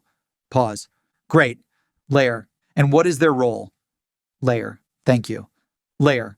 Would you say they are the primary decision maker at company, or are there others I should consider reaching out to as well? I'm not the right person 6. No problem. Name. I understand. Sorry about the mix-up. By the way, who would be the best person for me to speak to about this solution? Pause for response. Okay, got it. Great. And what's the best email and cell number for them? Pause for response. Thanks so much. One last thing. Can you make a quick intro for me? This is going to help you achieve biggest desire and eliminate biggest pain, and I'd hate for them to miss my email or call. I know your intro will help my message stand out and get noticed. Pause for response. Thanks so much for helping me out. I'm not the right person 7. I'm speaking with name, correct? The head of department? Layer in a surprise? Wow, got it. Even if you're not the right person, you probably have a voice at your company when it comes to evaluating products that solve pain 1 and solve pain 2. Am I right? If yes, you're the person I need then. Do you have 10 minutes to see how we help companies like yours to go from desired result 1 to desired result 2 in time frame? If no, my bad. From past convos, typically your title manages this over there. Who would be best to speak to over there about problem product solves? Pause for response. Amazing. Thank you. Last quick question to save everyone time. Can you introduce me to them, like a quick email? I'm not the right person 8. I could be wrong, but it seems to me like your input on this would be highly beneficial to the team. If yes, I had a feeling an expert like yourself would be part of the brains behind decisions like this. Layer. When are you free to have a quick call with decision maker? I'm free. Days, times. If no, I'll reach out to the right contact in charge. Who might that be? I'm not the right person. 9. Okay, I see name. A lot of my top clients said that at first, just to get me off their backs. Hopefully this isn't happening, but if it is, you would tell me, right? Layer. Well, I'm only reaching out to you because I know how much success you'll have with product, especially after seeing competitor or similar company generate record-breaking results with it. I don't want to let you off the hook without you at least seeing the power of this for yourself over a quick call. Layer. Open to giving this just a few minutes to learn more? Okay, great. And who else do we need to involve in this conversation? I'm not the right person. 10. I understand name, but as a title at company, you probably have a pretty important perspective on a solution like this, right? Pause for response. If yes, great. So if I'm hearing this correctly, you're actually the perfect person to speak to, right? Let's do this. How about we schedule a 10-minute demo so you can see exactly how product can help your team? After that, we can get the decision maker involved to review the proposal. I'm available, days, times. How does that work for you? If no, okay, got it. Then who leads the evaluations for something like this over there? Pause for response. Great, thank you so much for that. What's the best way to get a hold of them? Do you have their phone number or email handy? That way I can take you off our list and connect with them directly. Chapter 31. I need to talk to my boss. As salespeople, we've all heard, I need to talk to my boss. You're in the middle of what feels like a super productive pitch. Feels like a closed-won deal is right around the corner. The prospect is nodding along, agreeing with everything you're saying. They keep mentioning the issues your product solves. They love it. You then ask for them to sign the deal, and they say those dreaded words, I need to talk to my boss. This can be a major hit to the momentum, but don't let it frustrate you. This isn't a dead end. It's a required next step to get the sale. In this chapter, you'll learn how to handle the boss objections and figure out who all the decision makers are. What do they need to see to say yes? How have they purchased products like this in the past and then win the sale? The boss objection is a map to a real buyer. When a prospect tells you they need to loop in their boss, it's your cue to go into strategic discovery mode and get the full picture. What's the decision-making process? What kind of approval does leadership need? Do you need to show them ROI models, business cases, or do they need a compliance sign-off? Who else might need to be involved? Legal, finance, procurement, IT. What are some real deal killers to avoid? And most importantly, ask your prospect what they would recommend, especially if their boss ends up deferring the decision back to them. Getting these answers will reveal your next steps. With the right questions, this objection becomes your best opportunity to position yourself as a trusted advisor, align with key players, and guide the deal across the finish line. Sometimes it's not about the boss. When a prospect mentions that they have to talk to their boss, sometimes it can just be a nice way to disengage from the conversation without having to reject you outright. In other cases, they truly don't have payment authority and need to bring in someone. Find out which person that is exactly. If you ask the right discovery questions and they can answer any of them, most likely it's just a brush-off objection. Whatever the underlying reason is, you have to get to the bottom of it. I get it. A lot of people I work with loop in their leadership for a final thumbs up. Out of curiosity, do you usually bring your boss in at this stage when you're ready to sign up/buy? Layer. What do they typically say when you present a product like this to them? Layer. What do they look for or need to see to approve something like this? If they have no clear answers or little authority, sounds like you might not be getting enough value here, so let's fix that. What would you need to see to recommend this to your boss or even forward with this today? Your goal here is to find the value disconnect, then fill the gap ASAP. Sounds like you're doing the heavy lifting for everyone over there, which I appreciate. Would it help if we looped your boss into a quick call together? That way, I can walk them through the ROI and save you from having to be the middle messenger. If they push back on setting a call, just curious, what's the hesitation with setting up a call? I work for you, and as the expert for this product, I want to get you everything you need. Totally fair if now's not the right time. But I've found when someone is hesitant to hop on a call, there's usually an underlying concern.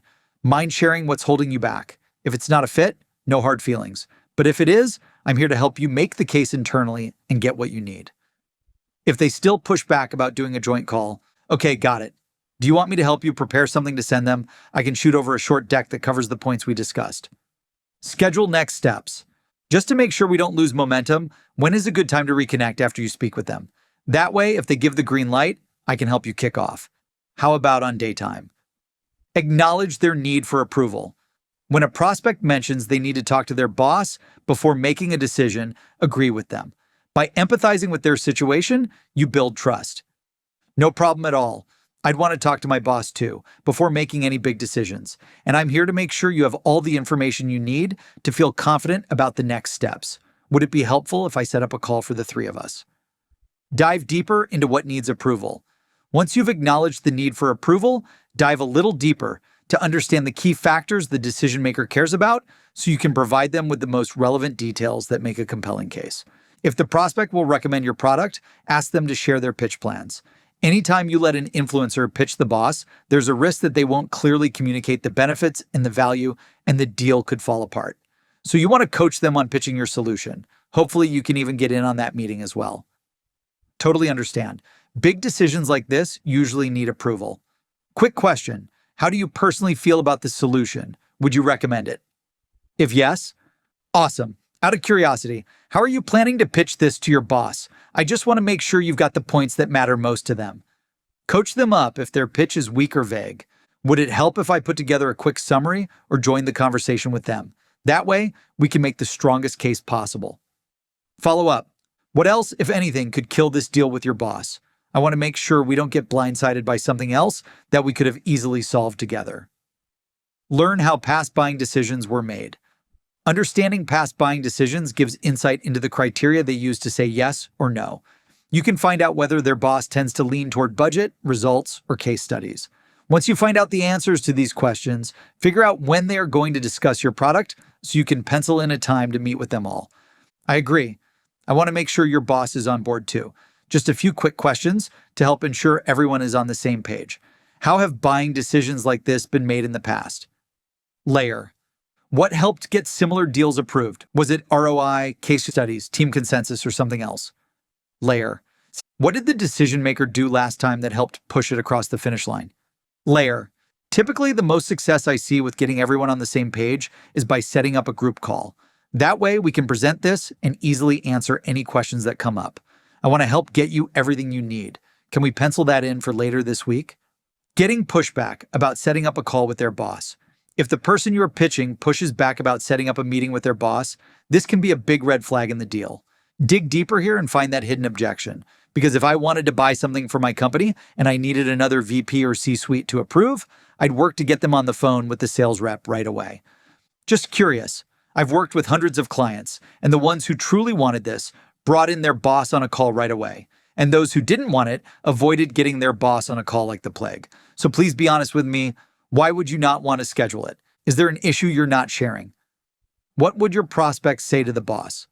The most important thing to winning here is to ask the tough questions to ensure your champion is all in on moving forward with your product. If the boss or decision maker asks the person bringing this up what they think, and there is any doubt from your prospect, that could completely kill the deal. So you need to identify underlying concerns and provide them with everything they need to sell it internally. If your boss says he trusts you and wants you to decide for the company, what would you tell him? When you go to your leadership, what are you going to say about this solution? Are you going to say, I think we should move forward with this? Or more like, here's something we could consider? I want to make sure you've got everything you need to have the confidence, business case, and answers to push for this internally, if you believe in it. Are you there yet? Or are there still a few things holding you back? Identify any final objections or concerns. Before hanging up with your prospect, you need to identify any concerns that the prospect has about buying the product. This will make or break your ability to sell it internally. If you fully address every possible objection and they have a deep belief that they need this product, it's getting sold. What, if anything, could kill this deal from getting approved?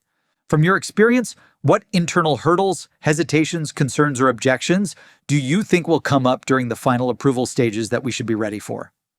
Just so I can make sure we're fully aligned, are there any hesitations or roadblocks you foresee coming up that we haven't addressed yet? Schedule a follow-up with all stakeholders. Instead of leaving the next steps vague or waiting for the prospect to schedule a follow-up, take control of the process. By suggesting a meeting with all stakeholders involved, you can ensure that all questions are addressed upfront and avoid any delays. To make this process as smooth as possible, I recommend we set up a quick time with everyone involved so we can walk through everything together. Who else should we include, and what day this week works best for everyone? Rather than playing calendar tag or waiting for feedback to trickle in, why don't we set up a quick session with your boss and anyone else involved? That way we can present this, make sure everyone's aligned, and knock out any concerns. How does anytime, day, or day work? Scripts to overcome. I need to talk to my boss. For my listeners, I've included the following scripts in a downloadable PDF. You can also find them at seamless.ai/books/training, or follow along in your print edition or Kindle, starting in chapter 31. I need to talk to my boss 1. No problem name. I think you should show this to whoever needs to see it. If your boss says, I trust you, do whatever you think is best to grow the business, what are you going to say? I need to talk to my boss 2. Hey, that's a great idea. I completely understand and totally get it. In the meantime, let's go ahead and schedule a quick kickoff call on the calendar. So when your boss says, yes, let's do it, we'll all be ready to go. How does day or day for 20 minutes work for you? I need to talk to my boss 3. That makes sense. When there's another decision maker involved, the goal isn't to slow this down. It's to make sure it lands well. Let me ask you this. When you bring this to your boss, what do you think they'll care most about? And what would make this an easy yes for them? I need to talk to my boss 4. Totally understand the need to loop in your boss. Just curious, is that the next step because you're genuinely interested, or is this more of a polite pass? Layer. If that is the case, is there something missing from our conversation that I could be providing? Layer. What about the case study I sent you where a competitor went from X to Y in just a time? Wouldn't that be something you and your boss would be interested in? I need to talk to my boss 5. No problem name. That's a great idea. And I think you should share this with anyone internally who needs to see it. Quick question. You're on board with this, right? When you bring it to your team, are you planning to recommend it, or is there something you're still unsure about? If positive, okay, great. What if I hosted a call for all stakeholders so we can both present this to them together? That way, I'm there as your expert to answer any questions and ensure you get what you need. Any time of day or day work for everyone. If negative, okay, tell me what you're still concerned about or what's causing some hesitation here. Let's work it out together. I need to talk to my boss 6. I completely understand and agree with you. Let me ask you a quick question. How much weight do you have on getting the final approval here? Okay, great. And you're going to recommend it, right? Sounds great. When do you think we'll have the go-ahead then, so we can schedule the signing and kickoff? Okay, great. Let's put a quick placeholder call on the calendar for that now. We can always move it out if things get delayed. How does next daytime or daytime in the afternoon work? I need to talk to my boss 7. Okay, great, name it, no problem. Quick question. What does your boss typically say when you show them products like this? What do they need to see to say yes and move forward? Okay, great. What are you going to say when you talk to them? If they say they would leave the decision up to you, what would be your final recommendation? I need to talk to my boss 8. I totally understand wanting to run this by your boss. Quick question. How confident do you feel presenting this internally right now? Pause. If strong, great. What are you going to emphasize when you recommend it? If hesitant, got it. Let's make sure you're walking in prepared. What would make you feel fully confident before that conversation? Layer. Perfect. When are you planning to talk to them? Let's put a quick follow-up on the calendar so we keep momentum. I need to talk to my boss 9. That makes total sense. When there's another decision maker involved, I want to make sure this holds up for both of you. Let me ask you something real quick. If you brought this to them and they said no, what do you think the reason would be? Pause. Let them answer. Got it. That's helpful. What I'm hearing isn't really about getting approval. It sounds more like concern around budget, timing, risk, priorities. Is that fair? Pause. Let them answer. Let me ask you this. Do they know you're dealing with this problem today? Are they comfortable with the cost or impact of things staying exactly the way they are? Pause. Let them answer. So if they're not excited about the current situation, it's hard to imagine they'd be opposed to you fixing it, especially if the numbers make sense. What I'd suggest is this. Let's make sure you can explain the business case clearly. If you can walk them through the outcomes and the payback the same way we just did, this decision usually gets a lot easier. I need to talk to my boss 10. That makes sense. I'd want to do the same. Help me understand who you need to talk to over there. Is it your boss, finance, or someone else involved in the decision? Pause. Let them answer. When you've brought ideas like this to them before, what do they usually focus on first? Pause. Got it. Some leaders are excited by new ideas, while others are more cautious. Based on what you know, which way do you think they'll lean here? Pause again. Given that, what do you think they'll want clarity on before saying yes? Pause. Would it be helpful to loop them in together? I'm happy to join the conversation, answer questions, and make sure you're set up well. If not, let me ask you this. If they said, "We trust you, what do you recommend?" What would you tell them? Listen for any objections here. That's helpful to hear. And just so nothing catches us off guard, is there anything that could slow this down or stop it from getting approved that we haven't talked through yet? If we handle that now, this usually becomes much easier internally. Chapter 32. I need to think about it.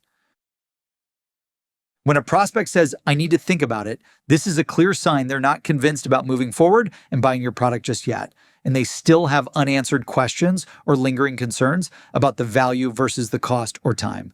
Realistically, if they wanted to buy, they would. So there's still something making them hesitate, and it is your job to figure it out. This chapter gives you all the tools to navigate this objection so you don't lose the deal in limbo. You'll learn the discovery questions, mindset shifts, and follow-up strategies to turn hesitation into clarity and ultimately get a yes. Don't let "I need to think about it" kill the deal. When a prospect says this, you need to uncover what's truly holding them back. You need to help them understand that they are currently at point A. They have told you they want to reach point B, and you and your company are the bridge that will help them achieve their dream goal state from point A to point B. Thinking about it for a day, a week, a month, or even a year won't help them achieve their goals any faster. Only buying and using your product will make it happen. What do they need to think about? Find out what they still have questions about. Give them the answers to boost their confidence and make them feel great about leveraging your product to achieve their goals. Then ask for the sale. You need to be the coach who gets them to take action. I totally understand and want you to think about it so you make the best decision for you and your company. And if I were in your shoes, I'd want to feel 100% confident too. What specifically are you still thinking about or have questions about? Mute yourself and let them talk. This uncovers the real objection. Then respond to the question or objection. That should give you everything you need. Plus, you mentioned you're at restate their current state with current problems, and your goal is to get to restate their dream outcome.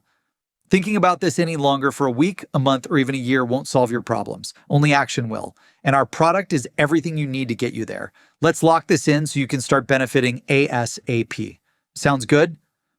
Agree with them. Sometimes, "I need to think about it" stems from anxiety about making the wrong decision. By agreeing that they should think about it and validating their thought process, you show empathy and understanding. This helps build trust and positions you as someone who is on their side, not just pushing for a sale.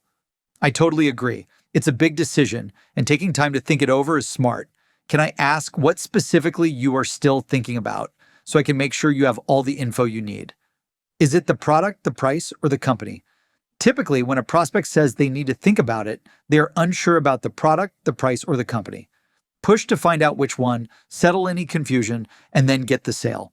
I think that's smart to think about it. Whenever someone tells me that, it's usually because they still have questions about the product, price, or company. Which is it for you? Offer a summary of key benefits. Providing a recap of the product's benefits reinforces the value you're offering. This can help the prospect refocus on how your product delivers on their goals, especially if they are unsure. I completely get it. While you're thinking about it, here's a quick summary of how we can help solve your problem and achieve your goals. List out all the benefits, value, problem solved, and results/goals achieved with the product. Then come back in for the close. Isn't that amazing? Let's do this. Sign here and here. Use social proof. People are often influenced by the experiences of others in similar situations. With social proof, testimonials, etc., you show how others overcame similar circumstances and achieved incredible results with your product. This can ease their concerns and give them the confidence to take the next step. Some of our best clients felt the same way initially, but after moving forward, they saw a specific result. For example, client was worried about problem. We helped them solve that, and it resulted in client result. We can do the same for you. Let's get you signed up and kicked off. Sounds good? Mute yourself. Most times, they agree and move forward. Reiterate the urgency or opportunity. Adding a sense of urgency can prompt action. If there's a time-sensitive offer, prospects may feel encouraged to decide faster versus waiting and missing out. By highlighting the urgency, you help them realize the opportunity they might miss if they delay their decision. That makes sense. Just a quick note, the specific benefit you're looking for is only available until time tomorrow. I don't want you to miss out on this. We should get you upgraded ASAP. Explore their decision-making process. Understanding the decision-making process provides insight into the roadblocks your prospect faces. It can help you determine whether the issue is internal, that is, needing buy-in, waiting for a better budget, etc. This information is invaluable for navigating the sales conversation. Well, it's important to take your time. Just so I can better support you, is this an internal roadblock you're facing? Do you need to do more selling internally, or is there concern about the product? If it's internal, use the tips and scripts from the I Need to Talk to My Boss chapter. If it's about the product, address those issues and then ask for the sale again. Uncertainty creates fear. When someone says they need to think about it, they can love your product, but are just scared of making any change. People love the comfort of doing nothing over the uncertainty of trying something new. But the reality is, staying in the comfort zone never leads to progress. It's your job to help your prospect identify what they are still unsure about and give them the answers they need to move forward. Your goal is to help them see beyond their fears and identify the cost of inaction. Thinking alone doesn't create change. It's action that drives results. I agree and think it's smart to think about it. Quick question. Is there something specifically that you're still unsure about? What's causing the hesitation to think about it more versus just moving forward? Try to answer or address their remaining concerns, then repitch.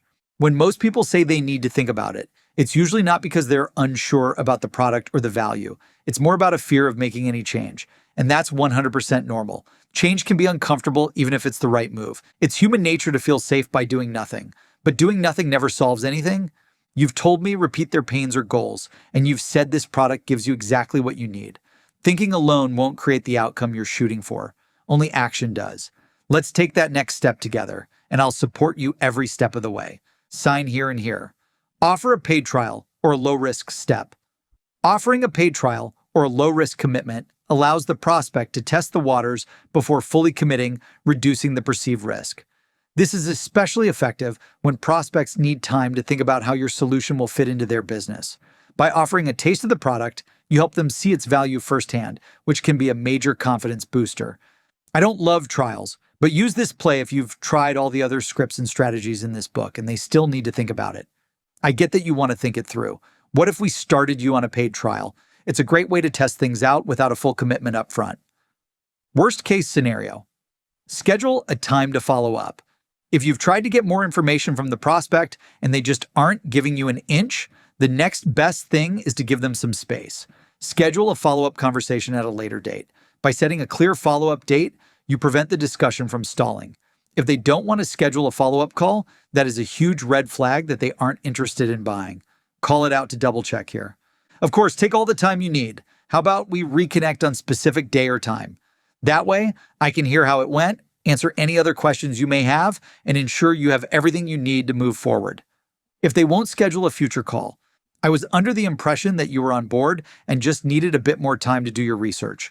Usually, when someone says they need to think about it but doesn't want to schedule a follow-up, they're not interested, and that's completely okay. I just appreciate transparency. Are you still seriously considering moving forward, or does it make more sense to press pause for now? Scripts to overcome, I need to think about it. Just a reminder for my listeners, I've included the following scripts in a downloadable PDF. You can also find them at seamless.ai/books/training or follow along in your print edition or Kindle, starting in chapter 32. I need to think about it 1. No problem, name. Let me ask you a quick question. What exactly do you still need to think about? I need to think about it 2. I always go through the same thing myself. I know what I need and want.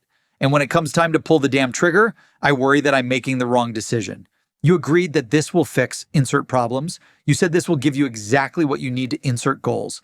Let's stop thinking about it and let's start making it happen. You know it's the right thing to do. Sign here and here. I need to think about it 3. No problem at all. Here's what I often suggest in moments like this. Take a pause, not to avoid the decision, but to make sure it's the right one for you. That hesitation you're feeling, totally normal. You know what you want, but when it comes time to say yes, doubt can set in. I've seen it happen, and sometimes you stay stuck longer than necessary. So let me ask, do you genuinely believe this can help with your biggest desire 1 and biggest desire 2? Great. Does this fit your budget right now? If those answers are yes, then the final question is, are you ready to take the next step and start seeing the results you've been working toward? If so, let's make it official. We'll get things moving. Just sign here and here. I need to think about it 4. Whenever I tell someone I need to think about it, I usually mean one of three things. One, I'm not interested and I just want to get them off the phone. Two, I kind of like the idea, but I'll need to either find the money or talk to my partner. Three, I really like the idea, but something else is holding me back and I need answers before I say yes. Be honest with me. Which one is it for you right now? I need to think about it. 5. No problem, name. Take all the time you need. That being said, tell me real quick with a simple yes or no. Do you believe this gives you everything that you need? They respond, yes. Okay, great. Do you believe this is a great deal based on all the results that you'll get? Yes or no? They respond, yes. Okay, great. Are you ready to eliminate problem and get biggest goal or desire so that you can move on to more important things that require your attention? Yes or no? They respond, yes. Okay, well look, you answered yes to all of these. There isn't anything left to think about. So let's get you rolling so you can start generating results ASAP. Sign here and here. I need to think about it. 6. Totally understandable. Usually when people say they need to think about it, there's something specific they're unsure about. Is it pricing, implementation, or maybe how it fits with your current process? I need to think about it. 7. Name. Let's not overthink this. We both agree that this will help you achieve goal because of the features they want and need. This is a no-brainer for you. Let's do this. Sign here. I need to think about it. 8. Totally understand. Making a decision like this is important, and it makes sense that you want to think it through. If I may ask, though, when someone says they need to think about it, it's often not just about thinking, it's usually about uncertainty. Can I ask, what specifically are you feeling uncertain about right now? Pause. Let them speak. Add if they're vague or unclear. I ask because I've found that a lot of people I speak with actually love the solution, but they hesitate not because of the product, but because change can be uncomfortable, even when it is for the better. Staying in the current state feels safer than stepping into something new, even if the current state isn't solving the problem. But the reality is, staying in the comfort zone rarely leads to growth. If they are not vague or unclear, you told me earlier your goal was insert their goal or pain point.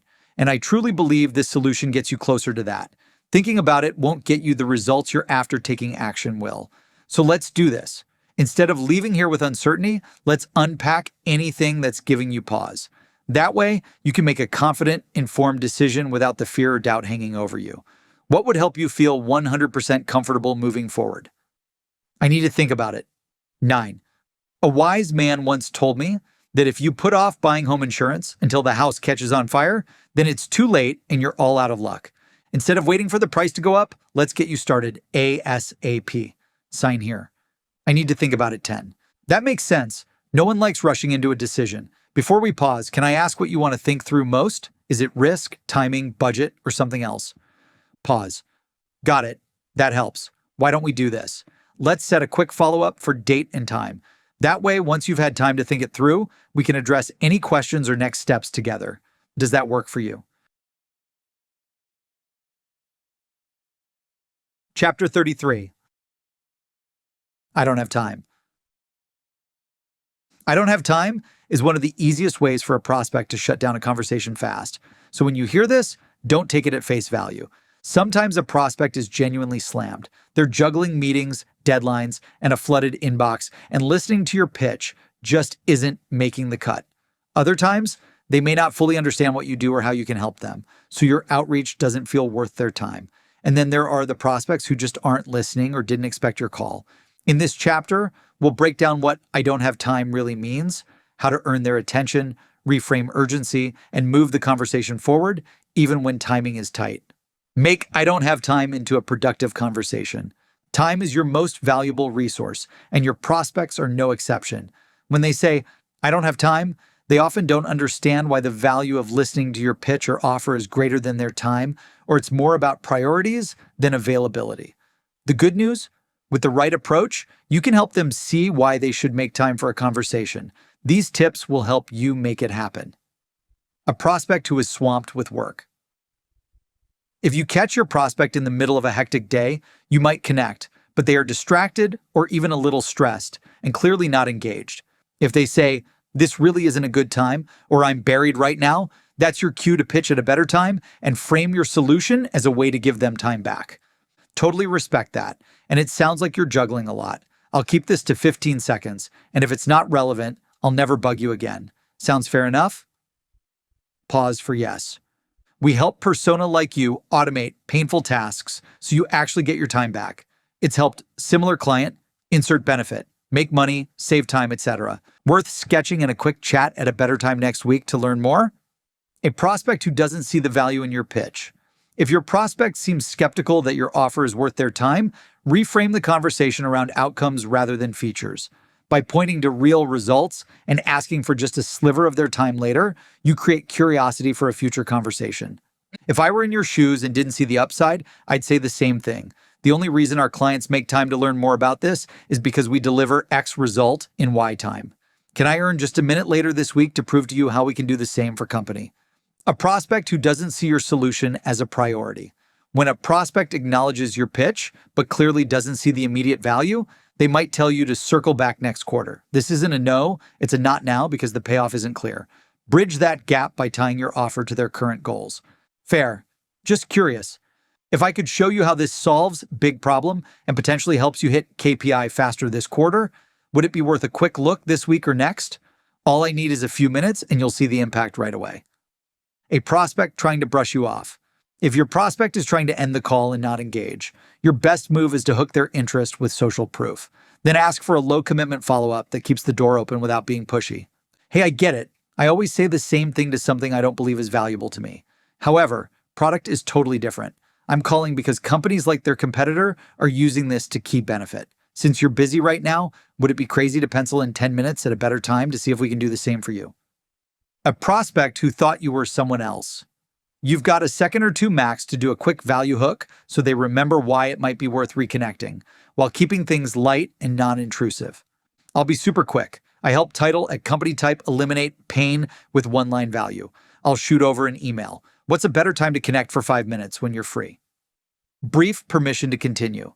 Ask for permission to continue the conversation briefly. This approach shows you're mindful of their time while still moving the conversation forward. No problem. I don't want to waste your time now or in the future. Can I get just 30 seconds real quick to explain why I called? And then if you like what you hear, we can continue the convo at a better time that works for you. Send an email. If the prospect doesn't have time for a call, sending information in an email can be an effective way to stay in touch. Make sure your message is value-driven. Be sure to set up a follow-up meeting when their schedule is open. I'll send an email with some great information on how company can help streamline your workflow and increase your result wanted. After you review, we can discuss. When is a good time to reconnect later this week? So I'm not calling you at a bad time. I'll forward a quick calendar invite. Offer a time-saving solution. When a prospect mentions they don't have time, it's a sign they value their time. Position your solution as a time-saving opportunity, highlighting how it can streamline their processes or solve an existing pain point. I completely understand. I hear that a lot from my top clients in your shoes. What we've found is that this actually saves you a ton of time by insert specific benefit, allowing you to focus more on core task. Could we set aside just 10 minutes at a better time for you later this week to show you how it works? I'm confident it will be time well spent and worth it.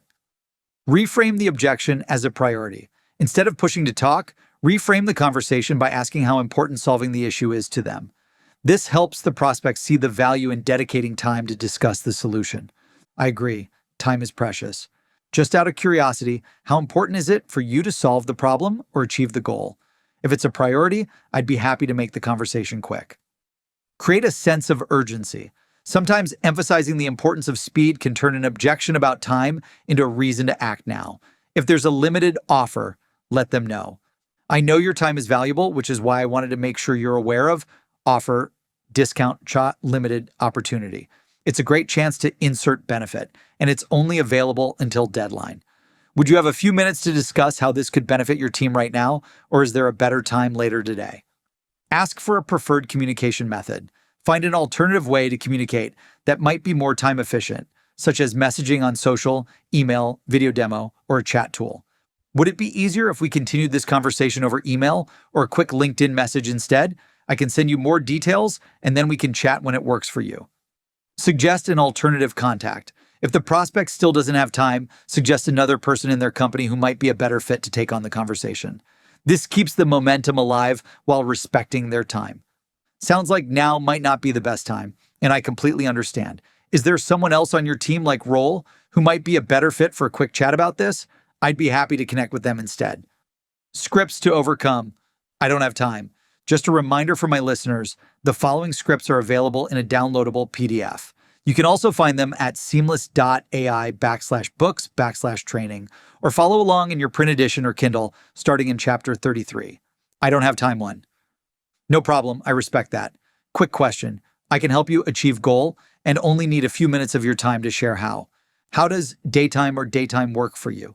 What you get out of this will be worth way more than a few minutes to learn more. I don't have time to. Name, I want to respect that. Can I get 27 seconds to share how I can help you achieve goal and eliminate pain in X time frame? And if you like what you hear, we can pencil in a few minutes at a better time for you. If not, we can part ways as friends. Sound fair enough? I don't have time 3. No problem in name. Let me ask you a quick question. Are you looking to biggest desire 1 and biggest desire 2 without biggest problem or pain point? Pause. Okay, great. Well, I've got just the thing to help you, but I know I called you out of the blue, and it's not a good time right now. Can I get a few seconds now, or would it be better to pencil in a quick time later this week when you're not slammed with a bunch of things? I don't have time 4. I know your time is incredibly valuable, and you're probably swamped right now. What if I give you a quick 30-second overview of what we do, and then you can decide if it's worth exploring at a better time or not? How does daytime or daytime work for you? I don't have time 5. I'm glad you're busy. That means you don't have any time to waste on bad products. Quick question. If I could show you a way to results you can help them generate, is that something you'd invest just a few minutes to learn more about?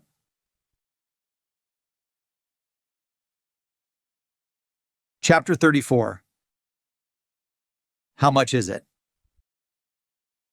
How much is it? May be more complex than it seems. This question is all at once a question, an objection, and a sign of buying interest that they want to learn more about and possibly purchase your product. Whenever I'm in the market, ready to buy something, I want to know the price as quickly as possible. Whenever I'm trying to sell something, I want to showcase the highest value for the product's price as quickly as possible. When prospects ask for the price, they're evaluating the sticker price and the value of your offering. So scaling your sales requires both demonstrating the value and presenting the price effectively. In this chapter, I share several plays you can run to keep the deal moving forward. I recommend A/B testing different plays to see what converts the best for you. With some products, you can simply provide a price range. Others are highly customized and high ticket, requiring more questions to even establish a pricing scope. Sometimes, you may not even have a set price yet, because until you know how engaged this prospect is, or what level of support they'll need, the price could land in a few different ranges. In this chapter, I provided tips and scripts that address as many product types and selling scenarios as possible to help you scale your sales in this situation. How to talk about price without losing the sale. You don't need to say much when discussing price, but you do need to be prepared. These scripts will help you answer confidently and make sure pricing isn't the reason your prospect walks away. Value comes first. How much is it? Can be a good sign. It could mean they're considering your solution and wondering if it fits their budget. But this could also lead to a rough patch if the price exceeds the perceived value. This is your chance to steer the conversation beyond just numbers and into results, helping them see not just what it costs, but what it's worth. Fair question, name. I'd love to walk you through pricing, but first, to make sure it's worth every dollar, do you mind if I ask a couple of questions about what matters most to your team? That way, I can show you how we deliver stronger ROI than what you might be getting. Ask more discovery questions to scope price. Instead of rushing to answer with a number, use the pricing question to pivot into value discovery and alignment. This takes the conversation to a deeper dialogue where you can uncover priorities and urgent issues. It also keeps you in control of the sales process and positions your product as a tailored solution, not a dime a dozen commodity. Awesome. Happy to walk you through pricing. Just so I make sure you're not overpaying for something you don't need, do you mind if I ask a couple questions about your goals first? That way, I can tailor the products and pricing to what you need and the exact value you'll get out of it. Pause. Let them respond. The last thing I'd want is to throw out a number without showing you what that investment gets you, especially since most of our customers end up saving far more or making far more than what they spend with us. Sound fair? Share a price range. I personally love sharing the price range for a product, whether it's at the beginning, middle, or end of a sales cycle. I also like to reiterate that whatever they end up paying, they will make way more in ROI. So back up your price with ROI, business case, social proof, etc. I totally get wanting to know the price ASAP, but it depends on factors like team size, goals, and what features you'll need. To give you a ballpark, most customers invest somewhere between X dollars and Y dollars. Pause to let it land. If you spend X dollars, you typically generate Z dollars in return. If you invest Y dollars, many clients are seeing returns upwards of W dollars. Our clients consistently make way more than what they invest. I can walk you through how we drive that ROI based on your needs and share some real-world examples if you'd like. Mind if I ask a few quick questions to make sure we help you pick the features that work best for your growth goals?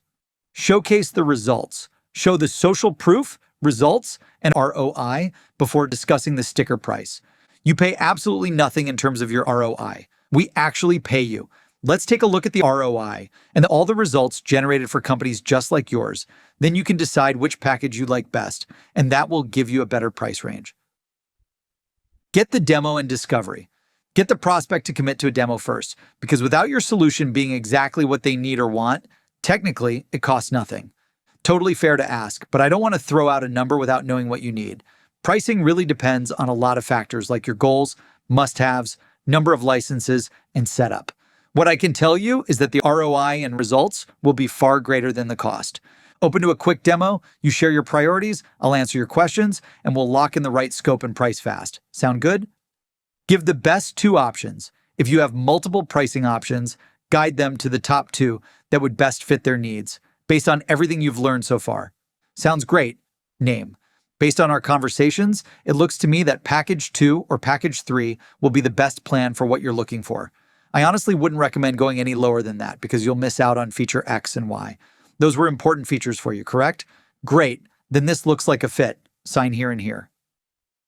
Find the root question or issue. Pinpoint if there's hesitation over the product or the company before going over the price. Isolating the true objection allows you and the prospect to get on the same page, and you can offer additional product information or reinforce credibility. Just to clarify, name, before we get to pricing, are you still trying to learn more about the product, the results, my company, or does it simply come down to cost? Ask what they would pay. Put it back on the prospect by asking them what they would pay for the product. It could be way more than you think if the pain is high enough and the urgency is there.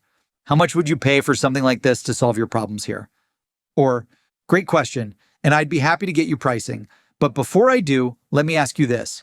Based on what you've seen so far and the problems this solves, what would it be worth to you? Pause. Let them respond. You'd be surprised how often the value of solving the problem far outweighs the actual investment.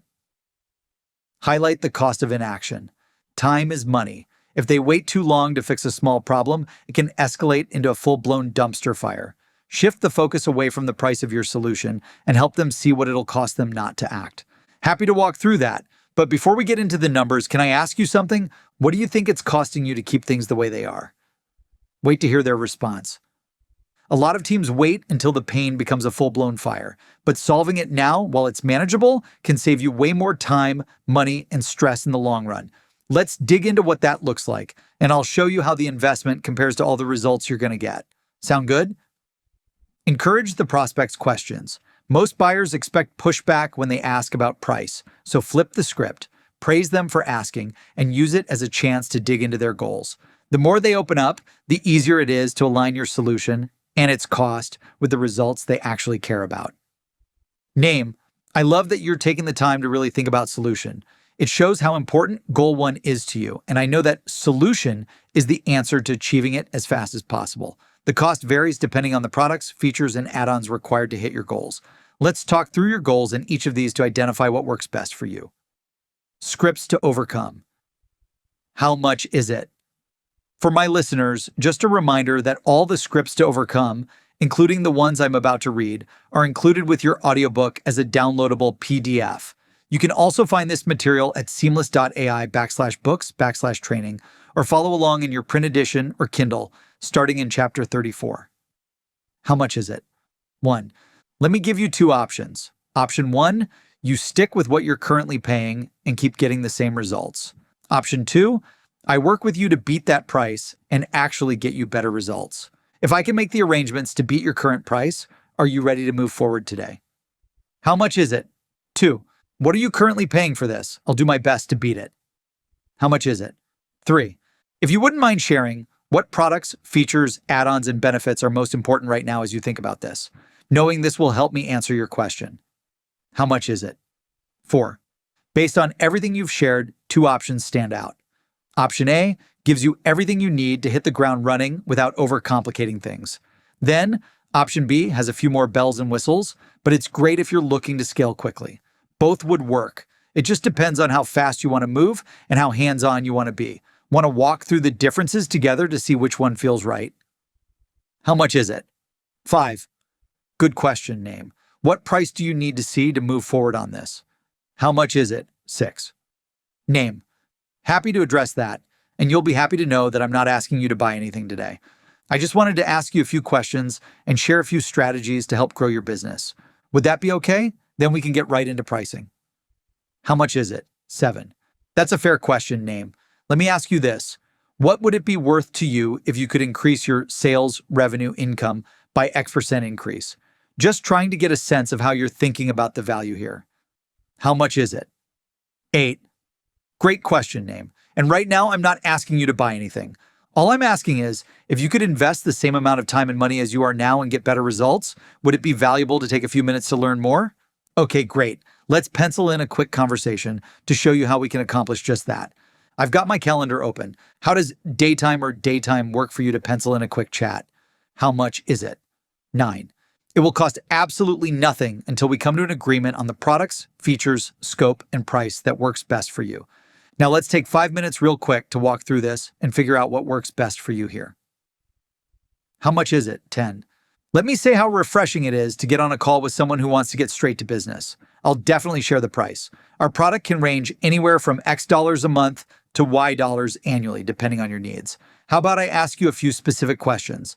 That way, I can get you a more precise estimate if that works for you.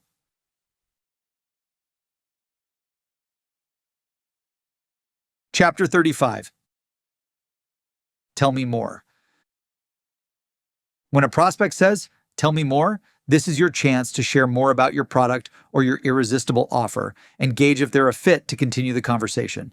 But just because someone asks for more, it doesn't mean they want a full-blown sales pitch. Often, they're looking for clear, concise answers that show you understand their needs. So prove you're not just another vendor rattling off features.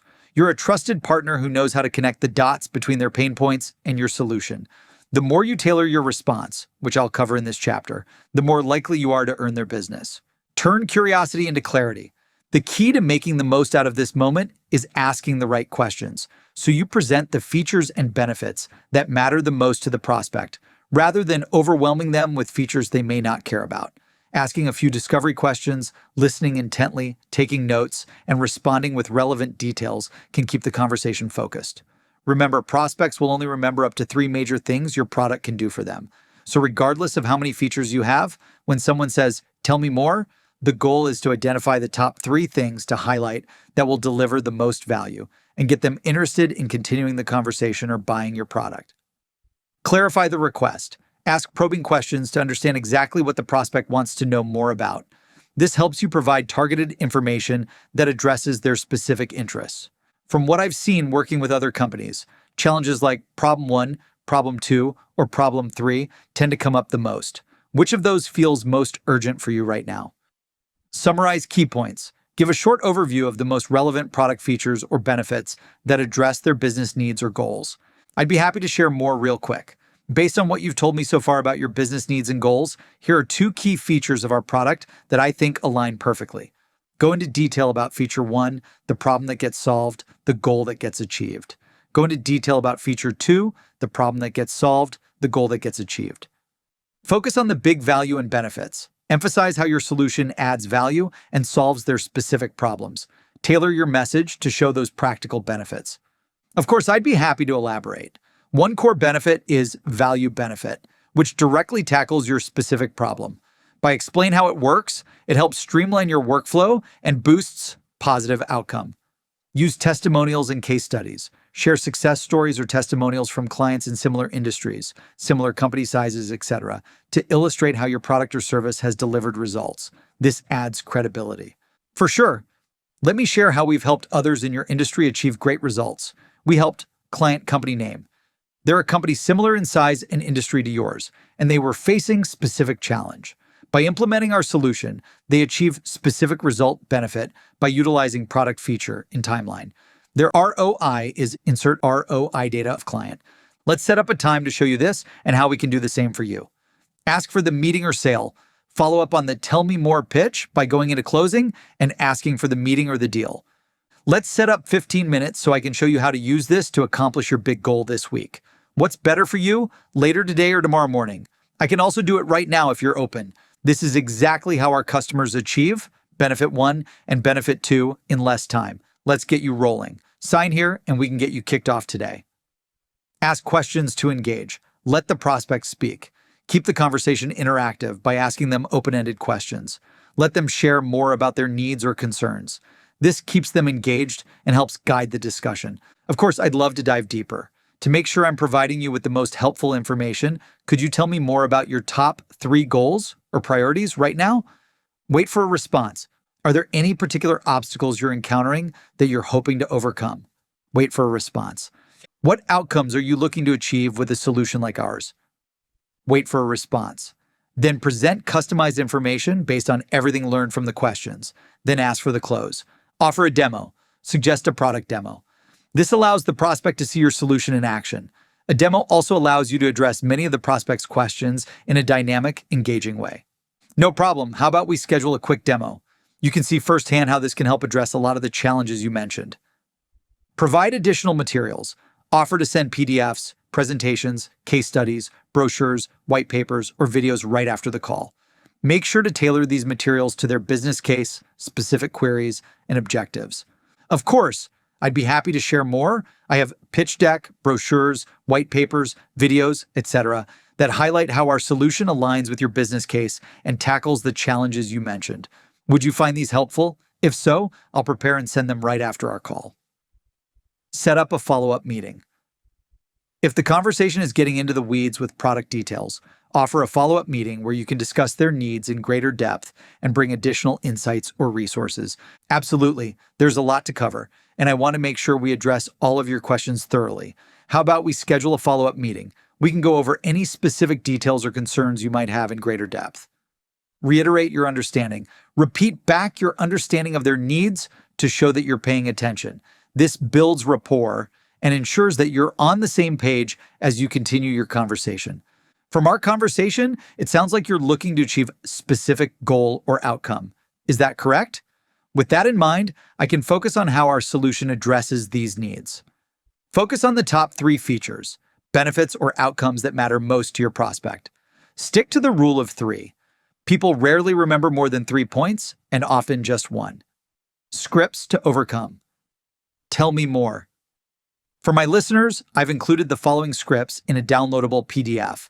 You can also find them at seamless.ai/books/training, or if you want, read along with me in your print edition or Kindle starting in chapter 35. Tell me more 1. I'd love to provide more details. Based on our conversation, you are interested in specific feature benefit, right? That's a popular feature because it addresses specific need or challenge by how it solves the issue, leading to positive outcome. Are there other areas you'd like me to focus on? Tell me more too. Great question. Rather than just telling you, how about we set up a demo so you can see the power of this stuff for yourself? During the demo, we can talk in greater depth about your business needs and how product solution can resolve them. Do you have any availability day at time? Tell me more 3. Of course, let me share a quick success story that will bring this to life.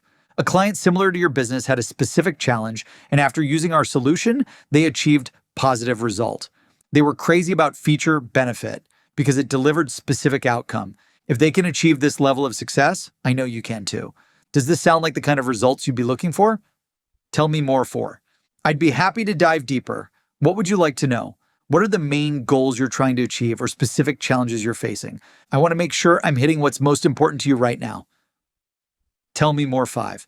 Absolutely. Just so I'm not rambling about things that don't matter to you, are you most curious about how it works, the results you'd see, or how it fits into your team tech stack? Tell me more 6.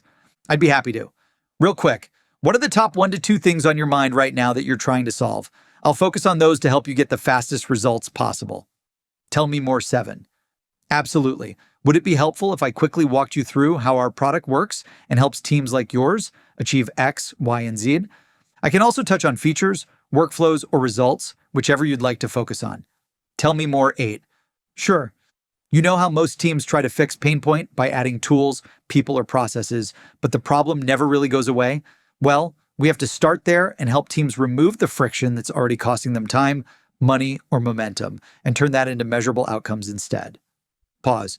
We're not adding complexity. We're fixing what's already broken. What goals are you focused on, and what challenges are making them hard to reach? Tell me more. 9. The short version is this. Most people who talk to us already know something isn't working, but they're just not sure it's worth changing. Our role is to help you decide if it's worth fixing or not. What problems keep coming up that you haven't been able to fully solve? Tell me more. 10. Sure. What we do is pretty simple. Instead of jumping straight to a solution, we focus on understanding the gap between where things are today and where you're trying to get to. If it turns out your product solution can help, great. If not, you'll at least have clarity on whether this is worth fixing right now. Does that line up with what you were hoping to talk through? Chapter 36. Who is this? Maybe your prospect wasn't expecting your call, or they're rushing out the door and playing catch-up. Whatever the reason, if someone says, "Who is this?" don't ever let it catch you off guard, especially if you've already had prior communication with the person. A confident, value-driven response will set you up for a real conversation. Instead of freezing up or rushing and stumbling over your words, use the scripts in this chapter to reset and guide the call in the right direction. Use this question as an opening, not an obstacle. Hearing "who is this" right out of the gate can feel abrupt or like you're hitting a wall. Just remember, it's not a rejection, it's just a reflex response. The key here is to respond with confidence, value, and clarity. Introduce yourself or reintroduce yourself, that's fine. Explain why you're calling and how you can help. Always keep a mini elevator pitch ready. Focus on a pain you solve or a goal you can help them hit. Personalize when possible and tie your value prop to their role, company, or recent activity. Keep the energy high. Treat this like a second chance to pitch stronger. You've got one more shot to get them interested in learning more, and you aren't going to blow it. Practice writing scripts and A/B testing different elevator pitches to quickly share how you can help them solve their problems and achieve their goals. If you sound nervous, they'll lose interest fast. If you answer the question with a compelling offer and back it up with significant value that you can bring to the table, they will want to learn more. Deliver value fast. When a prospect asks, "Who is this?" be prepared with a concise elevator pitch that clearly states who you are, what your company does, and how they can benefit from learning more. I'm your name from company, and we help businesses like yours increase specific metric, such as revenue or efficiency, by unique solution. I thought this could be big for prospects' company as you work on relevant challenge trigger signal. Use buying triggers. When responding to "who is this?", leverage the buying triggers we highlighted in previous chapters, such as making money, saving time, etc., to grab the prospect's attention. Clearly state your company, the relevant buying trigger, and how your solution can achieve that goal. Use data to strengthen your case. It's name from company, and I'm reaching out to help you buying trigger. We do this by streamlining specific process through our specific productage feature. I wanted to share how we can help you make, save X dollars annually. Opposed to showing you how? Keep it short and direct. Your response should be concise to respect their time and maintain their attention. I'm reaching out because I noticed specific observation related to their business, and I wanted to share a new strategy a competitor is using with us that can help solve that. Use familiarity. If there's any connection or relevant context, mention it to build immediate rapport. Similar clients, competitors, triggers, news, etc. It's all fair game. We recently worked with similar company or peer and saw great results that could be relevant for you. Show enthusiasm, energy, and confidence. Your tone should convey excitement and confidence. Prospects are more likely to stay on the line if they sense genuine enthusiasm. "Hey name, great question. This is your name over at your company. I'm super excited to connect with you. I work with title or role or industry leaders like you to quick benefit, and I've got a quick idea that could really help you move the needle. Got 30 seconds so I can share it real quick." Acknowledge their time. Let them know you respect their time and will be brief. "Thank you so much for your time. I'll keep this super short and sweet. I just wanted to share. Quick benefit value proposition. Scripts to overcome "who is this?" For my listeners, I've included the following scripts in a downloadable PDF. You can also find them at seamless.ai/books/training or follow along in your print edition or Kindle, starting in chapter 36. Who is this? 1. It's name with company. We help persona get result outcome with product. I believe we can help you desirable outcome like we did for similar company. Who is this? 2. Yes, it's name with company. I work with persona or job title or function to address pain point. Thought it might be worth a 30-second chat to see if it makes sense. Who is this? 3. Hey, it's name from company. We help persona with quick benefit. I wanted to share an idea to help you solve pain hit goal. Got 30 seconds. Who is this? 4. Great question. This is name with company. We work with persona teams to fix pain point by solution or result. I thought it might be worth a quick chat to share how we can help you outcome. Who is this? 5. Hey, prospect name. It's name at company. I know this is out of the blue, but we help folks like you at company type to benefit or result. Not sure if this is even on your radar, but figured I'd reach out to see if it's something you'd be open to exploring. Only takes a few seconds. Who is this? 6. This is name at company, and I'll keep this quick. I work with persona at companies like similar company to reach biggest desire. You're likely leaving risk opportunity on the table, and I've got a few ideas that could change that. Open to learning more. Who is this? 7. Hey, yes, this is name from company. We specialize in briefly mention your product service, helping businesses like yours achieve specific benefit. I wanted to share how we might help you with potential need problem. Do you have a second to chat? Who is this? 8. No problem. This is name with company. We recently worked with name a relevant company or contact to help them get rid of problem and crush goal. I realized we could do the same for you too. Could I get 30 seconds real quick to share how? Who is this? 9. Yes, it's name with company, and I have this awesome product type that can help you achieve goal 1 and achieve goal 2 without biggest problem insanely fast. Open to taking just a few more seconds to learn more? Who is this? 10. Totally fair. It's name with company, and I'll be quick. I provide solutions for organizations that keep running into the same type of problems over and over and haven't been able to fix them yet. So can I ask you this? What's one issue that keeps getting in the way for you right now that I can help you address?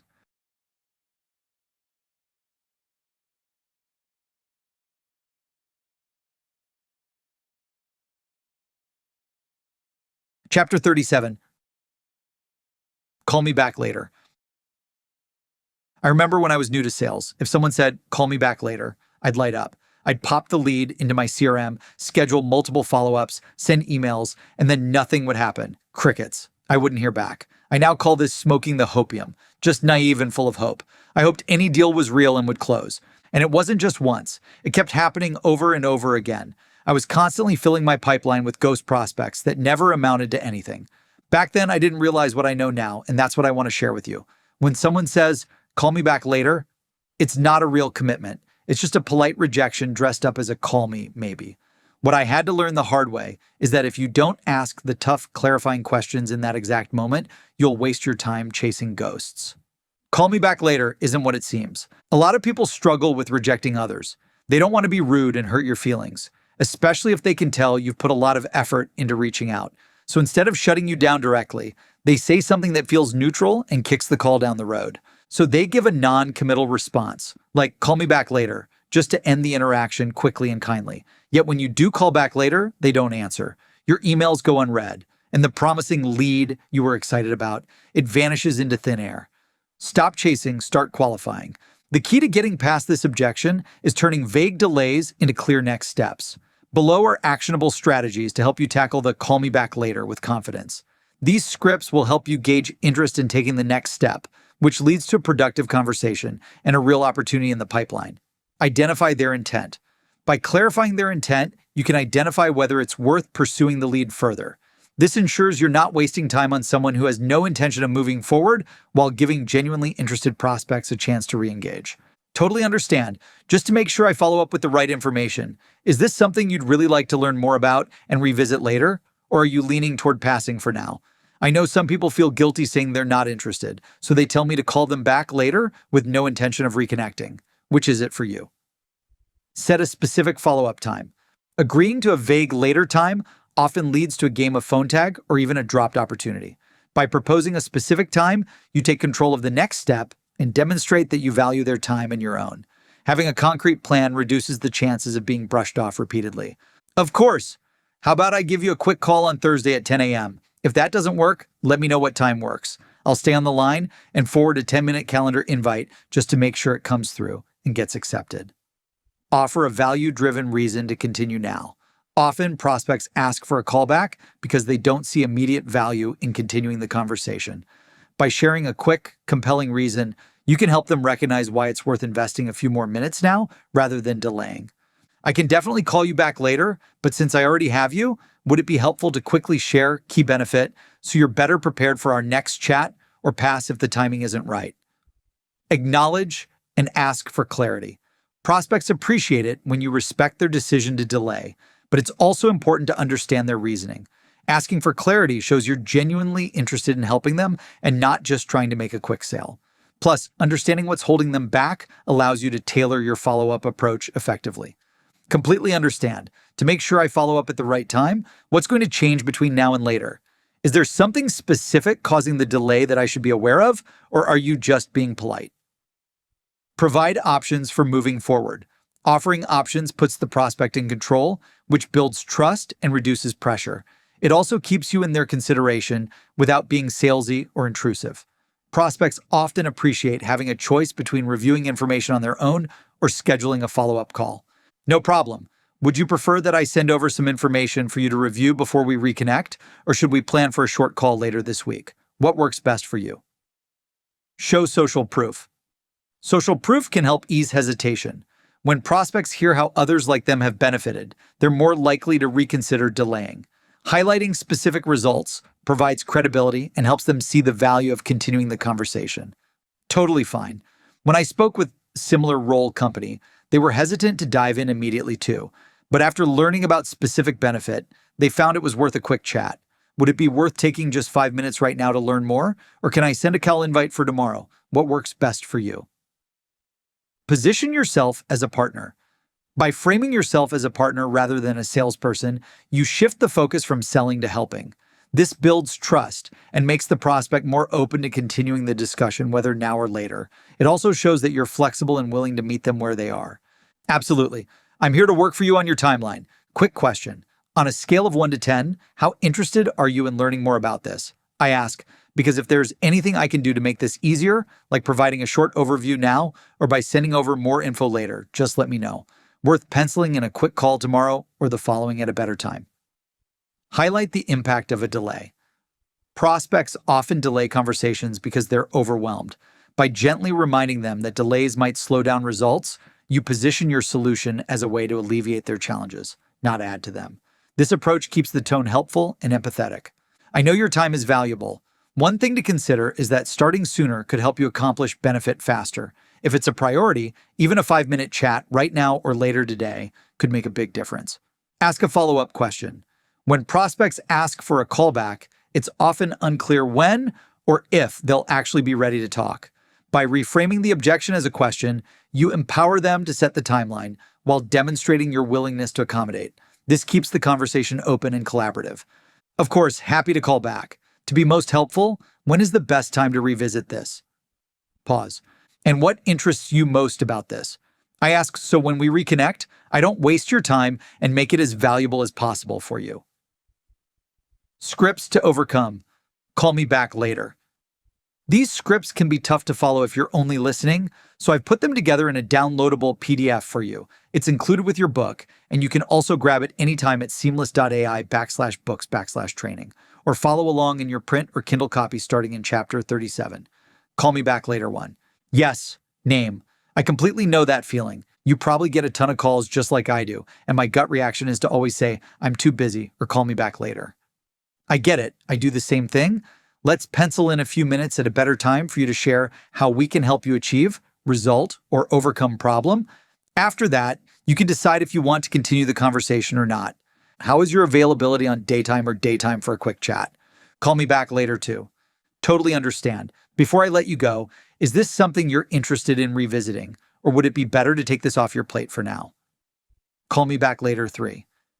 No worries at all. Just so I don't keep chasing you at the wrong time, when's a better day and time that works for you? Let's lock it in now and avoid phone tag. Call me back later 4. I get it. Your schedule is packed, and I don't want to add unnecessary pressure. Just so I can be most helpful when I follow up, is there a particular time that works better for you? And from everything I shared so far, what interests you most about this? If they can't articulate what interests them about your pitch, clarify by saying something like, I want to be respectful of your time. If you're just being polite rather than truly interested, it's totally okay to let me know. Call me back later 5. Sure thing. Quick question though. When someone says call me back later, they're usually not interested. Is that the case here, or is the timing just bad? Call me back later 6. Totally fair. Before I let you go, where does this fall on your priority list? That way, I know if I should reach out again or just let you focus elsewhere. Call me back later 7. Happy to do so. Quick question before I let you go. If you had to pick a level of interest for this at low, medium, or high, what would you pick? I would hate to keep following up if there's truly no interest right now. Call me back later 8. No problem. It sounds like now isn't the best time, and I want to respect that. How about I send over a summary with key details you can review at your convenience, and then we schedule a quick 10-minute call, daytime, to discuss any questions or ideas. That way, we can keep things light and ensure it's worth your time before diving in further. Call me back later 9. Sounds great. How about we set a placeholder for next week? That way it's on the calendar, and if anything changes, we can always reschedule. Call me back later 10. You got it. How does later this afternoon or anytime tomorrow work? Call me back later 11. Happy to circle back. Just so I don't waste your time later, is there anything in particular you'd like me to prep for or focus on when we talk? What's top of mind related to topic you help with? Call me back later 12. Sure thing. Before I do, just a quick question. Is this something you'd actually want to learn more about later, or are you just trying to get off the phone? No offense taken either way. Call me back later 13. Yes, I can definitely call you back. Just out of curiosity, is this something that even interests you right now, or should I hold off entirely? Call me back later 14. Yes, I'd be okay giving you a call back at a better time. What's the best time, and what should I be prepared to cover when we reconnect? Call me back later 15. Totally get it. I don't want to bother you if it's not the right fit. Would it be better to circle back later today or tomorrow, or should I just take this off your plate completely? Chapter 38. I'm in a meeting. So you finally connected with a whale of a prospect that could be your biggest deal of the year. But next you hear this. I'm sorry, I can't talk right now. I'm in a meeting. What do? The scripts and tips in this chapter will help you keep the door open, whether it's scheduling a follow-up, sending over valuable information, or giving them a compelling reason to reconnect. Timing may not be on your side now, but with the right approach, you can turn a not now into a hell yes opportunity later. Respect their time. Reconnect with purpose. To overcome the I'm in a meeting objection, respond with empathy and a compelling reason to reconnect. Keep it respectful, provide value fast, and lock in the next step. No problem, name. I was just calling because we found a way to insert a powerful result you can deliver. When's a better time for a 15-minute call to walk through it? Offer to call back later. When a prospect says they are in a meeting, respect their time and offer to call back at a better time. Completely understand, name. I don't want to interrupt your meeting. When is a better time for me to call back? Is daytime good for you, or is there another time that works better? Offer to send a recap. If they can't talk now, offer to send an email summarizing the reason for your call. This gives them a chance to review the information at their convenience. No problem. How about I send over a brief email with the key points, and we can reconnect when you're available. When's a good time for you? I'll send a quick 5-minute invite. Drop a hook. If you sense that they're genuinely interested but busy, leave a short, enticing statement that piques their interest and makes them more likely to reconnect. Happy to call you back at a better time.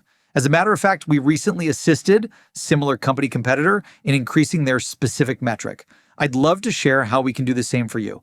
When would be a better time to chat, day or day? Offer to send a calendar invite. If they agree to a follow-up, make the process easier by sending a calendar invite immediately so they don't forget. Sounds good. I'll send you a quick calendar invite for date, time. Let me know if that works or if you need to adjust the timing. Check for urgency. Sometimes the phrase, I'm in a meeting, is used as a polite way to end the call. Gently check if this is a genuine meeting or a brush off. Totally get it. Just so I know, is this something you'd like me to follow up on, or should I touch base at a later date? Send a message. If the conversation ends quickly, send a message that highlights the main reason for your call.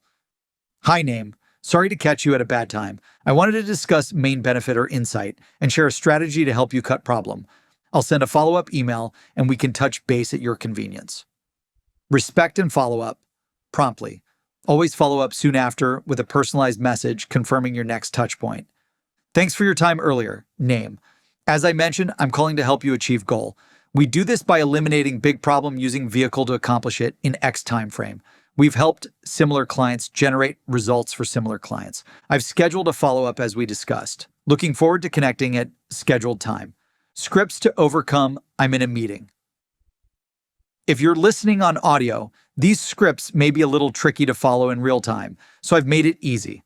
I put them all into a downloadable PDF included with your book. You can also grab it at seamless.ai/books/training or follow along in your print or Kindle copy starting in chapter 38. I'm in a meeting 1. Of course, I apologize for catching you at a bad time. Let's find a better time that works for you. Would later today or tomorrow be better for us to connect for a quick conversation? I'm in a meeting 2. Absolutely, I'll let you get back to your meeting. When would be a better time to reconnect? I'll forward a quick 10-minute invite and we can touch base then. I want to share a special way to help you benefit. I'm in a meeting 3. The life of a busy pro, I get it. I'll jump off for now. When's a better time to reconnect today? I'm in a meeting 4. No problem. I'll send over a quick email with some highlights about how we've helped other businesses benefit. How does that sound? Let's reconnect at a more convenient time. I'm in a meeting 5. I totally respect that. Would it be okay if I sent over some info for you to look at when it's more convenient and we can reconnect afterward? What's the best time to follow up? Chapter 39. Yes, I'm interested. You did it. Your prospect just said the magic words, yes, I'm interested. Feels good, right? But before you break into your victory dance, what you do next can make or break the deal. Now's your chance to lock in the meeting, build momentum, and set the tone for everything that follows. If you follow these steps, you'll secure the meeting and dramatically increase the chances of closing the sale. Let's make it happen. Book the meeting right then and there. When a prospect shows interest, take advantage of the momentum and secure the meeting on the spot. This prevents delays and keeps their engagement high. Be clear, direct, and provide specific time options to make scheduling simple. While on the call, send them a calendar invite with conference call details. Make sure they receive the invite and accept it. Make sure that the prospect accepts the calendar invite while you're still on the call. Sending it during the conversation avoids phone tag and endless follow-up. That's great to hear, name. Let's strike while the iron is hot so we don't lose momentum. How does date time work for a 20-minute call? If that doesn't work, I'm also available on date time or date time. Let me know what's best.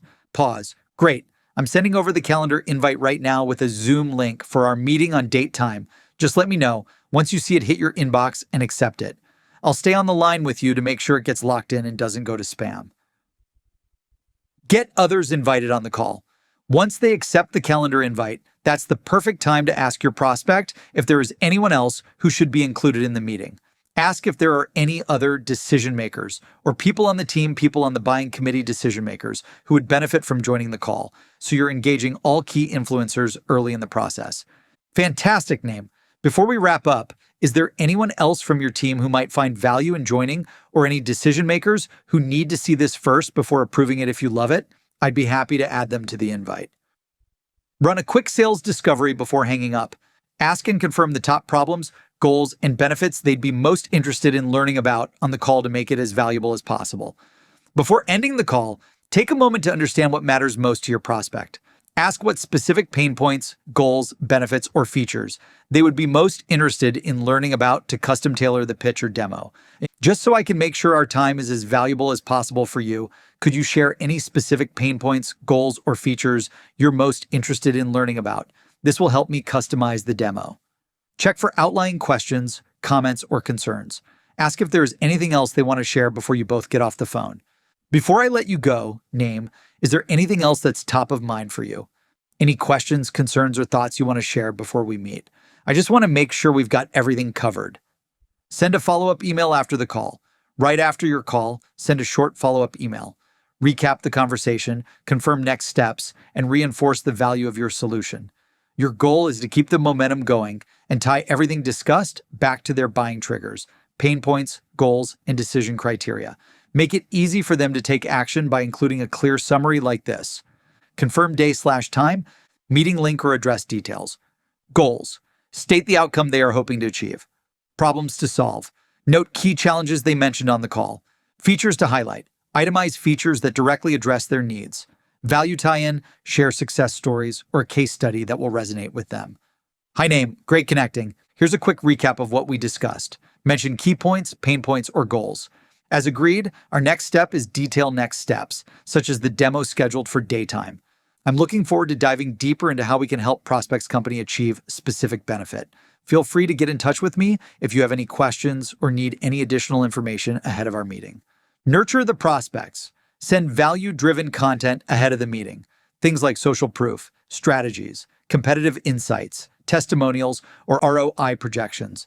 This kind of pre-meeting nurturing keeps your prospect engaged, builds trust, and reinforces the value of your solution by showing the results they can achieve. It also ensures they stay focused on the opportunity, don't lose interest, and remember why the meeting matters. Here's what to send. Demo, ROI projection, the PDF, 2 relevant case studies or testimonials, business case deck. Ahead of our meeting on date, I wanted to share a brief case study of how similar company used product to achieve specific result. I thought this might resonate with solving the challenges you mentioned, like mentioned pain point. You can check out the story here. Just sharing a quick competitor report that highlights some trends in relevant field and what's working well for others in the space. This might provide helpful context for our conversation on date as it aligns with your goals of mentioned goal. Looking forward to discussing more when we meet. Name, we just helped a similar client generate results in time frame. They started using top features and benefits that resulted in insert result. I believe we can help you achieve something similar. I look forward to speaking soon. Free gift, sales objections training. If you need more help overcoming sales objections and closing deals, then check out our training on the topic. Just type in your most challenging objection and get the exact scripts and strategies to move the deal forward. Find the AI Sales Coach and more all at seamless.ai/books/training. Part 5, closing, turn more contacts into contracts. You're almost through this incredible 6-part journey.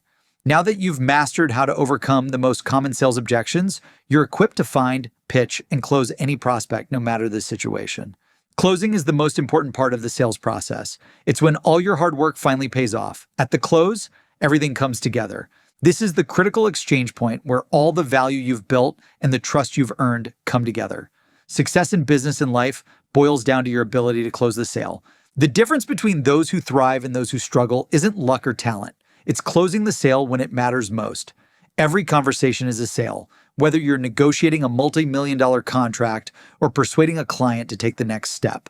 In this part of the book, you'll learn how to become a top closer and why closing is a crucial life skill to improve your revenue and the quality of your life. In this section, you'll learn the top closing strategies that separate the top 1% from the rest.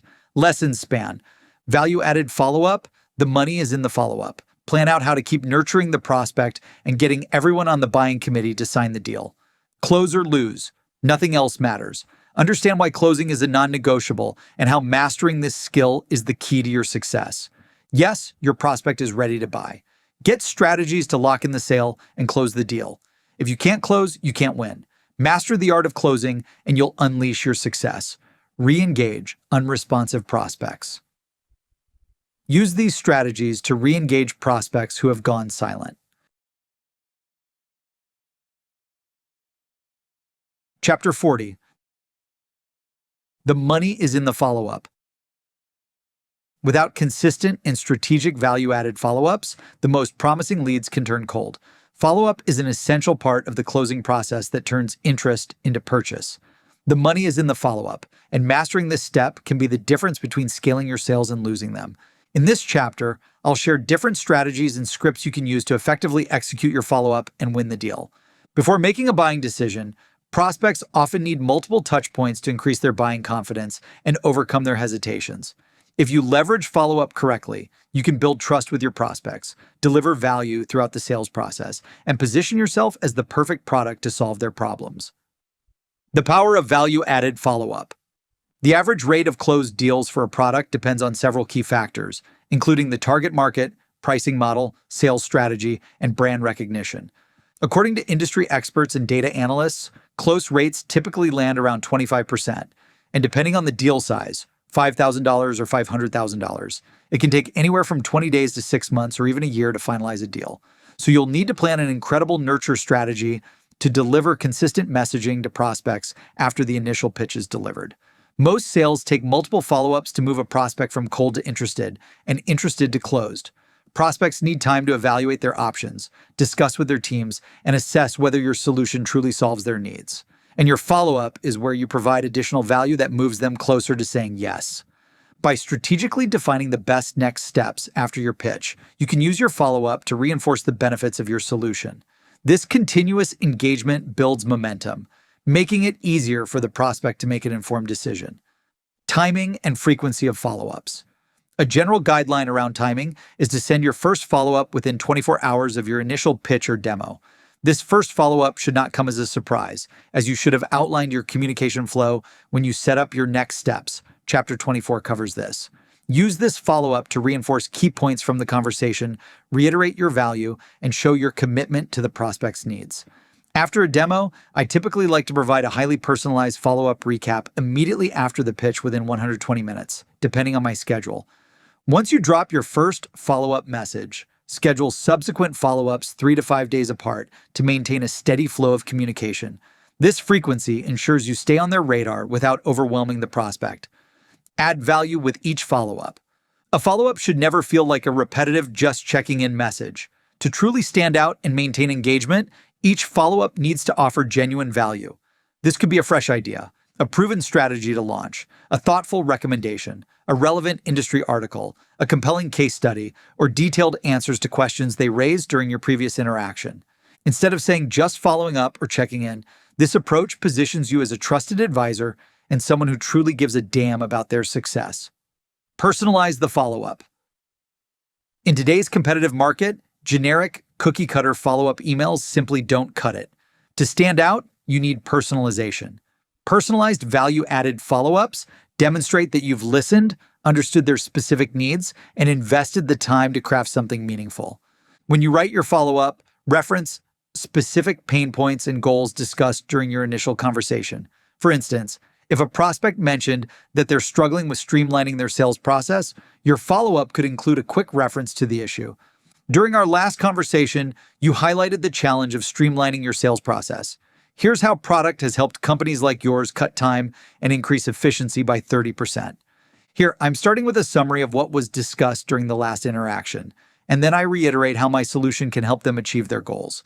This level of detail shows your follow-up is not just another automated mass-produced message, but it's personalized to their pain points and needs. The money is in the follow-up as long as it's personalized, helpful, and engaging to the prospect to get the deal done now. Leverage multiple follow-up channels. Relying solely on one channel for follow-up can limit your reach and reduce your chances of closing a deal. But if you diversify your channels, you increase the chance of them seeing the messages and connecting. Switching it up will also improve your chances of your follow-up message getting seen and responded to. A well-rounded follow-up strategy is a multi-channel strategy. It includes various channels like phone calls, emails, LinkedIn messages, text messages, if you already have a rapport and it's appropriate, videos, and direct mail. Here's how to do it. Multi-channel strategy. Phone calls. Follow up with a phone call after several email attempts. Taking the time to make this personal touch can show your commitment to the conversation. Emails. Continue using personalized email follow-ups, but vary the content by including case studies, strategies, insights, helpful resources, or questions that provoke engagement. Emails remain the backbone of a follow-up strategy, but can be elevated through customization and incorporating additional multi-channel touchpoints.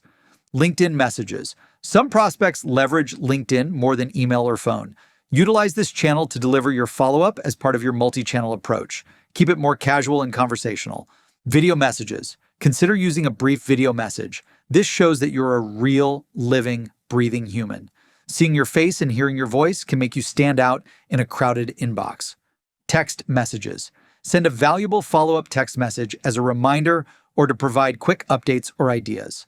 Texts are direct and have high open rates, making them an effective follow-up tool. Direct mail. For key accounts, consider sending direct mail to them.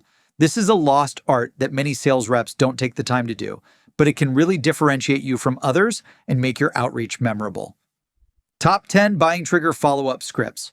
One of the most powerful ways to follow up is by speaking directly to what drives people to buy. When you tap into the emotional and psychological triggers that fuel decision-making, your follow-up messages go from forgettable to impossible to ignore.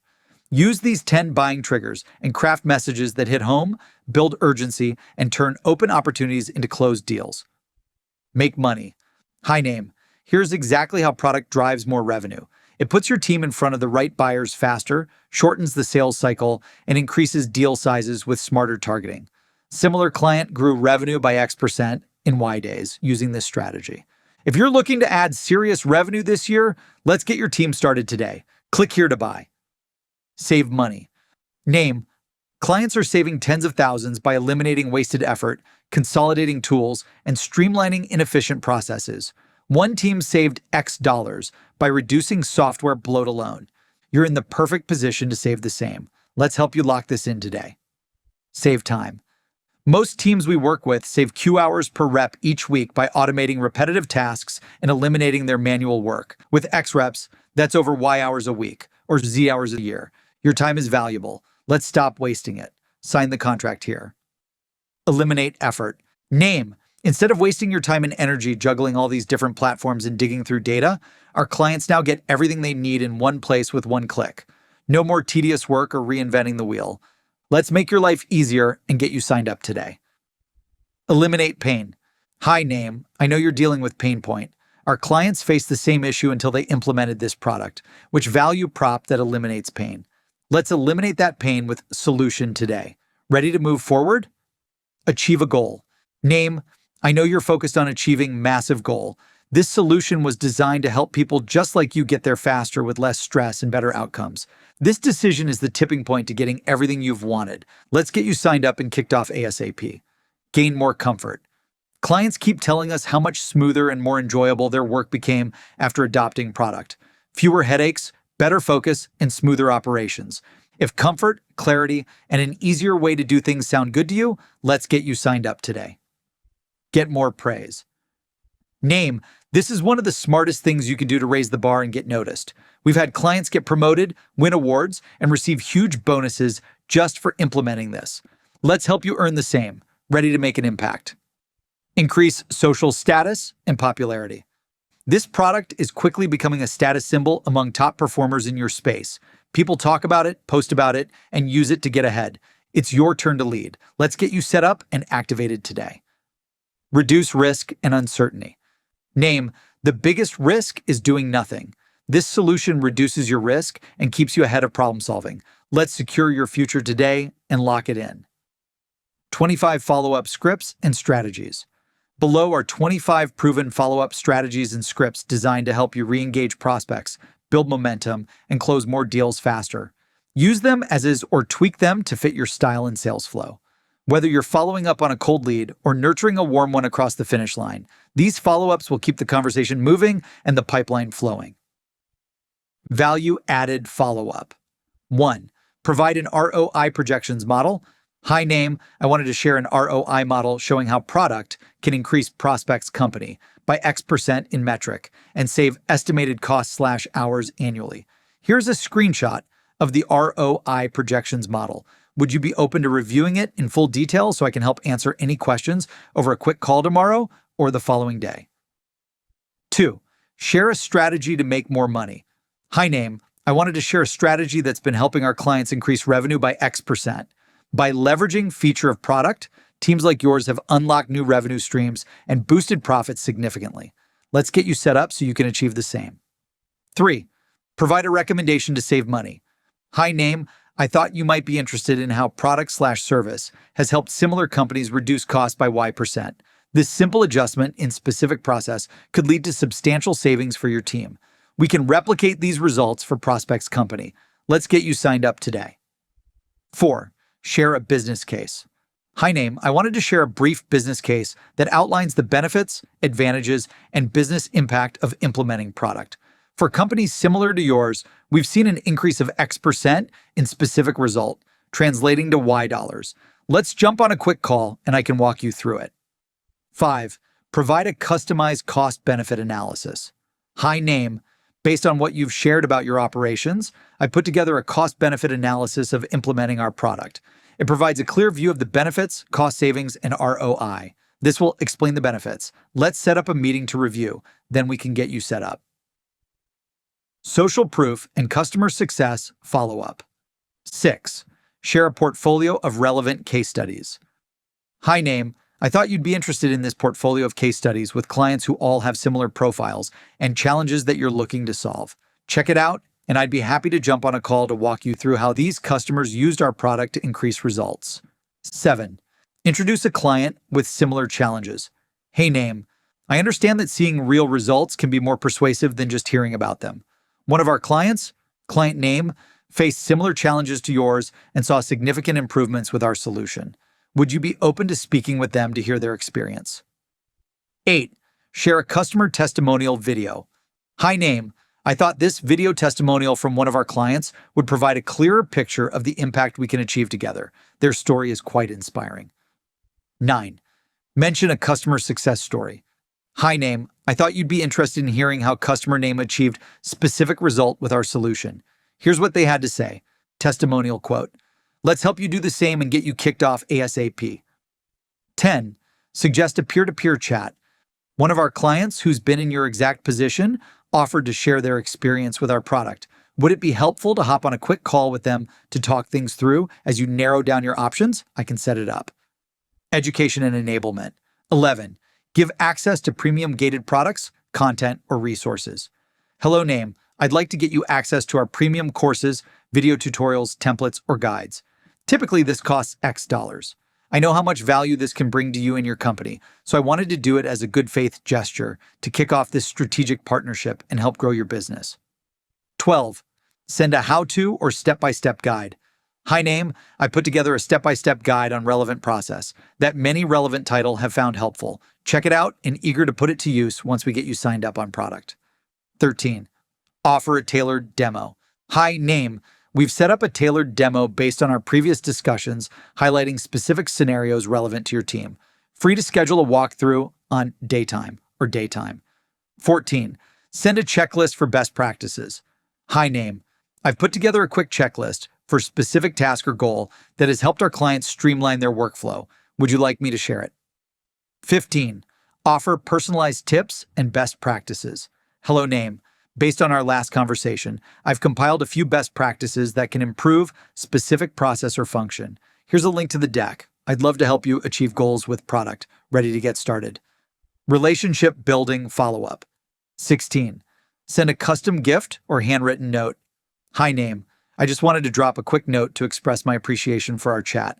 I also thought you'd really like this gift or package you're sending. Looking forward to working together. 17. Introduce them to an expert.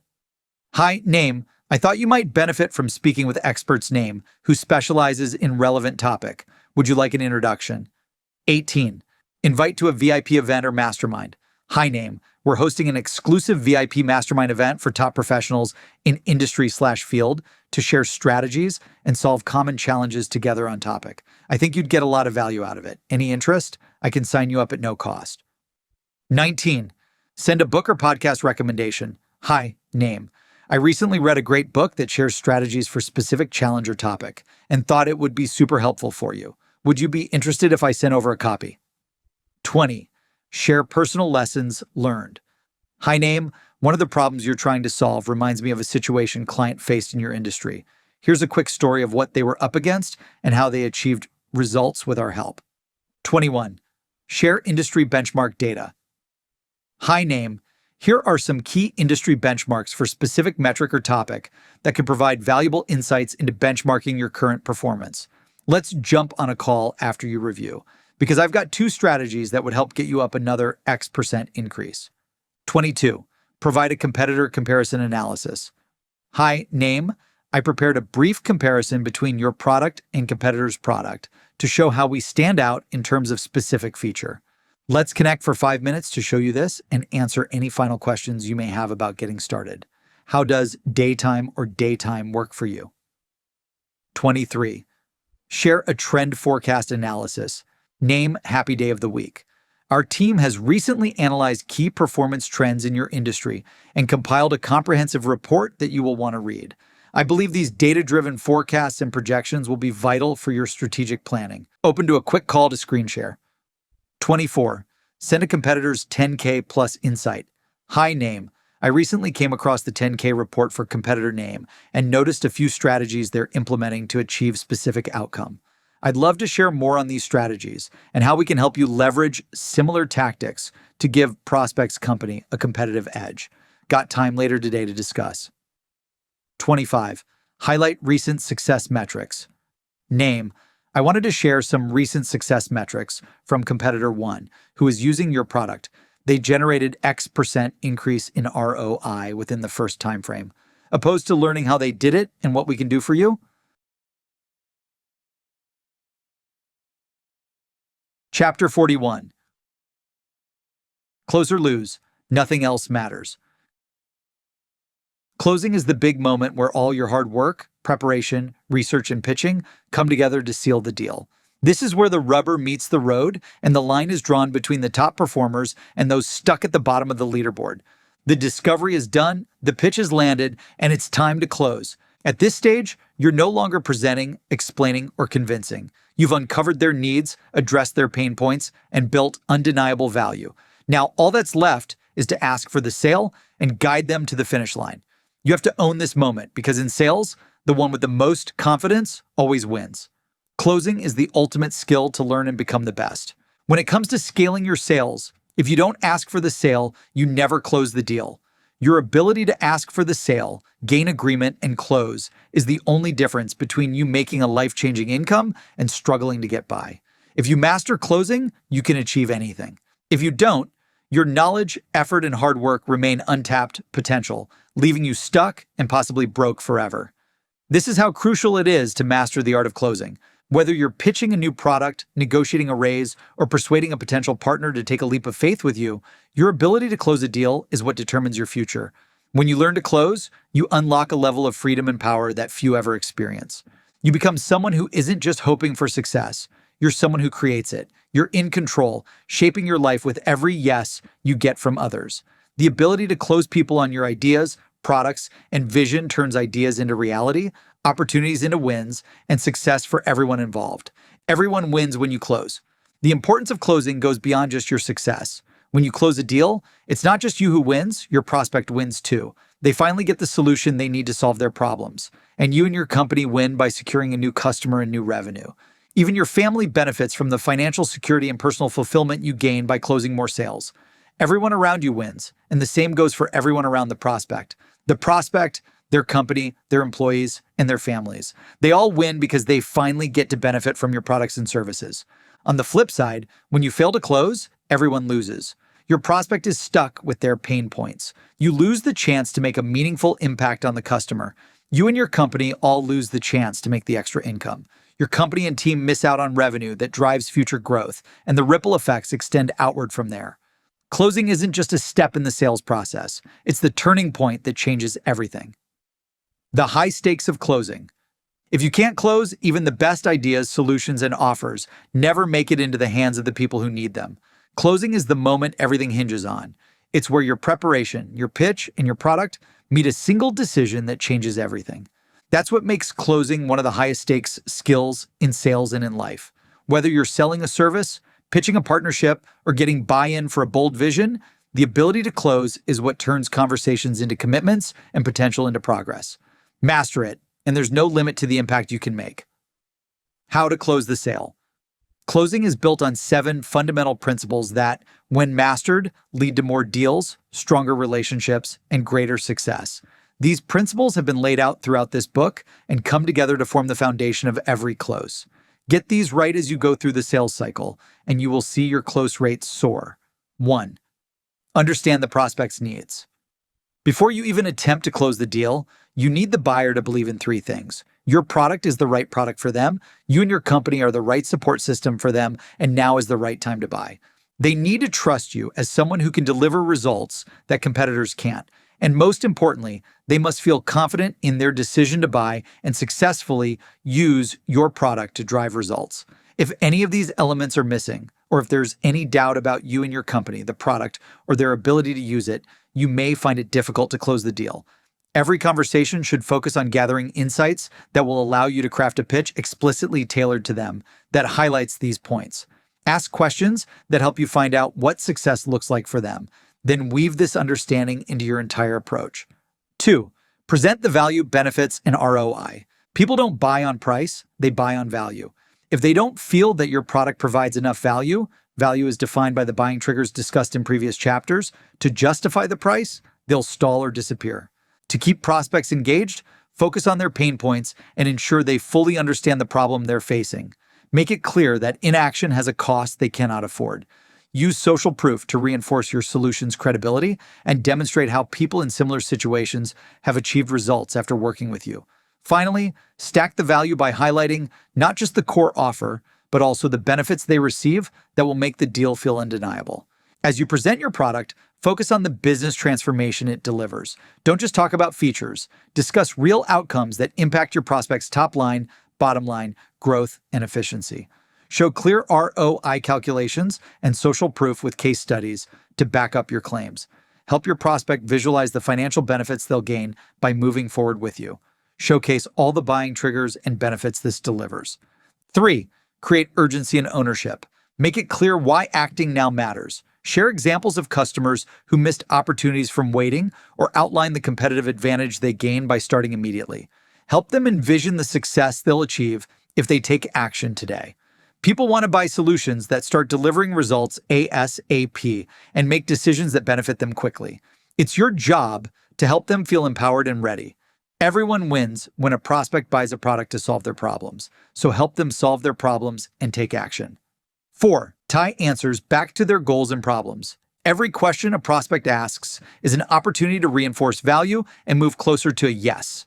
Instead of giving a simple yes/no, surface-level answer to a question, always tie your response back to their specific goals and pain points. If they ask about a feature, explain how it addresses their biggest challenge. If they bring up pricing, reframe it in terms of ROI. Confident answers eliminate doubts, so position you as a trusted expert and keep the momentum moving. 5. Overcome sales objections. Every sales cycle inevitably comes with objections, so the key is knowing how to handle them effectively, which I discussed in previous chapters. Your role is always to clarify because most objections come from a place of confusion. Address their concerns, present supporting evidence, numbers, case studies, testimonials, etc., and invite them to share any further concerns. By creating a safe space for open dialogue, you keep little hesitations from becoming deal breakers down the line. 6. Ask for the sale. Now, there's only one thing left to do. Ask for the sale. It sounds simple, but this is where most salespeople freeze. They stall, they hesitate, they wait for the prospect to magically say, okay, I'm ready to buy. But that's not how it works. Most deals are lost simply because you never actually ask for the prospect's business. Doubt can creep in for reps in all kinds of ways. Maybe you think the close is implied, or you assume the prospect will speak up when they're ready. Maybe you're so focused on delivering value that you forget to ask directly. Or maybe you hesitate because you're worried they'll push back. Top closers don't wait. They ask the prospect to buy and lead them to saying, yes, let's go. Asking for the sale works because you've already done all the heavy lifting. You've connected your product as the answer to their problems, pain points, goals, and ideal outcomes. Now just guide them over the finish line. Don't wait. Time kills all deals. Prospects get distracted, momentum fades, and deals stall. And it's not because of more hidden objections. You already uncovered and addressed all of these. It's because you didn't ask them to buy and sign the contract. Hesitation creates uncertainty, and uncertainty kills deals. Prospects take cues from your confidence. If you don't lead them to the finish line, they may assume something's wrong. Or worse, walk away altogether. Asking for the sale isn't pushy. It's the logical next step your prospect already expects. They joined the conversation because they believe your solution can improve their business, and they're looking to you to show them how to move forward. If you know this product is the best fit, and by now you should, it's your responsibility to lead the way and make the decision easy by asking for the sale. You're not just selling, You're removing the last bit of friction between them and the results they want. So own that moment. Spell out the next steps. Ask for the sale. Invite a clear yes, and turn their interest into real momentum. Once they commit, they can start seeing the benefits immediately and focus on the other priorities that will help their business grow. To close with confidence, you must take control. Avoid weak phrasing like, "What do you think?" which invites hesitation and indecision. Use a strong close like, "Based on everything we've covered, let's get started today." 7. Get the deal signed and celebrate the win together. Assume the close. If your solution aligns with their goals and you've addressed their concerns, act as if the decision is already made and lead them to the next step. Say something like, "Great, I'll send over the contract now. Let's get this signed and schedule your onboarding call. Does Friday or Monday work better for you?" This kind of assumptive close shows leadership and gives your prospect a clear path forward. People want to follow someone who knows what they're doing and where they're going, so be direct, collaborative, and focused on action. Here are a few simple, effective closing statements you can use. "It sounds like this solves the challenges you mentioned around problem. Let's get you signed up so you can start benefiting from benefit and start seeing results. You mentioned goal was a top priority. Let's get started today so you can hit that target ASAP. I just sent over the agreement for exactly what you're looking for. Please pull that up and sign real quick so we can get you set up and kicked off. Let's get this signed and lock in your special pricing." From everything you've shared, this looks like a perfect fit. I just sent over the contract. Can you pull that up and sign it so we can kick off? Remember, closing a deal may take several asks. You might need to revisit questions, address last-minute hesitation, and reaffirm value more than once. That's part of the process. Stay calm, stay confident, and keep guiding them forward. You may also need to ask for the sale multiple times to get the deal. And once they say yes, celebrate the win together. This isn't just a closed deal, it's the start of a new partnership. Congratulate them on their decision and thank them for trusting you. Reflect back their goals and remind them what's possible now that they've taken action. That excitement creates momentum. You may also need to ask for the sale multiple times to get the deal. Then turn that momentum into success. Lock in the onboarding steps, offer personalized support, and make sure they feel taken care of from jump. A great post-sale experience is how long-term customers are made. Closing is the moment everything comes together. You've put in the work. Now own the moment, seal the deal, and celebrate the start of something big. A win for you is a win for them. Closing more deals with confidence. The key to closing is to always tie it directly back to helping them generate the outcomes they need to succeed. Bring their words back into the conversation. Show them how your solution helps them accomplish those goals, and then guide them to sign the contract. Each of these closing statements does one thing. It makes the ask with confidence because it generates the results the client is looking for. No fluff, no filler, just clarity and action. Closing the sale is the culmination of all the hard work you put into each step in the sales process. By following these strategies, tips, and best practices, you will close more sales and positively impact more people. Remember, a deal is a win, and a win is a win for all. Chapter 42. Yes, I'm ready to buy. You did it. Your prospect said those magic words. Yes, I'm ready to buy. First, let's celebrate your amazing work. This book is all about helping you create more wins just like this. When a prospect is ready to buy, it's your moment to turn that high intent into a firm commitment and a closed-won deal. What you do after someone says, "Yes, I'm ready to buy," is crucial. Follow these steps, and you will close the sale. If you forget a few of these steps, you might miss an opportunity forever. Here's exactly what to do next to seal the deal. 1. Get the contract signed and purchase completed. Keep them on the line until the contract is signed. Tell them that's great news and that you're sending over the contract for them to sign now. Immediately send them the agreement or checkout page to fill out while they are still on the line and the urgency is high. Walk them through it all step by step and confirm completion before hanging up. This gives you a chance to answer any quick questions and walk them through the next steps if needed. You can even mute yourself and wait while they look it over. If they choose not to sign while you're on the call, you can ask what's holding things up. Confirm purchase details. Clarify the product, plan, pricing, contract length, number of licenses or users, address, and any other info you need to send over the contract. Confirm the buyer and decision makers. Double check that all decision makers are aligned and involved. 2. Secure best next steps. Schedule an onboarding/kickoff meeting. After they sign, before you hang up, lock in a time on the calendar right away for the onboarding and kickoff. Send calendar invite with dial-in/video details. Make it easy for them to attend and take the next step. Keep them on the line until the invite is accepted. Don't leave these details to chance. Confirm the meeting invite hits their inbox and gets accepted. 3. Clarify success criteria. Clarify product purchase goals, KPIs, and success metrics. What will make this a massive win for them? Understand urgency and deadlines. Tie your follow-up and delivery to their timeline. Ask what a home run looks like, then deliver on it. 4. Follow up like a pro and keep the momentum high. Send a summary email. Include the deal terms, value drivers, use cases, and expected results. Attach ROI projections, case studies, and testimonials. Build confidence and reaffirm their decision to buy. Continue to build value until the deal is signed. Nurture them with social proof, custom success plans, and personalized content to maintain excitement and urgency. Be available. Make it easy for them to reach you if they hit any friction or have last-minute questions. Scripts to overcome. Yes, I'm ready to buy. If you're listening along right now, you don't have to miss a thing. Download the companion PDF at seamless.ai/books/training or open your print or Kindle copy to Chapter 42 to follow along. Unlike objection handling or early-stage discovery scripts, these scripts are designed for one critical moment, when the prospect has verbally agreed to move forward and you get the contract executed. This stage is all about precision, clarity, and momentum. Use the scripts that best fit your prospect's personality and buying style. Regardless of the tone, the goal is always the same. Confirm the commitment, complete the paperwork promptly, and keep the energy high. Done and done. Yes, I'm ready to buy one. Awesome, that's what I love to hear. I'm sending over the contract right now. Let's walk through it together to ensure everything looks good. I'll stay right here in case you have any questions. Then once you sign it, we can schedule kickoff ASAP. Yes, I'm ready to buy too. That's amazing news. I'm sending over the checkout link right now. Take your time. I'll stay on the line just in case anything pops up or you need help with anything. We'll celebrate once it's done. Yes, I'm ready to buy 3. Great, the contract is on its way. I'll hang tight while you sign. Let me know if you hit any snags. Yes, I'm ready to buy 4. Okay, great. Step 1, check your inbox for the contract I just sent. Step 2, open it up and we'll walk through the key parts together. Step 3, you sign, I cheer. We kick off and you win big with this.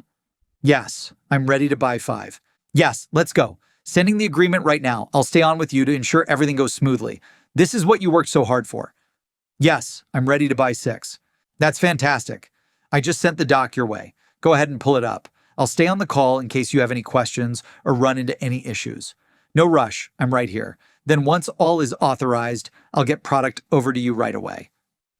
Yes, I'm ready to buy 7. Perfect. I've just sent the agreement to your email. Take a moment to review it. I'll stay on the line in case you need clarification on anything. Once it's signed, I'll confirm the receipt. Yes, I'm ready to buy 8. Let's go. You're about to level up big time. Just sent the checkout link. I'm not going anywhere until we make this official. You ready? Let's knock it out. Yes, I'm ready to buy 9. Awesome decision. I'm sending the agreement now. Let's lock it in while everything's fresh and you've got the momentum. I'll hang tight and guide you through it step by step. Yes, I'm ready to buy 10. Huge congratulations. I just shot over the contract. Go ahead and sign so I can confirm everything went through. Then we can get you product and kick off right away. Chapter 43. Unresponsive prospects. When a prospect goes silent, they're telling you something, even if they're not saying it outright. Maybe they're not interested. Maybe they're avoiding conflict. Maybe the timing is off. There are endless maybes here. But one thing is clear. If you don't have clarity on where the deal stands and you don't have next steps that were agreed on, the chances of closing drop fast. The longer you let a non-response linger, the more it will drain your pipeline. When you don't know where you stand, it's hard to know what to do next. Do you re-engage the prospect? Is the deal still alive? Is the prospect still interested? Or do you move on to someone who's actually ready to buy? Waiting in sales is just another word for losing. So your main objective with these prospects is to determine if the deal is moving forward, something still of interest, on hold, or if it's a closed lost opportunity. If it's on hold, get to the bottom of what's holding things back. And if it's a closed lost opportunity, get insight on how to improve with the next prospect and move on. A no is a blessing in disguise because it frees up your time to go after the right people who are ready to buy. You need clarity to win. Here's how to take control, re-engage unresponsive prospects, and get the answers you need. The quick check-in. Sometimes the best approach is the simplest one. Instead of overcomplicating the follow-up, a direct and polite check-in asking for honest feedback on the deal can quickly clarify if there's any ongoing interest in next steps or not. Just a brief, "Are you still interested in," can be the simple nudge your prospect needs because it's straight to the point, low pressure, and saves time by quickly revealing whether to continue the conversation or move on. "Hey name, just checking in. Are you still thinking about moving forward with product? No worries either way. Just let me know so I'm not chasing you if the answer is a no. Appreciate it." Ask for an honest update. When a prospect goes unresponsive, reaching out to ask for honest feedback can be an effective way to reestablish communication. So write a message to your prospect asking for honest feedback. And whether it's good news or bad, you can handle both. Make it clear that you're open to any response, whether positive or negative. "Hey name, are you still considering product or has your focus shifted? Totally understand if things may have changed. No pressure at all. I just want to make sure I'm not following up if now's not the right time. Whatever the case, I really appreciate an honest update. A quick yes, no, or even a not right now helps me plan on my end. Thanks so much." Send a value-add follow-up. Instead of just checking in with a routine follow-up, craft a message that adds value. Share a recent case study or a growth tip related to their business challenges. This keeps your solution top of mind. End your follow-up with an actionable step and find out if they are still interested. I came across a recent case study trend article that shows how companies like yours are using this kind of product to insert result and thought it might be helpful as you evaluate next steps. Are you still interested in moving forward with product, or has this been put on hold for now? Use a friendly nudge. Send a brief message. Keeping it light and friendly reduces pressure and invites a response. "Hey name, did you have a chance to review my last email? If now is not a good time, just let me know a time that works better for you." Offer a quick call. Suggest a quick call to get a status update and reassess their needs. Position it as a check-in rather than a sales push. "I'd love to reconnect and hear about how the planning internally on product is going and if there are any updates or changes on your end. How about a quick 10-minute catch-up call for daytime or daytime?" Create urgency with limited time offer. Remind them of a limited time offer, special incentive, or an upcoming price change to spark urgency. "Hi name, our promotional discount is ending on daytime. Let me know if you're still interested so we can help you take advantage of it." Provide a recap of the last conversation. Remind them where you left off, especially if they seemed enthusiastic about the features, value, and benefits of your product before going dark. "During our last conversation, you mentioned specific pain point. I'm reaching out to see if that's still a challenge we can help address." Share a new insight, feature, or product development. Reach out with an update related to your product or service, such as a new feature or success story. "I thought of you when we released our latest product update that addresses specific problem. I'd love to show it to you and hear your thoughts." Free to connect for 5 on daytime or daytime. Offer to pause without pressure. Sometimes, no matter what you do, the timing isn't right, and prospects appreciate knowing that it's okay to revisit later. "If now isn't the right time, just let me know, and we can put this project on pause and try to reconnect in X months or next quarter." Offer a new perspective. Share a new angle, strategy, or way your product can help the prospect that you haven't highlighted before, emphasizing how it could solve a problem they might not have fully considered. "Hi name, I was thinking about your team's goal challenge, and one angle we haven't explored yet is how product can actually help you insert a not yet discussed solution for one of the client's main pain points. It's a benefit most people don't realize up front, but it's been a game changer for some of my other clients who are also in your space. Is that something you'd be open to exploring further?" Leverage the breakup email. The breakup email is a notice to your prospect that you're ready to close their file. If a prospect has gone ghost on you, a lot of times this gets them to reply with a status update. "Hi name, I haven't heard back from you, so I'm assuming priorities have shifted or this isn't of interest anymore. When you get a second, could you please let me know if you're still interested in this or if I should close it out for now? Whether it's good news or bad, I can handle both." A/B test. Different unresponsive strategies. All of these strategies re-engage unresponsive prospects and help you find out if there's any interest in continuing the conversation. A/B test. The strategies you like the most and use data to determine which ones get the most replies.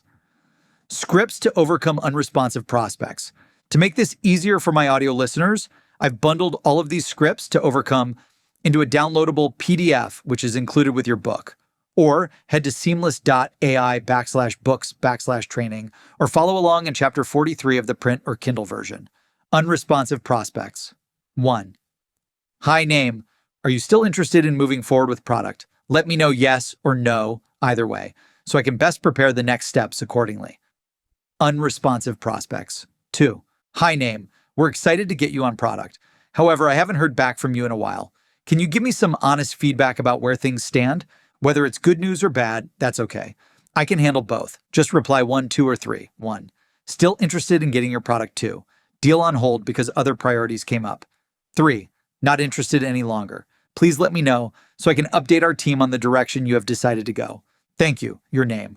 Unresponsive prospects. 3. Hey, name. I wanted to see where we stand on moving forward with product. If things have shifted or changed, that's totally understandable. Could you shoot me a quick response or just reply with 1, 2, or 3? 1. Still interested and want to move forward with this. 2. On pause right now. We're focused on other things. 3. Not the right fit anymore. Let's close the file on this one. Thanks for keeping me in the loop. Whatever the status, it's all good. Unresponsive prospects. 4. Hi, name. I noticed you were in conversations with Team Company about getting product, and I'm following up to see where things stand on your end. From my notes, you mentioned value in, insert value proposition, eliminating problem, achieving goal. Are you still interested in this, or is now just not a good time? Let me know if we should keep moving forward or if I should close out this opportunity. I can handle either one. Thank you, and I look forward to hearing back. Best, your name. Unresponsive prospects. 5. Hi, name. I hope you're doing great. I know things can get busy, so I'm just following up to get an update on product. Last time we connected, you were interested in buying this for your team. Could you let me know real quick where this stands by replying with 1, yes, we're still interested. 2, on hold due to other projects or priorities. 3, decided not to move forward. It helps me better plan with my team and also understand how to serve you best. No matter the outcome, I truly value your time and feedback. Thank you in advance for your honesty and transparency on the best next steps here. Best regards, your name. Unresponsive prospect. 6. Hi, name. Just following up. Looks like you may be passing on product to offer. I know priorities, budgets, and timing can shift, so that's totally understandable. If you're open to it, I'd really value your feedback. Was there something that didn't quite click? Was it product fit, timing, price, or maybe my messages just got buried? It happens. Either way, any insight you can share helps me improve and better support others down the line. Thanks again for considering company product. If things change down the road, I'm here and happy to help however I can. All the best. Your name. Unresponsive prospects. 7. Hi, name. Are you still interested in moving forward with product? I haven't heard from you in a while. When that happens, it's usually because you aren't interested anymore. You want to get it, but the timing is bad. You need more info before moving forward. You meant to reply and say, let's kick off. Which one is it for you? Thank you for your honesty, transparency, and feedback here so my team and I can plan the best next steps with our team accordingly. I want to maximize your success, regardless of whether it's now or in the future. Best, your name. Unresponsive prospects. 8. Hi, name. I know priorities shift, so I wanted to make one more attempt to connect. If advancing your progress around key business priority is still on your radar, I'd be glad to schedule a short working conversation to exchange ideas and identify where the greatest opportunity may be. You can reply directly, reach me at phone number, or choose a time that works for you here. Calendar link. Hope our paths cross soon. Your name. Unresponsive prospects. 9. Hey, name. It's been a while since we last connected, so I wanted to reach out in case this is relevant for you right now. If key business priority is on your radar, I'm sharing a brief coaching session packed with proven strategies to help you state their business goals. If you're open to it, grab a time here. Calendar link. Rooting for your success this quarter. Your name. Unresponsive prospects. 10. Hey, first name. It's your name with your company. I haven't heard from you in a while. Quick question for you. Are you fully where you want to be right now when it comes to your main goal or addressing your main pain point? If not, I'd love to help you map out a simple plan to get there. No pressure, just a focused conversation on what's working, what's not, and where the biggest opportunities might be. Give me a call or text at your number, or grab a time on my calendar here. Calendar link. Looking forward to reconnecting. Your name. AI prompt for unresponsive prospects. If you're not sure what to say, and the examples I shared in this chapter aren't quite hitting, you can always ask an AI program to help you draft a script for unresponsive prospects. Use this prompt so you can get different options. AI prompt. I am working on a deal with prospect company to sell them, your company, and they recently went unresponsive. Please write 5 unresponsive cold email scripts in different styles, lengths, and tones to get a reply and have them tell me if they are still interested, on hold, or not interested anymore. Gaining clarity and moving forward. The goal with an unresponsive prospect is to get clarity on their interest and the best next steps to close the sale. Are they still interested, or should this deal be marked closed lost? By following up to get a clear picture from your prospects, you increase your chances of getting the answers you need to update your pipeline and ultimately help your customers solve their problems and achieve their goals. Regardless of the outcome, always keep it professional. Always do what's best for the customer to help them grow their business and achieve massive success. Free gift. Take the guesswork out of closing with the AI coach. You can prospect, you can pitch, you can handle objections. But if you don't ask for the deal and get the signature, you don't get paid. Need help creating follow-up sequences and closing plays to turn conversations into contracts? Use the AI coach to map out your follow-ups, tighten your closing plays, and get deals across the finish line faster. Access it here for free. It's my gift to you. Seamless.ai/books/training. Part 6. Scaling. The 4 pillars to $100 million and beyond. Congratulations on already accomplishing what 99% of professionals never do. You've mastered the mindset and habits needed for success. You've learned how to deliver world-class pitches, overcome any objection thrown your way, and close deals like the top 1%. Now, part 6 of this book is about building a scalable sales machine that grows with or without you. It focuses on the 4 essential pillars of scalable success: people, data, technology, and playbooks. You'll learn how to hire, train, and lead teams that execute at the highest level. You'll discover how to track actionable data across every department. You'll evaluate whether your tech stack is truly built for scale and how to integrate your systems for smooth operations. And lastly, you'll learn how to build bulletproof playbooks and documentation so your business can scale predictably and sustainably. This is the final stretch, so stay with me. Part 6 is where good turns to great, and great turns into an unstoppable growth engine. People. Hire, train, manage, and empower high-performing teams to execute at scale. Data. Track and improve data to fuel smarter decision-making and growth. Technology. Integrate cutting-edge systems to streamline workflows. Playbooks. Develop playbooks to ensure consistency, alignment, and optimal results. P.S. Once my team and I scaled the business to tens of millions of dollars in revenue, I didn't have the expertise to scale it to hundreds of millions in revenue. That's when we brought on a private equity firm that taught us how to grow to $100 million and beyond. I share everything they taught me in this part of the book on scaling. Big shout out to one of the best PE firms out there, Spectrum Equity, and one of the best managing partners out there, Mike Farrell. Thank you, Mike and Spectrum, for teaching us since day one how to build a repeatable and scalable architecture. We couldn't have done it without you. When you reach $10 million plus in revenue, consider reaching out to them for an investment at www.spectrumequity.com. Chapter 44. People. Hire top performers. As your business grows, the demands on you and your team will grow. To keep up, you will need to create a workforce that's constantly skilling up and able to meet those new challenges. Scaling people means investing in top talent, creating continuous development opportunities, and fostering a culture that promotes peak performance. When you focus on developing your people, you can drive larger, more complex sales operations, handle greater customer demand, and execute advanced strategies, all of which are critical for mass revenue growth. Ultimately, your team's capabilities define revenue potential. Success in scaling your people operations hinges on 4 core pillars. 1. Hire the best people. 2. Train for top performance. 3. Manage for peak performance. 4. Promote the leaders of tomorrow. In this chapter, I'll dive deeper into each pillar and provide a step-by-step approach to scaling your team. From selecting top candidates who align with your company's vision to developing future leaders who will scale your business forward, you'll get the tools to create top performers who maximize your growth. How to hire the best people. Hiring the best people is foundational to scaling a high-performance team.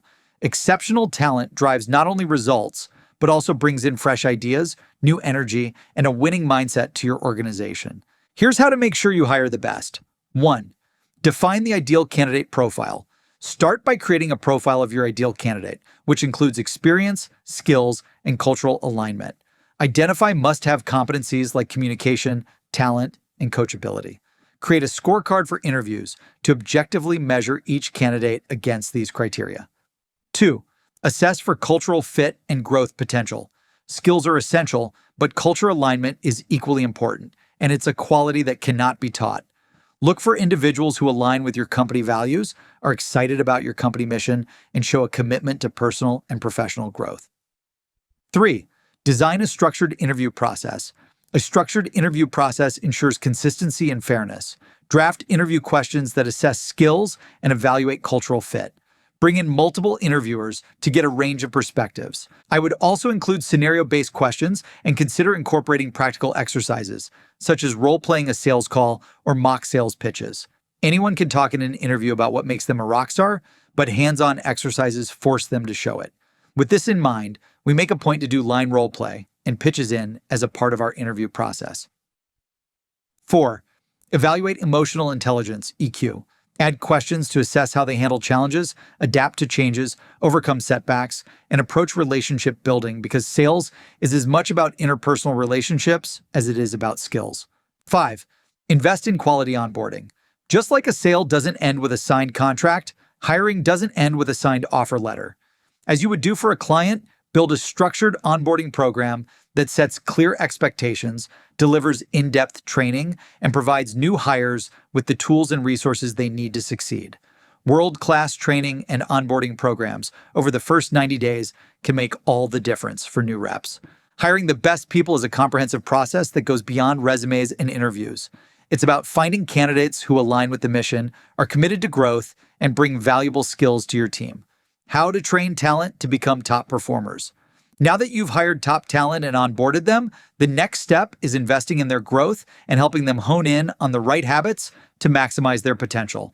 Effective training turns raw talent into peak performance. Here are strategies to build a training program that gives your salespeople and team what they need to perform at their best. 1. Implement a structured training program. Solid training should include modules on product knowledge, customer personas, competitive insights, sales methodologies, sales objections, and top questions. Tailor your program to new hires as well as experienced team members looking to level up their skills. Include regular assessments to track progress. 2. Role-specific training. Customize training to each role within the sales team. For instance, account executives may need training on sales discovery, pitching, and closing techniques. At the same time, sales development representatives, SDRs, may benefit more from list building, objection handling, and CRM training. Role-specific training ensures that each team member develops skills critical to their responsibilities. 3. Focus on real-life scenarios. Incorporate role-playing exercises and real-life scenarios into training. Practicing difficult conversations, handling objections, and navigating tough negotiations in a safe environment that builds confidence. Scenario-based training prepares your team for real challenges and helps them think on their feet. 4. Provide ongoing coaching.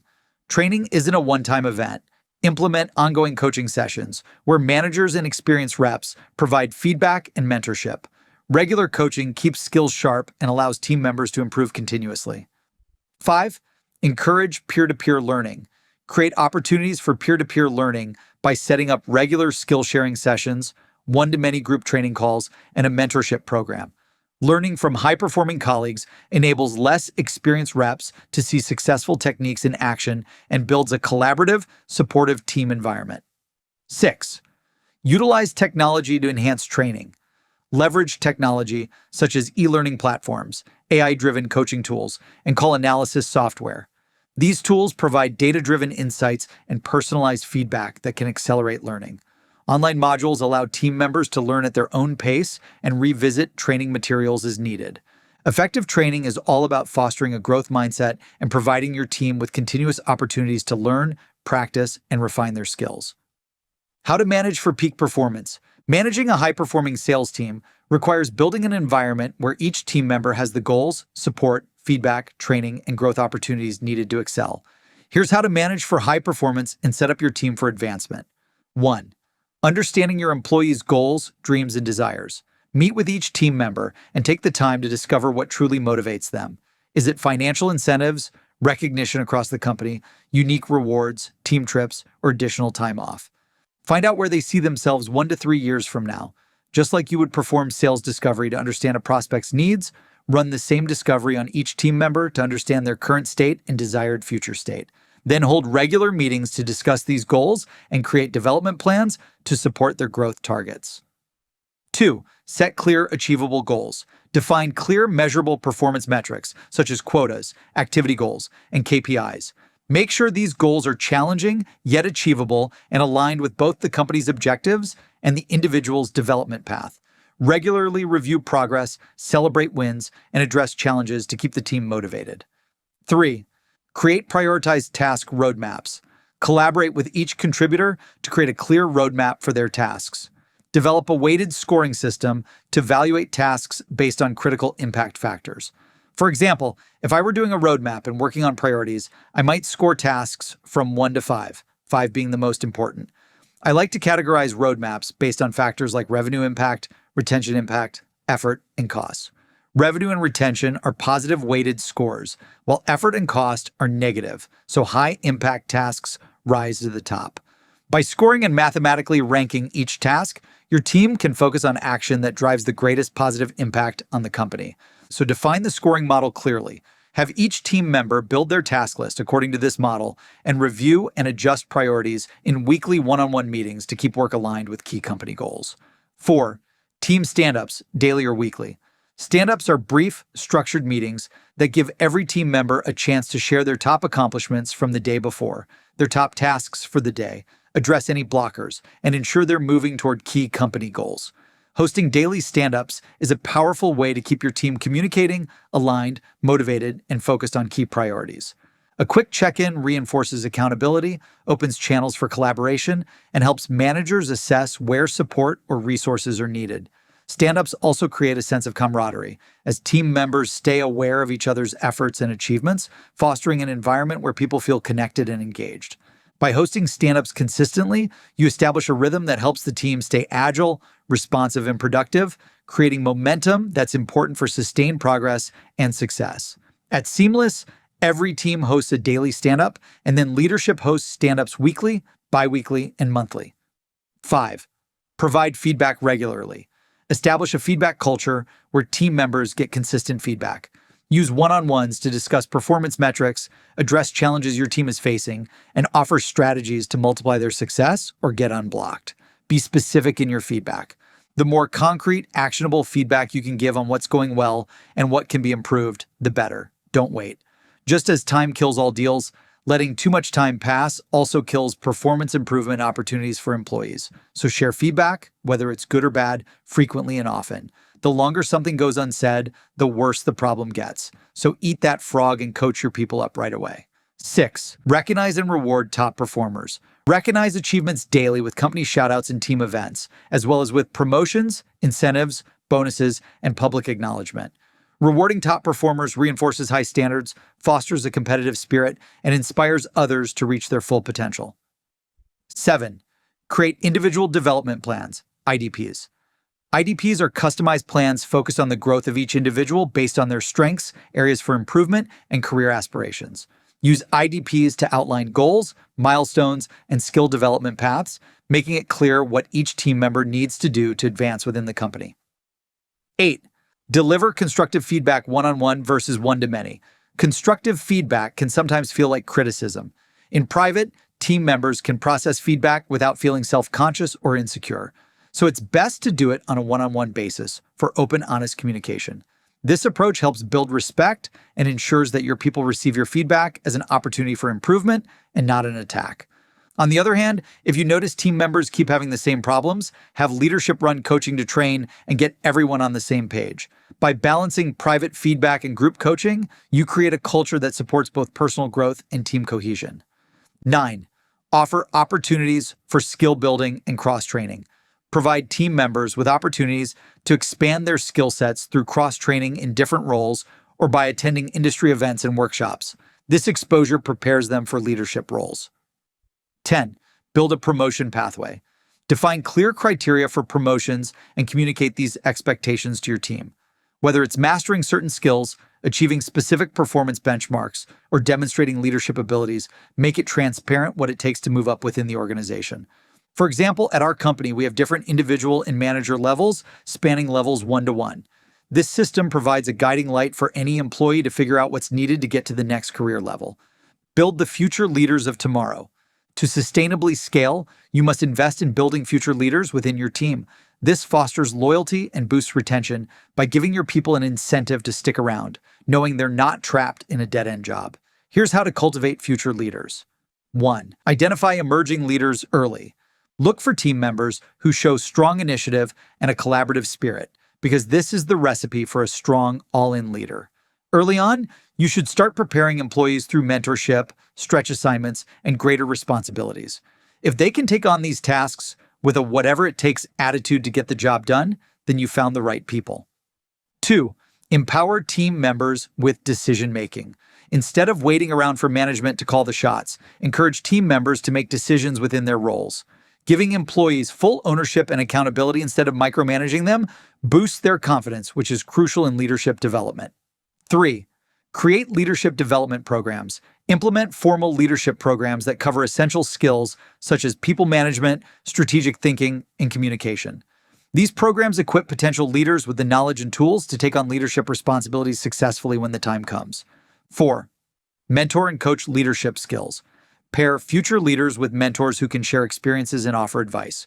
Regular coaching sessions help employees develop the soft skills that you need to manage teams well. 5. Encourage innovation and ownership.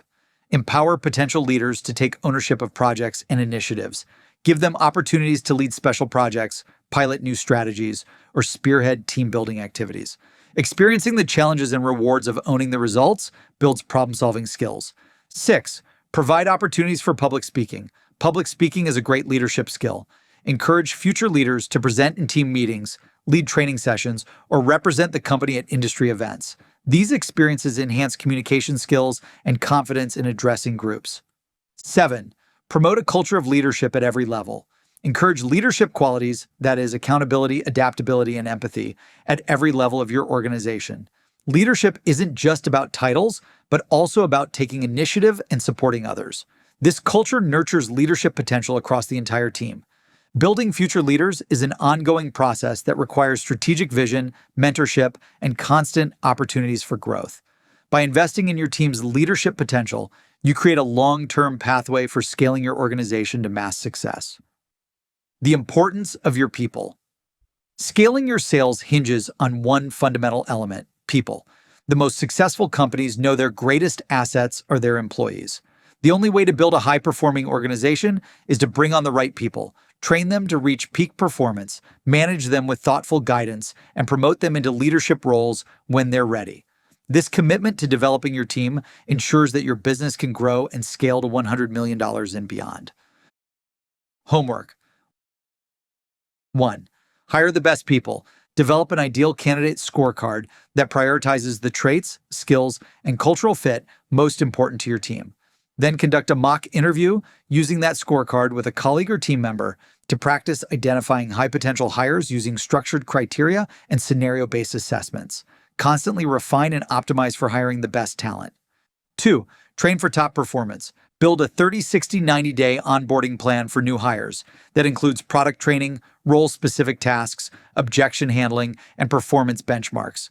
Include a peer learning activity, role-playing sessions, and a weekly coaching touchpoint in your plan. 3. Manage for peak performance. Create a prioritized task roadmap for new hires, which they can fill in and update regularly, using a weighted scoring system, for example, revenue, retention, effort, cost. Have them report on completed tasks, status of percent to completion, and any blockers. Then prepare a one-on-one meeting agenda that includes a performance review, goal alignment, and live feedback on the top 3 tasks to help drive productivity and focus. 4.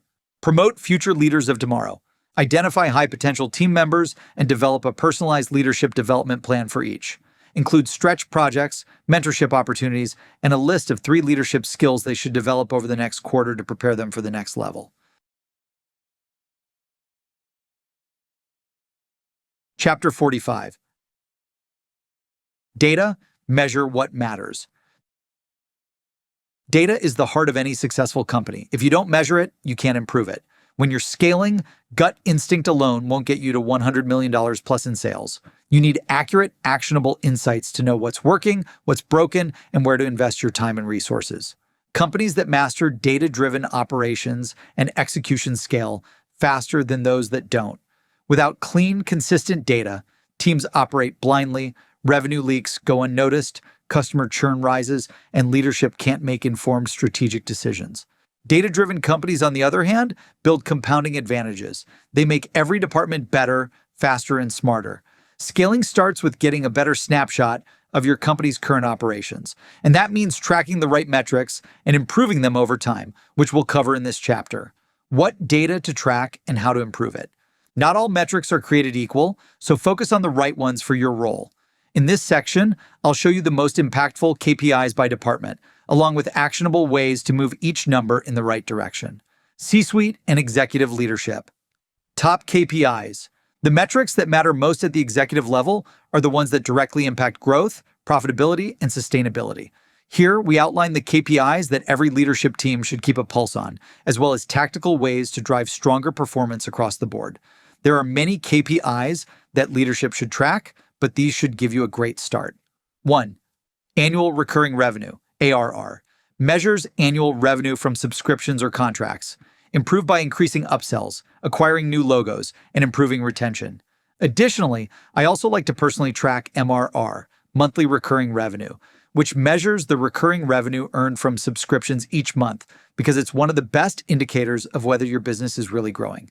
It tells you how much recurring revenue you're locking in month after month. If you want to scale fast, you need predictability, and MRR gives you that. To improve MRR and ARR, acquire more customers, expand current accounts, and strategize ways to shrink churn. 2. Customer retention. Measures the durability of your customer base and is one of the clearest indicators of product value and long-term revenue strength. 3. Revenue growth rate. Percentage increase in revenue over time. Improved by launching new GTM campaigns and optimizing pricing. 4. Customer acquisition cost, CAC. The total cost to acquire a new customer. Improve CAC by increasing lead generation, lead conversion rates, and optimizing marketing and sales spend. 5. Customer lifetime value, CLTV. Total revenue expected from a customer over time. Improved by decreasing CAC, increasing retention, and growing expansion revenue. 6. Gross margin. Revenue minus cost of goods sold. Improved by reducing service delivery costs and improving efficiency. 7. Net revenue retention, NRR.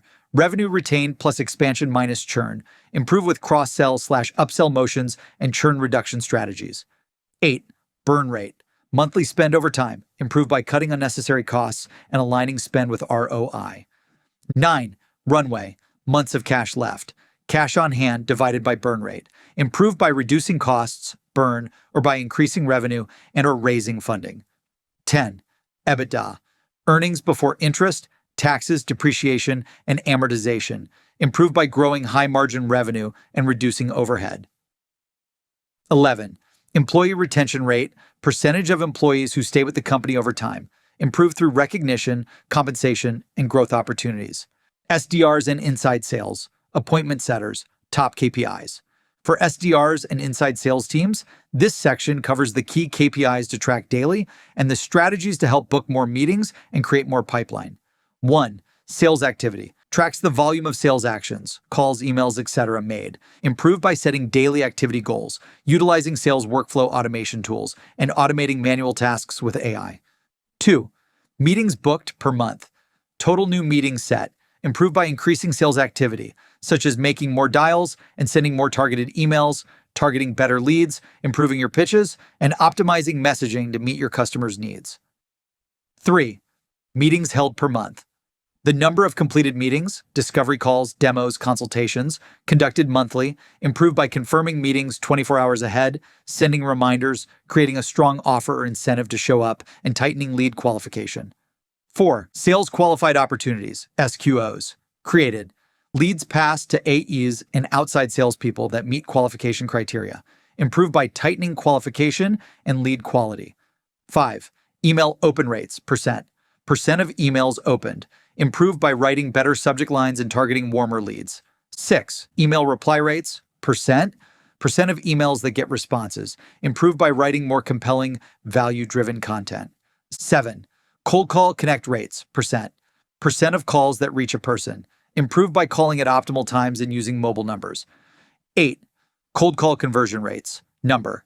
Connects that turn into meetings, improved by practicing objection handling and refining scripts.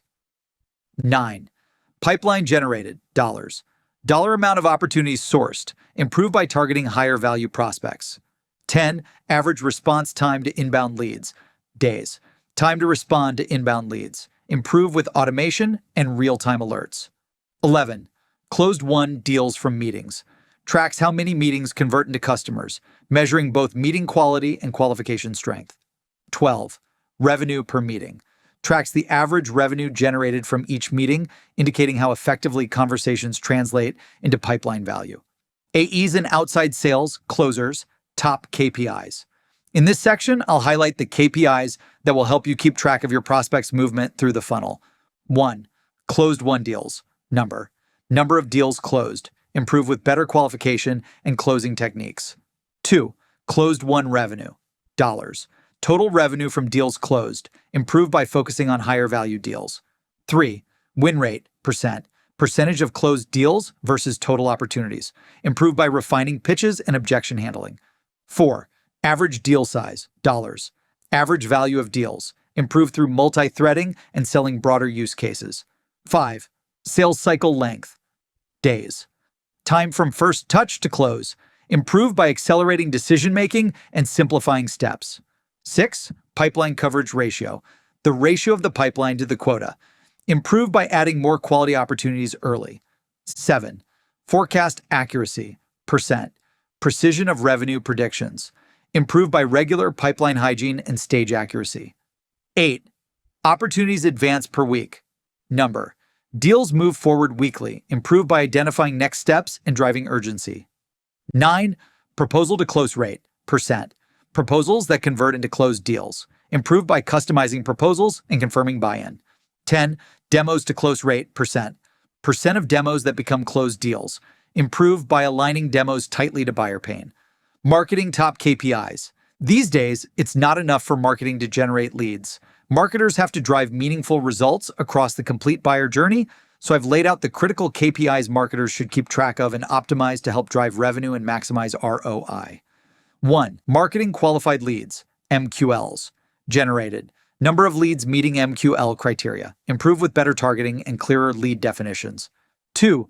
Cost per MQL, cost to generate one MQL, improved by optimizing channels and reducing low-performing ad spend. 3.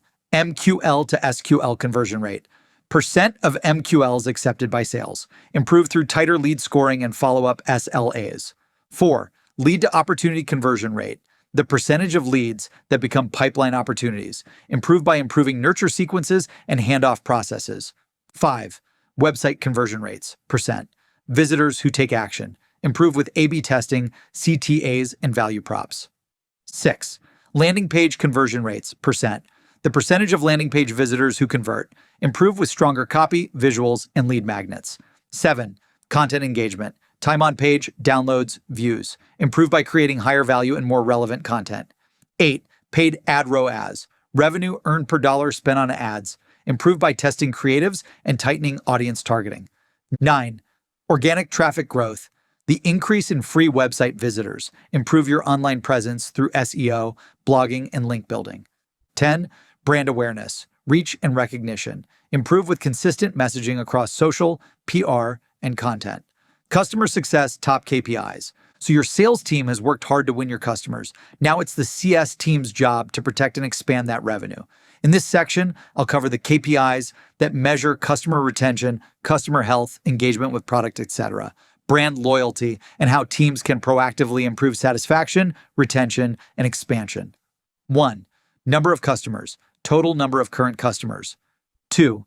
Net revenue retention, NRR, expansion minus churn, improve with upsell playbooks and renewal workflows. 3. Gross revenue retention, GRR, total revenue retained, improved by reducing downgrades and churn. 4. Customer churn rate, percent of customers lost, improved by tracking early warning signs and customer health. 5. Renewal rate, percent of renewals completed, improve with proactive outreach and ROI discussions. 6. Expansion revenue, dollars, new revenue from existing customers, improved by identifying new use cases and decision makers. 7. Downsell revenue. Revenue captured when a customer moves to a lower priced product instead of canceling entirely. Helps reduce total churn and maintains customer lifetime value. 8. Onboarding completion rate. Percent. Customers fully onboarded. Improve with guided onboarding and CSM accountability. 9. Customer satisfaction score. CSAT. Survey score after interaction. Improve with faster support and better listening. 10. Net promoter score. NPS. Customer referral likelihood. Improve with better product delivery and user experience. 11. Support ticket resolution time. The time it takes to resolve support tickets. Improve with better documentation and SLAs. 12. Number of QBRs completed, quarterly business reviews held, improve by scheduling proactively and sharing value. Finance top KPIs. Numbers tell a story, and finance owns the narrative. Finance's KPIs need to go beyond general accounting to proactive decision-making so you can give leadership the clarity they need to allocate resources and drive performance. 1. Monthly recurring revenue, MRR. Predictable monthly revenue. Improve by increasing renewals and upsells. 2. Monthly expenses. Total operating costs incurred each month, including payroll, marketing, technology, and overhead. Critical for controlling burn and maintaining healthy cash flow. 3. Net cash flow, money in versus money out. Improve by cutting costs or growing collections. 4. Accounts receivable turnover. How fast receivables are collected. Improve with better invoicing and payment terms. 5. Days sales outstanding, DSO. Average days to collect revenue. Improve by tightening payment cycles and follow-up. 6. Gross margin percent. Revenue minus direct costs. Improve by lowering delivery costs or raising prices. 7. Operating expenses as percent of revenue.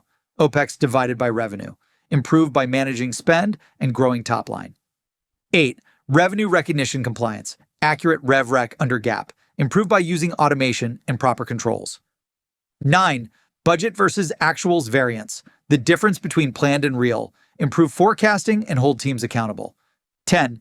Profitability by product line. Net margin by product. Improve with pricing and COGS optimization. 11. Financial forecast accuracy. Predictability of future revenue. Improve by refining models and assumptions. How to create your data platform of record. If you're serious about scaling, data can't live in silos or spreadsheets. Every department might have its own KPIs, but without a centralized system to track, review, and take action, you're flying blind. In this section, I'll walk you through how to build a unified data platform that not only brings your numbers together, but also turns them into meaningful decisions and measurable results. From automation to accountability, here's how to create a high-performance culture powered by data. 1. Build a centralized data reporting system. Don't let departments run their own isolated reporting. Implement a unified dashboard where all KPIs flow into Salesforce, HubSpot, Tableau, Looker, Redshift, PostgreSQL, etc. This way, everyone is on the same page. Data hygiene should be a top priority. Collecting clean, real-time data is the foundation for scaling any high-performing sales organization. Dirty data, duplicate records, and data spread across different platforms waste time. So regularly remove duplicate records, verify contact info, and ensure fields are consistently formatted and up to date. To make this possible at scale, use tools like Seamless to enrich and validate contact data, CRMs like Salesforce or HubSpot to sync engagement history, and platforms like Zapier, N8N, or Tray.io for automation. 2. Automate data collection. Automation is the only way to ensure your data stays fresh across thousands of records. Consolidate your data into a centralized data warehouse like Snowflake, BigQuery, or Redshift to get everyone aligned across marketing, sales, and customer success. When your systems are clean and connected, every team operates with confidence, and every decision is backed by real hard data. Also, remember that manual reporting kills scale, so invest early in automated CRM cleansing, activity tracking, and sales enablement tools that integrate and visualize critical data in a couple of clicks. 3.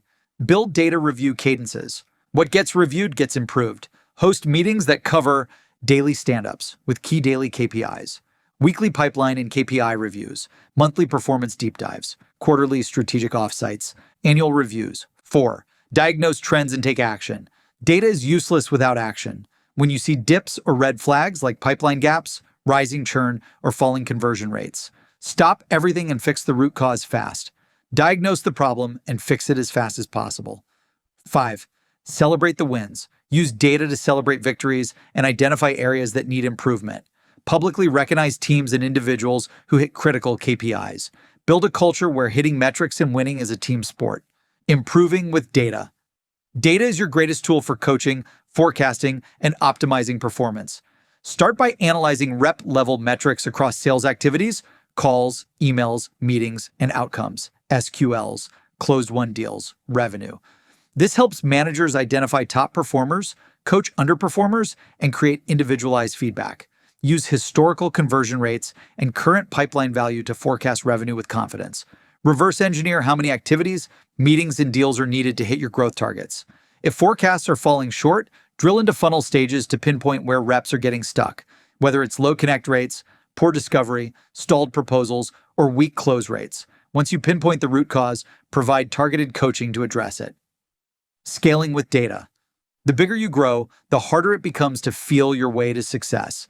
Data becomes your GPS. It tells you where you're headed, if you're winning, if you're stalling, and if you're heading for a cliff. The fastest scaling companies are data-first companies. Track the right KPIs, review them religiously, improve them continuously. If you master the metrics that drive growth, scaling becomes inevitable. Homework. 1. Identify your core KPIs. Using the departmental KPI lists from this chapter, select the top 5 to 10 metrics most critical to your role or team. Write a sentence for each explaining why it matters and how you will track it. 2. Audit your current tech stack. Create a checklist of every tool in your tech stack: CRM, lead generation, enrichment, analytics, BI, etc. Identify any gaps, data silos, duplicate sources, or systems that aren't integrated or automatically syncing data. Get them synced and deduped ASAP. 3. Build your top dashboards. Using your CRM or BI visualization tool, for example, Salesforce, Tableau, HubSpot, Looker, or Google Sheets, build a dashboard to visualize your key GTM metrics. Include daily, weekly, and monthly views to make data actionable. 4. Create a data hygiene plan. Develop a straightforward playbook to ensure your data remains clean, accurate, and up to date. Include steps for enrichment, duplicate management, field validation, and setting clear data ownership by role. Chapter 46. Tech Stack, Tools to Turbocharge Sales. If you're serious about scaling your sales to $100 million and beyond, then building a well-structured, integrated tech stack is critical. Your go-to-market, GTM tech stack, is the engine behind everything, from prospecting to lead management, forecasting, and renewals. You want to have the best tools to grow your business and ensure they're all automated and working in harmony to eliminate inefficiencies, unify your data, and maximize results, which we'll do a deep dive on in this chapter. Why your tech stack is your infrastructure for scale. The most successful GTM teams are powered by a lean, integrated, and high-performing tech stack. As I mentioned in the previous chapter, a disjointed system with siloed tools results in lost data, slow manual workflows, tons of inefficiencies, missed handoffs, and wasted time. But the right tech stack eliminates friction, unifies your revenue teams, including sales, marketing, success, and the C-suite, and increases speed to execution across your organization. Think of your tech stack as a money printing machine, with every system acting as a gear within it. If the gears aren't working together cohesively, everything breaks down. But when your tools work together flawlessly, they give you a clear view of the entire operation. So improvement is easier, and leadership can make smart, data-driven decisions. The scalable GTM tech stack.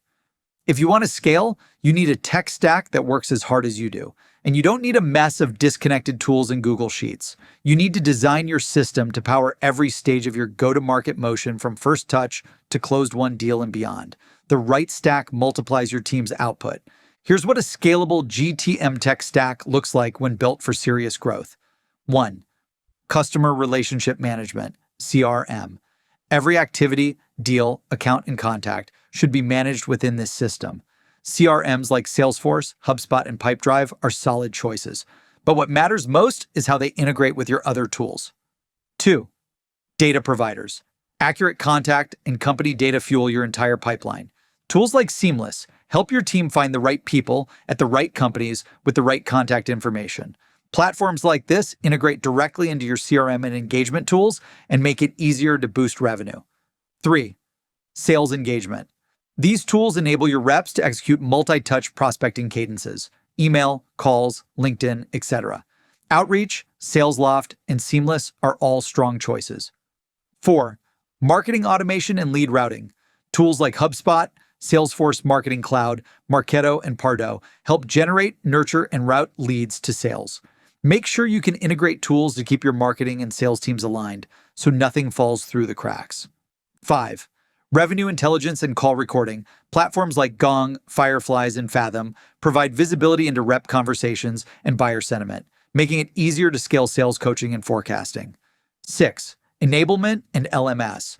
Platforms like HighSpot, Speakit, or Lessonly empower reps with training content, battle cards, and sales materials. 7. Contracting and e-signature. DocuSign, EchoSign, PandaDoc, and Ironclad help you track deals and get them signed quickly. Integrate them directly into your CRM for visibility of the entire deal lifecycle. 8. Customer success and support. Tools like Gainsight, ChurnZero, and Zendesk help post-sale teams manage onboarding, renewals, and customer health. 9. Analytics and forecasting. Looker, Tableau, Clary, or Insight. Squared help track pipeline health, rep performance, conversion rates, and revenue forecasts. From chaos to clarity, why a disconnected tech stack is failing you. You could have the best tools on the planet, but if those tools aren't talking to each other, you're burning money, losing deals, and slowing your reps down. Most companies buy the shiniest, trendiest tech, but then skip the most important part: integration. That's where the tech stack problems begin. Reps waste hours uploading and downloading contact lists. They are chasing prospects who have already booked calls. Leads get lost in the cracks. Customers slip through the funnel. It's just utter chaos and confusion. When your systems are disconnected, you're flying blind. No visibility, no alignment, no scale. But once you integrate everything, that is lead gen, CRM, sales engagement, onboarding, etc., now your team is running on one system, and every action is visible and aligned across marketing, sales, and customer success. When I raised nearly $60 million for my startup, the first thing my private equity partners did was help us nail down our systems integration. Why? Because without it, you can't scale. Period. Automate or die. Once your systems are connected, it's time to go to the next level: automation. This is where the game gets real, because now your team isn't just working faster, they're working smarter. You want to add a new contact from Seamless? Boom, it's instantly logged in your CRM. A prospect opens your email or books a call. Triggers automatically fire off next steps. A deal closes, the onboarding process kicks in without anyone lifting a finger. New leads come in, they get routed to the right rep in real time. You want pipeline reports? Pull them in seconds across every rep, every deal, every stage. This is how you scale. By eliminating the chance for human error and freeing up your team to do what they were hired to do: close more deals. Automation isn't a luxury, it's a multiplier. If you want to move fast, win more, and dominate your market, you can't afford not to do this. Build systems that scale with you. Scaling your sales means scaling your systems. The right tech stack that is fully integrated, automated, and aligned to your go-to-market strategy is the difference between chaos and clarity, friction and flow, manual and magical. Don't just buy tools. Design a connected ecosystem that empowers your team to move smarter and more efficiently.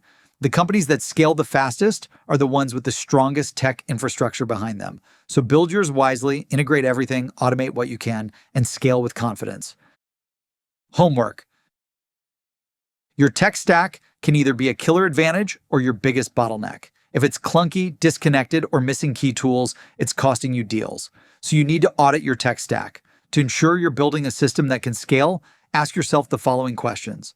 If the answer to any of these questions is no, it's time to optimize and fill in gaps ASAP. Work on finding and integrating all the systems and tech stack for mass scale. Do we have the right tools across the full GTM funnel, from top-of-funnel lead generation to customer success? Are all our tools integrated into our CRM for a unified view of the customer? Are we automating repetitive tasks so our team can focus on high-impact work? Can we access the insights we need in real time to make confident business decisions? Is our tech stack helping or hurting rep productivity? Is it easy to analyze my team's performance and gain a central view of all the data?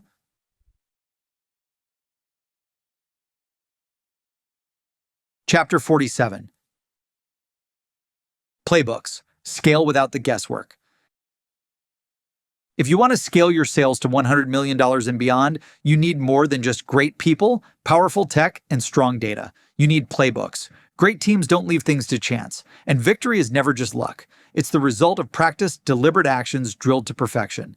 Coaches dissect every play, capture the data, and package it into a playbook that every player studies and runs. The same is true for your business. When proven playbooks, blueprints, operating guides, and strategies are documented in a playbook instead of someone's memory, every employee knows exactly what to do and how to do it.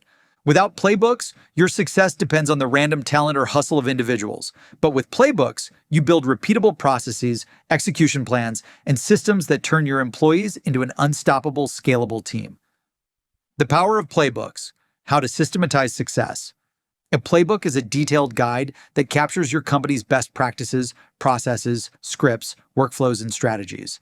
It gives every team member a step-by-step blueprint for exactly what to do, when to do it, and how to do it at the highest level. When done right, playbooks dramatically increase everyone's chances of success. Team members don't have to think of what to do, create their own strategies, or reinvent the wheel. They just step into a system that already works. Playbooks sharpen execution, increase win rates, and create a culture of continuous improvement. A playbook is more than just a set of instructions. It's the engine that powers consistency across your entire go-to-market (GTM) organization. Playbooks preserve all your strategies and game plans that work, minimize errors, and ensure your team doesn't lose momentum when someone leaves or a process changes. With the right playbooks, you don't have to depend on any one person's memory or talent because you've built a machine that can replicate success. The companies that scale the fastest aren't the ones that hustle the hardest. They're the ones who turn excellence into systems, and then they have everyone run those operating systems with precision. Types of playbooks for scaling sales. There isn't a one-size-fits-all playbook. Different teams or stages of growth call for different types of guidance. The goal isn't to build everything all at once. Start building what's most critical and continue to update and optimize as you scale. Here are a few of the top playbooks every company looking to scale should have. Product playbooks should contain key information about every product your company offers, so reps and marketing can speak with authority. Your product playbook should detail how to position your product's value, use cases, and competitive advantages. You should also be ready to change your playbooks when your products change. Prospecting playbook lays out how to build targeted lead lists, define ideal customer profiles, ICPs, research accounts, and craft first-touch messaging and winning outreach cadences. This playbook sets the tone for how the pipeline is generated, ensuring your top-of-funnel activity is intentional, not random and haphazard. Discovery Call Playbook helps reps master the first real conversation. It outlines how to run discovery calls that uncover pains, identify goals, qualify opportunities, and set up a path to close. Done right, it trains reps on active listening and leading with value, not just pushing the next step. Demo and Pitch Playbook captures the frameworks for delivering high-impact demos and persuasive pitches. It teaches reps how to use storytelling to align all the cool things their product can do with buyer triggers, buyer psychology. Sales Objections Playbook equips reps to handle the conversations that can slow or stall deals. It should include response strategies for the most common objections, like pricing, timing, or competition. More importantly, it gives reps the confidence to lean into objections as opportunities to build trust and to grow as a salesperson. Closing Playbook walks through how to ask for the sale, navigate final objections, leverage proposal templates, and confidently bring the deal across the finish line. This is where reps shift from selling a solution to sealing a partnership. Onboarding and handoff playbook consistently ensures that once a deal is won, the customer experience doesn't drop off. It details how to transition clients smoothly from prospects to active and loyal customers who feel supported, not abandoned. Account management and renewal playbook helps customer success and account managers drive long-term value. It should outline how to proactively manage relationships, identify opportunities for expansion, and consistently retain key accounts. Leadership playbooks equip managers to lead high-performing teams. It should include coaching methods, pipeline review frameworks, forecasting tools, and ways to motivate team members to hold themselves accountable and keep moving the goalpost. Marketing playbooks keeps your brand voice and strategy aligned across every channel so your brand voice stays consistent. It should include target persona summaries, messaging frameworks, campaign approaches, channel-specific tactics, and execution plans so that marketing isn't siloed, but strategically linked to growth. How to create a playbook. Creating a playbook doesn't have to be overly complicated. All you need to do is capture what already works and turn it into a repeatable system your entire team can follow. The goal is to document the strategies, workflows, messaging, and tools that top performers use, so success stops being dependent on any one person and instead starts becoming part of the company's operating rhythm. Think of it as turning your knowledge, the kind of information that lives in people's heads, into a shared resource that scales with your team. A good playbook brings consistency to chaos, shortens the learning curve, and ensures that every rep operates from the same proven foundation. The process for creating a playbook is simple. Observe, document, simplify, and improve. Here's how to get started. 1. Observe. Interview and shadow your top performers. Talk to your best salespeople, marketers, and customer support reps. What are they doing differently? What messaging works best? What does their everyday routine look like? 2. Document. Map out the process. Step by step. Break down every action you learn and see into a series of clear, repeatable steps. Don't assume that any task is straightforward. Every conversation, strategy, and follow-up needs to be broken down so plainly that a kindergartner could understand it. In the next section below, I break down what each process should include. 3. Document. Create scripts, templates, and workflows. Include email templates, call scripts, CRM workflows, list building strategies, objection handling guides, demo checklists, and anything else that can be adapted. 4. Simplify. Organize for easy access. Structure your playbook clearly. Think by role, SDR, AE, CSM, or by pipeline stage, prospecting, discovery, demo, negotiate, close. You can also do a mix of both. You can organize by role and include tasks to be completed at each stage of the customer lifecycle journey. Use bullet points, templates, videos, guides, and flowcharts whenever possible. 5. Simplify. Keep it actionable. Focus on what people should do, not just what they should know. A playbook should feel like a daily tool or living guide they can use, rather than a stale training document. The goal is to take someone brand new and empower them to execute the playbook with no hand-holding. 6. Improve, test, and optimize. A playbook is a living document. Once it's in use, pay attention to what's working and what's not. Listen to feedback from your team. Track performance data. Rewatch recorded calls. Review deal cycles. And revisit messaging that's not performing well. Use this intel to make strategic updates. Remove what's outdated. The best playbooks constantly evolve to reflect what's actually working in the field so your team can continue to grow and improve. Key parts of an effective playbook. At its core, a great playbook includes the essential elements that drive execution: clear objectives, step-by-step workflows, processes, operating systems, messaging frameworks, recommended tools, and guidance on how to measure success. It doesn't just say what to do, it shows you how to do it, why it matters, and when to adjust.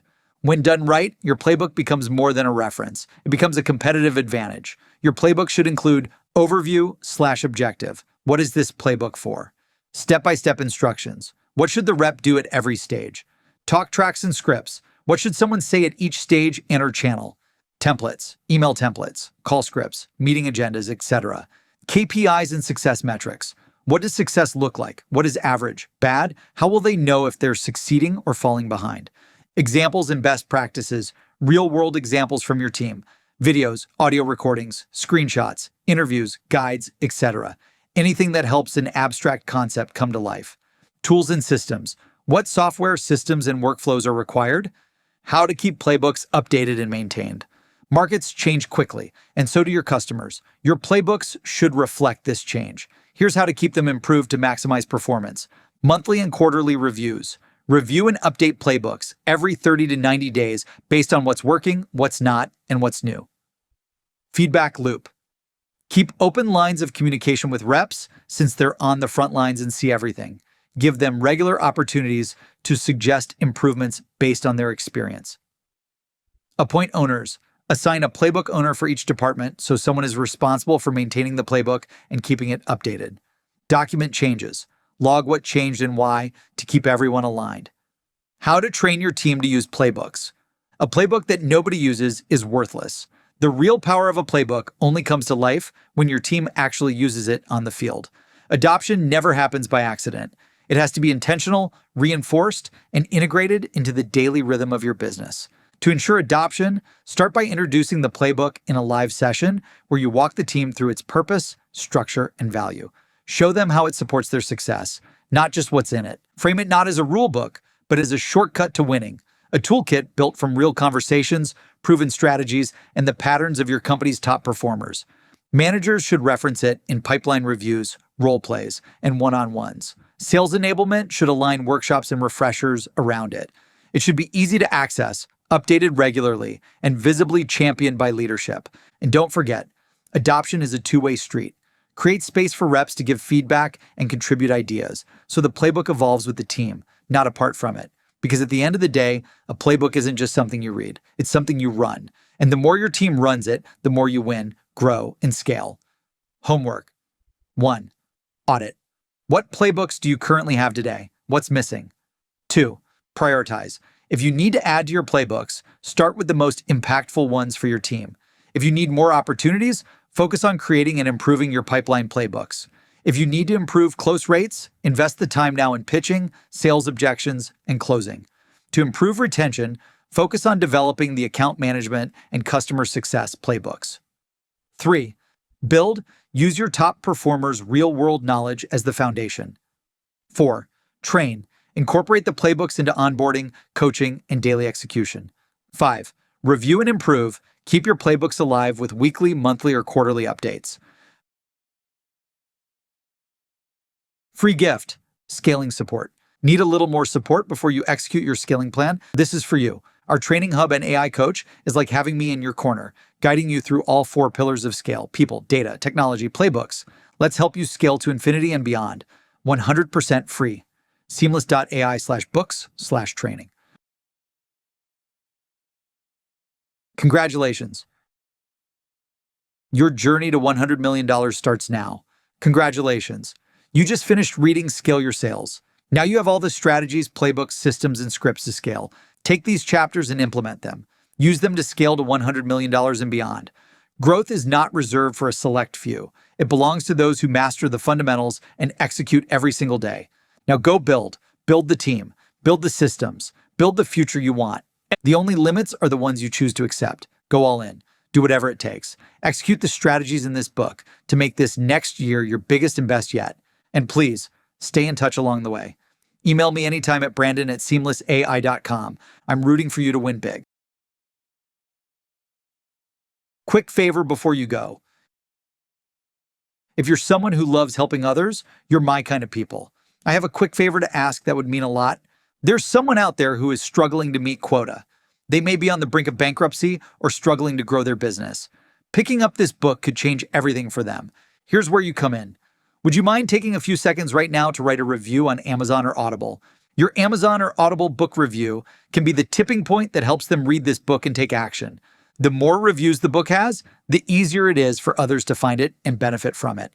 And the more people that benefit from it, the more we can invest in creating more books, training, and educational resources to help everyone succeed. It's like a given you shall receive type of deal. Plus, you'll feel great knowing you helped someone find the answer to get unstuck and win. Thank you in advance for writing a book review. It means the world to me and our team, and I read every single one of them. About the author. Brandon Bornancin is the founder and CEO of Seamless, one of the fastest growing sales technology companies in the world.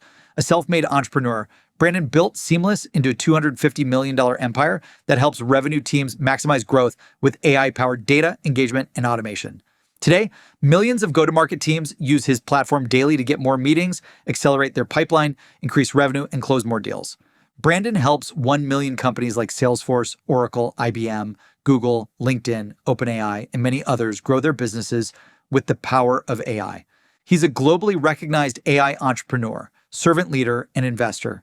Under his leadership, Seamless has generated hundreds of millions in sales and won major industry awards like #1 Tech Company of the Year, #1 G2 Product of the Year, Forbes Best Places to Work, and 3-time LinkedIn Top Startups Award in the United States. He is the author of 7 best-selling books, including Whatever It Takes, The Power of Going All In, and now Scale Your Sales, in which he shares strategies to win in business and in life. Brandon and his work have been featured in the Wall Street Journal, Forbes, USA Today, Business Insider, Entrepreneur.com, The New York Times, and many other leading media outlets. Brandon is a keynote speaker and host of the podcast Sales Secrets, where he interviews world-class entrepreneurs and executives, and they reveal their secrets to massive success. His mission is simple: to help billions connect to opportunity, maximize their potential, and achieve financial freedom. Every piece of content he creates is designed to deliver one thing above all else: results. If you're interested in booking Brandon for speaking engagements and podcast interviews, contact him at brandonbornancin.com. Free training. The real transformation happens when you put the strategies in this book into action. That's why we created free training, to help you turn what you learn into real pipeline, opportunities, and results. In our free training, we share tools and strategies, practical guidance, real-world examples, and next steps you can execute today to maximize growth. If you're serious about scaling your sales and growing your business, please visit seamless.ai/book/training. Get Seamless free. Want to use AI to generate more leads, book more meetings, and close more deals on autopilot? Get Seamless, the world's best sales automation software using AI.